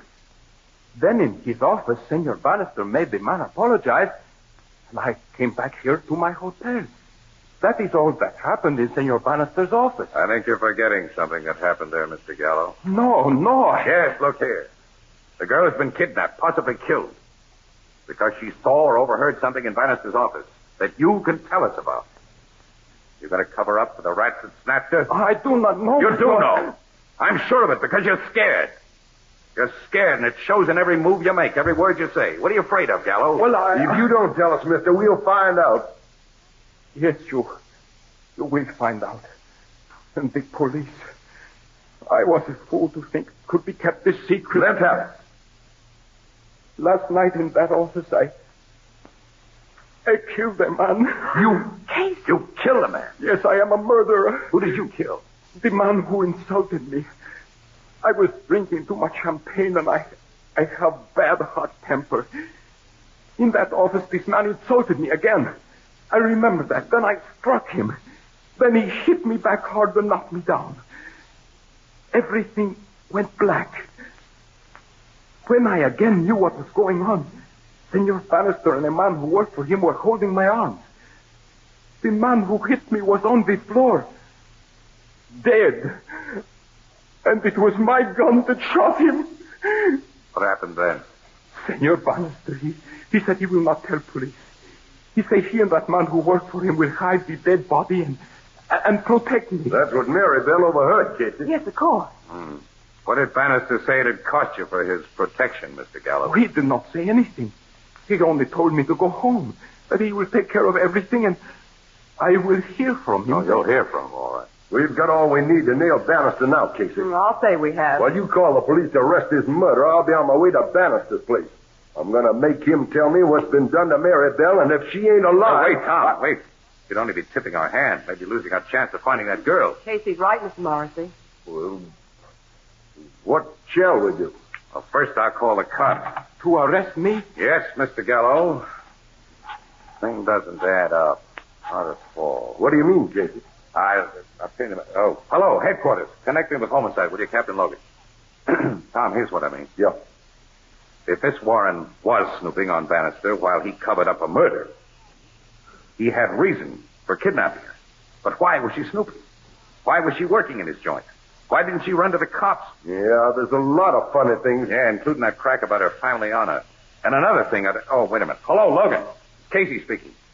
Listen, Logan, I'm going to be down to headquarters in about 20 minutes with a very wealthy Senor Jose Gallo.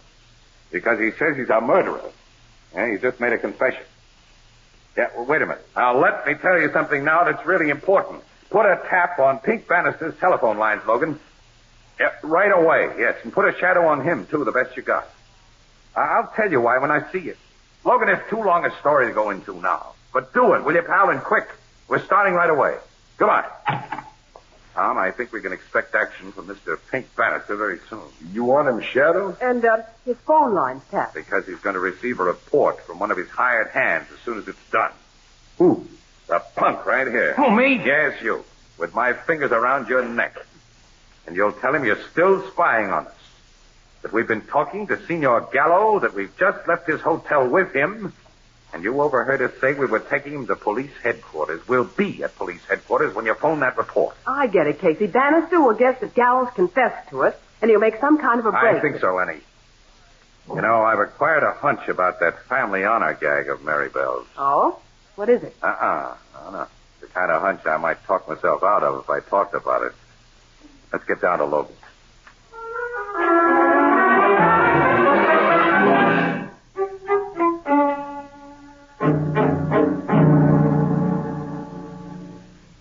It's nearly 5 minutes since that mug phoned our dictated report, Casey.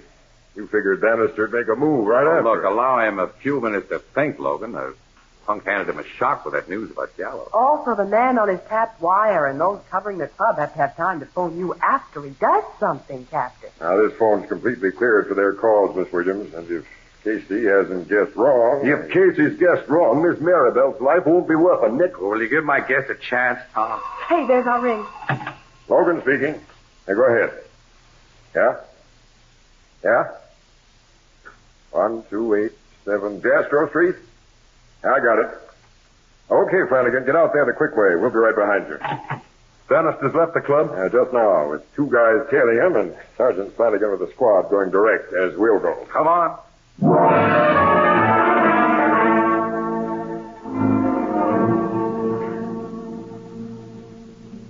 He's gone into the house, Captain. That's all I've been waiting for, cowboy.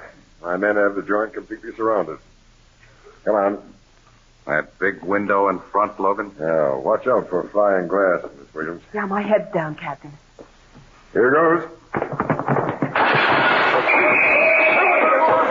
Hands up, Mister. You two other mugs. Now get the cuffs on him, man. Come on, you two guys.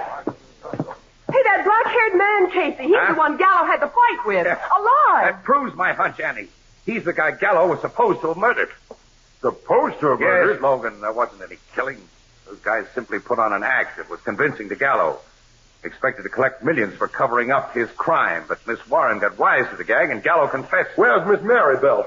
If you've harmed one hair of her head, Bannister... She hasn't been hurt. We found the girl, Captain. Maribel. Oh, Mr. Morrissey, I knew you'd find me. Well, that's a pretty picture. Hold it, will you?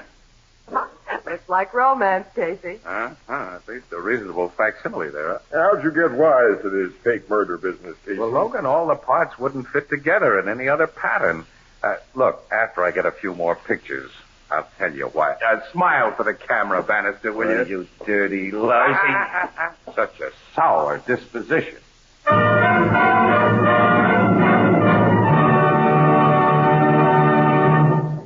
We'll join the crowd at the Blue Note in just a moment. You've often heard a woman say, I don't mind washing dishes so much, but oh, those pots and pans. That's because she uses ordinary pots and pans. Now, when you use Fire King oven glass, you reduce that tiresome kitchen drudgery to a minimum. First, because Fire King oven glass is so amazingly easy to clean. Fire King is a special non-porous surface that's literally mirror smooth. It comes clean in a jiffy and never absorbs baking stains or odors. Now, second, you save dishwashing time because you bake, serve, and store leftovers all in the same Fire King dish. You'll find a wide variety of Fire King casseroles, pie plates, and general utility dishes in all sizes at chain and department stores and wherever household glass is sold, all at amazingly low prices, all guaranteed for 2 years against oven breakage. Ask for Fire King oven glass by name. Fire King is a product of Anchor Hocking. The most famous name in glass.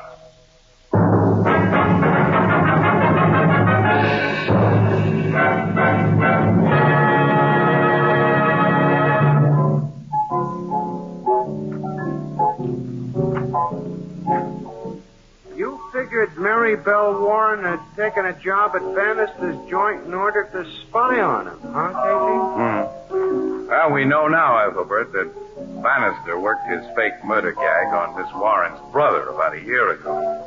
Has been blackmailing him ever since. Her brother finally confessed the supposed killing to Mary Bell, and she refused to believe that he'd murder anyone. So she came down here under an assumed name to get the lowdown. That guy Bannister had some racket, making people believe they were murderers and then blackmailing them. Yep. That's exactly what they did to Mary Bell's brother, who, like Gallo, had been drinking too much to think straight, you know. There's one thing I don't quite get yet. What's that? Miss Mary Bell Warren had money. Why did she borrow $100 from that cowboy? Oh, she's a smart babe, pal. In case Bannister's mugs caught up with her, you see, as Jim Robbins did. Uh-huh. Well, she figured the loss of $100 would make Tom try to find her. He's convinced now that he didn't need such an incentive. Think him and her are going to team up this week? Looks like an order for a double harness. Yeah, it really does. You know, Ethelbert, I suppose your sister Edna would say, quote, 2 can live as cheaply as 1, unquote. Oh, no, Casey. No? Well, she knows better than that. Oh. She says, quote, anybody can be a cowboy. All you got to do is sit on your kitchen stove and sing Home, Home on the Range, unquote.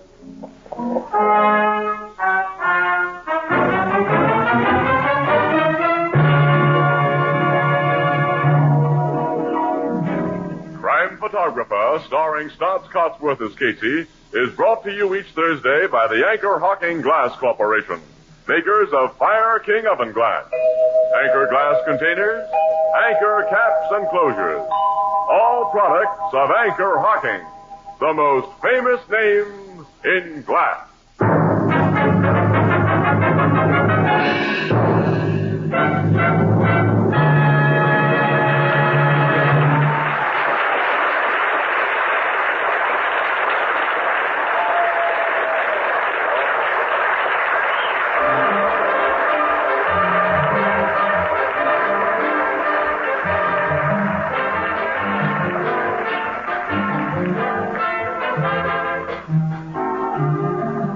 Photographer is directed by John Dietz.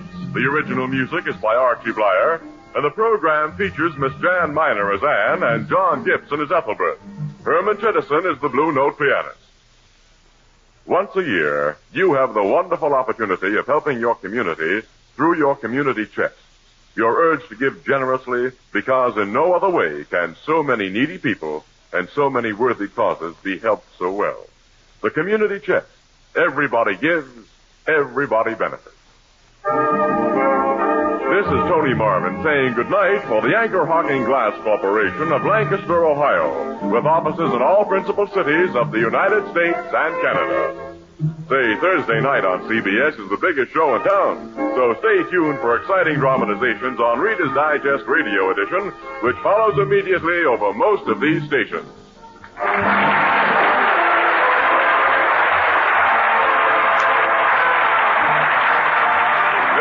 CBS, the Columbia Broadcasting System.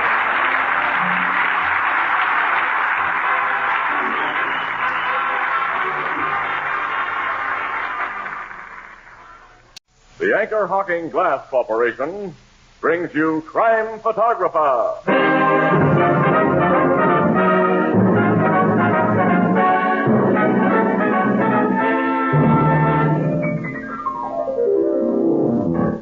Hi, Ethelbert. Why the grin? Well, Casey, tomorrow's Halloween, and I keep thinking of old Lem Peabody.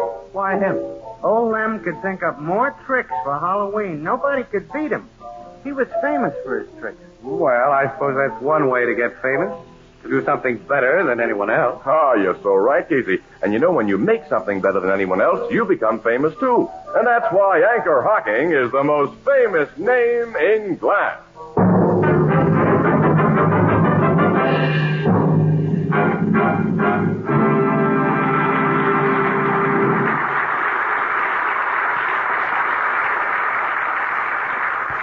Good evening, ladies and gentlemen. This is Tony Marvin. Every week at this time, the Anchor Hocking Glass Corporation of Lancaster, Ohio, and its more than 10,000 employees bring you another adventure of Casey, crime photographer, ace cameraman who covers the crime news of a great city. Written by Alonzo Dean Cole, our adventure for tonight, Great-Grandfather's Rent Receipt. The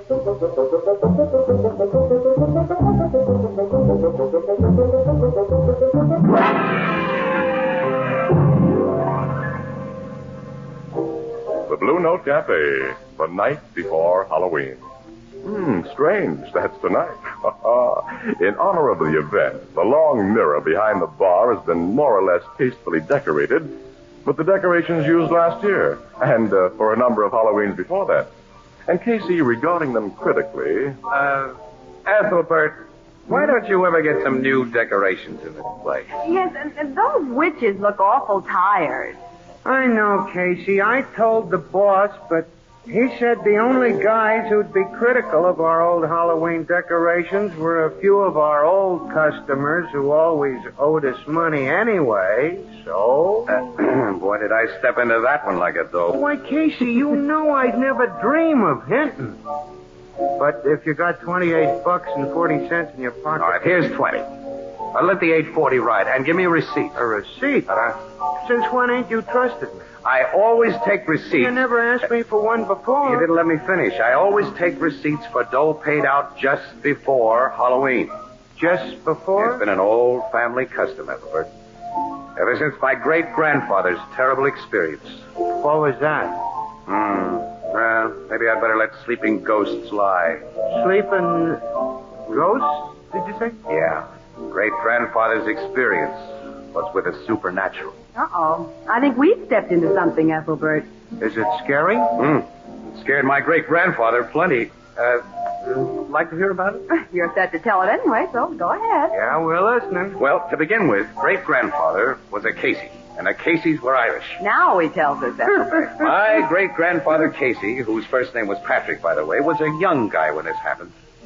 And by his own admission, he was one of the laziest lugs in County Cork. Oh, so you get it from him. I'll ignore that. But like all of us Caseys, he had a lot of talent and personality. We ignore that. Well, he was a fine fiddle player, and all the girls around were crazy about him, especially Molly McBride, to whom he'd become engaged. Well, one fine October day in Ireland nearly 100 years ago, the two of them were on their way to pay the rent. Patrick, will you get up off that log and stop your fiddling? Ah, now, Molly, darling. How can you delay so when what we have to do is so important for us both?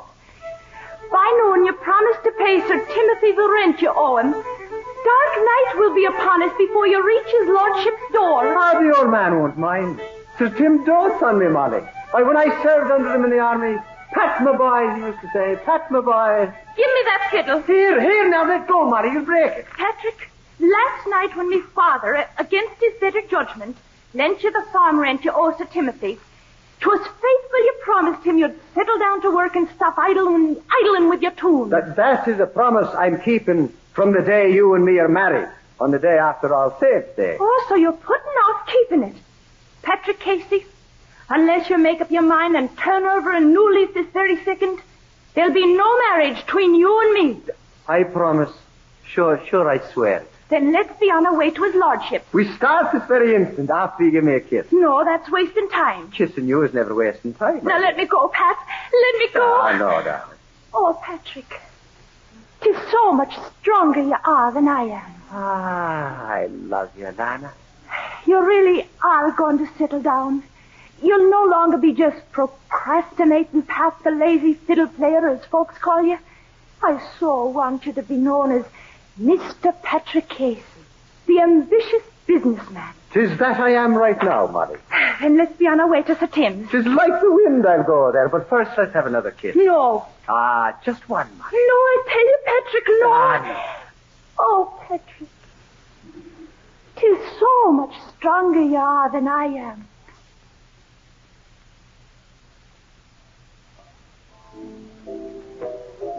Well, that's the kind of a guy my great-grandfather was when he was young. And that's the kind of a gal Molly McBride was. Well, I hope she finally bent that fiddle over his head, Casey. She didn't, Annie. Great-grandfather got what was coming to him another way. Go on and tell us. Well, Ethelbert, the two of them got to the landlord's house about 5 or 6 hours late. This landlord was a tough old character. The rent owed him was long overdue. And outside his door, Pat had an attack of cold feet.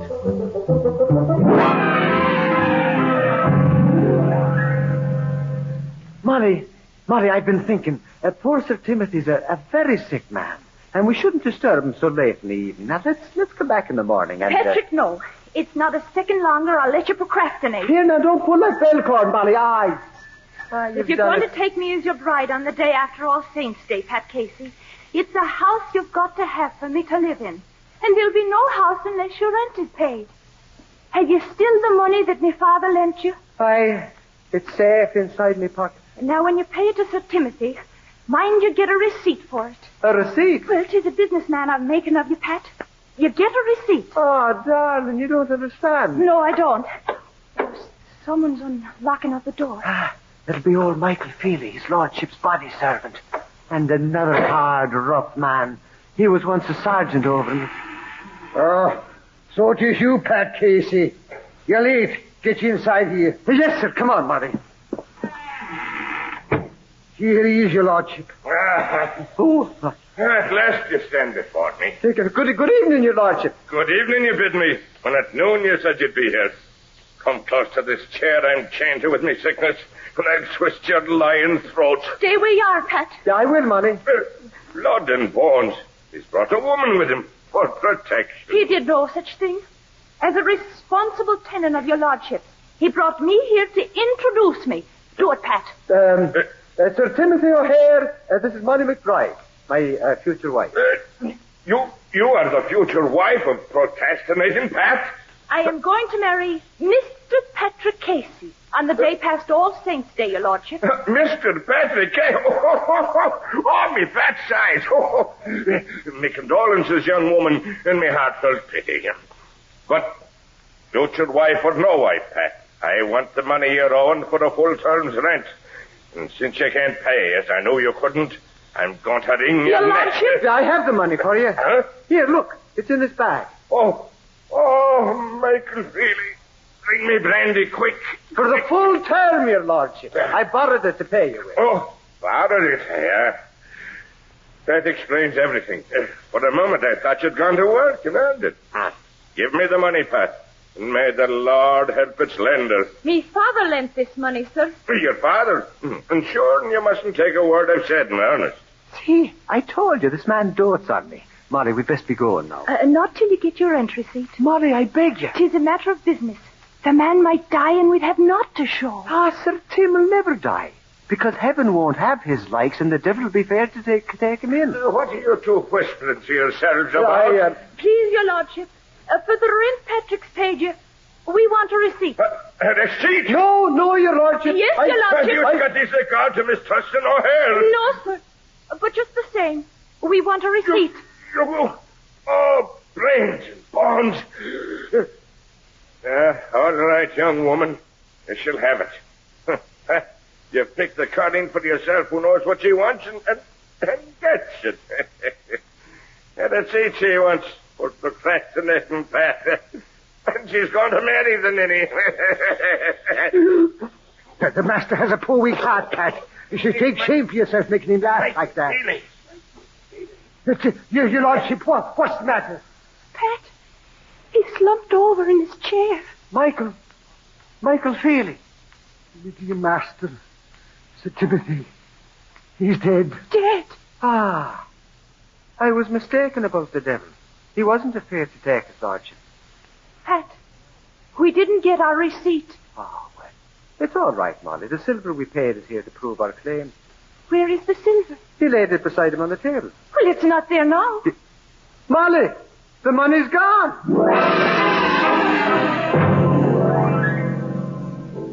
And it was a great mystery where the money had gone to. My great-grandfather and his fiancée searched everywhere. Did they search that servant case? No, Ethelbert. But there was to be later proof that Michael Feely didn't take the bag of silver. Well, tell us what happened next. I'm going to, Anne. You know, 100 years ago, you couldn't just pick up a telephone and call in help when death occurred. So they laid the old man out decently in his bed, and Pat was putting off going for a priest and the undertaker, while Molly worried, and Michael Feely sat grief-stricken in a chair.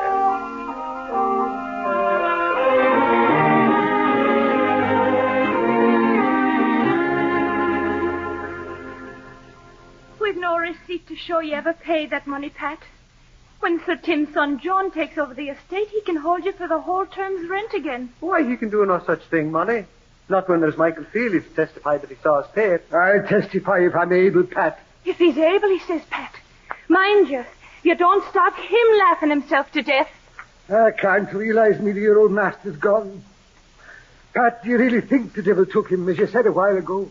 Well, as one who knew Sir Tim's character, Michael, in both war and peace, I hardly think the blessed saints would want the man. Wherever he's gone, he's all alone. And I'm all alone after being his friend and servant 40 years. Pat, where do you suppose our rent money went to? To my mind, the solution of that is very simple, Molly. Knowing how his lordship loved money, I think he took the silver with him.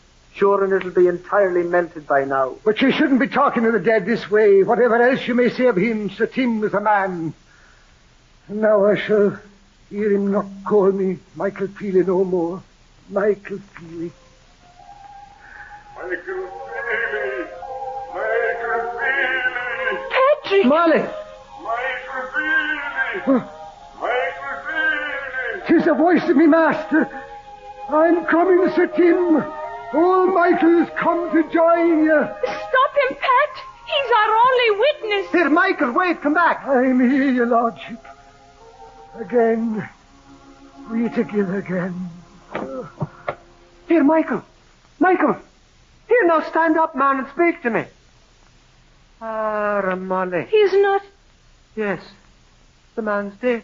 Oh, now we've got nothing to show for the ring. What are we going to do?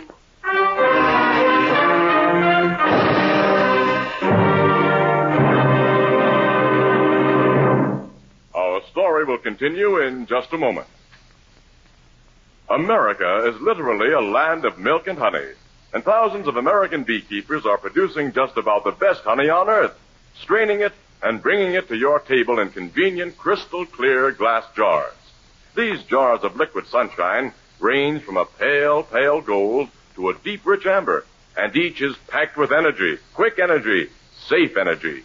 Keep a jar of honey on your breakfast table always, and serve honey with hot breads of all kinds. You'll find that honey adds an exciting note to the most everyday menu, and there are dozens of uses for honey. Honey is wonderful to sweeten cakes and cookies. Honey is delicious on cereals, and it adds new zest to beverages. Strained honey comes to you today in crystal-clear glass containers, for glass highlights honey's brilliant color, lets you see at a glance its clarity and purity. Clean, sanitary glass brings this liquid energy to your table untouched by any foreign flavor. And, of course, glass jars are easy and safe to open. Anchor glass containers and easy-to-open anchor caps, so widely used by the packers of honey, are products of Anchor Hocking. The most famous name in glass.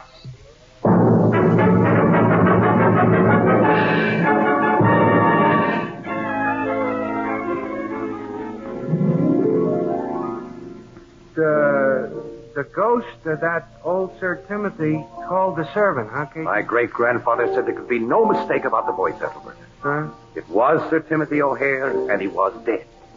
Gee, then the servant died, too. Definitely and completely. Which left your ancestor in quite a tough spot. And the spot got tougher, Annie. John O'Hare, Sir Tim's son and heir to his estate, was a lot different from his father. He was one of those cold, fishy, holier-than-thou birds. And the old man had despised him. So naturally, he demanded the past due rent on Pat's farm. And when he was told...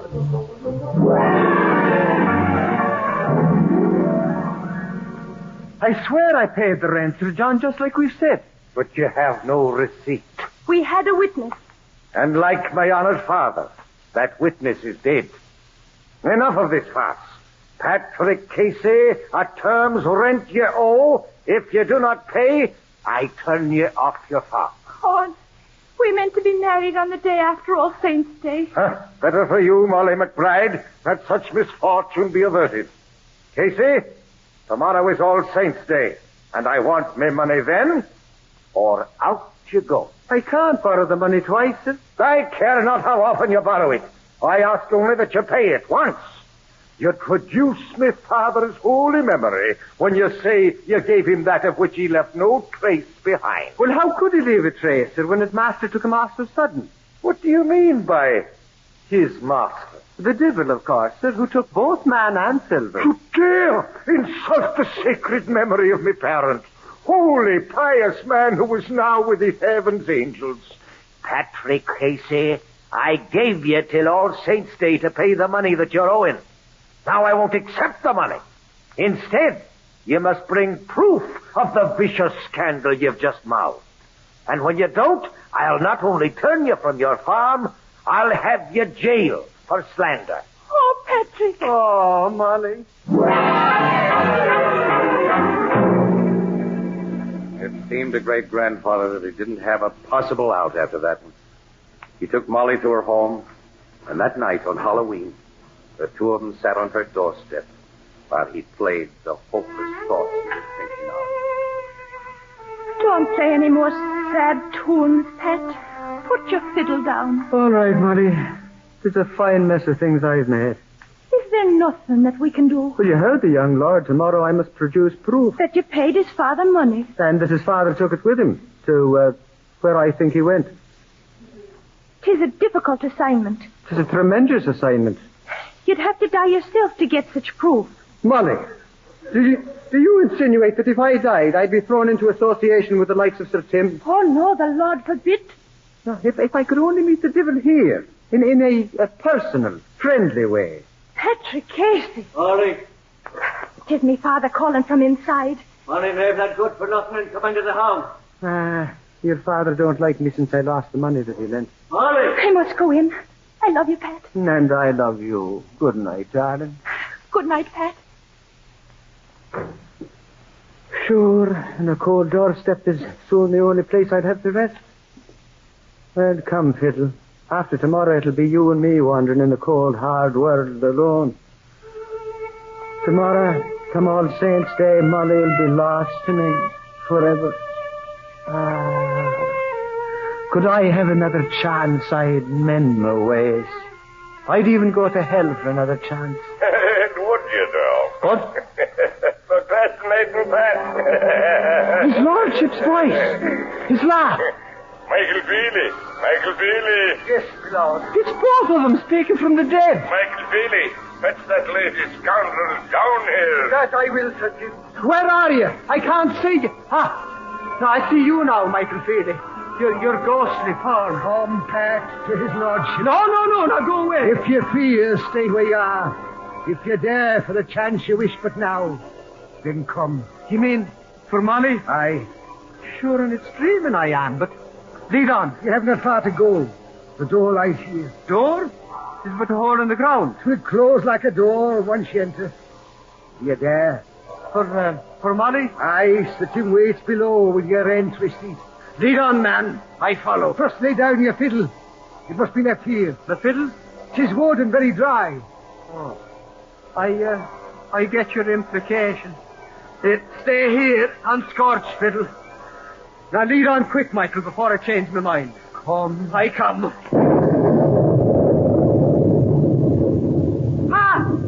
The earth is closed above me here. Let me out! Yes, admittance, Patrick. Now you stay a while. Well, you have the silver I paid you, and the rent receipt. Now you're going to give me one or the other, so I can wed Molly on the day after All Saints. Stop! Oh, excuse me, sir, for my social error. Here I know one should not mention saints. No! Oh, sure, I'm completely mortified at my own bad manners. But now, Sir Tim, will you please hand me that silver or my rent receipt? And I prefer the last name. Not yet, Pat. Nothing for nothing is the road we live by here. If something you want, and something you must do to earn it. For what you hold, I'll do anything at all. You're a fiddler, boy. Will you play us a tune? It'll be a pleasure of the finest. But above, Sir Michael Feely, had me leave my fiddle. Yeah, because here we have a special one for you to play. Here it is, Pat. One of metal that glows with white-hot heat. You can leave this place as you came in, a worthless vagabond, or you can leave with self-respect and win the calling that you love. Which fiddle will you play? The one you left outside, or this one here? For Molly, you'll give me that rent receipt? Or the silver to prove your tale to the fool who is my son. I advise of the seat. It's asbestos. The silver has been here over long to ever cool. I'll play your white-hot fiddle, sir. Yeah, Michael Feely. Take his hand. Aye, sir. Now play a jig tune, Pat. Oh, and do not skimp it. No. Every note, and dot, and bar. Oh. Play from beginning to the finish, and earn your right to live and love.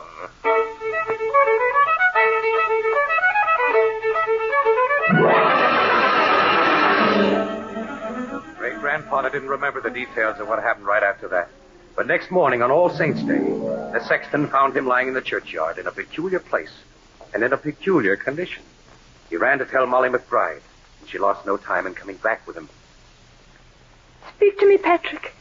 'Tis me, your Molly. His eyes had fluttered open then. The man's coming to. Oh, thank heaven. He lives. How come he to be lying on old Sir Tim O'Hare's grave? Oh, look at his poor hands. They're burned to the bone. Yet he's clutching something in them, something white. Second chance. He's speaking. Tell me you're all right, Pat. Tell me. Molly, darling. Oh, Patrick. I'm a cushioner, Lana. Oh, even now, Pat, you're so much stronger than me. Why are you lying here? And what happened to your poor hand? Oh, my hand. Molly, what day is it? All Saints' Day, Pat. Tomorrow's our wedding day that was to be. This is to be, you mean. Lead me to Sir John. What do you mean, Pat? Soon you'll know, for yonder Sir John rides. Run, Patrick. This is your last day of grace. Run and hide before he has you jailed. Sure, and I'll not run from that man. There's the kind of heart we want. Whoa, whoa, whoa. Arnie, Column, seize that worthless scamp for me. No. Touch me not. I warn you all. Here, Sir John, is your parents' rent receipt. Pat! What stuff is this? But there you go at morning. You said you had none from his head. That was a day ago at morning. Do you know your father's writing? Holy saints, his very scrawl. But yesterday it stated. It was made last night, to be exact. Eve of All Saints' Day. When came you by this? Perhaps, Sir John, for your family's honor, it is a matter we should discuss in private. Yes. Everybody step aside. Not I. You'll have no discussions, Patrick, that I don't know about. Perish the thought, darling. Now, your lordship, that we're all alone, the three of us together, you'll know this receipt is writ on unburnable material. It is in my favor sent. Dated since his death. I see that you've drawn your own conclusions. Patrick, where on earth did you get that writing? Nowhere on earth, my darling. Well, your lordship, is this the proof you demand?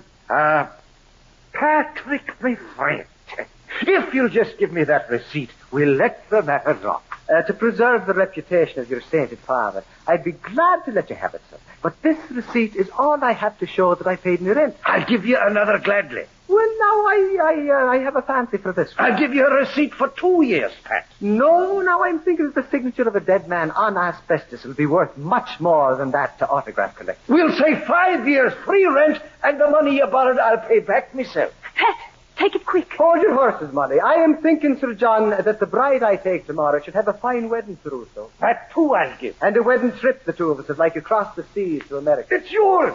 And I'll throw in a personal gift to boot, Pat. I'll buy you a fine fiddle. That you won't. From the feel of my hands, I never want to see a fiddle more. But all else is a bargain, your lordship. Bring that that paper to the manor, and we'll put it all in writing.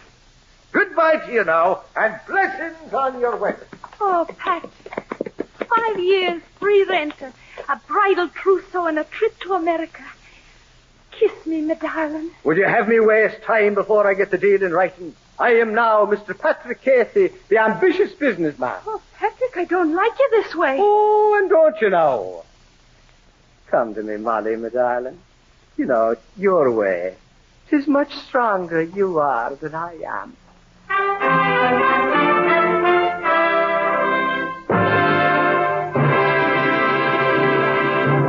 We'll join the crowd at the Blue Note in just a moment. Our government asks us to save food to help relieve starvation abroad. Now, there are more ways than one to save food. You can use less, or you can use food to better advantage. So here's a suggestion. Serve more oven-baked dishes. Delicious, nourishing baked dishes can be prepared from the less expensive cuts of meat or from leftovers. And your family will enjoy these big, steaming casserole dishes, particularly when they come to the table warm, fragrant, and appetizing in beautiful pale blue Fire King oven glass. Fire King oven glass is amazingly easy to clean, amazingly sturdy. Now, you'll find Fire King oven glass at 5 and 10 cent stores, department stores, and other stores selling household glass. Fire King prices are amazingly low, and every piece is guaranteed for 2 years against oven breakage.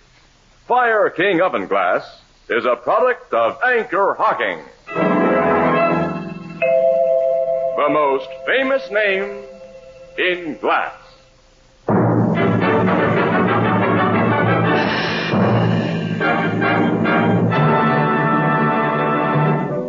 So your great-great-grandfather married Molly McBride on the day after All Saints' Day, huh? Yes, Ethelbert. When they came to America on their wedding trip, they liked the place so well they stayed there. Eventually contributing one press photographer to their adopted country. And a very good press photographer, Annie, if I may say so myself. You can't win with this guy, Miss Williams. Yeah, I've discovered that, Ethelbert. Casey, Huh? there's a gorgeous moon tonight.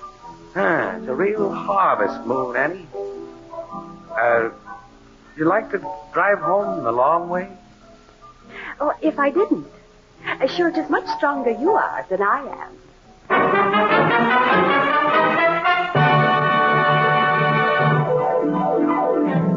Crime Photographer, starring Stotts Cotsworth as Casey, is brought to you each Thursday by the Anchor Hocking Glass Corporation, makers of Fire King Oven Glass. Anchor glass containers, Anchor caps and closures. All products of Anchor Hocking, the most famous name in glass.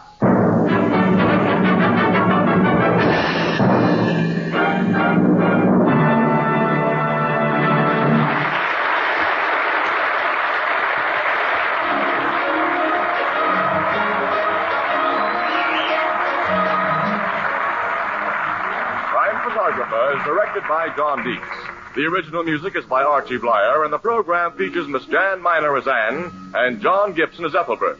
Pat was played by Carl Swenson, and Molly by Kathy McGregor. Herman Chittison is the Blue Note pianist. This is Girl Scout Week. The Girl Scouts believe, and rightly so, that better citizens build a better world. Tonight, Anchor Hocking gladly salutes more than 1 million girls from 7 to 17 and their leaders who are part of this splendid movement, making a real contribution to peace through understanding and friendship. This is Tony Marvin saying goodnight for the Anchor Hocking Glass Corporation of Lancaster, Ohio, with offices in all principal cities of the United States and Canada. This is CBS, the Columbia Broadcasting System.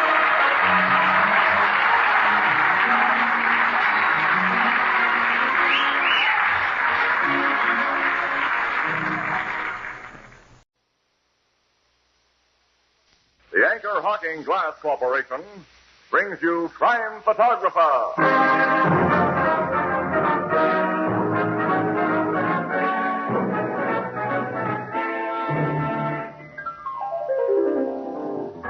Hiya, Casey. What's the good word? Framus on the Cranafran. Framus on the Cranafran. Huh? Say, what kind of talk is that? That's double talk. Huh, Tony? Well, I don't know anything about double talk, but I know good single talk when I hear it. What's good single talk? Well, straight back like this. Anchor Hocking is the most famous name in glass.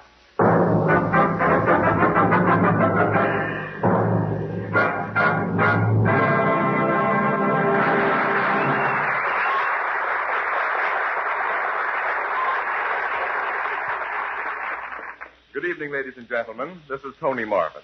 Every week at this time, the Anchor Hocking Glass Corporation of Lancaster, Ohio, and its more than 10,000 employees bring you another adventure of Casey, crime photographer, ace cameraman who covers the crime news of a great city.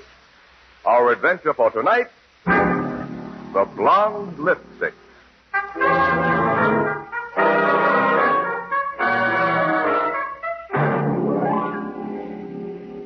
9 o'clock in the evening at the Blue Note Cafe. It's too early for the late crowd, and the daily crowd has gone on to dinner. The place is practically deserted when... Hi, Ethelbert. Greetings, Ethelbert. Casey, Miss Williams. 2 bottles of beer, pal. Coming up. Here you are, Casey. I was hoping you'd drop in. And why? What's up? Well, there was a dame looking for you. A dame? Who was she? I don't know her name because she didn't mention it, but she really wasn't no dame. She was class. Class of 1898? Oh, no, Miss Williams, she was young.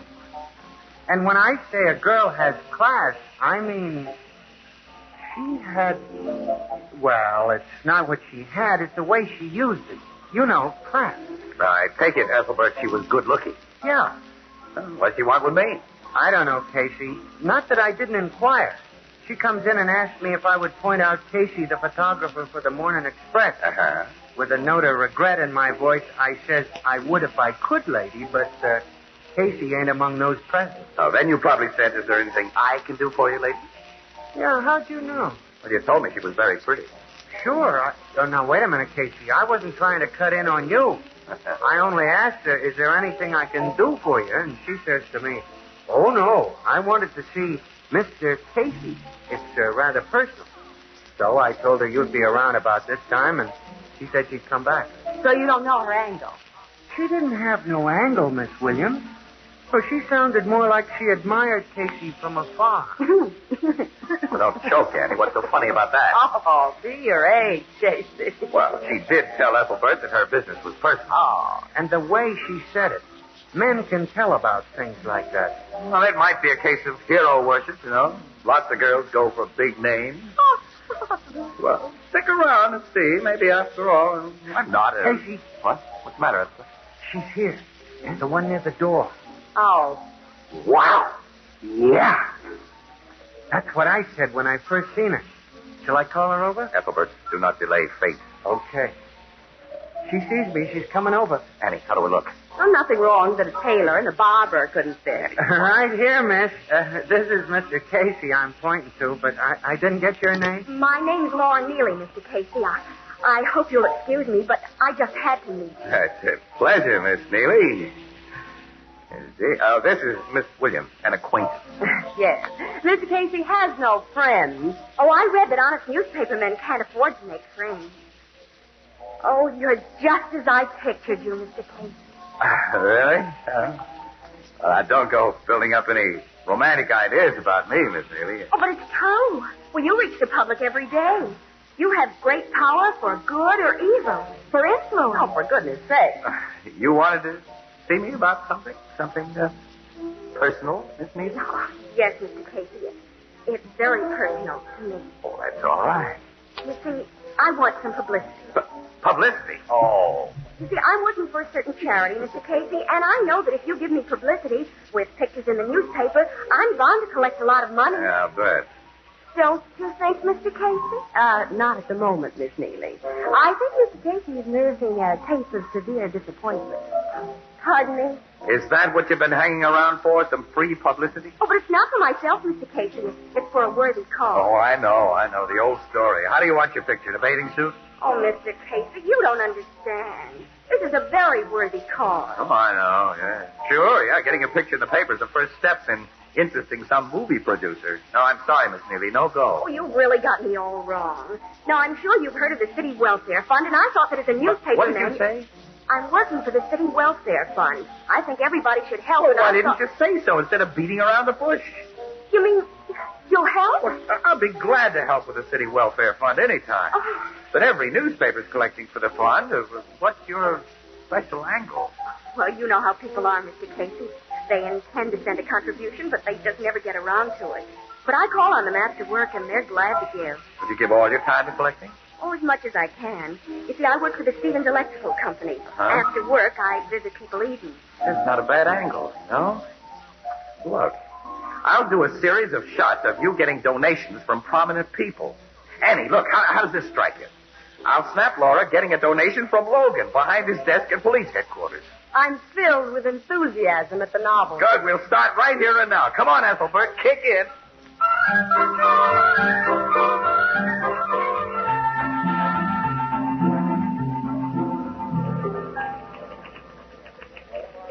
Hello, Annie. How's the news department? We're fine, Casey. 1 murder, 2 arsons, and a nightclub fight between 2 movie stars. In other words, I'm not writing up that baby-faced space grabber. Now, Annie, she's collecting for the City Welfare Fund. Collecting a lot of glory for herself. Well, so what? She's working for it, isn't she?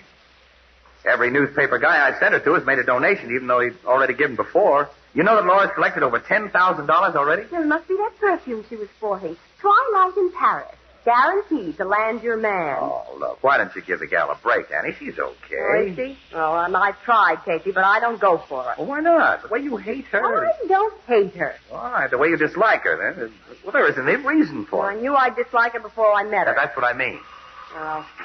Williams, city room, police desk. May I speak to Mr. Casey, please? Now, just a moment. For you, Casey. Huh? Oh, don't get up, Annie. Hello, Casey speaking. My name is Thomas Stevens, Mr. Casey, president of the Stevens Electrical Company. Sounds familiar, Mr. Stevens. But, Miss Laura Neely is my secretary. Oh, yes, Laura mentioned you. And she told me about you, Mr. Casey. You've been helping her collect funds for the City Welfare Fund? Well, Laura does all the work, really. But you are very much interested, aren't you, Mr. Casey? Naturally, I want to see the fund get as much as possible. And I'd better tell you, Mr. Casey, I really don't know whether I should call the police The police? What happened? Well, there may be nothing to it, but on the other hand, Laura left the office with over $10,000 in cash, which she was going to take to the bank. When? What time? During her lunch hour. That's 1 o'clock. That's 4 hours ago. Yes, she hasn't returned. I didn't think anything of it at first, but then I began worrying. Well, did you check with the bank? Did Laura deposit the money? I called the bank, but she hasn't been there. I'm afraid she's... well, it could have been an accident or anything, but she had $10,000 with her. What shall I do? Call the police? No. Hold everything for a while. I'll check at this end, and I'll call you back in an hour or so. All right. Goodbye, Mr. Casey. Goodbye. Hey, I only heard your side of the conversation, Casey, but it doesn't sound good. Say not. Laura Neely left her office for the bank with more than $10,000 in donations at 1 o'clock. It's after 5 now. She never got there. Huh. Check the bus and railroad terminals. Huh? Hey, wait a minute, Annie. That's unfair, really. Laura wouldn't run off with that dough. So I'm catty. But where's Laura? And more important, where's that $10,000? Yeah, that's what worries me. Laura could have been followed and robbed. Casey, I'm working a police desk, remember? I'd be the first one to get a report on a robbery or assault. Well, she might be hurt, Annie. She may be unconscious in some hospital right now. You know I get the accident reports, too, and nothing doing, Casey. Now, you better start thinking up excuses. Excuses for what? I'll state the case as simply as I can. You meet a girl at the Blue Note. You don't know a thing about her. Wait a minute. If I can't judge a person's character after all these years... Stick to men, Casey. You don't know a thing about women. I should know. I haven't been able to teach you a thing. Like what? Oh, we'll go into that some other time. Right now, you've accepted a strange girl at face value. You introduce her to all your newspaper friends. You practically force them to give her money. What does that make you with all the boys? Huh, the biggest sucker in town. Well, I'll still bet my last dollar that Laura's honest. Face the facts, Casey. You were taken for a ride. Now, what are you going to tell the boys? Nothing. Oh, well, they'll be telling you plenty. Well, not until they find out. Look, so far, her boss, Stevens, is the only one who knows that Laura's missing. That gives me a chance to find her. Well, you'll need police help. Yeah, I guess I will at that. Well, I'll ring up Logan. Oh, look, Annie, give me the phone. I'll talk to him. Maybe you better let me do it. You did get Logan to pose for a picture with Laura. And it won't look very well when the story breaks. I'll take my own medicine if I have to. Still not sold on the idea that Laura ran out, though. Hello, police headquarters. Hello, Logan. This is Casey. Now listen carefully and save your comments until I'm through. Laura Neely has disappeared with over $10,000 she collected.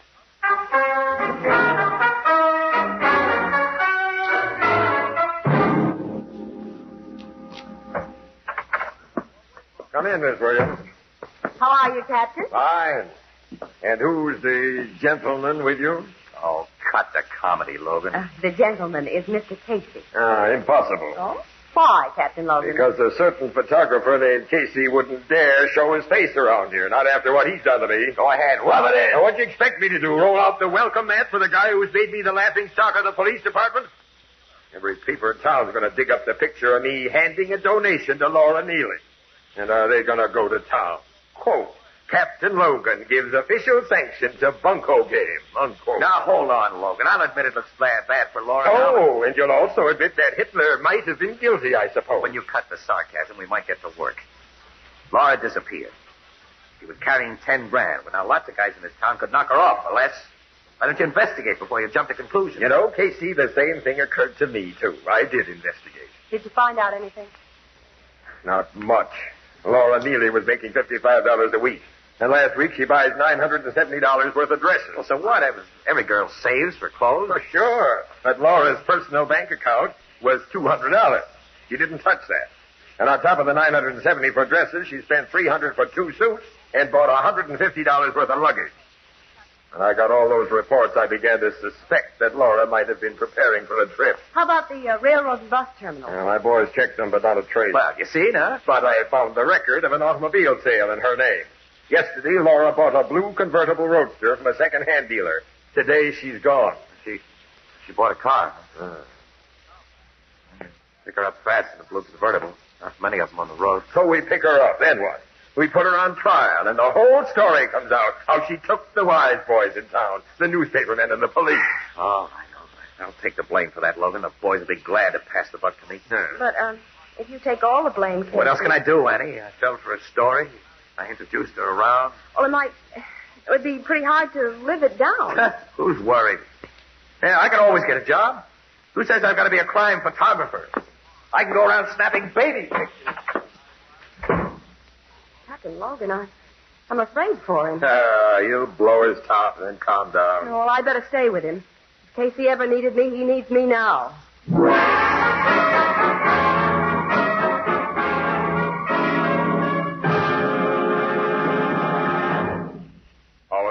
continue in just a moment. Say, Tony, who collects and returns all the empty beer bottles in your house? You or Junior? Empty beer bottles? Mm-hmm. Well, say, hasn't anybody told you about the new Anchor Glass one-way, no deposit, no return bottle? Say, that's right. There's no need to save one-way bottles. No deposit is required. You never have to return them to the store. And they're a tremendous convenience, too. So light, so compact, and they take up so little space in the refrigerator. And the Anchor Glass one-way bottle is a glass bottle. And because it's a glass bottle, it brings you beer and ale that taste as beer and ale should taste. Unaffected by foreign flavors. Clean, clear, sparkling. Beer that's brewery bright. No deposits, no fuss, no empties to be returned to the store. And when you've enjoyed the beer, you dispose of the empty bottle as you would any other food container. You are the first and the last to use it. Yes, and that's why the new sanitary Anchor Glass one-way no deposit bottle is sweeping America. And that's why, when you buy beer, you should say that you want your favorite brand in the new Anchor Glass one-way no deposit bottle. A product of Anchor Hocking. The most famous name in glass.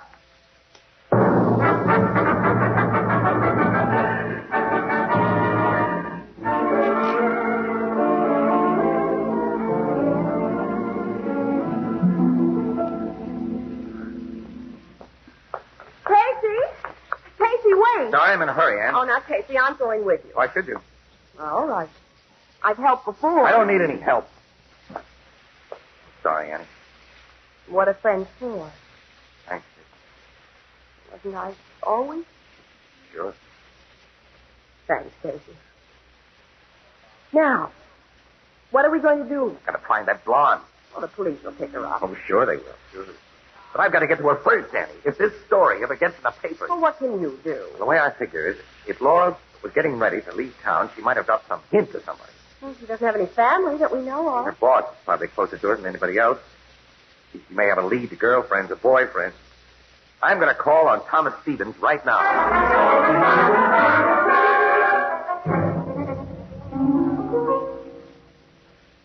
You make yourselves comfortable in the library. I'll tell Mr. Stevens you're here.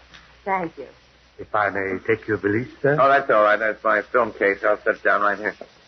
Mr. Stevens will be down direct. Yeah, we'll wait.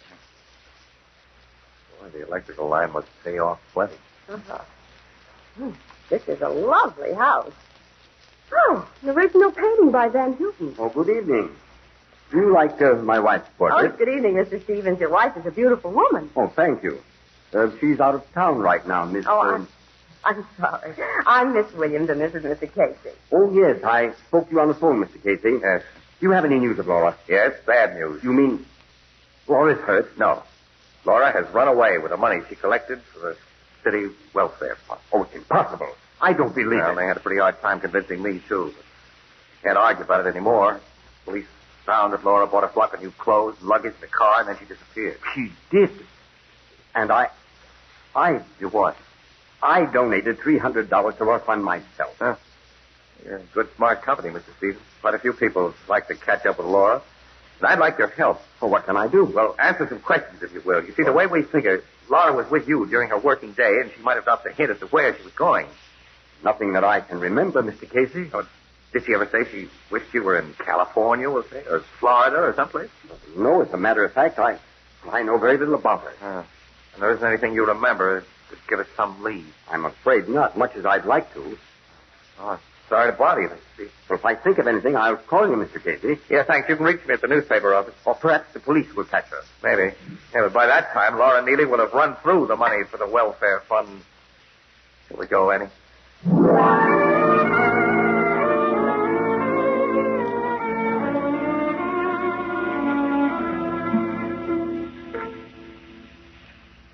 Well, visit with a complete butt. Well, I don't know about that. What do you mean? Stevens didn't know a thing. So he said.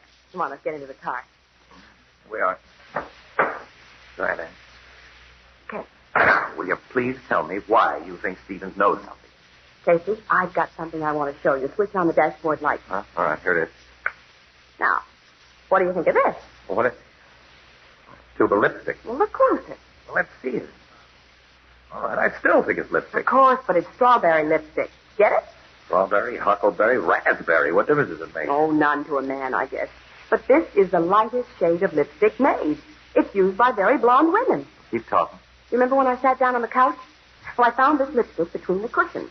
That shows that Laura was in Stephen's library recently. Annie, you got Laura on the brain since you met her.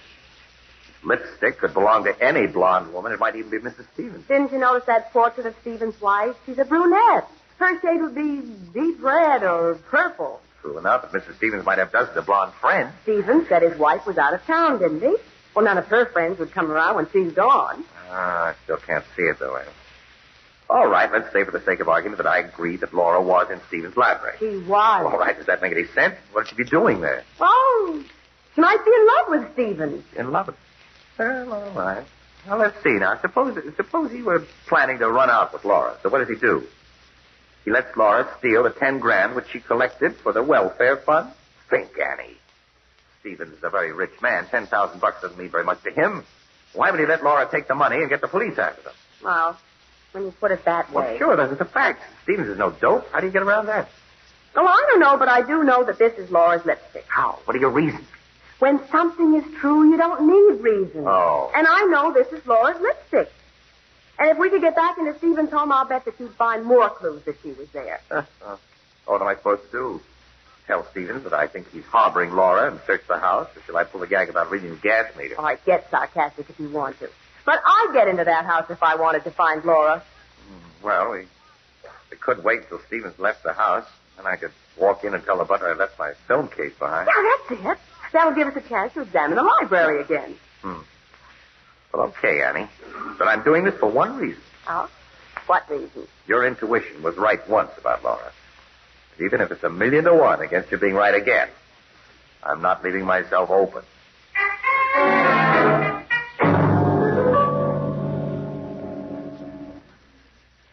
You're sure that was Stevens in the car with left? Yeah, I got a good look at him. He's gone. Okay. Good evening. Oh, I'm sorry, Mr. Casey, but Mr. Stevens left the house shortly after you did. Oh, well, that's all right. I didn't come back to see Mr. Stevens. You see, I missed my film case. I think I left it here. Film case? Yes, that square leather case with a leather strap that you wanted to take. Oh, yes, I remember, sir. Will you come in? Yes, thank you. After you, Annie. You must have left the film case in the library, sir. I'll look. I'll just come along and pick it up. Here's the library, sir. Do you remember where you put it? Well, it's too big to miss. It might be on the other side of the couch. It's not here. Do you remember what I did with it, Annie? Well, you might have shoved it under the couch. No, it isn't there. Hey, what's that over there? Wasn't here before. Oh, no, that's too big. That's Mr. Stevens' overnight bag, sir. Oh. I placed it there after you left. Oh, I see. Could anybody have picked up the film case after I left? It's hardly possible, sir, but I'll ask the maid if you wish. Yes, thank you very much. I'd appreciate it. I'll only be a few moments, sir. Take as long as you want. Well, Annie, anything more? No. Here, Casey. What? Near the couch. What do you mean? I don't see anything. Smell. Huh? You mean the perfume? Yeah. And it's strongest near the couch. Laura sat here recently. Some more intuition, Annie, or some logical reason this time? Look, I'm sure, Casey. It's faint, but I'm sure it's Twilight in Paris, Laura's perfume. I'm sure she was here. Just might fit in at that, Annie. Annie, I'll tell you what I'm going to do. What? Well, first I'll take you home. Then I've got to prepare a speech to make to a tough guy. And then I got to buy a can of paint.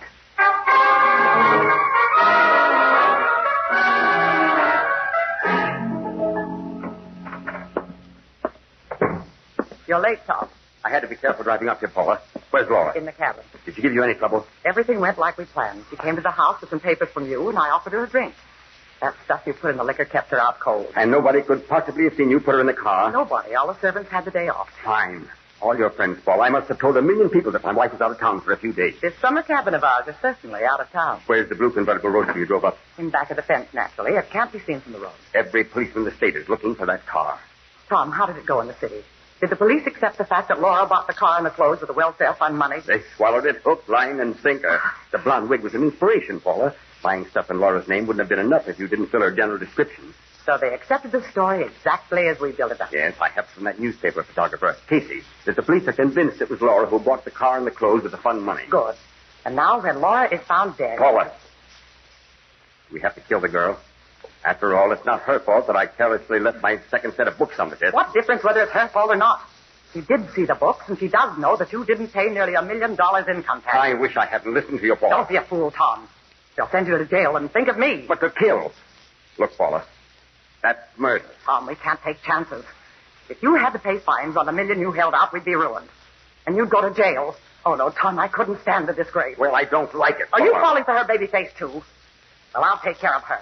I've got too much to lose. Come with that. All right, put up your hands, both of you. Tom! Sergeant Hahn, State Police. Keep them covered, boys. Look in the back room. A guy named Casey said we'd find a beautiful blonde around here.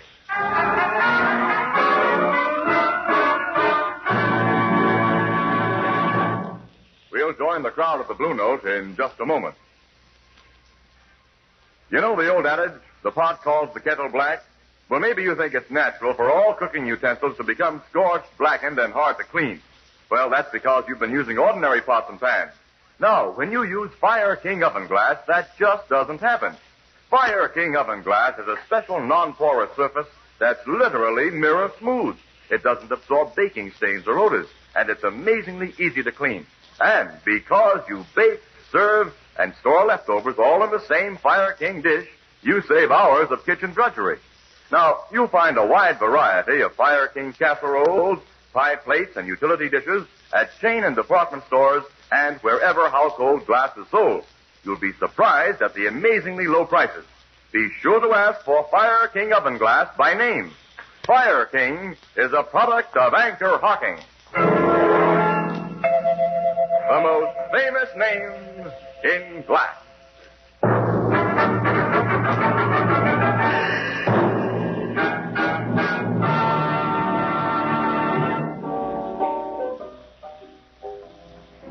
Casey, I'm just about to bust with curiosity. Yeah, me too. Goodness, Annie, doesn't your feminine intuition supply the answer? All right. So I was wrong about Laura. I know that Mr. and Mrs. Stevens are under arrest, and that Laura is coming back with the money for the city welfare fund. Casey, Miss Williams, here comes Laura now. Oh, Mr. Casey, you saved my life. You got the police to Stevens' cabin just in time. Well, I could kiss you. Well. I was just getting ready to like you. Oh, I'm so excited I don't know what I'm saying, Miss Williams. I sure thought I was a goner when I laid there tied up and Mr. and Mrs. Stevens talking about killing me. And everybody thought I had stolen the fund money. Except Mr. Casey, of course. Well, there were moments when I had my doubts. But to give credit where it's due, it was Anne who spotted the lipstick and the perfume odor at Stevens' house. Which started you off on a train of thought. Sure. That and the fact that when we came back with a phony excuse, I saw that Stevens' bag was packed for a trip. Yeah. Well, so I decided to see where he went. And that reminds me, when you left me, you said that you had to prepare a speech for a tough guy and buy a can of paint. Now, what did you mean? Well, I knew that we'd make Stevens suspicious if we followed in a car, so I had to get a plane. Now, who would you say is the toughest guy in the world, Annie? A city editor. That's right, Burke. Well, I got our city editor to authorize the use of our news plane. And once I had that, I needed a can of paint to mark the top of Stevens' car so we could follow it. Oh, I see. A cub reporter phoned the airport when Stevens left. So we spotted the marks on Stevens' car from the air. We followed him to his summer cabin in the woods. From above, we could see the blue convertible hidden from the road. So I knew that Laura was there. Well, how'd you let the police know? Annie, have you forgotten? Our new Morning Express plane is equipped with two-way radio. Oh, of course. Well, there's your story, Annie. You better get back to the office with it. Oh, well, there are a lot of things which I don't understand yet. Huh? How about coming up to the office while I write the story, Casey? Just to help a slow-witted pal. Sure. Well, Miss Williams, I don't think you're slow-witted at all.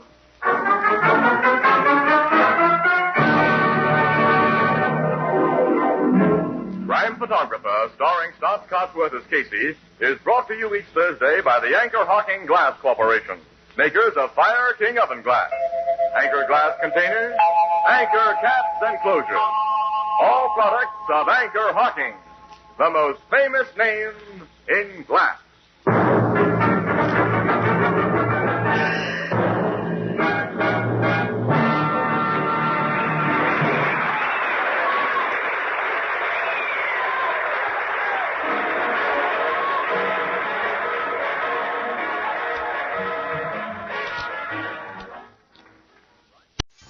Anchor Hocking Glass Corporation brings you Crime Photographer.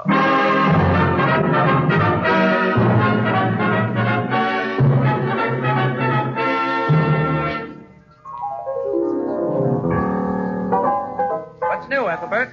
I was just reading here where a fellow in town won $5,000. How did he win it? He sent in the winning name to a radio contest. Gee, $5,000 is a lot of money for a name. Well, I don't know. A good name can be very valuable. What do you say, Tony? Oh, yes, indeed. You know, some people buy a good name and other people earn it. Like what? Well, like Anchor Hocking earned their name by years and years of great work. And that's why today, Anchor Hocking is the most famous name in glass.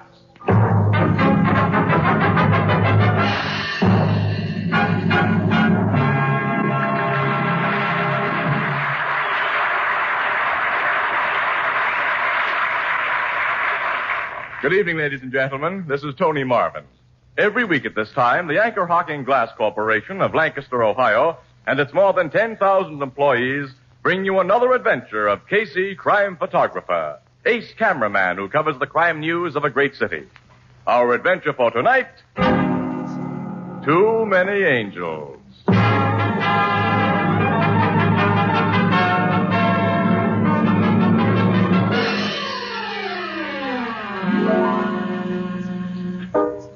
The Blue Note Cafe. Early evening, and we find Ann Williams, news reporter for the Morning Express, perched on one of the high bar stools. Casey, with his camera and film case, hasn't arrived as yet, and Ethelbert, the bartender, for lack of something better to do, says, Walter, you better bring up some more lemons. And Ann says, Gee, I hate to go home tonight. Just hum the chorus, Miss Williams. Maybe I've heard it. Hum what chorus? Gee, how I hate to go home tonight. I never can remember popular songs. Ethelbert, that isn't a song. That's how I feel on account of my apartments being painted today. And I hate the smell of paint, and things are all upside down. I don't know how I'll be able to sleep. Well, gee, my sister Edna'd be glad to let you use her. No, I guess you couldn't sleep on that. It's kind of... Well, thanks. Anyway, Ethelbert, maybe Casey will barge in with one of those all-night assignments. Oh, I was hoping to catch you here, Annie. I got a great idea, Annie. What'd I tell you? Speak of angels, and you hear the flapping of their... Make mine the same, Ethelbert. Yeah, sure, Casey. Coming right out. Huh? Now, what's that about angels, Annie? You tell me. A great idea, you say. Yeah. I feel like stepping out for a change tonight, Annie. Dinner and a show. Later, we can drop in at the Top Hat Club. Why, Casey, this is so sudden. Sudden? No, I mean it. What's the best show in town? How about Angel Face? Angel Face? Well, that's a musical. It won't open till next Monday. I'm with a bit of influence, Casey. I can get us in to see a preview performance tonight. Hey, that sounds exciting. How much influence, Ethelbert? Oh, $100 worth. 100? Huh? Well, I don't get it. Well, I was going to keep the news kind of subnormal until after I started getting weekly dividends. You mean you put $100 into that show? I'm what we call an angel, Casey. Yeah, I know what you are, but how did it happen? Oh, you know how it is here in the Blue Note, celebrities and such. They get on the confidential side, you know. So a few months ago, when Miss Carling asked me did I want to take a crack at the big money... Miss Carling? Yeah, a blonde, Annie. First name's Eva. Sings, dances. She's in the show. Oh, the man with a photographic memory. Thanks. For blonde. You must have seen her in here, too, Miss Williams. Pretty, but, you know. So you gave Miss Carling your piggy bank, and later on you got a legal paper making you a limited partner in Angel Face. Ain't it all right?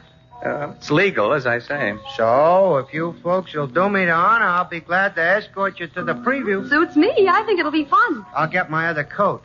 This is my night off if I want it, but I usually don't because why should I? We'll have dinner together, too, Ethelbert. Anything to keep me out of my four walls tonight. The apartment's being redecorated, and I'm afraid to go home. Oh, Annie, what a sucker, that poor guy. I read the out-of-town notices. Angel Face is so bad they're going to have to produce it again before the critics can even call it a flop. Oh, for heaven's sakes, well, don't tell Ethelbert. It cost $200,000 so far, Annie. They've had all kinds of trouble, and on top of that, Carlo Chapman is the artistic genius behind the whole mess. You mean the nightclub owner? Yeah. What kind of a splash will $100 making that show, with or without Chapman behind it? Oh, poor Ethelbert. Isn't there something you can do, Casey? Well, I ought to go backstage and turn Eva Carling over my knee and spank her. Don't be silly. Huh.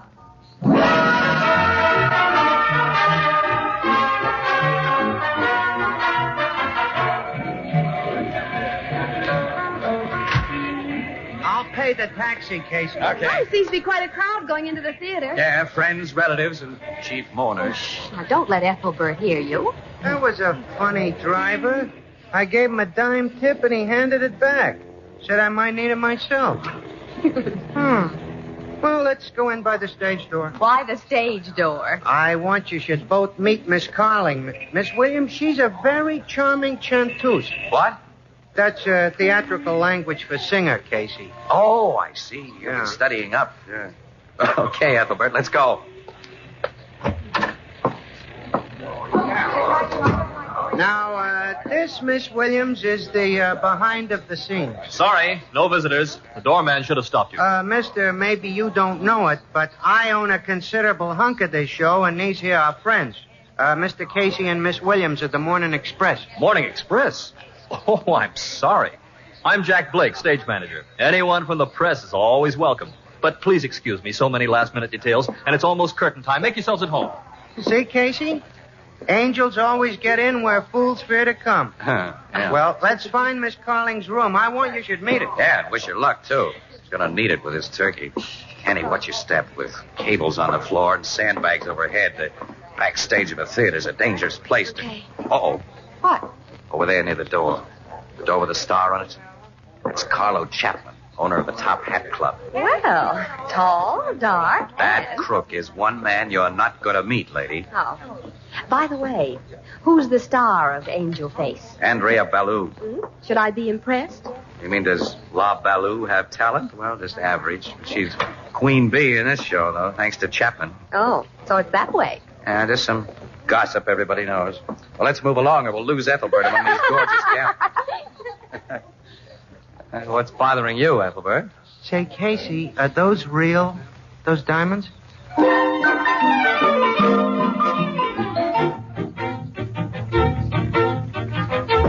Overture, Miss Hanson. Overture, Miss Fauci.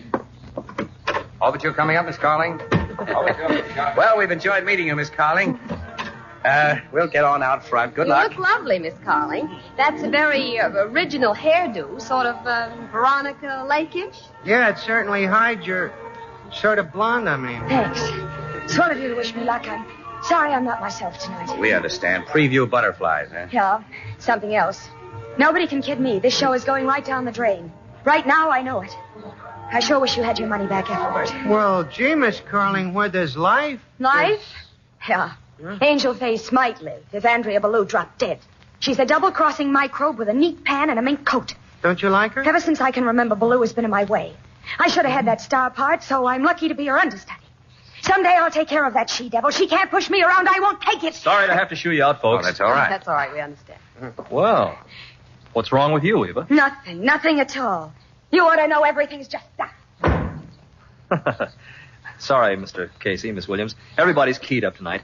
Follow me. We can go down these stairs. I don't know if it would help or not, Mr. Blake, but suppose I take a few shots of your star. Miss Ballou?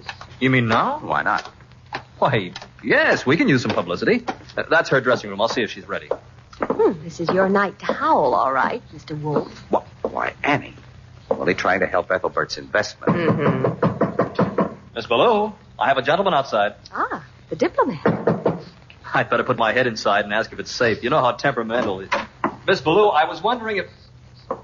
Mr. Casey, something's happened. Come here. What is it? She's on the floor. She's fainted. I better call a doctor. Yeah, you better. I'll be right back. Hey, no wonder she fainted. She must have had an awful fight with someone. This dressing room's a mess. I wonder what happened. This is what happened. Step over here. Look. Good Lord. Oh, my gosh. Hey, the show started, Casey. What are we going to do? Miss Ballou can't dance with a knife in her back, Ethelbert. Angel Face has too many angels, including a dead one.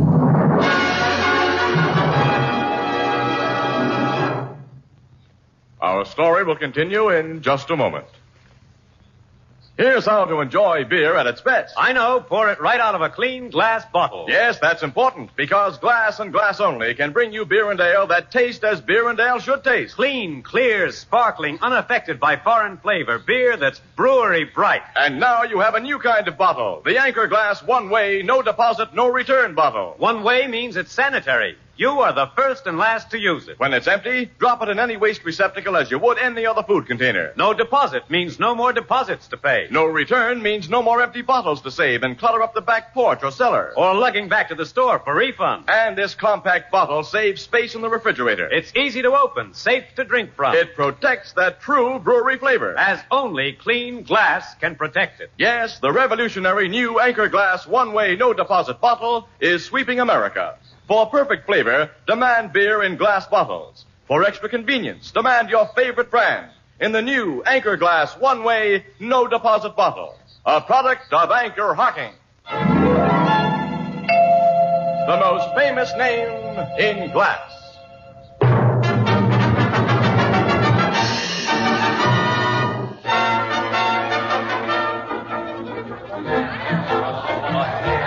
Let me through here. Which dressing room door is which? Say, who's in charge backstage? Get these people out of here. Let me through. Who was he, anyway? Ah, Miss Williams, you got here mighty quick. This way, Captain Logan. So did you. I suppose Casey's somewhere. He most certainly is. In here. Hello, Logan. What are you doing here? I'm a news photographer, remember? I just happened to be driving by and got the radio report myself. How'd you find out about it? A knifing, huh? Yes. We were attending the preview of this show. I asked Blake, the stage manager, if I could take some pictures of Miss Ballou. We knocked, nobody answered, so we came in. Found this. Well, our tech squad will be here in a few minutes. In the meantime, I hope you haven't disturbed anything in here. Wait a minute, Logan. Act your age. You know me. Just a few pictures, that's all. Maybe I can save you some time, The though. looks of this place, it must have been quite a fight. Get that stage manager in here. I'll get him, Captain. A fight between two gals. Gals? Yeah. Look here. Strands of yellow hair caught in her nails. A blonde. Stage manager Blake. We'll wind this business up quick. Blake, round up all the blondes in this company. I think there's only 4 of the girls. The one I want has scratches on her face or arm. She's probably tried to hide them with makeup. I'll catch the girls now before they leave the theater. There's Miss Carling, who might have something to hide behind a cocker spaniel hair. We'll get to her. How about this knife? Oh, hello, Chaplain. So you're here, huh? Why shouldn't I be? I got an interest in this show. They tell me there's been an accident. That's too bad. You ever see that weapon before? I didn't come here to answer no questions. But I'm one of those fellas like to help the cops. I had a falling out with Andrea tonight. I got nothing to hide. That's my knife. I recognize it. Had it in my desk at the Top Hat Club. Disappeared 3 weeks ago. Your lawyer tell you to say all this? If you figure you can hang anything on me and make it stick, just say the word. Chapman, I'll talk to you later. Right now, all I want is a blonde. Yeah. That's all most men want, Logan.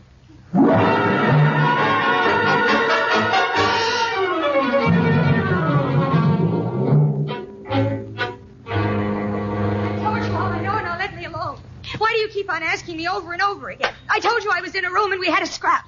I would have killed her, but I didn't. I never saw that knife before. I never saw it. I don't know how it happened. Will you step outside a minute, Logan? I want to ask you something. Hurry it up. Listen.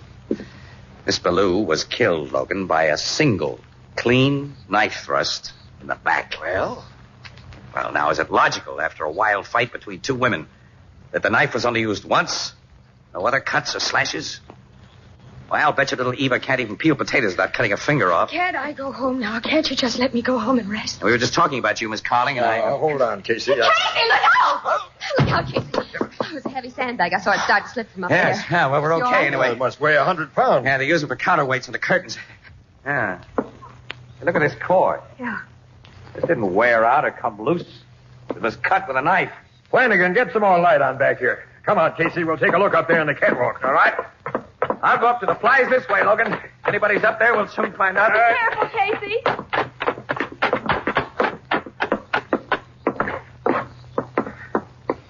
Well, On the soul up here, Casey. Not anymore. Somebody got out through this door to the roof, though. Got away over the fire escape. Down. Now, Logan, listen. Will you give me a break now? It depends.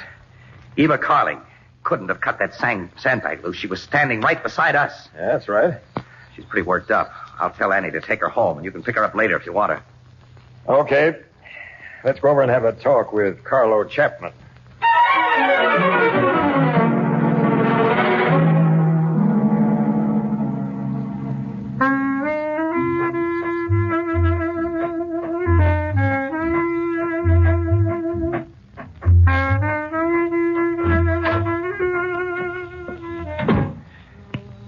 Quite a lush office, huh? Soft lights, softer rugs, all the glossy pin-ups along the walls. Yeah, the Top Hat Club seems to feature dance teams, if these pictures mean anything. Ah. Here's a shot of the late, unlamented Miss Andrea Ballou. Yeah? Kicking up her pretty ankles with a dancing partner. Boy, looks kind of familiar. Oh, good evening, Mr. Chapman. Admiring your picture gallery. Sure. Look around, plenty. Sorry I wasn't here. Been doing a little exercise. Huh? Up and down fire escape? What? Oh, never mind.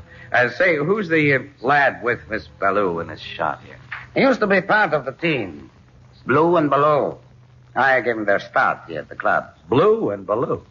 Sounds funny. He got hurt. Couldn't dance anymore. So Miss Ballou had to do a single act. Now, let's cut out the small talk. I don't know nothing more about the knife, Captain Logan. Any idea who might have taken it? No. What did you and Ballou quarrel about in her dressing room tonight? I told her if she didn't behave, she was through. Now, who could take her place if she was? Her understudy, Eva Carling. Did you promise Eva anything in case Andrea Ballou was out of the picture? Well, if you want to put it that way, yes. If we ever open the show again, Miss Carling will be a sensation. The star of the year. I see. Come on, Chapman. I'm arresting you on suspicion of murder. And after I've taken you to headquarters, I'm also picking up Eva Carling.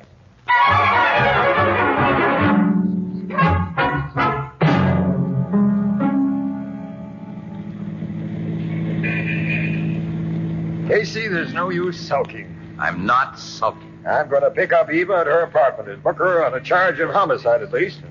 And we get more evidence. Yeah, she and Miss Williams should have had plenty of time to get there by now. Yeah, I guess so. Now, look, Casey, Miss Carling was Chapman's new girlfriend. She knew Ballou was in her way. She had a motive, all right? So she took Chapman's own knife, stuck it in Ballou's back. All of which would point the finger at Chapman. I'll go this far with you, Logan. Eva may have a hunch who did put Ballou out of the way. Right now, I'm trying to dig something out of my memory, though. Ever since we were in Chapman's office, I've been scratching my head. And where are we? Eva Carling. Is that the building across the street, Flanagan? Yes, sir. The address Miss Carling gave us. 317, apartment 4B. Looks like a 4-story walk-up. Oh, come on, Casey. Let's start climbing.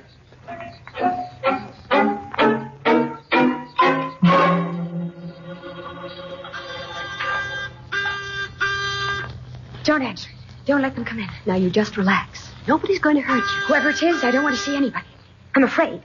I didn't do it. I told you everything. I told you the truth. You believe me, don't you? Yes. Yes, of course I do, Eva. Maybe it's Carlo Chapman ringing the bell. No. He wouldn't ring, Miss Williams. Why not? He doesn't have to. Oh. Whoever it is, let them ring. Don't answer it.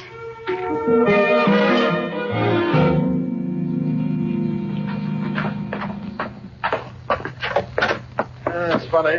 Miss Williams and Miss Carling haven't gotten here yet. All that climbing we did for nothing. Well, instead of coming here to Carling's apartment, they probably went to Annie's place. She's got an extra room. Ah, that's where they are. Now, climb in. Hey, Logan, I think I've got it. Got what? Look, remember that photograph in Chapman's office, the dance team of Blue and Ballou? Well, let's go, Flanagan. Well, look, he said the kid got hurt some years ago. Wasn't able to dance anymore. Well, I've got a memory for faces. You know, you get that way in my business. Now, hold it a minute, Flanagan. Casey, that fellow going into the apartment house, isn't it? Yeah, that's Blake, the stage manager. Yeah, that's Blake, all right. Uh-huh. See how he drags one foot? I didn't notice it before. Yeah, he does walk with a kind of limp. I wonder why he's calling on Carling's apartment. Logan, I'm beginning to get one of those hunches. You and your hunches. What is it this time? So strong that if I weren't sure that Annie and Miss Carling aren't up there, I'd follow Blake up those stairs again. Why? Because according to my hunch, Blake is the murderer of Miss Ballou. And Miss Carling's life and Annie's, too, won't be worth a nickel if Blake finds him. Well, let's have it, Casey. At least we know the gals aren't up there. All Blake can do is walk up there and ring the bell as we did. If there is any reason to think he had anything to do with the murder, we can pick him up when he comes down. Yeah, that's right. The girls are safe enough. Well, Logan, look, here's the basis for my hunch. As I was telling you before about that photograph that Chapman saw.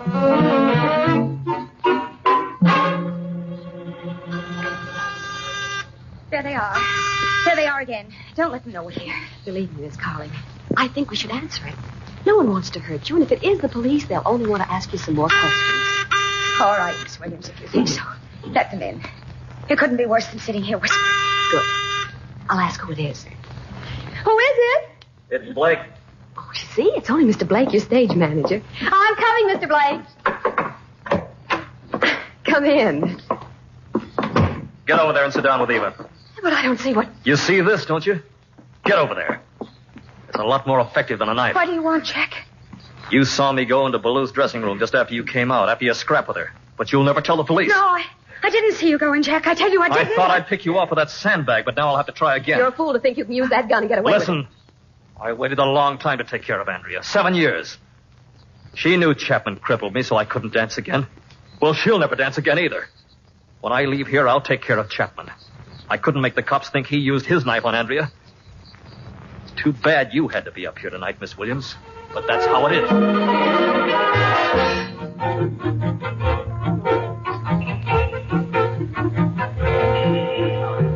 There you are. It's my hunch. Blake, or Blue, if you prefer, had his dancing career cut short by an accident. Now, suppose he nursed a grudge against Ballou, seeing her go on and up in show business, when all he could ever hope for was a job as a stage manager now and then. You know, Casey, at this hour in the morning, I admire your energy to think up such an idea. Well, like I said, Logan, it's just a hunch. I'm not completely sold on it myself. I wonder what's keeping Blake so long up there. Guess he's wearing that door buzzer around. Casey, that's a theatrical apartment house. Lots of theater people live there. He probably lives there, and he's in bed asleep by now while we sit out here in the cold. I'll pick him up tomorrow for more questioning, but right now I'll settle for Eva Carling, and then I'm going home. Flanagan, you know where Miss Williams lives. Step on the starter. We're going there.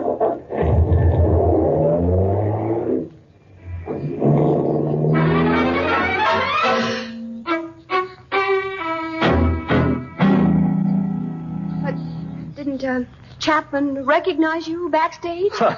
He never notices anything unless it wears skirts. But as a stage manager of Angel Face, surely Miss Ballou would remember you as her former partner. Sure, she knew I had the job. She didn't mind. She thought it was nice to have me under her thumb, like throwing bones to a dog. But, what about... You stall long enough. We're going to have some radio music. I'll turn it up real loud for a few minutes. No, I'll never tell about you, Jack. I'll go away. Miss Williams promised him I'll do anything but make him listen to me. No, don't, please, Jack. Don't shoot. I'll do anything. All my life, Jack, I'll do anything. Only don't. I got him, Logan. Grab his gun, Flanagan, and get the cuffs on it. I'll take care of him, Captain. And let's turn off that radio. Captain Logan. You all right, Annie? What about the girl? She hurt? No, I mean, yes, I'm all right. I guess Eva fainted, though. Casey, you and the Marines. He almost made 2 more angels out of us. Casey, don't ever tell a newspaper I'm bawling. I won't, Annie.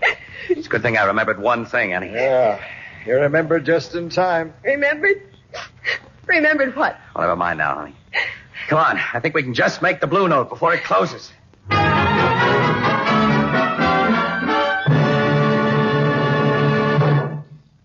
We'll join the crowd of the Blue Note in just a moment.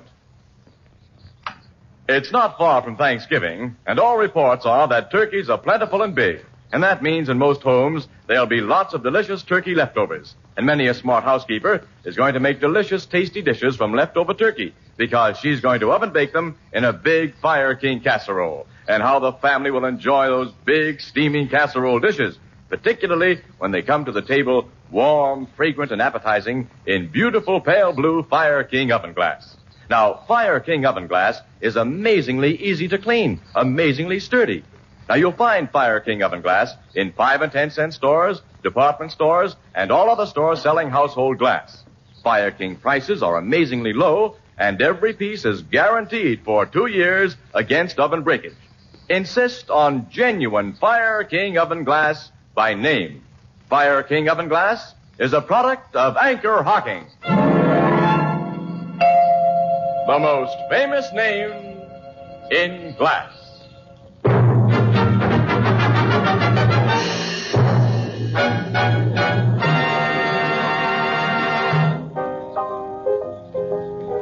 So Blake was deliberately crippled by Chapman, huh, Casey? That's right, Ethelbert. According to what he told us, he knew when 3 mugs held him up, knocked him out, and didn't take his money. That it was a frame-up. He'd been injured on purpose. Oh, that's horrible.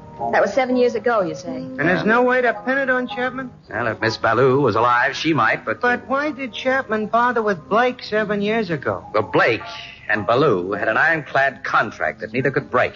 Mm-hmm. Miss Ballou met Carlo and saw her big chance to latch onto the big time. But Blake was a drag, so Chapman helped out by fixing Blake so that he was through as a dancer. And, of course, that nullified the contracts. There's a 5-letter word for a louse like that. Or is it 6? Well, he'll get his some night in a dark alley. To think Chapman can walk around unfettered while poor Blake winds up in a chair. Yeah, for murder. He almost got me with a sandbag. He was just going to add Eva Carling and our own Annie to his list. He was sure anxious to cover his tracks. When you broke in, and it was heavenly timing. Yeah, Casey, how come? Well, Logan and I started to drive to Annie's place, but at the last moment I remembered that her apartment had just been painted. She wouldn't go there if she could help it, so Of course, I knew you must be at Eva's place, Annie. We did a quick turnaround and got there in time to hear the radio tuned up. Well, boys, don't think it hasn't been fun. But I'm going home to my new smelling apartment and collapse. Wait a minute, Annie. I got a bright idea. Oh, I know. You feel like stepping out tonight. No, tomorrow night, Annie. We'll have dinner and a show. What's a good show? How about Hello Broadway? There's a preview performance. Wait a minute, Wait. Don't tell me. Not again. Well, as my sister Edna says, quote, most of us keep one eye on the temptations we pray not to be led into. Unquote.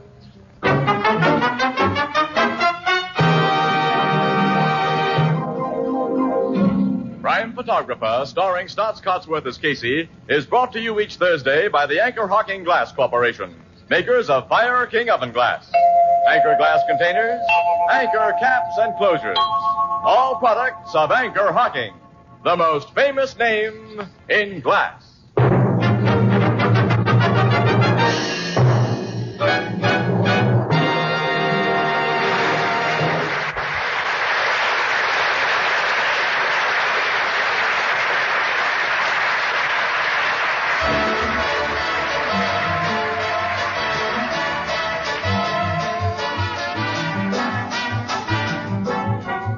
Crime Photographer is directed by John Dietz. The original music is by Archie Blyer, and the program features Miss Jan Miner as Anne and John Gibson as Ethelbert. Herman Chittison is the Blue Note pianist. Tonight's story was written by Albert Barker. This is Tony Marvin saying goodnight for the Anchor Hocking Glass Corporation of Lancaster, Ohio, with offices in all principal cities of the United States and Canada. This is CBS Columbia Broadcasting System.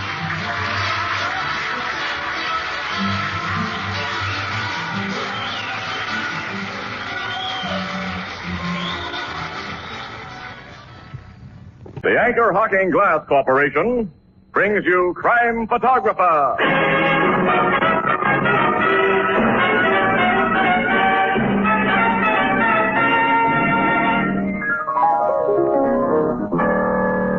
Hey, Casey, do you think they'll ever put my statue in the Hall of Fame? What are you famous for, Ethelbert? For 27 straight years, I always got the same part of the turkey. That's some kind of a record, ain't it? Well, because you consistently get it in the neck, that might make you notorious, but not really famous. No, Ethelbert. You know, you have to do something really big, something important to deserve a famous name. Like what? Well, like Anchor Hocking, the most famous name in glass.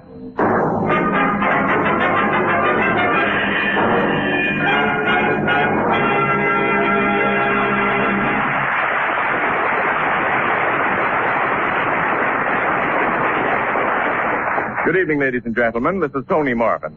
Every week at this time, the Anchor Hocking Glass Corporation of Lancaster, Ohio, and its more than 10,000 employees bring you another adventure of Casey, crime photographer, ace cameraman who covers the crime news of a great city. Written by Alonzo Dean Cole, our adventure for tonight, After Turkey, the Bill.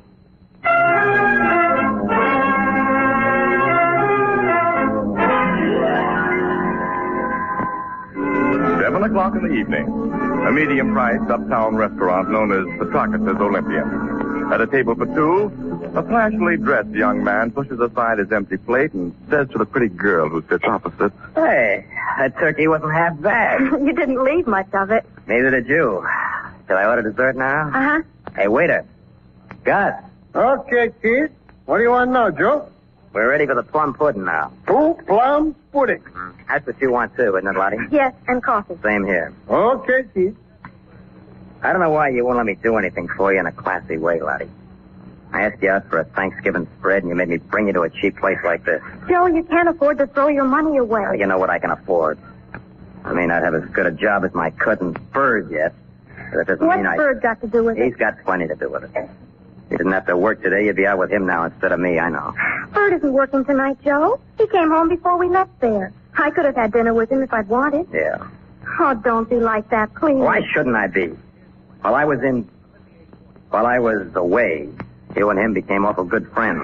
We were always friends, the three of us. We grew up on the same block. Yeah, but while I was away, he moved into your old man's rooming house so we could be closer friends. Oh, don't start that again tonight. We're out for a pleasant evening, and it has been pleasant so far.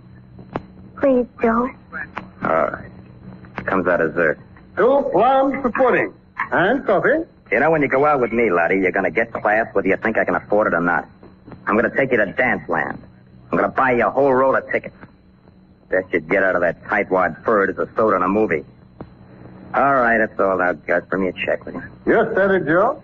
All right, Joe, since you won't drop the subject, we'll talk about Bird. Well, He wants me to marry him. figured that from that dirty double-crosser. He isn't a double-crosser. He knows I've been going with you since we were kids, that I've always been crazy about you.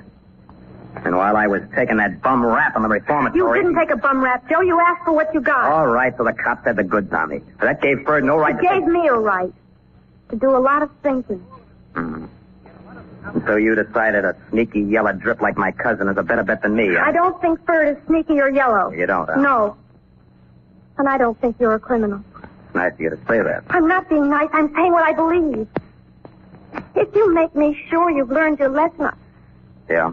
well, you won't have to worry about me liking Bird or anyone.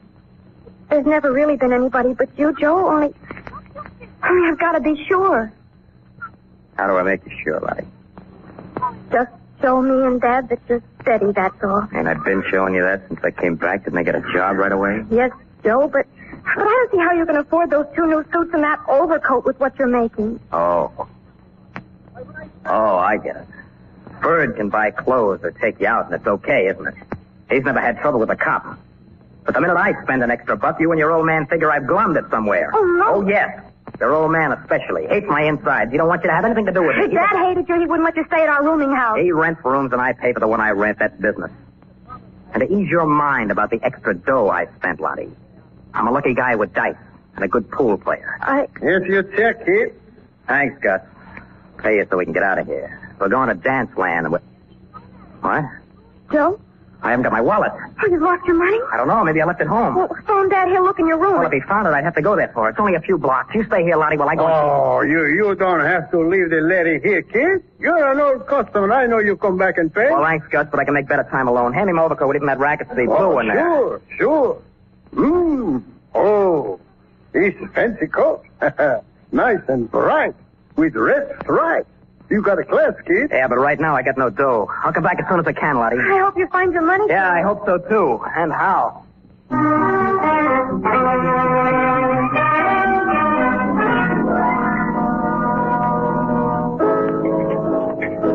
Gee, Casey, it's nice of you and Miss Williams to have Thanksgiving dinner here in the Blue Note with me. Oh, we're nice people, Ethelbert. Well, the very best. True, warm-hearted, and generous to a fault. That's the salt. Also honest, kind, and steadfast. Here's the salt and pepper. You know, we're really understating our sterling qualities, Annie.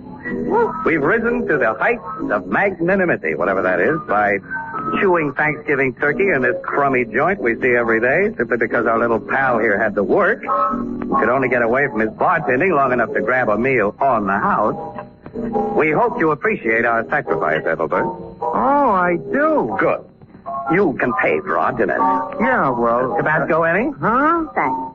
Hey, you've made a splendid suggestion, Casey. Paying our bill will relieve Ethelbert of a small part of his obligation for our company. Yep. Say, come to think of it, you two are working today yourselves.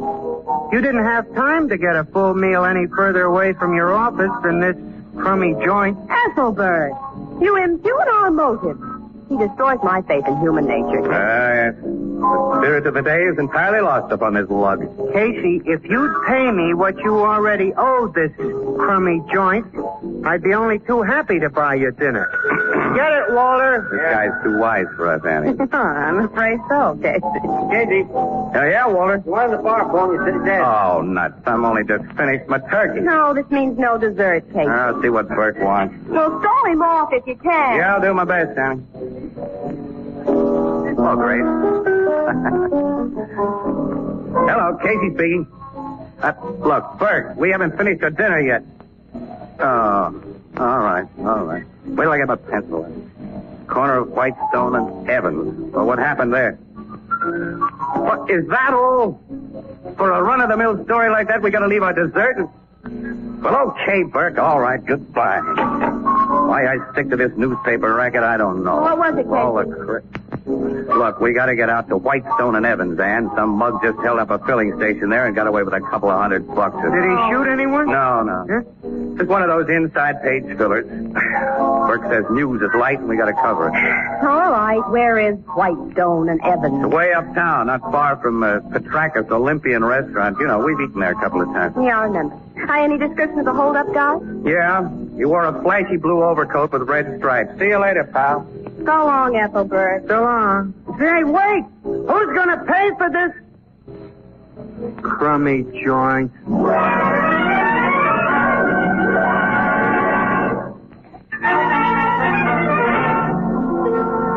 Here's what happened, Miss Williams. I'm working the station, see? I'm here in the office when this hold-up guy opens the door and says, "Give me your dough." He had a gun, of course. Oh, sure, he had a gun. The time was about 7:15. What did you notice about the guy aside from his flashy overcoat? Well, he wore his hat pulled down over his eyes, and a handkerchief was tied around the lower part of his face. Also, he worked fast. What'd he do? Well, he told me to get into the the restroom there and to keep quiet. He locked the door on me, and I heard him open up the money drawer there, and then I heard him leave the joint. I started pounding on the door, and after a while, I managed to bust out. That was about 7:45. And then I phoned the cop. You mind if I shoot a picture of that busted door, Sergeant? Go ahead, Casey. Thanks. You want to picture me, too, won't you, Mr. Casey? Huh? You? Oh, sure, yeah. The door and you. I'll shoot the door first. It's going to give me old lady a big kick to see me written up on the paper. Hey, is this big puddle of grease in front of this door, Jones, when the hold-up guy locked you in? Oh, yeah. I spilled it there earlier, and I hadn't enough time to clean it up. And the mug must have stepped in it, Casey. Along with the description of his flashy coat I sent out, I included instructions to look for a guy with dirty grease stains on his shoes. Well, the two things together ought to nail him, Sergeant. Yeah, I told the sergeant here's something else that ought to nail a guy. What's that? Well, one of the bills he stole out of the money drawer was an old 20 that had been torn in two and kind of stuck together with scotch tape. I took it in just before the robbery, so I remember it. Well, looks like you caught plenty to work on, Sergeant. Yeah. Well, we got all there is, Annie. Blow out of here, get back to Blue Note, get some plum pudding and coffee. Come on. Hey, ain't you going to take my picture first? Yes. Yeah, I'll kind of stand here by the empty cash drawer and point my finger at it. Yeah, that'll be original. I'll stand and point, pal. Go ahead. Great. All set now. Shoot. Jones, get here. Hey, Gus, I'm getting a picture, so don't walk in front of the camera. I have just heard what happened to you.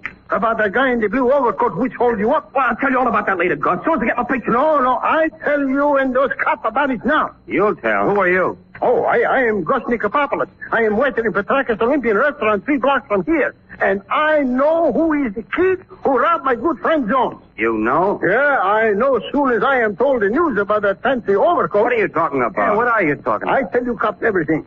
Even where to find this hold-up kid. He tells me he is going with his girl to Dunceland.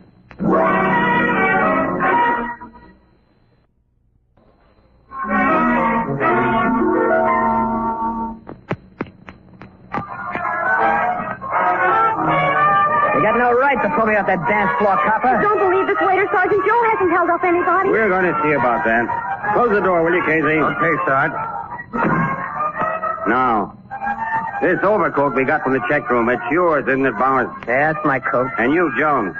Say the guy who stuck you up wore a coat just like it. It's the same coat, Sergeant. You're nuts. The store I bought this blanket had a couple of dozen just like it. Now, take it easy, kid. If your story's okay, we'll check on everyone who owns a coat like this.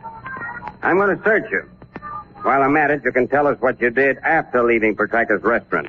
After you couldn't find your wallet, I mean. I went straight to my room and house to look for my dough.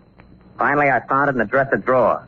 And I came straight back to Petracas for Lottie. That's Miss Newcomb here. Yeah. The dough's in that wallet you just took out of my pocket. It's about $40, and it's mine. I didn't steal it. Hey, is that torn 20 in the wallet, Sergeant? No, Jones. Torn 20? I guess he hasn't got a gun on him either, son. He's clean, Casey. So are his shoes. Grease would show up plain on those light hands. Well, he may have changed shoes and hidden a few things. Yeah. How far is your rooming house from that filling station, kid? It's 2 blocks away down Evans Street. My father runs it. How long did Joe leave you in Petracas while he was finding his money? I didn't time It wasn't more than 15 minutes, maybe a half an hour. So what? So you had plenty of time to stick up Jones and go to your room before you came back to Petracas. All right, if that's the way you dope it, copper, search my room. I'm going to do that little thing, young fella. All of you. Let's go.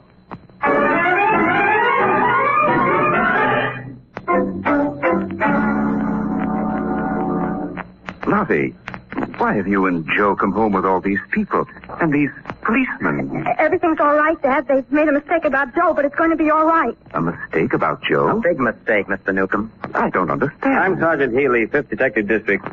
There was a stick-up a few blocks from here tonight, and Joe Bowers here is under suspicion. A stick-up? Joe? He didn't do it, Dad. I know he didn't. You were with him, Lottie. You must know. Your daughter wasn't with him for a long half hour. Mr. Newcomb, I haven't taken time to get a search warrant, so I'd like your permission to go over Joe's room. Give him a go-ahead. I have. He'll find nothing to tie me up with any heist job. All right with you, sir? Oh, yes, sir, of course. Thanks. Take me to your room, Bowers. Come on. Everybody else stay here with this uniformed officer. Miss Williams and I'd like to go with you and Joe, Sarge. Okay, Casey. Well, thanks, Doc. My room's on the next floor. It's right up those stairs. Now, lead the way, kid. And don't try anything tricky. Why should I try anything? All you got on me is that a stick-up guy wore an overcoat like mine. And that's all you're gonna get. There's the door of my room, cop. Open it. Make yourself at home. Give me your key. The door isn't locked. I never bother. I'll turn on the light. Now do your stuff. I will. You won't find anything locked up here. It's I got nothing worth stealing. And nothing to hide. Now, if you were going to work in my cousin's room across the hall, you'd need a fistful of keys. He's one of those careful, secretive guys. You got a cousin living across the hall? Yeah, his name's Ferd, or Ferdinand. And is he a crumb? I take it you don't like him. I like him about as much as he likes me, maybe more. But he's been making a play for my girl. He isn't getting anywhere. How you doing, copper? You see anything of the dough I'm supposed to have stolen, or the gat you think I used in that stick-up? Not yet, kid. And you won't. I'm 100% in the clear. Oh, yeah? How did this get under your carpet? What? A torn $20 bill stuck together with Scotch tape. I never saw that bill before. And I think Jones will identify it as the one taken from his cash drawer. Wait a minute. There's more dough under this rug, Sarge. A couple of $100 at least. I spotted it, Casey. I don't know how it got there. I didn't pull that stick up. That's a comedy, Joe. This money nails This you. is a frame-up. I tell you, it's a Where'd frame-up. you hide your gun? I never had a gun. I swear I did. Come clean, kid. Where's the gun? Wait a minute. Will you give me a break? Let me think. Let me think a minute. Yeah, there's just one mug who'll pull a thing like this. And if you're a right guy, you won't let him get away with it.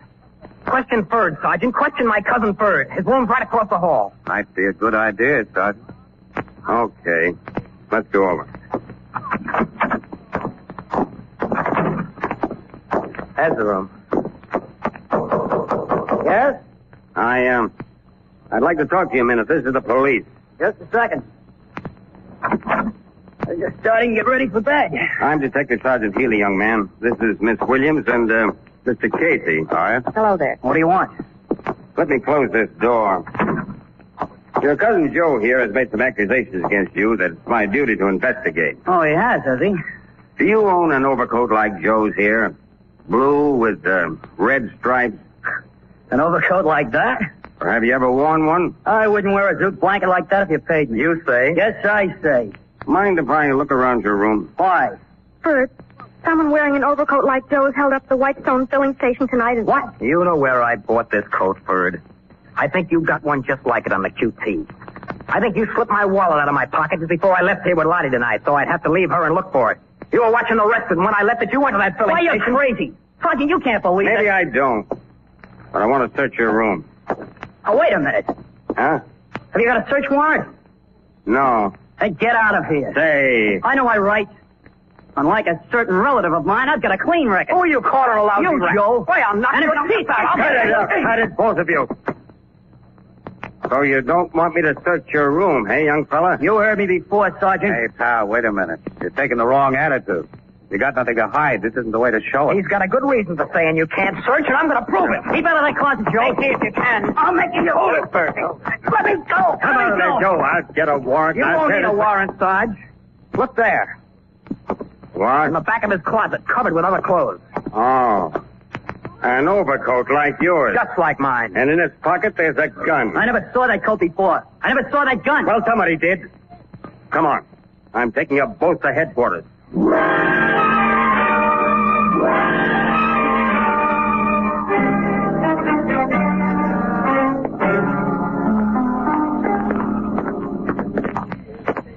I don't know how that overcoat got in my closet, Sergeant. I swear I never saw it or that gun before. So you've been saying, Ford.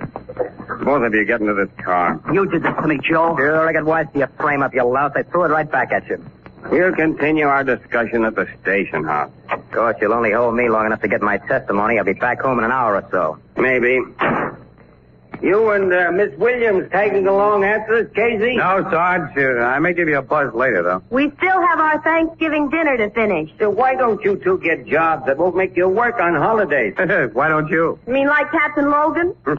I've been thinking about it for the last 25 years. Good night. Night, Sergeant Healy. Come on, let's get into our car, Casey, and get our stuff to the I'm paper. going back to that rooming house, Annie. Why? Are you convinced that Cousin Bird framed Cousin Joe? Well, his attempt to prevent a search of his room didn't look very good. Annie, I'm just thinking.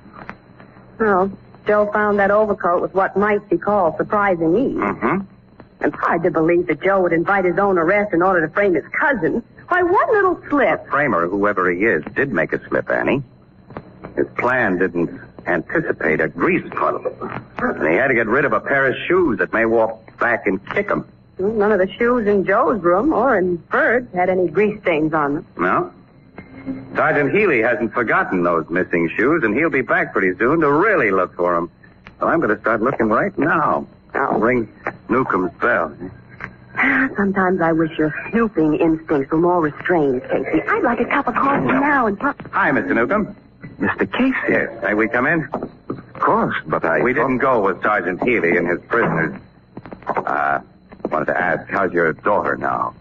She wasn't taking this thing very well when we left. Oh, she feels terrible about it. Miss Williams, perhaps a woman can talk to her better than I can. Will you try to convince her that everything will come out all right? Well, I'll gladly try, Mr. Newcomb. She's in our private living room. Yeah, go on in and talk to her alone, Annie. I'll stay here. All right. It breaks my heart to see my girl crying. Mr. Casey, she's all I have. She blames herself for what has happened. It isn't her fault that two young fools became so infatuated with her. I knew they hated each other, but I never anticipated anything like this. No, guess not. Of course, you had some reason for coming back here, Mr. Casey.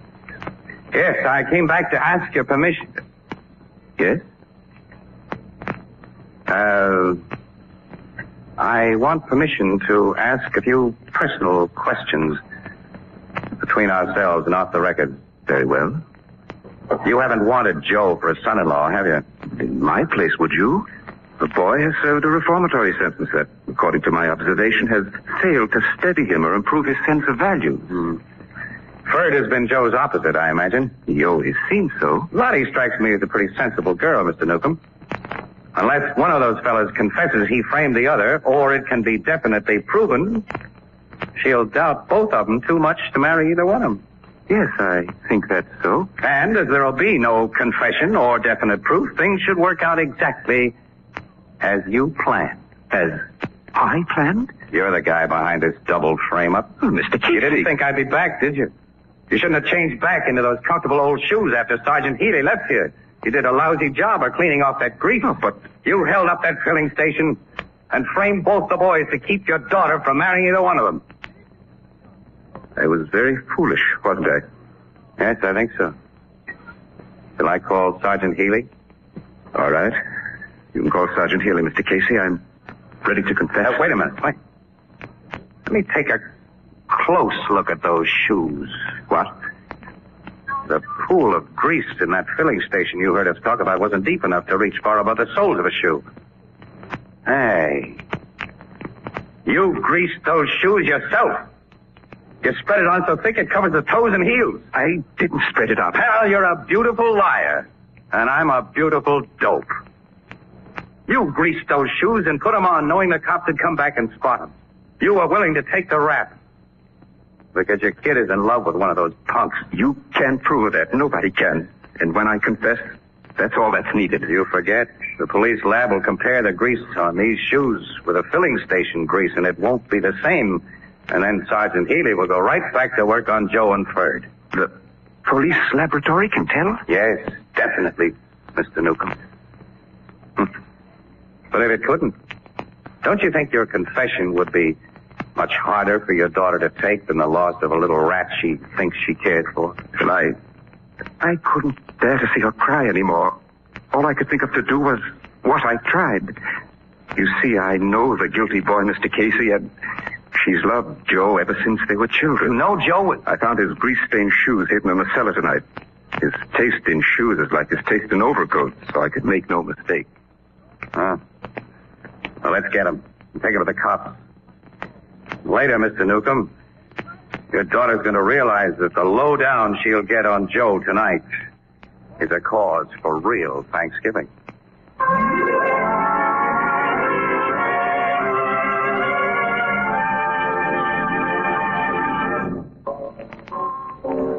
So, the shoes fit Joe and he had to wear them, huh, Casey? They pinched so tight he cracked wide open, Ethelbert. He admitted planting a duplicate of his coat in Ferd's closet, everything. If his scheme had worked, Lottie would never have spoke to Ferd again and she'd have married Joe. Well, that was Joe's idea, Ethelbert, but it worked out in reverse. Lottie sank into Ferd's manly arms when she heard the lowdown, and she seemed very comfortable. Gee, what some guys will do for love. As my sister Edna says, quote, if love didn't make the world go round, there wouldn't be so much dizziness. Unquote. Or so much niceness. Yeah. A grand guy. Lottie's old man. Hey, Annie, what's the matter with us? We got plum pudding and coffee still coming to us. How about it, Ethelbert, huh? Oh, how's about time? Oh, what's so funny? There isn't any more.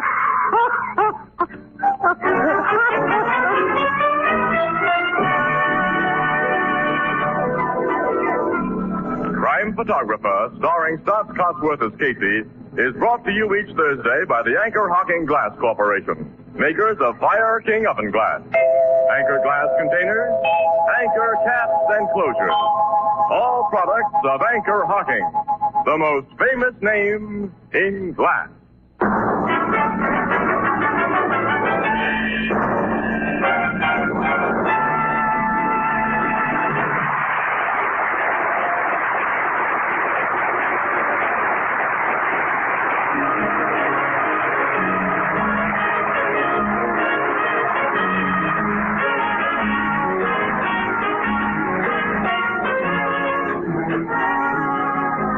Photographer is directed by John Deep. The original music is by Archie Blyer, and the program features Miss Jan Miner as Anne and John Gibson as Ethelbert. Herman Chittison is the Blue Note pianist. If civilization is to survive, we must reaffirm our religious faith. It's up to each of us. Do your part by supporting and attending your church or synagogue. This is Tony Marvin saying goodnight for the Anchor Hocking Glass Corporation of Lancaster, Ohio, with offices in all principal cities of the United States and Canada. The Anchor Hocking Glass Corporation brings you Crime Photographer.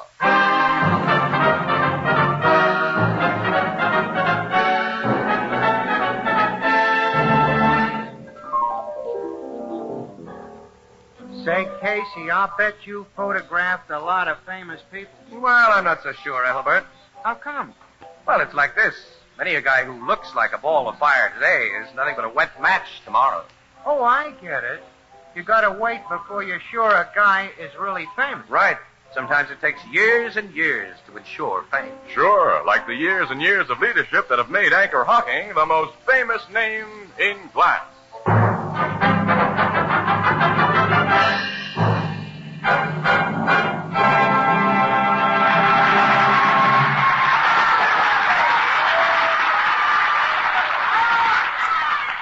Good evening, ladies and gentlemen. This is Tony Marvin. Every week at this time, the Anchor Hocking Glass Corporation of Lancaster, Ohio, and its more than 10,000 employees bring you another adventure of Casey, crime photographer, ace cameraman who covers the crime news of a great city. Written by Alonzo Dean Cole, our adventure for tonight, The New Will.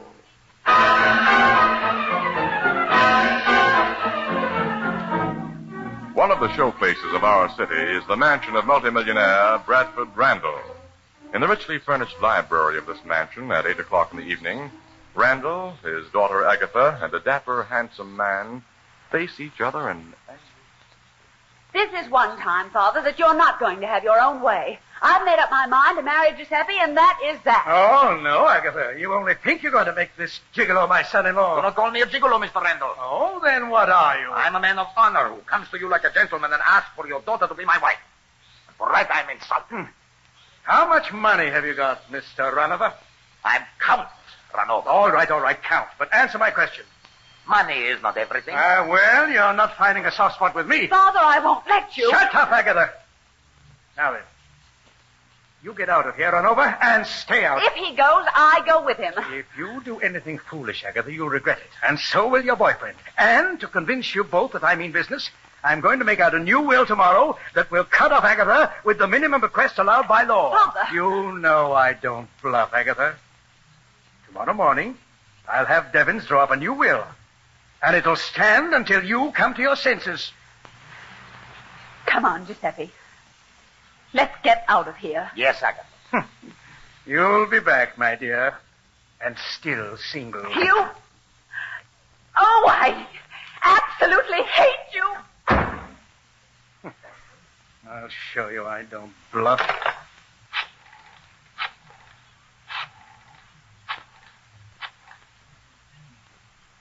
Hello, this is Bradford Randall. Call Mr. Devons to the phone, will you? Hello, Devons. I've got a job for you to do first thing in the morning. No, wait a minute. You better do it tonight. I want a new will drawn up, and I want you to bring it here to me within the next couple of hours. Don't argue. Do as I tell you. Well, that's better. Now get yourself a pencil, Devons, and take notes of what I say.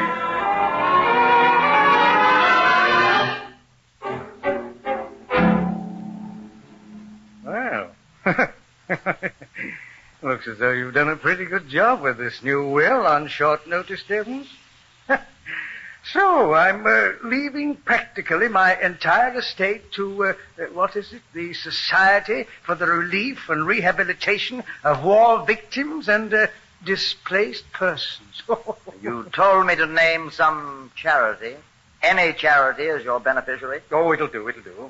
Of course, when that nitwit daughter of mine agrees to forget about her count, we'll destroy this and make her an heiress again.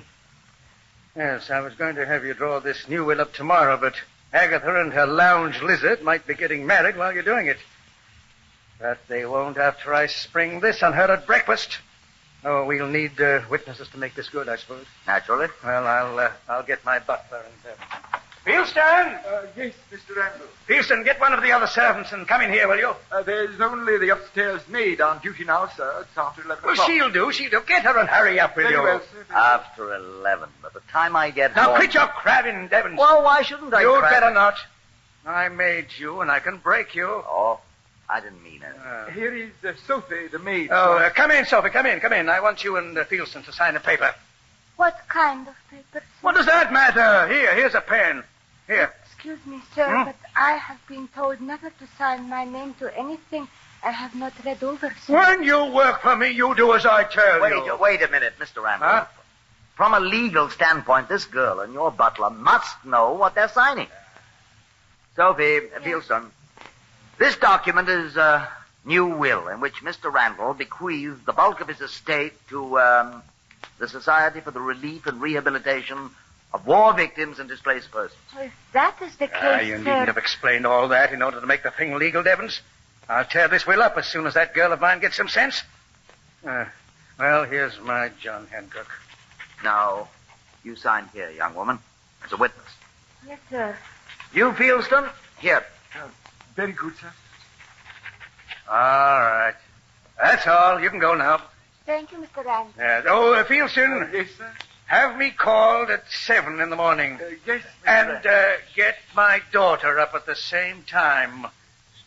I want her to have breakfast with me.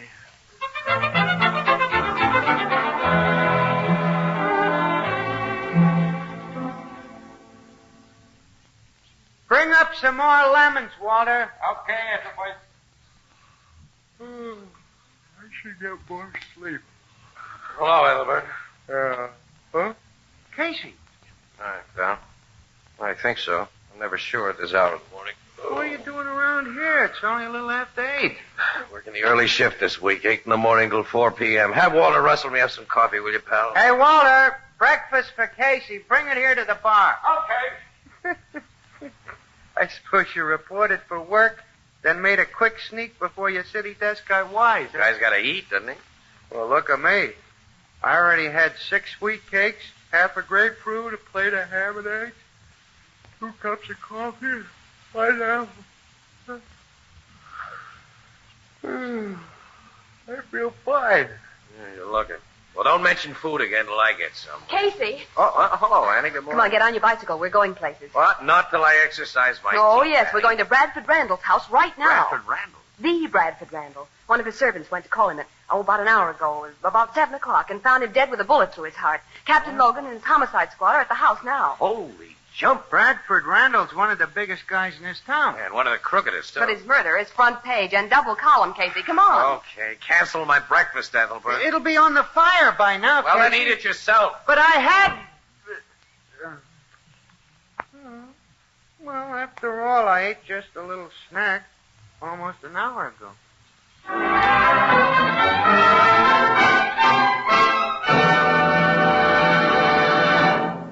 Our story will continue in just a moment. How many times have you said to yourself, I'd give anything in the world for a cup of coffee right now? Now, what you meant was that you wanted a cup of good, hot, steaming coffee without having to fuss around in the kitchen and without waiting even a minute. Well, here's the answer. Just a cup, a spoon, and a glass jar. A glass jar of soluble coffee. Put a spoonful of this new kind of coffee in a cup, add hot water, and there you are. It's as quick as that. It's as convenient as that, if you make sure to buy your soluble coffee in a glass jar. You see, glass jars are easy to open. Just a twist of your wrist, that's all. Then there's the matter of flavor and freshness. Anchor glass jars protect soluble coffee from moisture or any other contamination. Enjoy all of the convenience of soluble coffee products by insisting on glass jars. Most of the better packers of soluble coffee protect their products by using clean, sanitary Anchor glass containers and Anchor caps. Both products of Anchor Hocking. The most famous name in glass.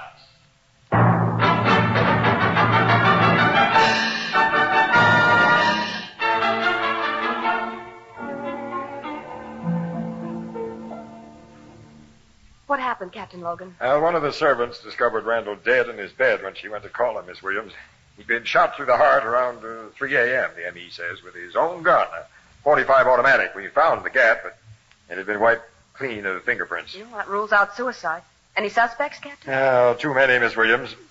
Off the record, suspect number 1 is a party boy who calls himself Count Giuseppe Renova.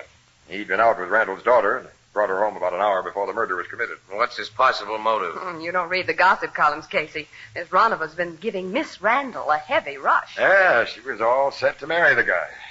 Some of the servants heard a noisy quarrel between Randall, his daughter, and Renova early last evening, during which Randall said he'd disinherit her if she didn't give Renova the heir. He threatened to change his will first thing this morning. But after daughter and boyfriend left, both pretty sore, Randall got his lawyer and executed a new will last night. It cuts Agatha Randall out of the estate, and how? Yeah, but at 3 a.m. when he was murdered, Renova thought she was still a big heiress. That's the picture. She's suspect number 2. Either one. They killed Randall to prevent him making a new will, which they didn't know had already been made. I've met Agatha Randall, and I can believe she'd kill her own father if he got in her way. Oh, she must be a sweet character, just like her old man. But what are your other suspects, Logan? Anyone who was in this house. For instance, there are 16 servants, and the only one who seems sorry that Randall's dead's the butler, Fieldston. I'm not convinced he's very sincere. Popular guy, this Randall.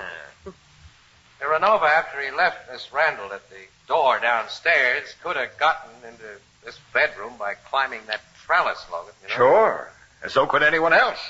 Howard Devens, for example. Randall's lawyer? He had no love for his boss. Yeah, I've heard that. I'm expecting Devens here any minute. I'm letting him have the will we found. He'll need it to settle the estate. Now, where'd you find the will? Lying, folded on top of that dresser. Well, let's get out of this room and go downstairs. Oh, I beg your pardon, sir. What are you doing outside this door, Fieldston? I was just about to knock, Captain. Mr. Devens has arrived, and I came to tell you, sir. Where is he? Downstairs in the library with Miss Randall. And Count Renova's there also, sir. Get that maid who was your co-witness to the will last night, Fieldston, then both of you come to the library. I'll get Sophie at once, sir. Come on, Miss Williams. Casey. You know, Logan, it looked as though that butler was listening at the door. It looked very much that way. Why do you want him and that maid in the library, Captain? Verify their signatures on the will before I hand it over to Devens. Oh, I see.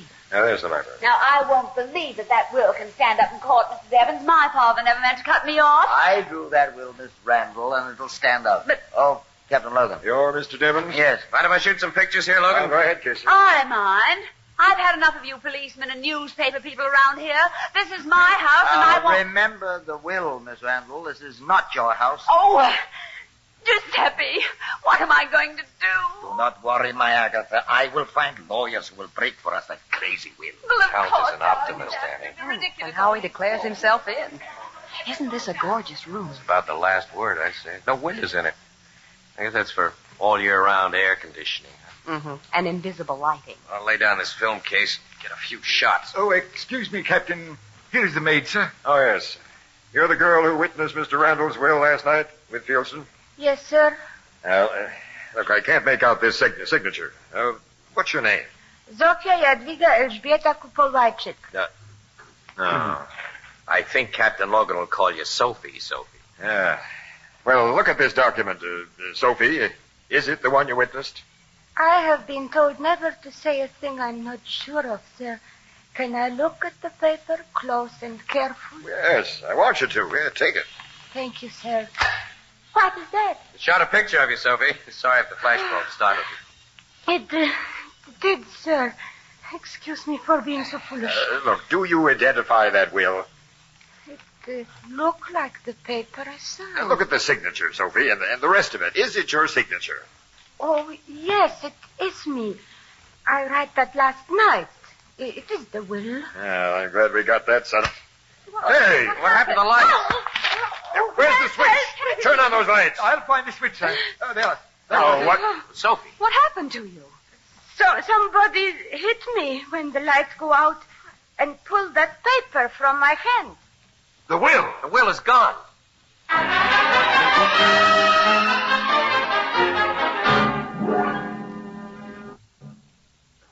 All right, every one of you's been searched, and we didn't find the will. But someone in this room switched off the lights, struck Sophie, and took the will from her hand, and whoever did it isn't going to get away with it.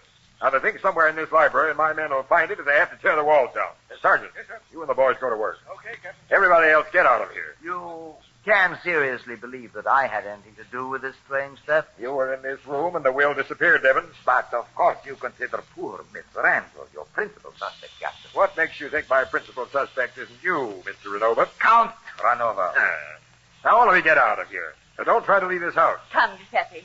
It would be a pleasure to get away from these people. A great pleasure, my honor. Hey, you and Miss Williams get out, too, Casey. Okay. Let me get my film case, sir. I'll bring your photographic case, Casey. Oh, thanks, Pearson. Well, just put it down in the hall here. Very good, sir. I'm closing this library door, Sergeant. And don't let anybody in, and don't you or the boys come out until you find that will. Okay, Captain. Will you need me any more, sir? No, go on about your business, Houston. I'll find you if I want you. Very good, sir. Casey, come into this room. And you, Miss Williams. I want to have some gab without any interruptions. Look, what do you think? The job was timed beautifully, Logan. Right after I'd used up a flash bulb. If I'd had another one set in my camera, I could have touched it off and caught the thief dead to rights. Now, didn't either of you notice who stood nearest that light switch just before the room went dark? I didn't. Neither did I. But I'm sure 3 people weren't anywhere near the light switch. It's yourself, Logan, the lawyer, Devins, and that little maid, Sophie. Now, that leaves Agatha, Renova, the butler, Fieldston, you, Casey, and Miss Williams. See, I just thought of something, Logan. Yeah? That butler, Fieldston, closed the door when he came into the library. If that door had been open, the room wouldn't have gone entirely dark. Hey. And Fieldston was trying to get an earful outside that room upstairs. What was that? It's a man. Upstairs. Come on. I see him. Hey, it's the butler. He's lying on the floor. His head is covered with blood. Someone socked him. Turn him over, Logan. Open his coat. Yeah.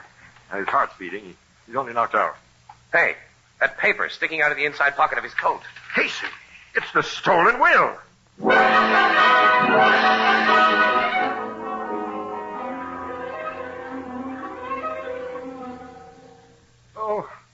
Oh, my head. Now, look, the doc says you haven't been badly hurt, Fieldston. You were just put to sleep pretty rough. Now, tell us about it. Yeah, we're very curious. Well, all I know, gentlemen, is that I was passing along the upstairs hall, and when I passed the door of Miss Randall's room, I thought I heard it open, then something hit me. Did you see the person who hit you? No, Captain.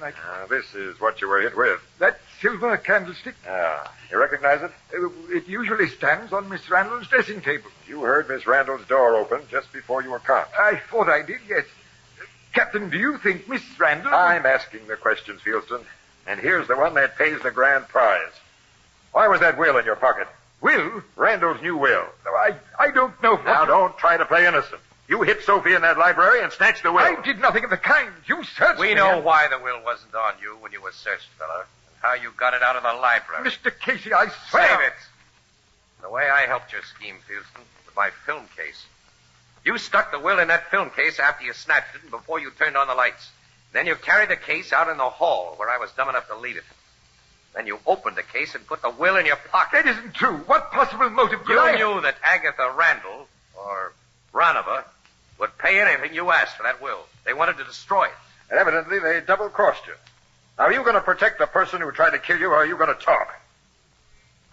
I'm going to talk. You're a sensible guy. My head is beginning to clear, Captain. Now I realize that I've been double-crossed.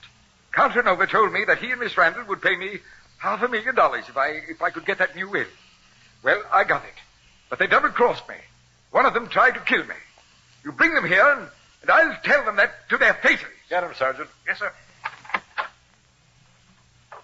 Well, Casey, I guess that takes care of that. It takes care of that, Logan, but you've still got the murder of Randall to solve.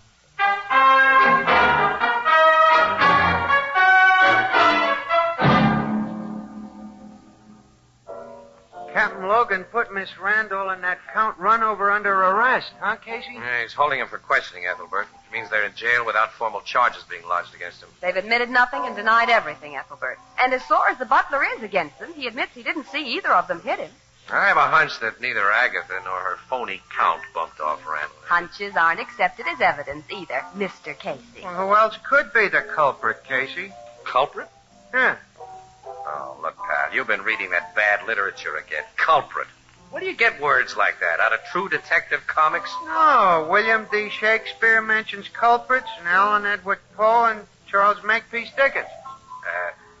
You win, pal. Well, then tell me who else besides Runover and Miss Randall... Look, I'm going to ask you a question, my literary friend. Pal, if you were a lawyer, would you kill a client right after he'd signed a will leaving his money to charity, a legitimate charity that you selected, and then bust the second guy over the head in order to prevent that will from being destroyed by the daughter?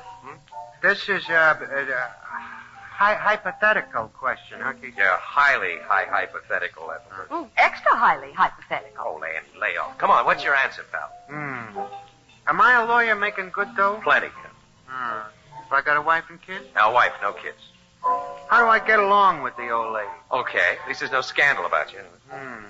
See, I gotta ask these questions, Casey, because I'm awful ignorant about the lawyer I am, see? I see. Well, now that you're enlightened, how about it? But tell me one thing more. Have I got good sense? Well, I think the lawyer has. Say, was that a crack? I don't know what you mean, pal. Well, after mature deliberation, Casey, I've come to the conclusion that if I got dough, a happy family life, and ain't no crackpot, I would be a first-degree chump to take a chance of broiling myself in a hot seat by doing a job of murder. That's the same conclusion I reached, Edinburgh. Now that you have Devons out of the way, where you go from here? I don't know, Annie. But I still have my hunch. Well, try eliminating all the Randall servants now. None of them like their boss or his daughter. Start with that little housemaid, Sophie. You can get rid of her quickly. I'm not giving that poor washed-out gal a second thought. That the dame who Fieldstone gave the black eye when he snatched the will? A Polish girl. Awfully sweet. I spent quite a little time talking to her, Casey. Huh? She's been in this country only a few years. She's a war refugee. So? Poor thing. You know what the war did to Poland.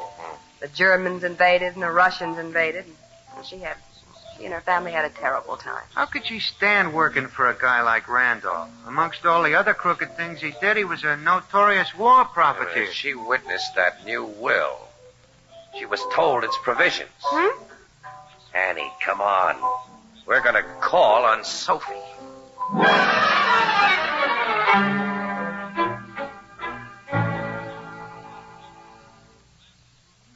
Yes, Mr. Casey. I killed Mr. Randall. And I hit that butler Fieldstone, too. Pretty sure you did, Sophie. After I started thinking, I wouldn't have accused you otherwise. If you had not accused, I would have told the police anyway soon. Because now I'm sure they will not again lose that bad man's new will. It leaves his money to the society, doesn't it, for the relief of war victims? Yes. The will won't be lost again. And it won't be broken, Sophie. I believe you, Miss Williams. Tell us what you meant to tell the police. In our town, in Poland, war was very bad. I've seen my mother killed, and my father. My little sister Paula and I, we sleep in streets and get food where we can get it from. You would not like to hear about that. It is not nice to think of it. Before, I have seen my two brothers taken away by soldiers. They never come back. Finally, my little sister, Paula, she lied down to sleep and do not wake. She was too hungry. Things happened to me, too, in the war. I'm strong and I live. I have uncle in America who get me over here, where I get job in Mr. Randall's house. Sometime I can hear Mr. Randall say how the war has made him more rich than he was before. And last night he asked me to witness that will. Which left his money to war victims. Yes. And he say something which made me know he would change the will if he had the chance and leave everything to his daughter again. A woman as bad as he is. You didn't give him the chance. No. I went to his room while he was sleeping, and I used the gun I know he keep there. How about Fieldstone? I saw him take the will he had stolen. I'm not afraid, and I have no regret. You see, we who have paid war have died many times. Another time does not matter.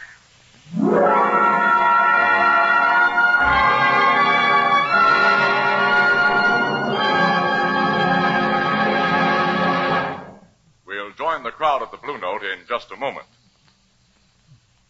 Just in time for Christmas shopping, Anchor Hocking presents the perfect answer to your problem of giving something beautiful and practical. A set of jadeite dinnerware. Jadeite, spelled Jadeite. Jadeite. It has the lovely texture of Chinese porcelain, the color of green jade. It's as sturdy and heat-proof as the Fire King oven glass you bake with.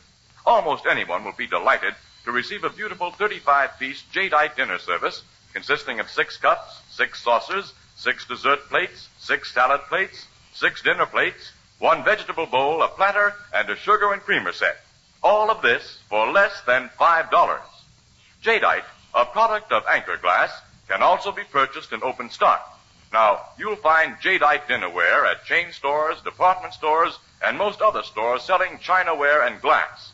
Ask for jadeite by name. The newest triumph of Anchor Hocking. The most famous name in glass.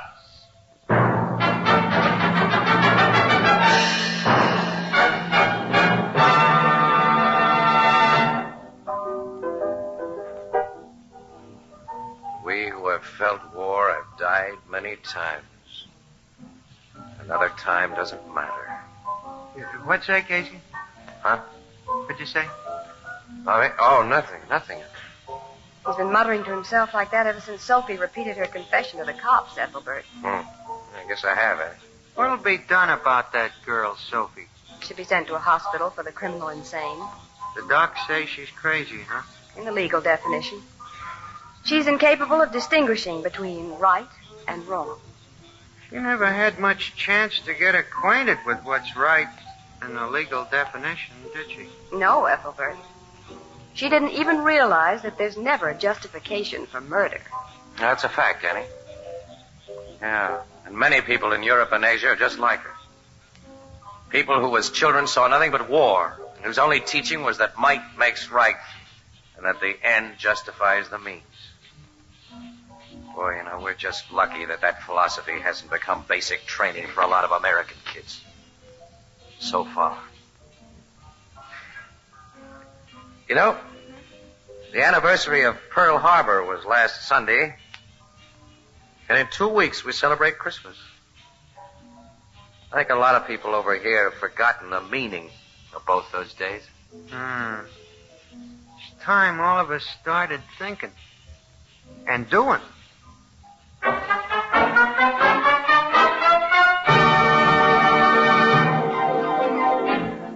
Crime Photographer, starring Stotts Cotsworth as Casey, is brought to you each Thursday by the Anchor Hocking Glass Corporation, makers of Fire King oven glass, Anchor glass containers, Anchor caps and closures. All products of Anchor Hocking, the most famous name in glass.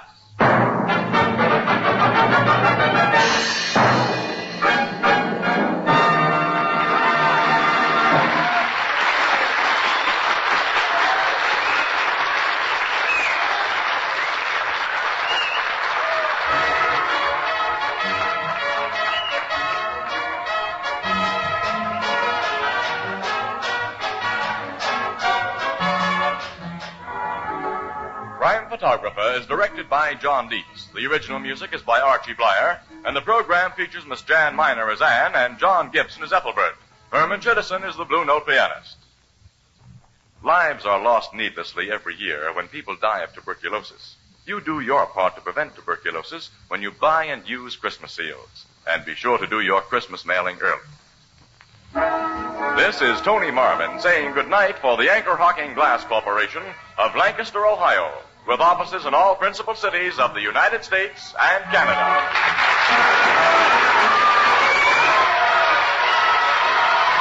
This is CBS Columbia Broadcasting System.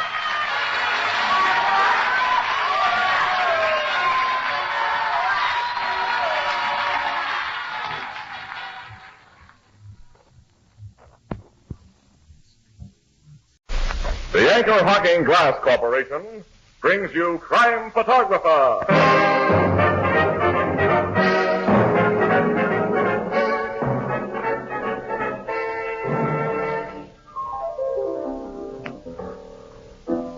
Hiya, Casey. Hi, Ethelbert. Oh, I see you got the windows and mirrors all dolled up again for the holiday. Yeah, the same guy comes every winter and paints them for us. Like little Jack Frost. Huh? You remember, when you were a kid, they told you Jack Frost painted those ice flowers on the window. Hey, that's a good one. I'll try it on Tony. Hey, Tony. Yeah? Who's the famous artist that paints on glass? Oh, that's easy. Jack Frost. And speaking of glass, everybody knows that Anchor Hocking is the most famous name in glass.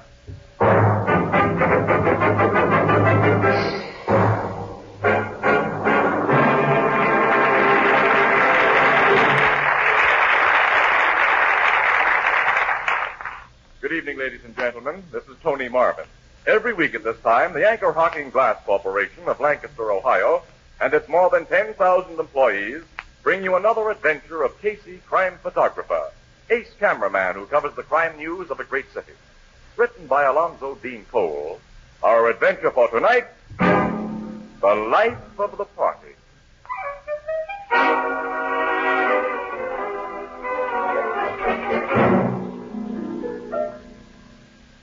One of the most interesting sections of our city is known as Whitaker Grange, with its winding streets and century-old houses where artists have established a colony.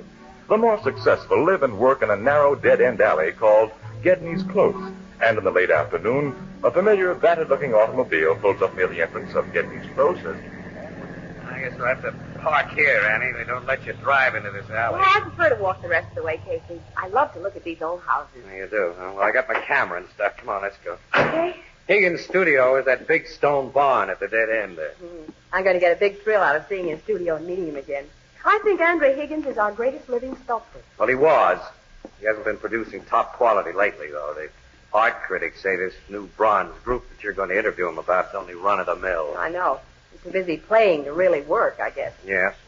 It's a sweet-scented crowd he plays around with, too. Well, I've never met any of them except his model, Marcel. She's certainly no bargain. Oh, wait a minute, Annie. She's the only one who is a bargain. That gal's the most gorgeous brunette I've ever looked at. Really?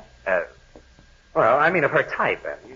I don't know how a cultured, mature man like Andre Higgins can stand having her around, let alone be in love with her, as he apparently is. But at least she's not dangerous.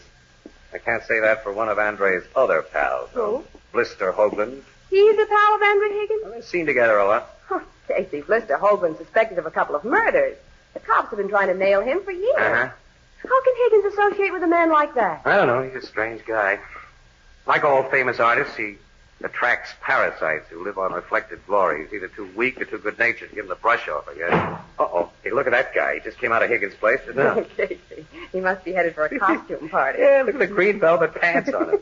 He's fantastic, and that bright yellow smock and a red beret. If he goes outside of this deserted alley, a cop will pinch him for obstructing traffic. Annie! What's he doing with that big knife? He stabbed himself, Casey. Annie. Quick, come on. He's falling to the sidewalk. Oh, I can see the knife handle sticking out of his chest. And there's blood. He drove that blade right into his heart. Is he dead? We gotta get a doctor, quick. Yeah, I'm the police. This guy came out of Higgins' place. Punch that doorbell, Annie, will you? The door's open. Hello, Casey. It's William. Andre, come here. I saw you two from my window, so I... What's happened here? This guy just committed suicide. We saw him do it. Good heavens. Well, who is he? Why did he come out of... He's Bertram Farland, art student. Student? Why, he looks at least 50 years old. Well, I'm glad the poor devil can't hear you say that, Miss Williams. He liked women to think of him as young. He was the life of every party he attended. That should be his epitaph. He was the life of the party. Oh, poor fellow. Well, he's gone, and there's nothing we can do to bring him back. Come inside and meet some friends of mine. We're having cocktails. What can I make for you, Miss Williams? Mr. Higgins. Hey, wait a minute, Andre. You knew this guy. He just killed himself in front of your door. And it was most inconsiderate of him. Oh, I know you think I'm callous, but I'm a realist. Well, now that I've spoken so frankly, how about a cocktail? We'll skip it. Definitely. Well, now, apparently I've shocked you. My guests are coming out. Why are you staying outside so long, Andre? Yeah, what's the big idea? Andre, I want you to make me another drink. Oh, Casey. Hello, Marcel. Oh, mon Dieu. Why is Bert lying on the sidewalk? He's committed suicide, Marcel. Suicide? A knife in his chest. He stabbed himself, Tom. The poor sap. Did it because of Marcel, I suppose. Probably, Daisy. Well, I could not help it if he was in love with me and I did not want to make marriage with him. He knew my heart belonged to Andre. He should have. You tell the world your heart belongs to Andre when Andre's around. How do you mean that last part, Daisy? Never mind. Miss Williams, Casey, you know Marcel, of course, yeah? Certainement, I know Casey. And Miss Williams? Mm-hmm. I don't think you've met Mrs. Leland Carmichael. Noted for her wealth, the 5 husbands she's divorced, and her vulgar display of diamonds. Gals who can get husbands get 'em, Andre, and gals who can buy diamonds wear 'em. Glad to meet you, chums. Call me Daisy. And this is Tom Thompson. He's a mere artist and a bad one. Candor can sometimes be more unpleasant than refreshing, Andre. Nice to know you, Miss Williams. Mr. Casey. Thanks. Now let us all go inside and get a drink. Oh, wait a minute. We'll have to do something about poor Bert, won't we? Oh, that's Father Lemley. Oh, I've never met such as callous, inhuman people in my life. Neither have I. And Higgins, I never could figure you, but I kidded myself you were the right guy. Now I see you're nothing but a louse. As for these characters you call your friends, why, get out of my way. I'm going into your joint and call the cops. And I'm going with you. What? Well, they're laughing. Yeah. Annie, look at the dead guy. He's getting up. With the handle of that knife still sticking out. It's a gag. Oh, no. Go for it, chum. Miss Williams, Casey, meet the late corpse, Bert Fallon. Oh, me. If you could have seen yourselves when you thought I'd done a harikari. The old collapsible knife trick and a little red ink to make it look better. Yeah. The knife blade slipped into the handle when I hit myself. See? We've been a fine pair of dopes, Casey. You don't pay a thing. Bert cooked up the joke when I mentioned you were coming, and we watched for you. Why, I hope you're not sore. Oh, no, anything but. We can take it. And you certainly handed it out. Yeah. Oh, you'll get a laugh on somebody else before you leave here. I'll see to that. You can depend on Bert. He is quite a prankster. Yeah, I know a million gags. Our little Bert loves fun. Well, why shouldn't I, Daisy? Fun never hurt anybody. That's a debatable question. What do you mean, Tom? Oh, do not talk so much, Bert. Let's all go inside. Come on, I want a drink. Let's go in, Casey. Miss Williams? Oh, close the door, Tom, and keep the common people out. What a lovely studio you have, Mr. Higgins. It's so big. Thank you you. can lose yourself in this bun. Say, where's Blister? I forgot him there. Here I am. Oh, he's sitting behind that statue. Miss Williams, Casey, let me present Mr. Hoagland. We already know Blister Hoagland. How'd you like the gag they pulled on you, Casey? It's pretty good, huh? Good enough. We fell for it. I know. I was watching from the window. Why didn't you come outside with the others? You'd have made the gag better. Just how? Well, if I'd seen you around, I'd have thought Bert Fallon's phony suicide was a murder. Why would you have thought that? You've done several jobs of killing, haven't you? Cops never proved it. They'll get the goods on you someday. Your luck will run out. I don't like this kind of talk. Mister. Okay, Andre, I'm a good-natured guy who never loses his temper. Casey's sore because Bert's suicide gag made him look like a sap, and he's trying to needle me to get even. But I'm a good sport. I can take things as they come and laugh. But my foot's on fire! The old hot foot gag, Blister. I snuck up and stuck a match in your shoe. I told you, Casey, you'd get a laugh on somebody else. You lousy little clown. Let him go, Blister. Let go of him or I'll hit. Okay, Casey. Sorry, everybody.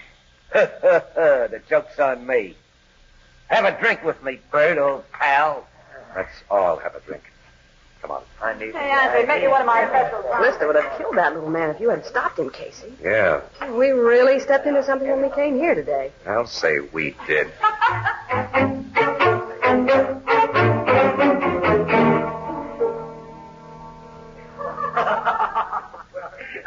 I'd like to get out of here, Casey. Yeah, so would I, Annie. You came here for an interview, and until you get it, we I go know. upstairs. I simply haven't been able to pin Higgins down. He's all over the place. So is everybody else. How can a man like Higgins put up with such people? They have no talent, no intellect, nothing to recommend her. Daisy, that big overstuffed gal, told me this was dear Andre's inner circle. Oh, Casey, Huh? you think all those diamonds that Daisy wears are the real thing? No, she told me they're imitations.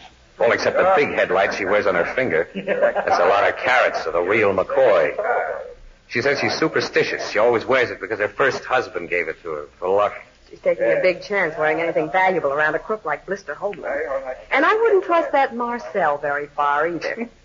You don't like Marcel, do you, Annie? I never met such a phony. Look at her over there. Chewing gum like a chopping machine. And playing footy-footy with Thompson. Seems to be a little double timing going on with that young artist. She's been Higgins' gal for a long time. Well, Here comes Higgins. Well, what are you two doing there by yourself? Your party sort of wandered away from us, Andre. People do scatter out in this big barn. Come on to the barn. Let me fill your glass. No, thanks. We're working people. I gotta get that story from you, Mr. Higgins. Now, you can ply me with questions over that next drink, Miss Williams. Is that a promise? Definite promise. Come on now. Okay. Hi, Daisy. I found him in the jungle, and I'm bringing him back alive. Good hunting, chum. Marcel, Tom, you gather around, too. Andre wants us. the master's voice. I'm not gonna get that interview, Casey. Not right now. Blister! Huh? What do you want? I'm gathering the clan. Come to the bar. I was grabbing a nap. I'm gathering the clan. I'm bringing in the sheep. Higgins has gotten himself a snoop full, Annie. So is Daisy. Look at her. Now that we're all together. Now, quiet, all of you, please. Now that we're all together, my dearest friends. We're not all here. Where's Bert? Oh, yeah. Now, where's Bert? Oh, hey, Bert! Andre, chérie, maybe he's asleep someplace. Do not wake him up. It is so peaceful here without him. Oh, now we need Bert, Marcel. He's always the life of the party. The party's better without his kind of life. No unfunny comedy, no practical jokes. Tom, Bert's our pal. Yeah, maybe your pal. The last gag he pulled handed me a swell laugh. Your foot still feel hot, Blister? Yeah, that was very funny, Daisy. The way you took it was. Trying to kill the poor twerp. Now, lay off, will you? Maybe I'd better, knowing your reputation. Well, I gotta find Bert. Bert! Where is Tommy, while Andre is looking, you pick me a fresh drink. Okay, Marcel. Will somebody have a stick of chewing gum? Oh, I forgot. Nobody uses it but me.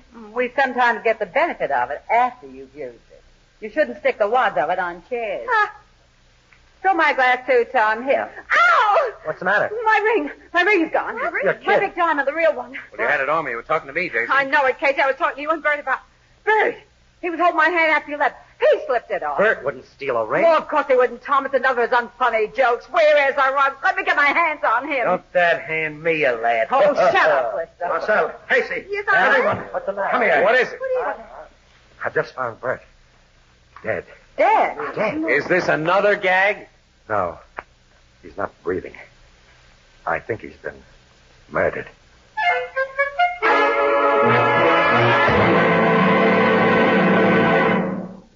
Our story will continue in just a moment. Nothing is quite so comforting as a good hot cup of coffee, particularly the first thing in the morning.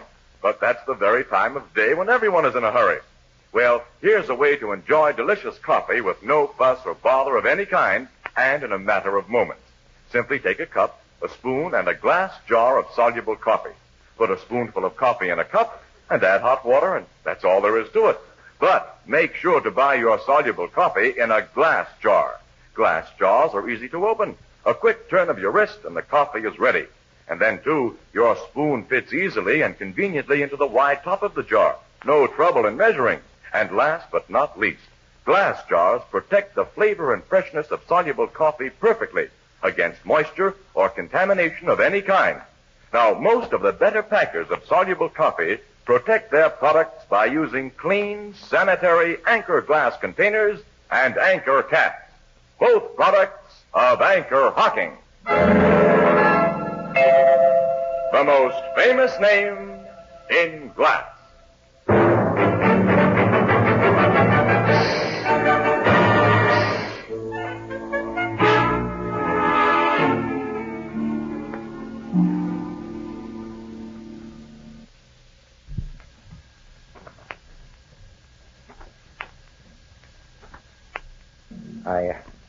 I found him lying here, behind the statue, just as you see him, Casey. Well, he's dead, all right. A knife through his throat. In just the right spot, Anne, so he'd make no sound. But who could have killed him? It had to be someone here, Marcel.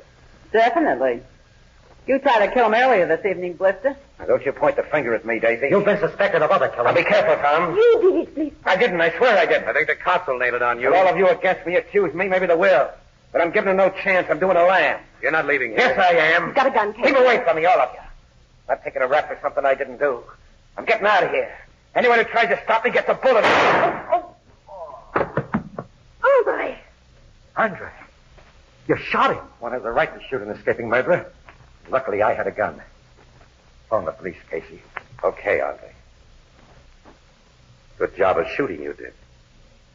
You caught Blister squarely between the eyes.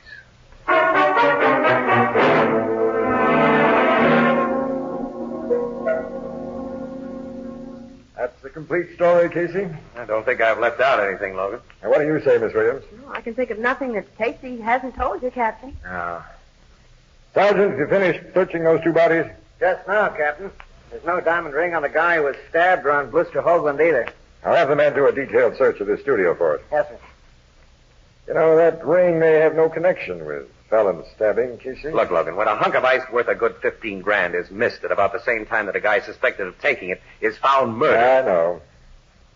Casey, do you think Blister killed Bert? Well, Logan, I did. I fell into line with everybody else who was accusing him because I wasn't thinking then. Well, now I don't know. But you'll testify that Higgins was justified in shooting Blister. I'll have to. The guy was a murder suspect. He threatened us with a gat and he tried to escape. I'd have shot him myself if I'd had a gun. Not as accurately as Higgins did. Yeah, it was good shooting. Higgins told us he does a lot of pistol practice. Yeah, he told me that when he showed me his permit for the gat he used. You say Higgins discovered Fallon's body. But your police surgeon says Fallon was dead at least 15 minutes before the discovery was made. You can't think Higgins had anything to do with it. I'm simply thinking, Miss Williams. And nobody recalls seeing anybody near the spot where Fallon was found? Well, we were all scattered all over this barn of a place, Logan, moving around. You know what parties are like. Everyone excepting yourselves has been drinking pretty heavily and was inclined to be quarrelsome. Marcel hadn't had much to drink. Too busy crunching gum. Higgins wasn't quarrelsome. And he was tight. Until he found the body, that sobered him up. Yeah, it naturally would. A fat gal who lost her ring. She have a lot of dough? A couple of million, Fallon told him. What about Thompson?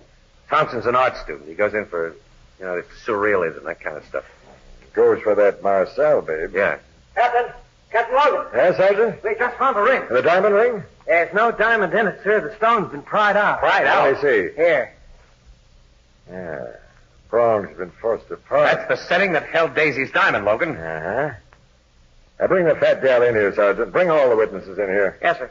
Well, this proves that ring wasn't simply lost. Well, it doesn't prove, but it certainly indicates. And how, Logan? Look.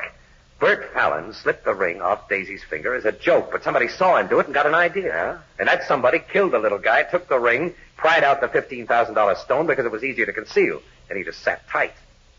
Then when Fallon's dead body was discovered, it was a cinch that Blister would be immediately suspected and accused of the murder. And if he'd gotten away with his run out, even for a short time, no one would believe that he hadn't stolen the diamond in addition to knifing Fallon. Now, Higgins' gunshots spoil things for the real thief and killer. Sure, because Blister was killed before he could leave this studio. And your search of his body proves he didn't have the diamond. Now, if your theory is right, it eliminates Higgins and the fat gal. She had no reason to steal her own diamond. It leaves only Thompson and Marcel. Yeah. Casey, I think your theory is 100%. Well, thanks, Ellie. All right, inside. Sergeant Fallon will bring him in. Now, let's go over and meet him halfway. Now, you people sit down. Make yourselves comfortable. Oh, thank you. Here's your pet chair, Marcel. Oh, thank you, Tom. Have you found my ring, Captain? We haven't found your diamond, Mrs. Leland Carmichael. Oh, dear. Well, they will find it, Dave. Well, I hope so, Andre. You know it's my luck. I'm going to ask a few personal questions, starting with you, Mr. Thompson. All right. Have you any money of your own? That is personal. I can get it from other sources if you don't tell me. I'm an artist. A bad one, many people think, which means I'm always broke. Ah, thanks. What's your financial status, Marcel? Why, I have only what I make as a model and what Mr. Higgins gives me besides. What do you give her besides, Mr. Higgins? I'm afraid I haven't been very generous with Marcel. Oh, but you have, Sherry. $100 a month just for spending money? Give you any diamonds? No. I do not care for diamonds. Any woman who says that is a liar. Do not say I lied, David. Pipe down. Marcel, Thompson. Huh? Which of you two has that stolen diamond? Stolen diamond? Which one of us? Bluff won't do you any good. Will you hand it over or must we search the two of you? Oh, I have never been so insulted. Search me immediately. I demand that you search me. You seem very sure of yourself. Of course she's sure. This girl wouldn't steal anything, Captain. Now, we're going to see about that, Mr. Higgins. Sergeant, send for a matron to search this girl. Right, Captain. Say, Logan, maybe you can save yourself a lot of trouble. Yeah? A quick way to hide a diamond would be to wrap it in a wad of chewing gum. Chewing gum? Yes. There's one on the edge of Marcel's favorite chair. Now, let's see. Marcel is the only one here who chews that stuff. I put nothing inside my chewing gum. Well, someone put something inside this wad. There's a knife, Logan. Scrape the stuff off. I didn't. I swear I didn't. It's a diamond. It's my diamond. I didn't. We'll go into that at headquarters, Marcel, thoroughly. I'm taking you there now. No, do not let him over. Help me. Wait. I stole that diamond, Captain. You, Thompson? Yeah. I hid it where you found it. Now, let Marcel go.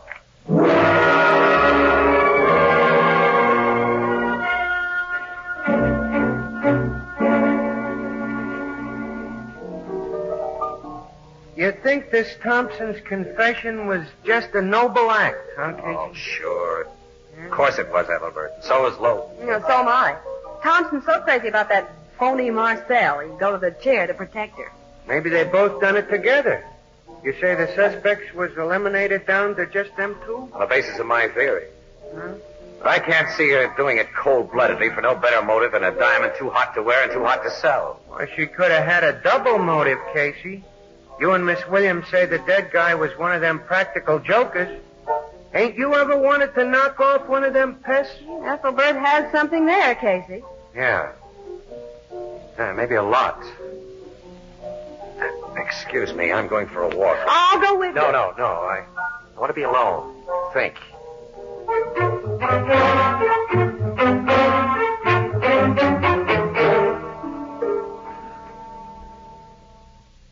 Come in, Casey. Thanks, Andre. Well, I'm not disturbing your work. Well, I'm scarcely in the mood for work after what happened here last evening. Anyway, I've been away from the studio until a few minutes ago. I was down to jail with Marcel. Oh. How is she today? Oh, she feels utterly friendless. She even thinks I'm against her. You're trying to help her. You believe she's innocent. Naturally. How does she feel about Thompson? Well, the idiot's phony grandstand confession strengthened the circumstantial case against her. That was the net result of it. Mind if I sit down on this? Oh, yes, please do. Oh, are you paying me this unexpected but welcome visit as a newspaper man or as a friend, Casey? Just as a guy. Oh. Say, Andre, what's your frank opinion of Mrs. Leland Carmichael, Daisy? Why, she's an all-around good fellow. Very superstitious, isn't she? That's right. And so I gathered from her talk about that ring. She kind of got on my nerves last night. She's too common. She's too bossy. Well, Daisy can be a bit trying. Yes, and Marcella, $1 million worth of looks and quarters worth of brains. And she'd be hard to take as a steady diet. Now, really, Casey, Lister was hard to take, and Thompson and Bert Fallon. But all these people had fastened onto you like leeches. What are you driving at? Just this. You saw a chance to get rid of all of them in one sweep last night, and you took it. You got Daisy's diamond, you planted it to frame Marcel, you killed Fallon, and then Blister, so you could be free. How will you prove this idea of yours? The cops will prove it when I sell them. You haven't done that yet. No. I wanted to spring it on you first and see how you'd react. Your face has told me that my theory is good. What does this reaction tell you? I thought the cops impounded that gun you killed Blister with. They did. This is another. No one else will realize the motive for what I did. I didn't kill for profit or because of hatred. I simply had to be free to the friends who were wrecking my life. They were driving me mad. I was too weak, too cowardly to send them away. Now you threaten my freedom. So I must kill again. No, you don't. You broke out his gun, Sergeant. Get the cuffs on it. Yeah. All done, Captain. Logan, I was beginning to think you would make your play just a little too late. You policemen were hiding in. Yeah. We let ourselves in here while you were visiting Marcel at the jail. Casey, you said you hadn't told anyone. I'll never trust a newspaper guy, Andre. We're terrible liars.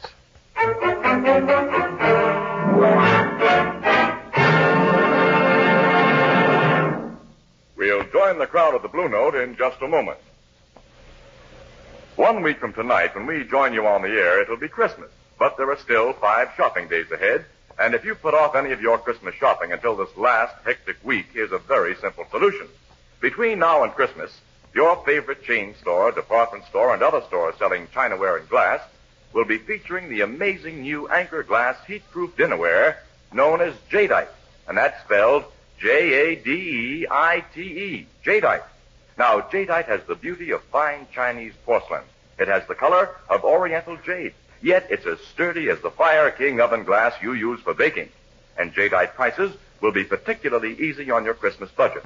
For instance, a complete 35-piece service for 6 costs less than $5. And jadeite in open stock is unbelievably low in cost. So be sure to ask for jadeite by name. Jadeite, the newest triumph of anchor hocking. The most famous name in glass.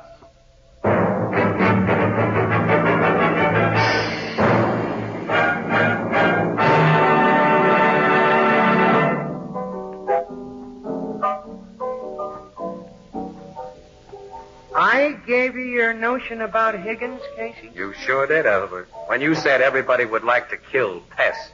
Yeah, but nobody does kill them. They just say they'd like to. Well, there's always the exceptional person. A fact naturally only realized by an exceptional person like Mr. Casey. Exactly, Miss Williams, and thank you, Miss Williams. You're welcome. Well, anyway, when I started to think seriously of pest extermination as a motive, the parts that hadn't fit fell right into place. There's 2 parts that don't fit for me. What's that? Higgins killed Fallon, framed Marcel for the murder and robbery, and then shot Blister Hoagland to make the frame stick.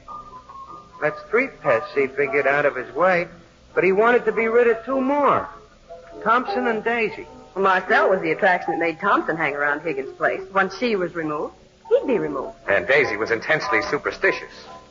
She'd never risk her luck around Higgins again. Oh. I don't approve of Higgins' methods, Casey, but I got sympathy for his feelings. Oh, how I'd like to make a clean sweep of a lot of pests. Good night, Ethelbert. Yeah. Oh, good night, Grace.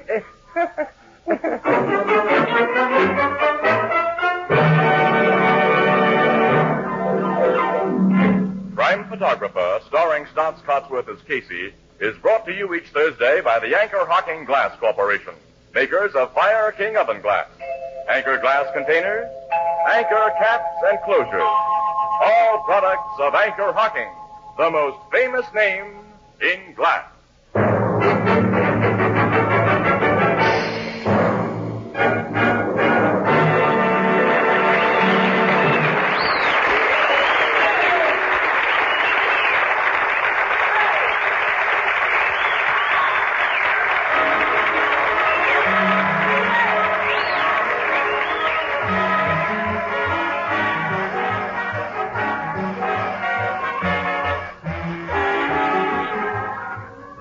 Crime Photographer is directed by John Dietz. The original music is by Archie Blyer, and the program features Miss Jan Miner as Anne and John Gibson as Ethelbert. Herman Chittison is the Blue Note pianist. Salvation Army kettles are here. Help bring the other million a bit of Christmas cheer. Let's make this Christmas a happy one for our American kids by dropping a coin in a Salvation Army Christmas kettle.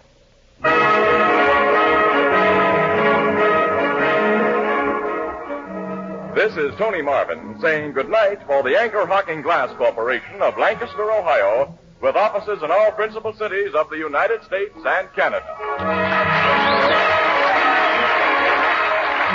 This is CBS, Columbia Broadcasting System.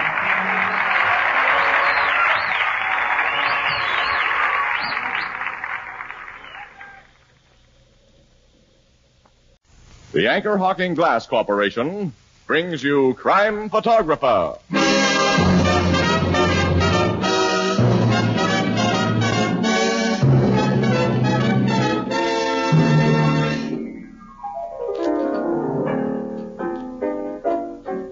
Hiya, Casey, Miss Williams. Hello, Ethelbert. How are you? Look at this, a picture of my sister's kid. My married sister, of course. Hey, he sure is growing up, Ethelbert. Oh, here comes Tony. Why don't you show it to him? Say, a fine-looking boy, Ethelbert. Yeah, and you know what? Already he can say Uncle Ethelbert. Uncle Ethelbert? Yeah. Well. But you know, the day I'll be excited is when he learns to say, the Anchor Hocking Glass Corporation is a great name in glass.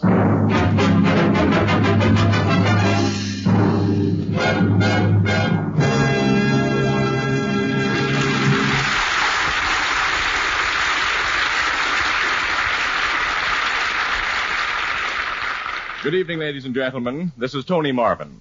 Every week at this time, the Anchor Hocking Glass Corporation of Lancaster, Ohio, and its more than 10,000 employees bring you another adventure of Casey, crime photographer, ace cameraman who covers the crime news of a great city.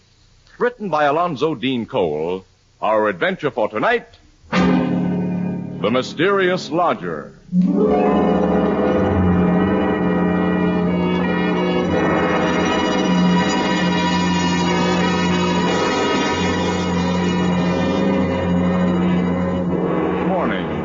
About 10 o'clock. In a private office at police headquarters, a telephone rings. A big man in civilian clothes reaches for its receiver and... Homicide Bureau, Captain Logan speaking. Is this the place to report a murder? It is, lady. I think I got one for you. Who's this speaking? I'm Maggie Myers. To be really proper, I'm Mrs. John Rodney Myers. I'm a widow. What's the address? 1139 Midland Street. 1139 Midland? That's right. It's my lodger, a lady who rooms with me who's been killed, I think. What makes you think that... Well, you get out here and look through the keyhole of the door like I just did, and you'll see. We'll be there right away, Mrs. Myers. I'll be waiting for you. Goodbye. Sergeant Flanagan. Yes, Captain. Tell the tech squad and the doc to follow us to 1139 Midland Street. You go with me. Yes, sir. What happened at 1139 Midland Street, huh? Casey. Good morning, Captain. What are you two doing here? Well, don't we usually drop in to inquire what's happening in the murder department? It seems we picked just the right time today. Okay, Miss Williams. You and that lug with the camera follow my car. Come on.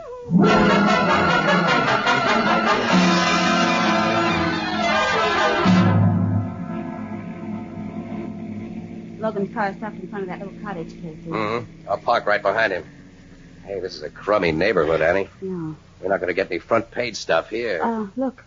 The little old woman just came out of that door. Are you Mrs. Myers? That's me, Maggie Myers. Mrs. John Rodney Myers. Well, I'm Captain Logan. This is Sergeant Flanagan. How do you do? Pleased to meet you. And come in. Remember, we're in this party, too, Logan. Who's this fellow with the picture box? Just a press photographer, Mrs. Myers. Pay no attention to him. Oh, you're here to take pictures of me with your brownie, young man? My brat... Definitely, Mrs. Myers, yeah? Oh, come in, young man, and make yourself to home. You and your lady friend both. Oh, and be sure and wipe your feet on the mat. Thank you. Now, where's this lodger of yours whom you think In the is... front bedroom, just off my parlor here. There. The door's locked. It's the only room I rent out. The only room I got to rent, matter of fact. Sergeant, take a squint through this keyhole. See if you see what I've seen. There's only 4 rooms in this place. Parlor, kitchen, and front and back bedrooms. There's a dame lying on the floor in there, Captain, and I'd say she'd been stabbed. I used to have a nice big house when my husband was alive. 6 rooms and bath. We'll break in the door. Hey, who'll pay for that door? We can't think of that now, lady. Together, Flanagan. Yep. One push is all a door like that needs. Hey, this dame on the floor is stone cold. She's been dead for hours. Look at this knife in her back, Captain. Pushed into the hilt. Hold it, everybody. Got it, Casey. thanks. Thank you. You know you can't take pictures until I say so. Now, all of you keep out of this room. I don't want you stepping on possible evidence. Why, Captain, none of us have come inside that room. You know we know better than that. When I'm watching you. Poor Miss Patrick. Poor Miss Patrick. Hey, is that the dead woman's name, Mrs. Myers? Yes, Alice Patrick. At least that's what she told me. Such a nice, quiet woman she was. And she paid her rent so regular. I'll want to hear all you know about her very soon. She's a big gal. About 45. Only a husky guy could have driven that knife so deeply into her back. That was done with one clean stroke, Sarge. Yeah, it took muscle to do that, Captain. Got any idea who was in this room with your lodger last night, Mrs. Myers? No, I haven't, young man. Miss Patrick come home alone about 8 o'clock last night and said good evening, and then she went into her room, and I heard her lock the door. When did you find that she'd been killed? Well, when it got near 10 o'clock this morning, and her door was still shut, I begun to get a little worried. Why? 'Cause I did, that's why. Go on, please. Well, finally I called to her, and she didn't answer. Then I did what any woman would do and look through the keyhole. After that, I run out the corner store where there's a phone and called you. This door wasn't only locked on the inside with a key, Logan. It was fastened with a bolt. I told you not to come in here, Casey. I'm only poking my head around the door frame, The Logan. killer never left this room by the door, Captain. That's pretty obvious, Miss Williams. He used that window. Oh, he couldn't have done that, Captain. That window's locked. Mrs. Myers, it's open 2 inches from the bottom. I say it's locked. I know my own house. Try it. Okay. Say, it is locked in this position. Locked from the inside by them spring bolts in the frame. Miss Patrick always left it like that at night. Open enough to get fresh air, but not open enough so even a cat could get in. Oh. Somebody stabbed Miss Patrick in a room they couldn't get out of. But how? It's very simple. Oh, it is, huh? Mm-hmm. Can I come into the room, pal? I'll watch my step. No, come on. Oh, thanks. Now, look. This is an old-fashioned type of window without counterweights. To raise or lower the sash, you pull out 2 spring catches on the side. Yeah?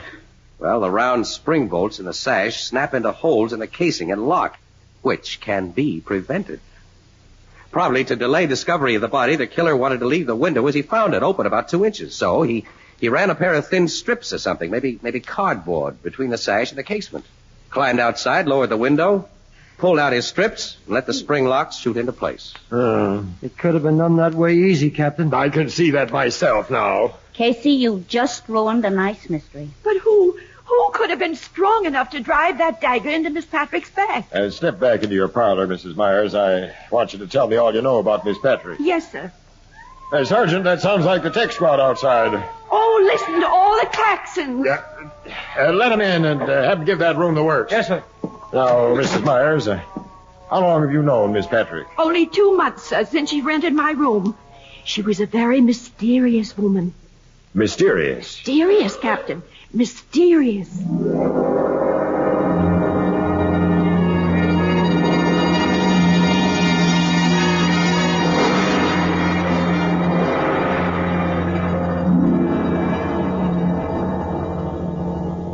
Now, to sum up what you've been saying, Mrs. Myers, this woman, Alice Patrick, answered an advertisement you put in the paper. Yes, sir. It said, refined lady has pleasant furnished room to rent and own home. That's beside the point. I decided to take a lodger, Captain. Not so much because I needed the money, though I could use it, of course, as because I get kind of lonesome. And I figured having another woman in the house... We've gone over that. The point, Mrs. Myers, is that this woman never told you anything about herself. That's why I say she was mysterious, Captain. Most women do tell things. Women like to talk. I see that. And another thing, she never went out of the house without leaving her suitcase locked. How did you discover that? How do you suppose I discovered it? Sergeant Flanagan. Sergeant. Yes, sir? Bring that suitcase here if the tech men are finished with it. Okay, Captain. I was just coming out for you. The doctor'd like to have you in there for a minute. All right. Excuse me, Mrs. Myers. I'll be right back, Casey. Say, Mrs. Myers, whose picture is this on the wall? This beautiful woman. Believe it or not, Mr. Casey, that was me 50 years ago. You know, I figured it was. Honest? Yeah. No, I'm all wrinkled and shrunk up. Oh, no, indeed. Your face still has the nice lines of the girls in this picture. Oh, you're just kidding. But it's nice of you to do it. Oh, really? I'm not kidding. My husband, John, used to say pretty things like that. John's been dead now for 14 years. Tell us about yourself and your husband, Mrs. Myers. Well, I probably don't look like much to you now, but John and me was once somebody's. Oh, who? You never heard of Maggie Garland? Well, no, I... Oh, of course you didn't. Maggie Garland was my stage name back in your grandfather's days. You were an actress, eh? Dramatic soubrette. I wasn't a very good one, I guess, but I looked real good in tights. My husband was a real soap nobody, though. What'd he do? John Rodney Myers was educated. He wrote a book. A book, yeah? About historical things. There's the book he wrote on my table. May I look at it? Yes, but handle it careful. It's old, not very strong, like me. I'll be careful. Let me see, Casey. Arms and armor of the Middle Ages. Oh, he was an authority on such things. Colleges and museums used to ask for his opinion. He knew all about battle axes and swords, and newspapers and magazines used to mention his name, and mine, too. You might mention that when you write your piece, young woman. I will, Mrs. Myers. It's very interesting. Oh, here's that dratted captain back again. Mrs. Myers, don't you know of any big or very strong people who are associated with Miss Patrick? Well, I don't know if you'd call my next-door neighbor associated with her, but I know he's been bothering her. How was he bothering her? Well, Sam Mulvey will bother anything that wears skirts, especially when he's drunk. The guy's a wolf, huh? Sam Mulvey's what I call a masher. It made Lena Glasheimer mad as all get out when Sam took a shine at Miss Patrick. Mm-hmm. What was Lena Glasheimer mad about? She was jealous. She wants to marry Sam Mulvey. You're finally telling me something that may help my investigation. Have you looked into a suitcase yet? No, but I've got it here. Also the key. My man found it in the dead woman's purse. Let's open it up. Yeah, I am. Only a few papers in there. We'll see what they're... Casey. Hey, I've seen papers like that one before. It's a parolee's discharge from Avon Prison. The name of Alice Patrick Ives. Alice Ives? Say, she's the dame who I murdered that... know. The parole board let her out last fall after she'd served 20 years of a life sentence. What are you saying? Miss Patrick, my lodger, was a murderess? I bet she was. She carved up a guy named Clem Shirley. He was a big-time rum runner back in Prohibition days, Mrs. Myers. And now she's been killed with a knife. Oh, Casey, this is finally beginning to look like front page. I'll say it is. We can resurrect the whole story of the Shirley murder, Alice Ives' trial, her 20 years in prison, everything. I never would have dreamed. Now I can imagine why she was afraid of that man. Man? What man? The mysterious man. Mrs. Myers. Lady, will you please talk straight? She told me if this man ever came to the house, I was to say she didn't live here. She described him to me. And one day he did come. I seen him watching the house. And when I told her, she like to die of fright. Now you tell me about this. Well, you didn't ask me about the mysterious man before. Oh. Of course, now I figure he was a detective who was watching him. Mrs. Myers, let me figure. Hold it, pal. Wait a minute. Mrs. Myers, will you describe the mysterious man to us? Of course I will, boy. He was a big, gray-haired fellow with a little black mustache. Oh, and a long scar on his left cheek. A scar? Oh, she's described Pete Shirley. The brother of the rat that Alice Ives killed. He's paid that dame off for knifing his brother. Oh, Casey, this will be a story. And you'll be in it, too, Mrs. Myers, as the star witness. Put on your hat and coat, Mrs. Myers. We're going to headquarters where you can look at Pete Shirley's picture. And if you identify him, this case will be all washed up.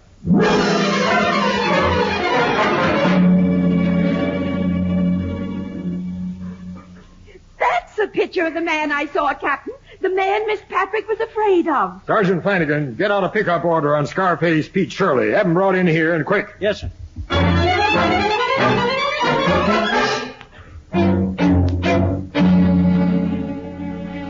Boys, we've got Pete Shirley, Captain. Swell, Sergeant. Hey, that's quick work, Flanagan. Any trouble, Bob? Now, bring him in here. I don't think you'll like him in your private office the way he is, Captain. What do you mean? Pete is shot up pretty bad. He's dead. Dead? Dead. He got killed trying to pull a hold-up last night, Captain. And he was pulling that hold-up over in Woodsfield at the very time Alice Ives was being stabbed here. You're sure? The boys just brought him into the morgue, sir. There goes my case against Pete Shirley. And my beautifully corny story about a brother's revenge. The death of Mrs. Myers' lodger is becoming a mystery after all.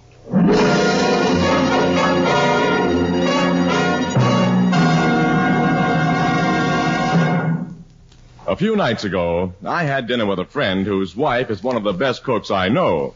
And I asked her if she used Fire King oven glass. Well, she said she did, and then she continued, "You know, Tony, I find the most important thing about Fire King oven glass is that it practically ensures results, because it bakes foods quickly, evenly, and all the way through."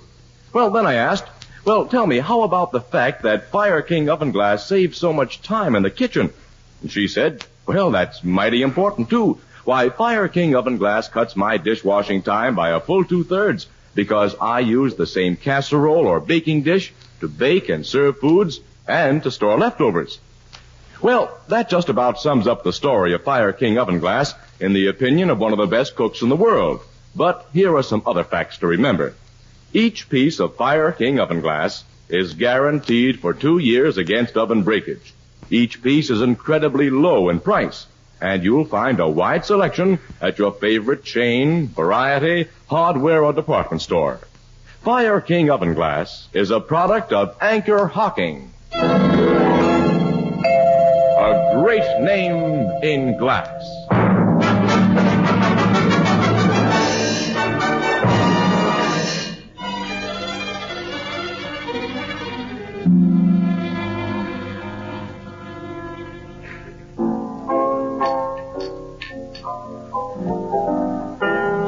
No, mister, we already got one of those drinking pelicans back at the bar now, and I don't want any more. I'm sorry, try me again sometime. I always hate to turn them salesmen down, Casey. But as my sister Edna says, quote, them as buys everything from everybody pretty soon ain't able to buy nothing from nobody. Unquote. Yeah. Besides, my neck gets tired watching the darn thing. Now, what was we talking about before that guy come in? I wasn't talking about anything, Ethelbert. I was sitting here quietly trying to dope out the fifth race. Drinking pelicans. What, the fifth? Oh, now I remembered that old Mrs. Myers, the star witness in that Alice Patrick Ives murder. She's quite a character, according to the stories you've been writing, Miss Williams. She is quite a character, Ethelbert. A poor little thing, she's been terribly lonely. All this excitement, her picture in the paper, cops around the place, neighbors dropping in to hear her talk. You know it's given her a new lease on life. You know, she's a cute old gal. You talk your ear off, she gets the chance, but you can't help but like her. Yeah, sounds like my sister. You know, Casey, she talks all the time. Yeah. She's the one that's not married. Yeah. Say, what's new on the murder of that Alice Patrick Ives dame? Ethelbert, you read the Express, don't you? Oh, I mean inside stuff. Not a thing, Ethelbert. The only case Logan had blew up when it was proven that Pete Shirley couldn't have done the job. Well, how about that neighbor, the big guy who tried to make a play for the dead gal? Before she was dead, I mean. Sam Mulvey? Yeah. Well, Logan's still suspicious of him, but Mulvey didn't have sufficient motive for my dough. He's notorious in the neighborhood for a nasty temper, Casey, and he's a heavy drinker. Yeah. Also, he's more than strong enough to have driven a knife through that woman's body. Yeah. I wonder why the handle of that knife was roughened at the end. Roughened? Yeah. Like somebody had run a coarse file across it. Well, it wasn't a new knife. Probably been kicked around in a workshop or somebody's kitchen. I guess so. No luck in tracing the knife, huh? Nah, not a bit. The Ives dame was in prison a long time. Don't you figure she might have made an enemy there who bumped her off? Well, Logan's checking on that theory, pal. You know, that window being locked 2 inches from the bottom, that bothers me. Well, now, why? Well, why should the killer take the time to do that? Nobody was likely to notice whether that window was closed or open. And after the killer made his getaway, it didn't matter. There was no darn reason for that window. Hey, there's always a reason for everything. Excuse me, Annie. I'll see you later. Where are you going? I'm going to take a walk and think.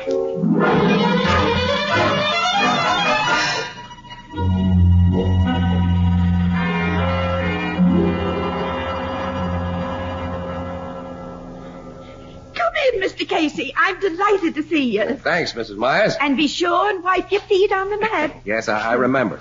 Come in the parlor and sit, if you don't mind the muss.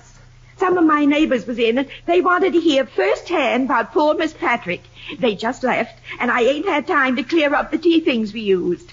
Oh, can I give you a cup of tea? Tea? Oh, no, thank you. No, Oh, it won't take but a minute. Tea just isn't my dish. I'll make you coffee. I can get along without coffee, too. Oh, young fella, I haven't got anything else. Mrs. Myers, I came here for a talk, not a drink. Oh, that's fine. I like to talk. Do you? You like to have people want to talk to you, Oh, too, I guess huh? everybody wants that. Yes, especially persons who were once somebody, as you were. Oh, I was never much. Just an actress without much talent, but my husband was really the somebody. Yeah, indeed he was. I stopped at the public library this afternoon and looked over his book, Arms and Armor of the Middle Ages. Oh, you did? Mm-hmm. I'm afraid it was a little over my head, It though. was interesting, don't you think? Yes, it gave me an idea. I guess it gave you one, too. What? I don't know what you mean. You killed Alice Patrick Ives. Of course you're joking. No. No, Mrs. Myers. Young man, I weigh just 91 pounds in my heaviest coat and winter galoshes.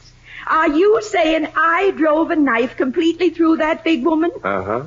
And you did it from outside of her locked window. How could I do that? With one of the medieval weapons your husband wrote about, the kind he says could throw an arrow or a spear or a knife with accuracy, silence, and great force. The window was open 2 inches. The knife was shot through that opening. Mm. You figured you were creating really a great mystery, huh? A woman stabbed in the back in a completely locked room. That appeal to the dramatic instinct an actress never loses. You're pretty smart, young man.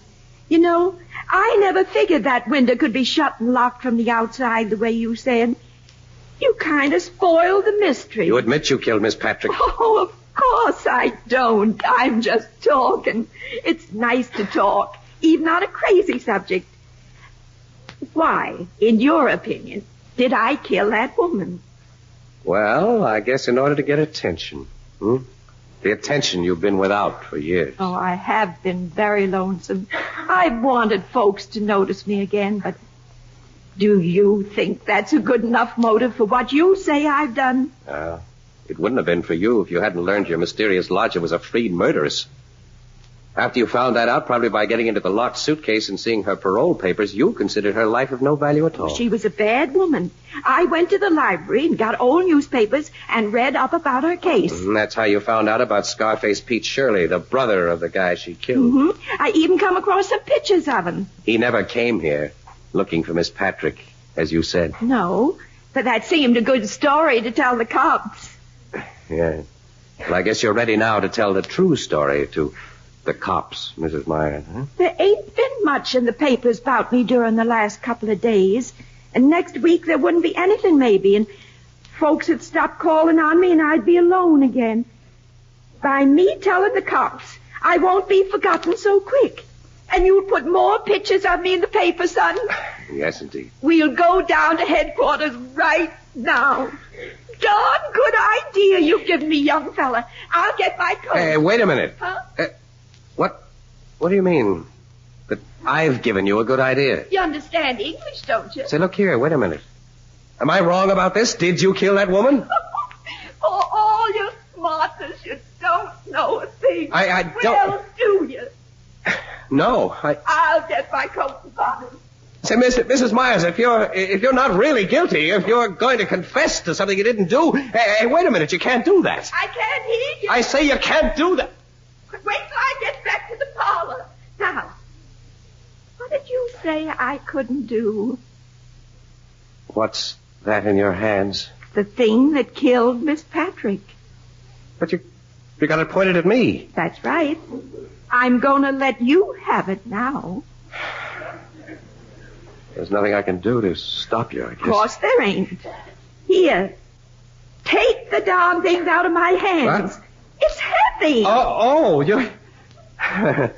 you're letting me have it. It's the evidence you needed. You didn't have none before. Mrs. Myers, Fooled you, didn't I? Yeah, you sure did. I can fool folks right away. Bet I get you guessing again before we're through.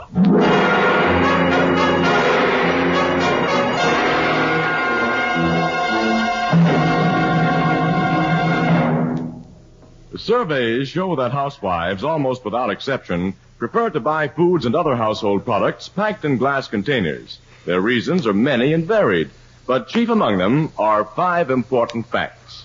1, glass containers have no effect on the taste of the food they contain. 2, glass containers let you see exactly what you buy before you buy it. 3, glass containers are so attractive that condiments can be served on the table in the original container. 4, glass containers are easy to open.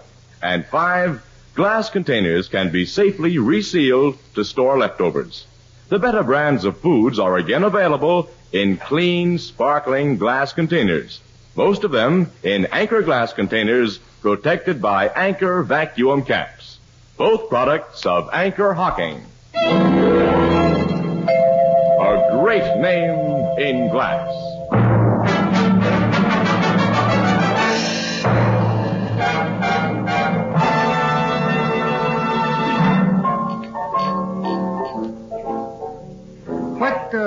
What was the gadget Mrs. Myers had that shoots knives, Casey? It was an old crossbow, Ethelbert. Crossbow? That's right. It's not like the longbows used by Robin Hood and the American Indian. Well, the principle is the same, but it's different, Annie.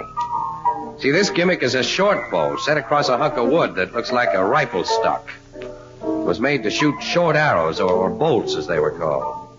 The thing is an antique that Mrs. Myers' husband picked up someplace. I see. Poor old lady. So lonesome she committed murder to get attention. What'll be done with her? Well, she's in an institution, Ethelbert, where she'll be perfectly happy because attention is something she's sure to get for the rest of her life. Out of her mind, huh? Yeah, so the docs say, in the legal definition. Poor old lady. Think of the poor doctors and nurses. I wonder what you'll pull on them. Annie, I wish I was sure of what she's already pulled. What do you mean? I'm never going to be sure that she used that crossbow. That she really is a murderess. I'll never be sure that she hasn't played me for a chump to get what she wanted. The death of the mysterious lodger is still a mystery, maybe? Ethelbert, I don't think so, but... Oh, nuts. Let's see what's good in the fifth. Give me that thing.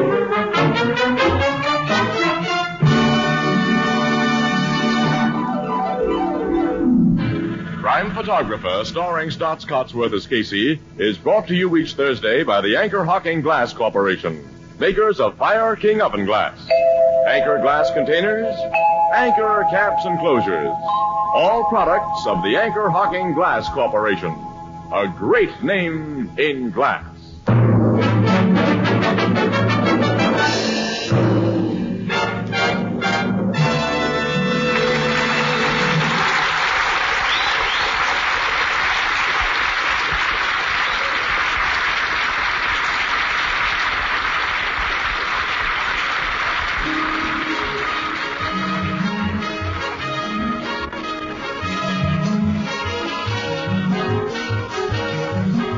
Crime Photographer is directed by John Deese. The original music is by Archie Blyer, and the program features Miss Leslie Woods as Anne and John Gibson as Ethelbert.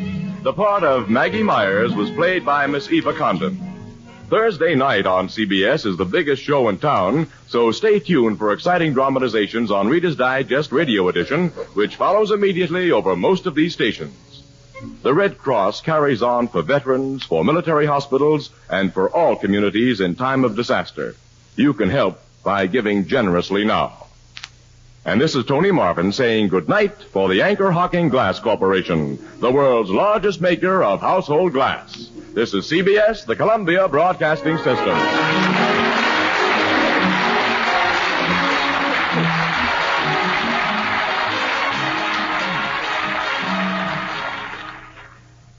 The Anchor Hocking Glass Corporation brings you Crime Photographer.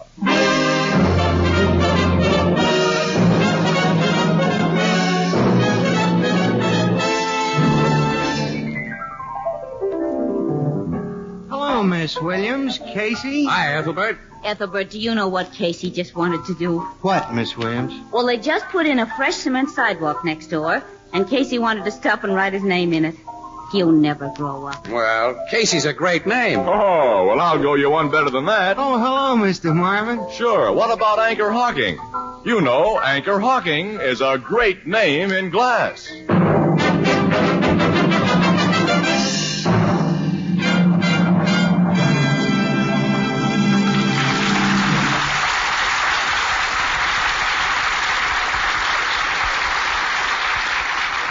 Good evening, ladies and gentlemen. This is Tony Marvin. Every week at this time, the Anchor Hocking Glass Corporation of Lancaster, Ohio, and its more than 10,000 employees bring you another adventure of Casey, crime photographer, ace cameraman who covers the crime news of a great city.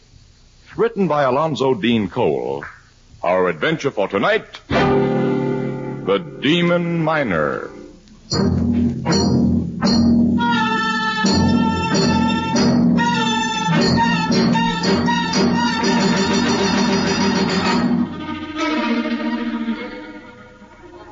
Morning. A desolate little graveyard. In the In the distance, beyond the great tombstones, can be seen the stark outlines of a towering coal breaker and row upon row of coal miners' cottages. Shivering in the cold rain, a small group of men stand bareheaded. Won't be long now, Eddie. No, Frank. In a couple of minutes, they'll start shoveling dirt on poor Joe's coffin. This is the 6th time in just the last 2 months that you and me have come to the graveyard to watch a guy we've worked with put away. I'm thinking of that, Frank. I've known plenty of victims to happen. But when 6 in a row get killed by fallen roof rock, one right after another, that's a mine level, well, makes you wonder. Yeah. Especially when you're cutting out coal in that level yourself like we are. Some of the guys say there's a hoodoo on Bristol level, Eddie. Old Gus Hapsel says there's worse than that. I've heard what that guy says, but that old guy's crazy. You think so, huh? Huh? Oh, hello, Gus. I am just stand close by and hear you talk. So you think I be crazy, Frank? Because I say a demon is kill mans in Bristol level at Slakeville Colliery. Any guy who says that is crazy. You do not know what we of old country know. I was talking to a Welshman the other night, Frank, and he said when he comes from plenty of miners, there's something funny that happens underground. Spirits called knockers and spriggans and demon miners. Oh, nuts. He says this demon miner works with a pick about 10 times the size of ours, a pick that makes a big hollow sound. And when guys hear it, it means someone's gonna die. I have heard that pick in Bristol level. Also, I have seen the demon there. I still say nuts. It was when Nick Tanofsky got killed. I'm working place next to Nick. All at once I hear big thump, thump, thump. And I hear Nick yell. I run quick for my place to see what happened. And in the tunnel, number 5 tunnel, I see demon. He's dressed like miner, but his face is white. White? Yeah. He have big fat cheeks, not like a man's. You tell that hooey to somebody else. All right, you be wise guy. But remember what I tell you. Someday in the mine, you will hear and see the demon miner.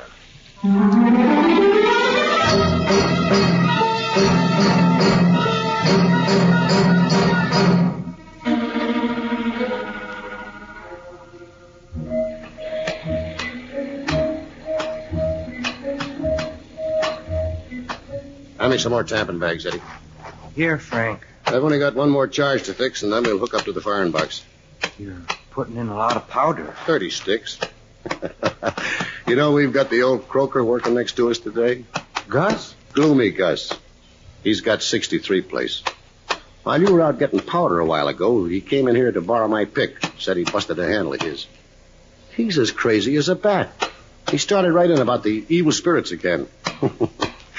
Yeah, I guess I made him sore at the cemetery the other day. He seems to really believe he saw that demon miner. Then he ought to have his eyes examined. Or his head. Hello, guys. Huh? Oh, hello, Douglas. Hello. I just thought I'd tip you fellas off that the inside foreman's down here again this morning checking up. The big bosses don't like all the accidents that's been happening. That don't bother me and Eddie. Oh, I forgot, Frank. You're the one of the best boss miners we got here. And, of course, you wouldn't let your little helper Eddie get careless. Now, look here, Douglas. You're supposed to be an electrician. All your cables and connections are out in the tunnel, not in here. Suppose you attend to them.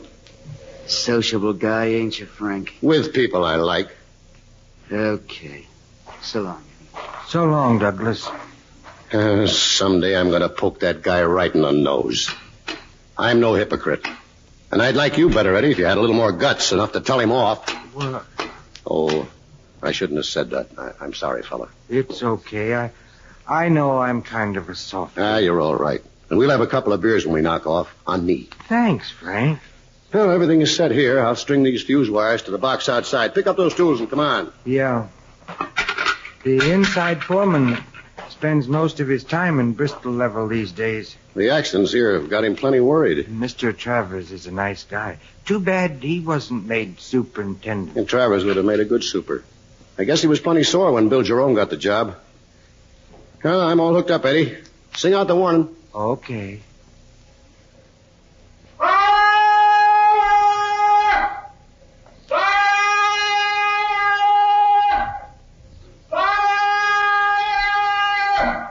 Here she goes.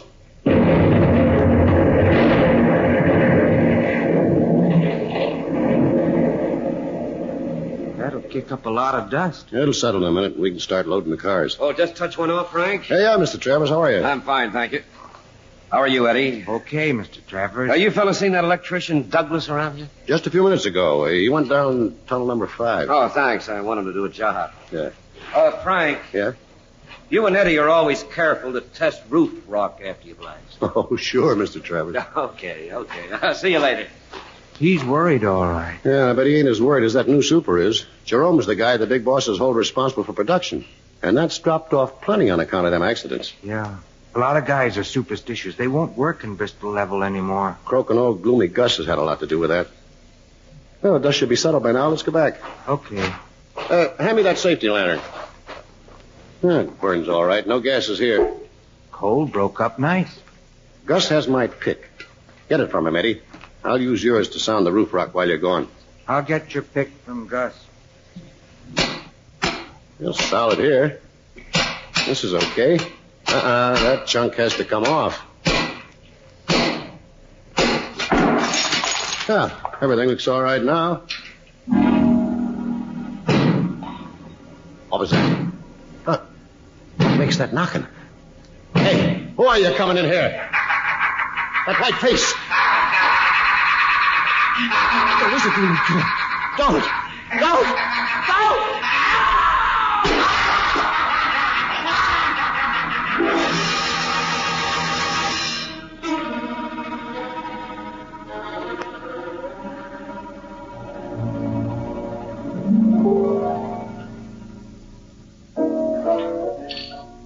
There's been a 7th peculiar death in that Slateville coal mine, huh, Casey? Yeah, happened yesterday, Ethelbert. A miner named Frank Adams was killed. Apparently by a piece of falling roof rock, like the other men before him. Yeah, and a few minutes ago, City Desk gave Annie and me an assignment to go to Slateville and look around. Mm-hmm. We're taking an early train tomorrow. Want to come along, Ethelbert? Who, me? After last week, I've had enough excitement. Oh, you're a softy. You write up the story, Miss Williams, and Casey will take pictures, huh? Oh, no, our assignment's a little bigger than that this time, Ethelbert. Yeah? The superintendent of the mine knows Casey, and while the state police have all the facts, he's asked the paper to have Casey do a little private investigating. You're going to Slateville as detectives, huh? No. Well, Bill Jerome, the super, knows about a couple of lucky breaks I've had working with the cops.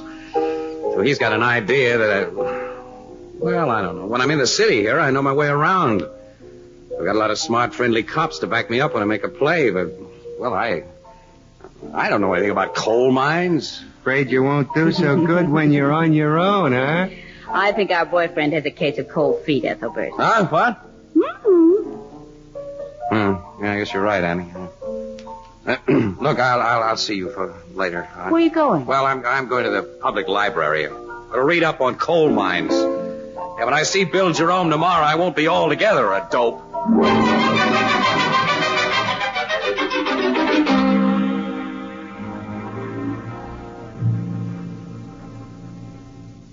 Well, Casey, this latest roof rock accident differed from the previous ones in an important particular. Frank Adams lived long enough to mumble a few words. Yeah? What were they, Bill? White-face demon miner. Demon miner. Say anything else? Nothing that could be distinguished. This Gus Hapsel you mentioned, he described the demon miner before as having a white face, didn't he? Yeah, after Nick Tarnowski was killed. Yes, and this thing was dressed in miner's working clothes and had very fat cheeks. Yeah. Well, who was the first to reach this miner, Frank Adams? Gus Hapsel was. He usually worked next to Adams, but he'd gone to borrow a pick.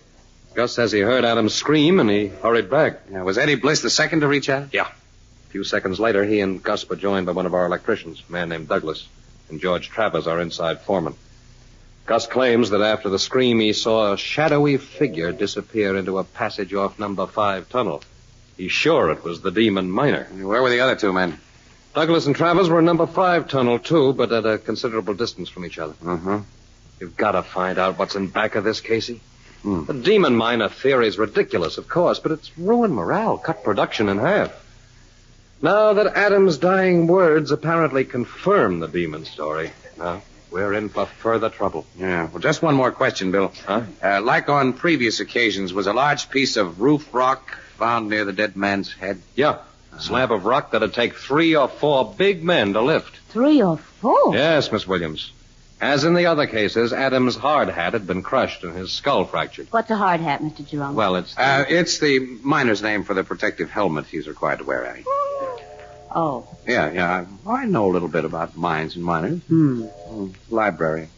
Well, we'll go down to the mine bill to Bristol level. Yeah, I'll arrange for it right away. My inside foreman's waiting in the other office. George, come in, please. Okay, Jerome.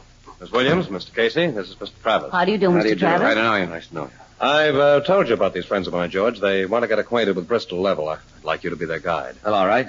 Mr. Travis, what's your opinion of these accidents in the Demon Miner? Same as mine, Casey. Both are phony. Why don't you let me speak for myself, Jerome? Oh, George. I never went to college like you, but I grew up around mines. My father was a miner in England. He's told me about strange, unexplainable things that happened there, and... Well, I'm not sure that there aren't demon miners. Oh, you're not serious. You can quote me if you like. Miss Williams, Mr. Casey, I'll get you overalls, hard hats, and lamps. Oh. Travis is a nice fellow, Casey, but he thought he should have had the job I got. I see. Yes. I want to become better acquainted with Travers. Yeah. Meet Douglas, and Eddie Bliss, and old Gus.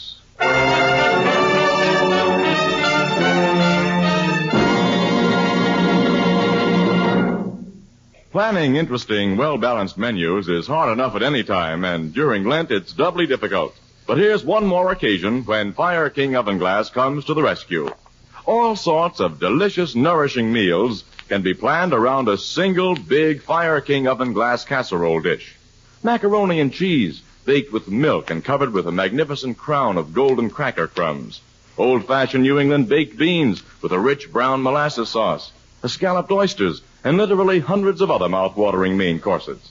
Fire King Oven Glass is a must in American homes for these 4 all-important reasons. It simplifies the planning of meals.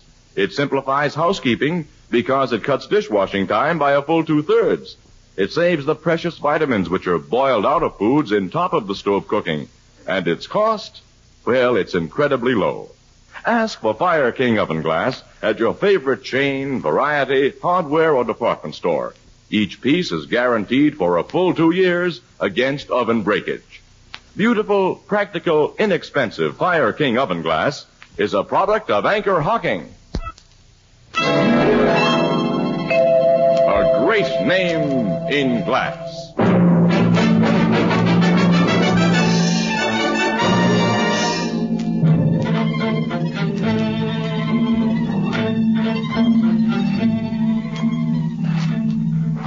The place where Frank Adams was killed is only a few hundred feet ahead now, Mr. Casey. Ooh. Well, we've really been... Golly, I never dreamed that coal mines had telephones in them and electric lights. The lights aren't very bright. Well, that's because coal dust settles on them. Yeah. Well, where's the passage that Gus said this demon miner went into? Over there. You can see it leading off just ahead. Oh? Frank's place is right here. In that dark hole? Yes, Miss Williams. You must depend on our cap lights alone when we go in there. Well, let's go in. Annie, I'll help you. It's kind of rough going. Okay, thanks. Frank and his helper had just blasted a face before he was killed. Actually, the coals heaped all over. Jerome gave orders not to let anything be touched. Here we are. Yeah. Show me where you found the dead guy. There. You can see the blood stain.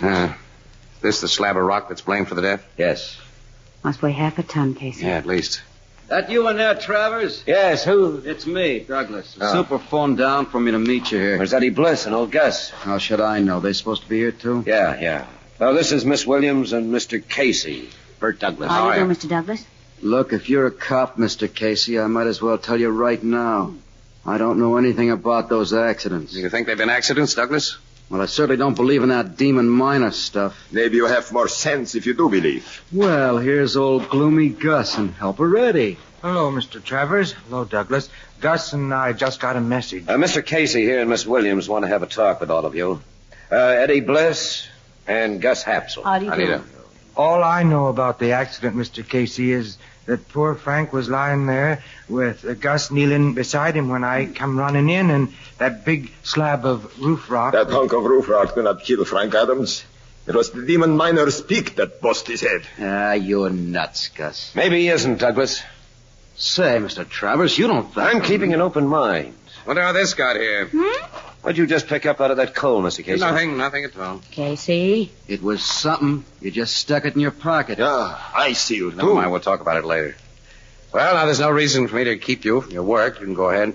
Go after we just got here? Yeah, Douglas, yes. I want to talk to all of you again about an hour from now. Okay. Going down number 5, Eddie? Yes, Douglas. Come on. This is screwy. Taking that guy off his job and... You want to talk with me later, huh? Yes, Gus. All right. I go back to work. Mr. Casey, I don't quite understand. Look, I'd like to examine this place with Miss Williams alone, Mr. Travers, if you don't mind. Well, you want me to go, too? Yeah, if you don't mind. Only outside in the tunnel for a few minutes. I'll call you when I'm through here. All right, I'll wait for your call. What's this all about, Casey? Annie, I want one of those 4 guys to get very nervous. All of them seemed very nervous when they left just now. Yeah. What was it you picked up out of the coal? Here, take a look. A black powder puff. It's just an ordinary powder puff covered with coal dust, Annie, and underneath the coal dust, when I ruffle it up it's like full of this... white powder. Get it, Annie? The white face of the demon miner. A man covered his coal-grimed face with white powder? Sure. And then after he made his kill, all he had to do was to rub some coal dust on his face over the powder, and he could reappear almost instantly in his normal character. listen, all of those 7 men have been murdered then. I think so, Annie. But how? Nobody could lift the huge rocks that crushed their skulls. Annie, look. Couldn't the killer have bashed his victims with a hunk of rock that he could handle, and then have dragged the bodies over near another piece too big to handle, just to make things look like they weren't? Oh, but why were the murders committed? And who done it? I don't know yet. Look, I'm going to call Travers back and leave you here with him. With the excuse that I want to explore some of those side passages alone, which I do. After that, I'm going to make whoever dropped that powder puff a very nervous guy.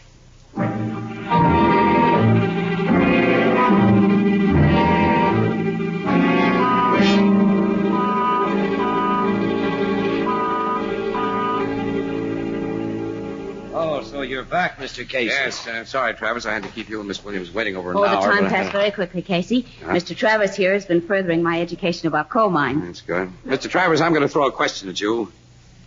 If the recent deaths here were really murders, whom would you suspect of committing them? I think the man you should investigate is Douglas. Huh? Why? Well, he's always got a chip on his shoulder. He doesn't like anybody. Nobody likes him. Have you got anything real on Douglas? No. Okay, well, look, would you bring him in here, and old Gus and Eddie Bliss? I'd like to talk to all of you together. All right, I'll be back with him just as soon as possible.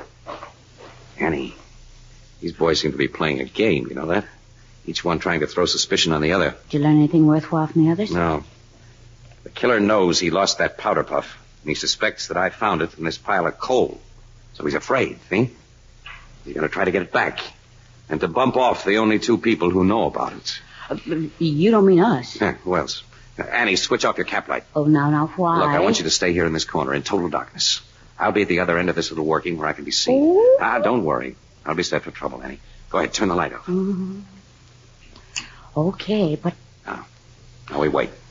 All right. Hey, you know, Casey, I've been thinking about that powder puff.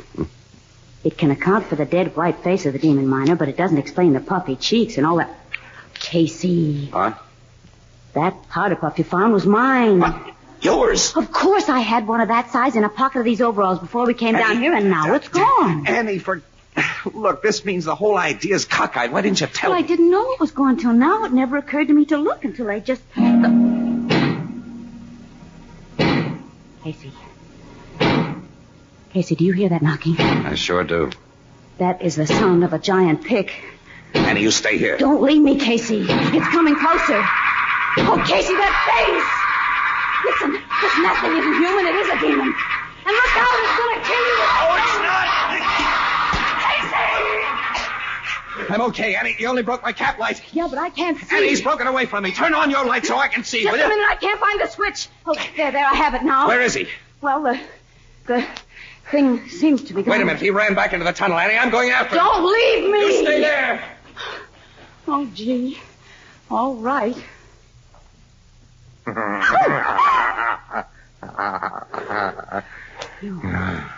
I didn't run into the tunnel. I was behind this pile of coal. Don't you come any closer to me. Keep away. Don't, please.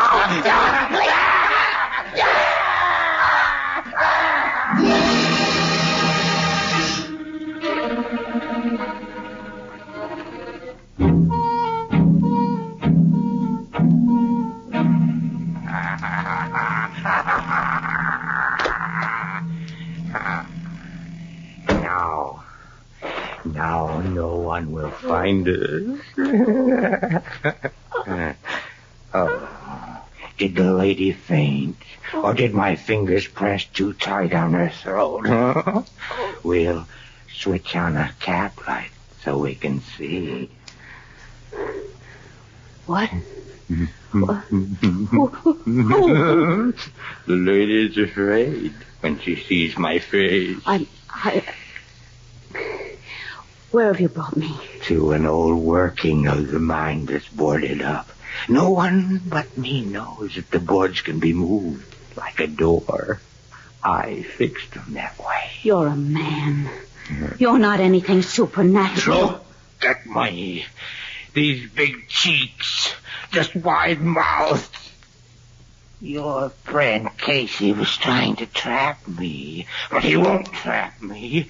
And to pay him for his meddling, you are going to die. No. Yes, after you're dead, he'll feel the pick in his skull.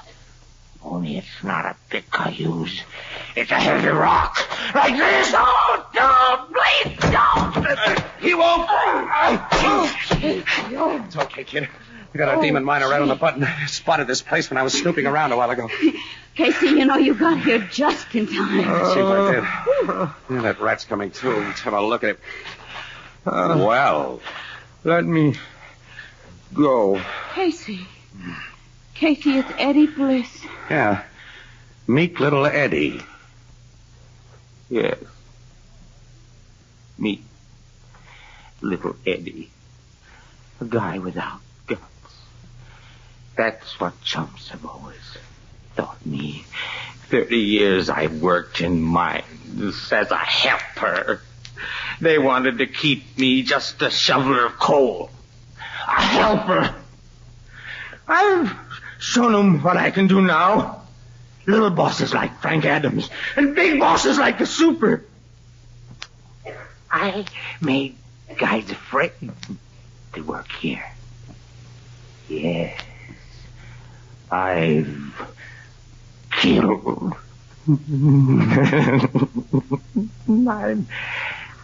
I'm the boss now. I'm the boss now. Casey, they never sent him to the chair. No, it's a squirrel's nest for Eddie. There are still a few things I don't understand about this. Well, I can explain them to you, kid, after I get a camera. I've got to take some pictures of this demon miner.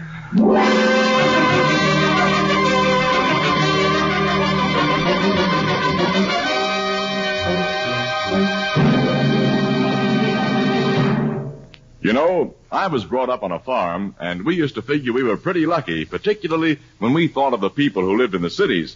Why, all year round we enjoyed fresh food. Fish from the lake below our farmhouse, caught through the ice in the wintertime, and fresh vegetables from the vegetable cellar, magnificent hams and sausages during the slaughtering time after Christmas. Well, now that I've become a city man myself, I find that there's no longer any need to envy the people back on the farm. Crystal clear, sanitary Anchor glass containers bring you all the products of orchard, field, and stream, packed at the very peak of perfection 12 months a year.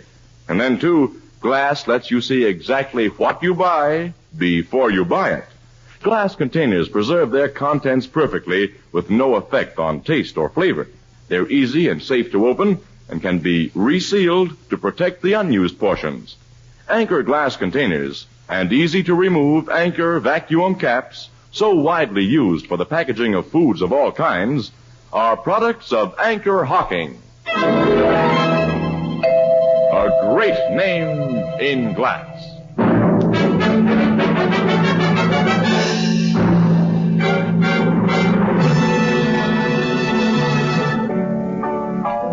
I can see why heavy powder accounts for the guy having a white face in that dirty mine, Casey. But how did he make his cheeks so wide? Well, that was simple, Ethelbert. He used an old kid trick, stuffed a couple of walnuts in his mouth. Which, of course, bulged out his cheeks, widened his mouth, and distorted his voice. But when Casey hit him... Yeah, he coughed him out. There's one more thing. The sound of that giant pick you heard. Well, Eddie made that sound by bumping a rock drill against a wall. Boy, did we have luck in busting that case, Ethelbert. You know, Annie, since it was your powder puff that I found in that coal, I can't understand why Eddie made that risky attempt to kill us. He had no reason to believe that we had any evidence. And we didn't have. Boy, I'm a hot detective, all right. Everything that I did was based on that powder puff, you know? Casey.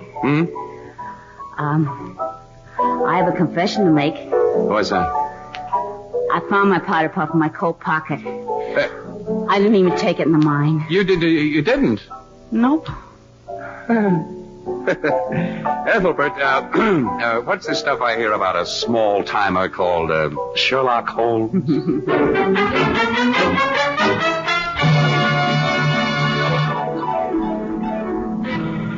Crime Photographer, starring Stotts Cotsworth as Casey, is brought to you each Thursday by the Anchor Hocking Glass Corporation, makers of Fire King Oven Glass. Anchor glass containers, Anchor caps and closures. All products of the Anchor Hocking Glass Corporation. A great name in glass.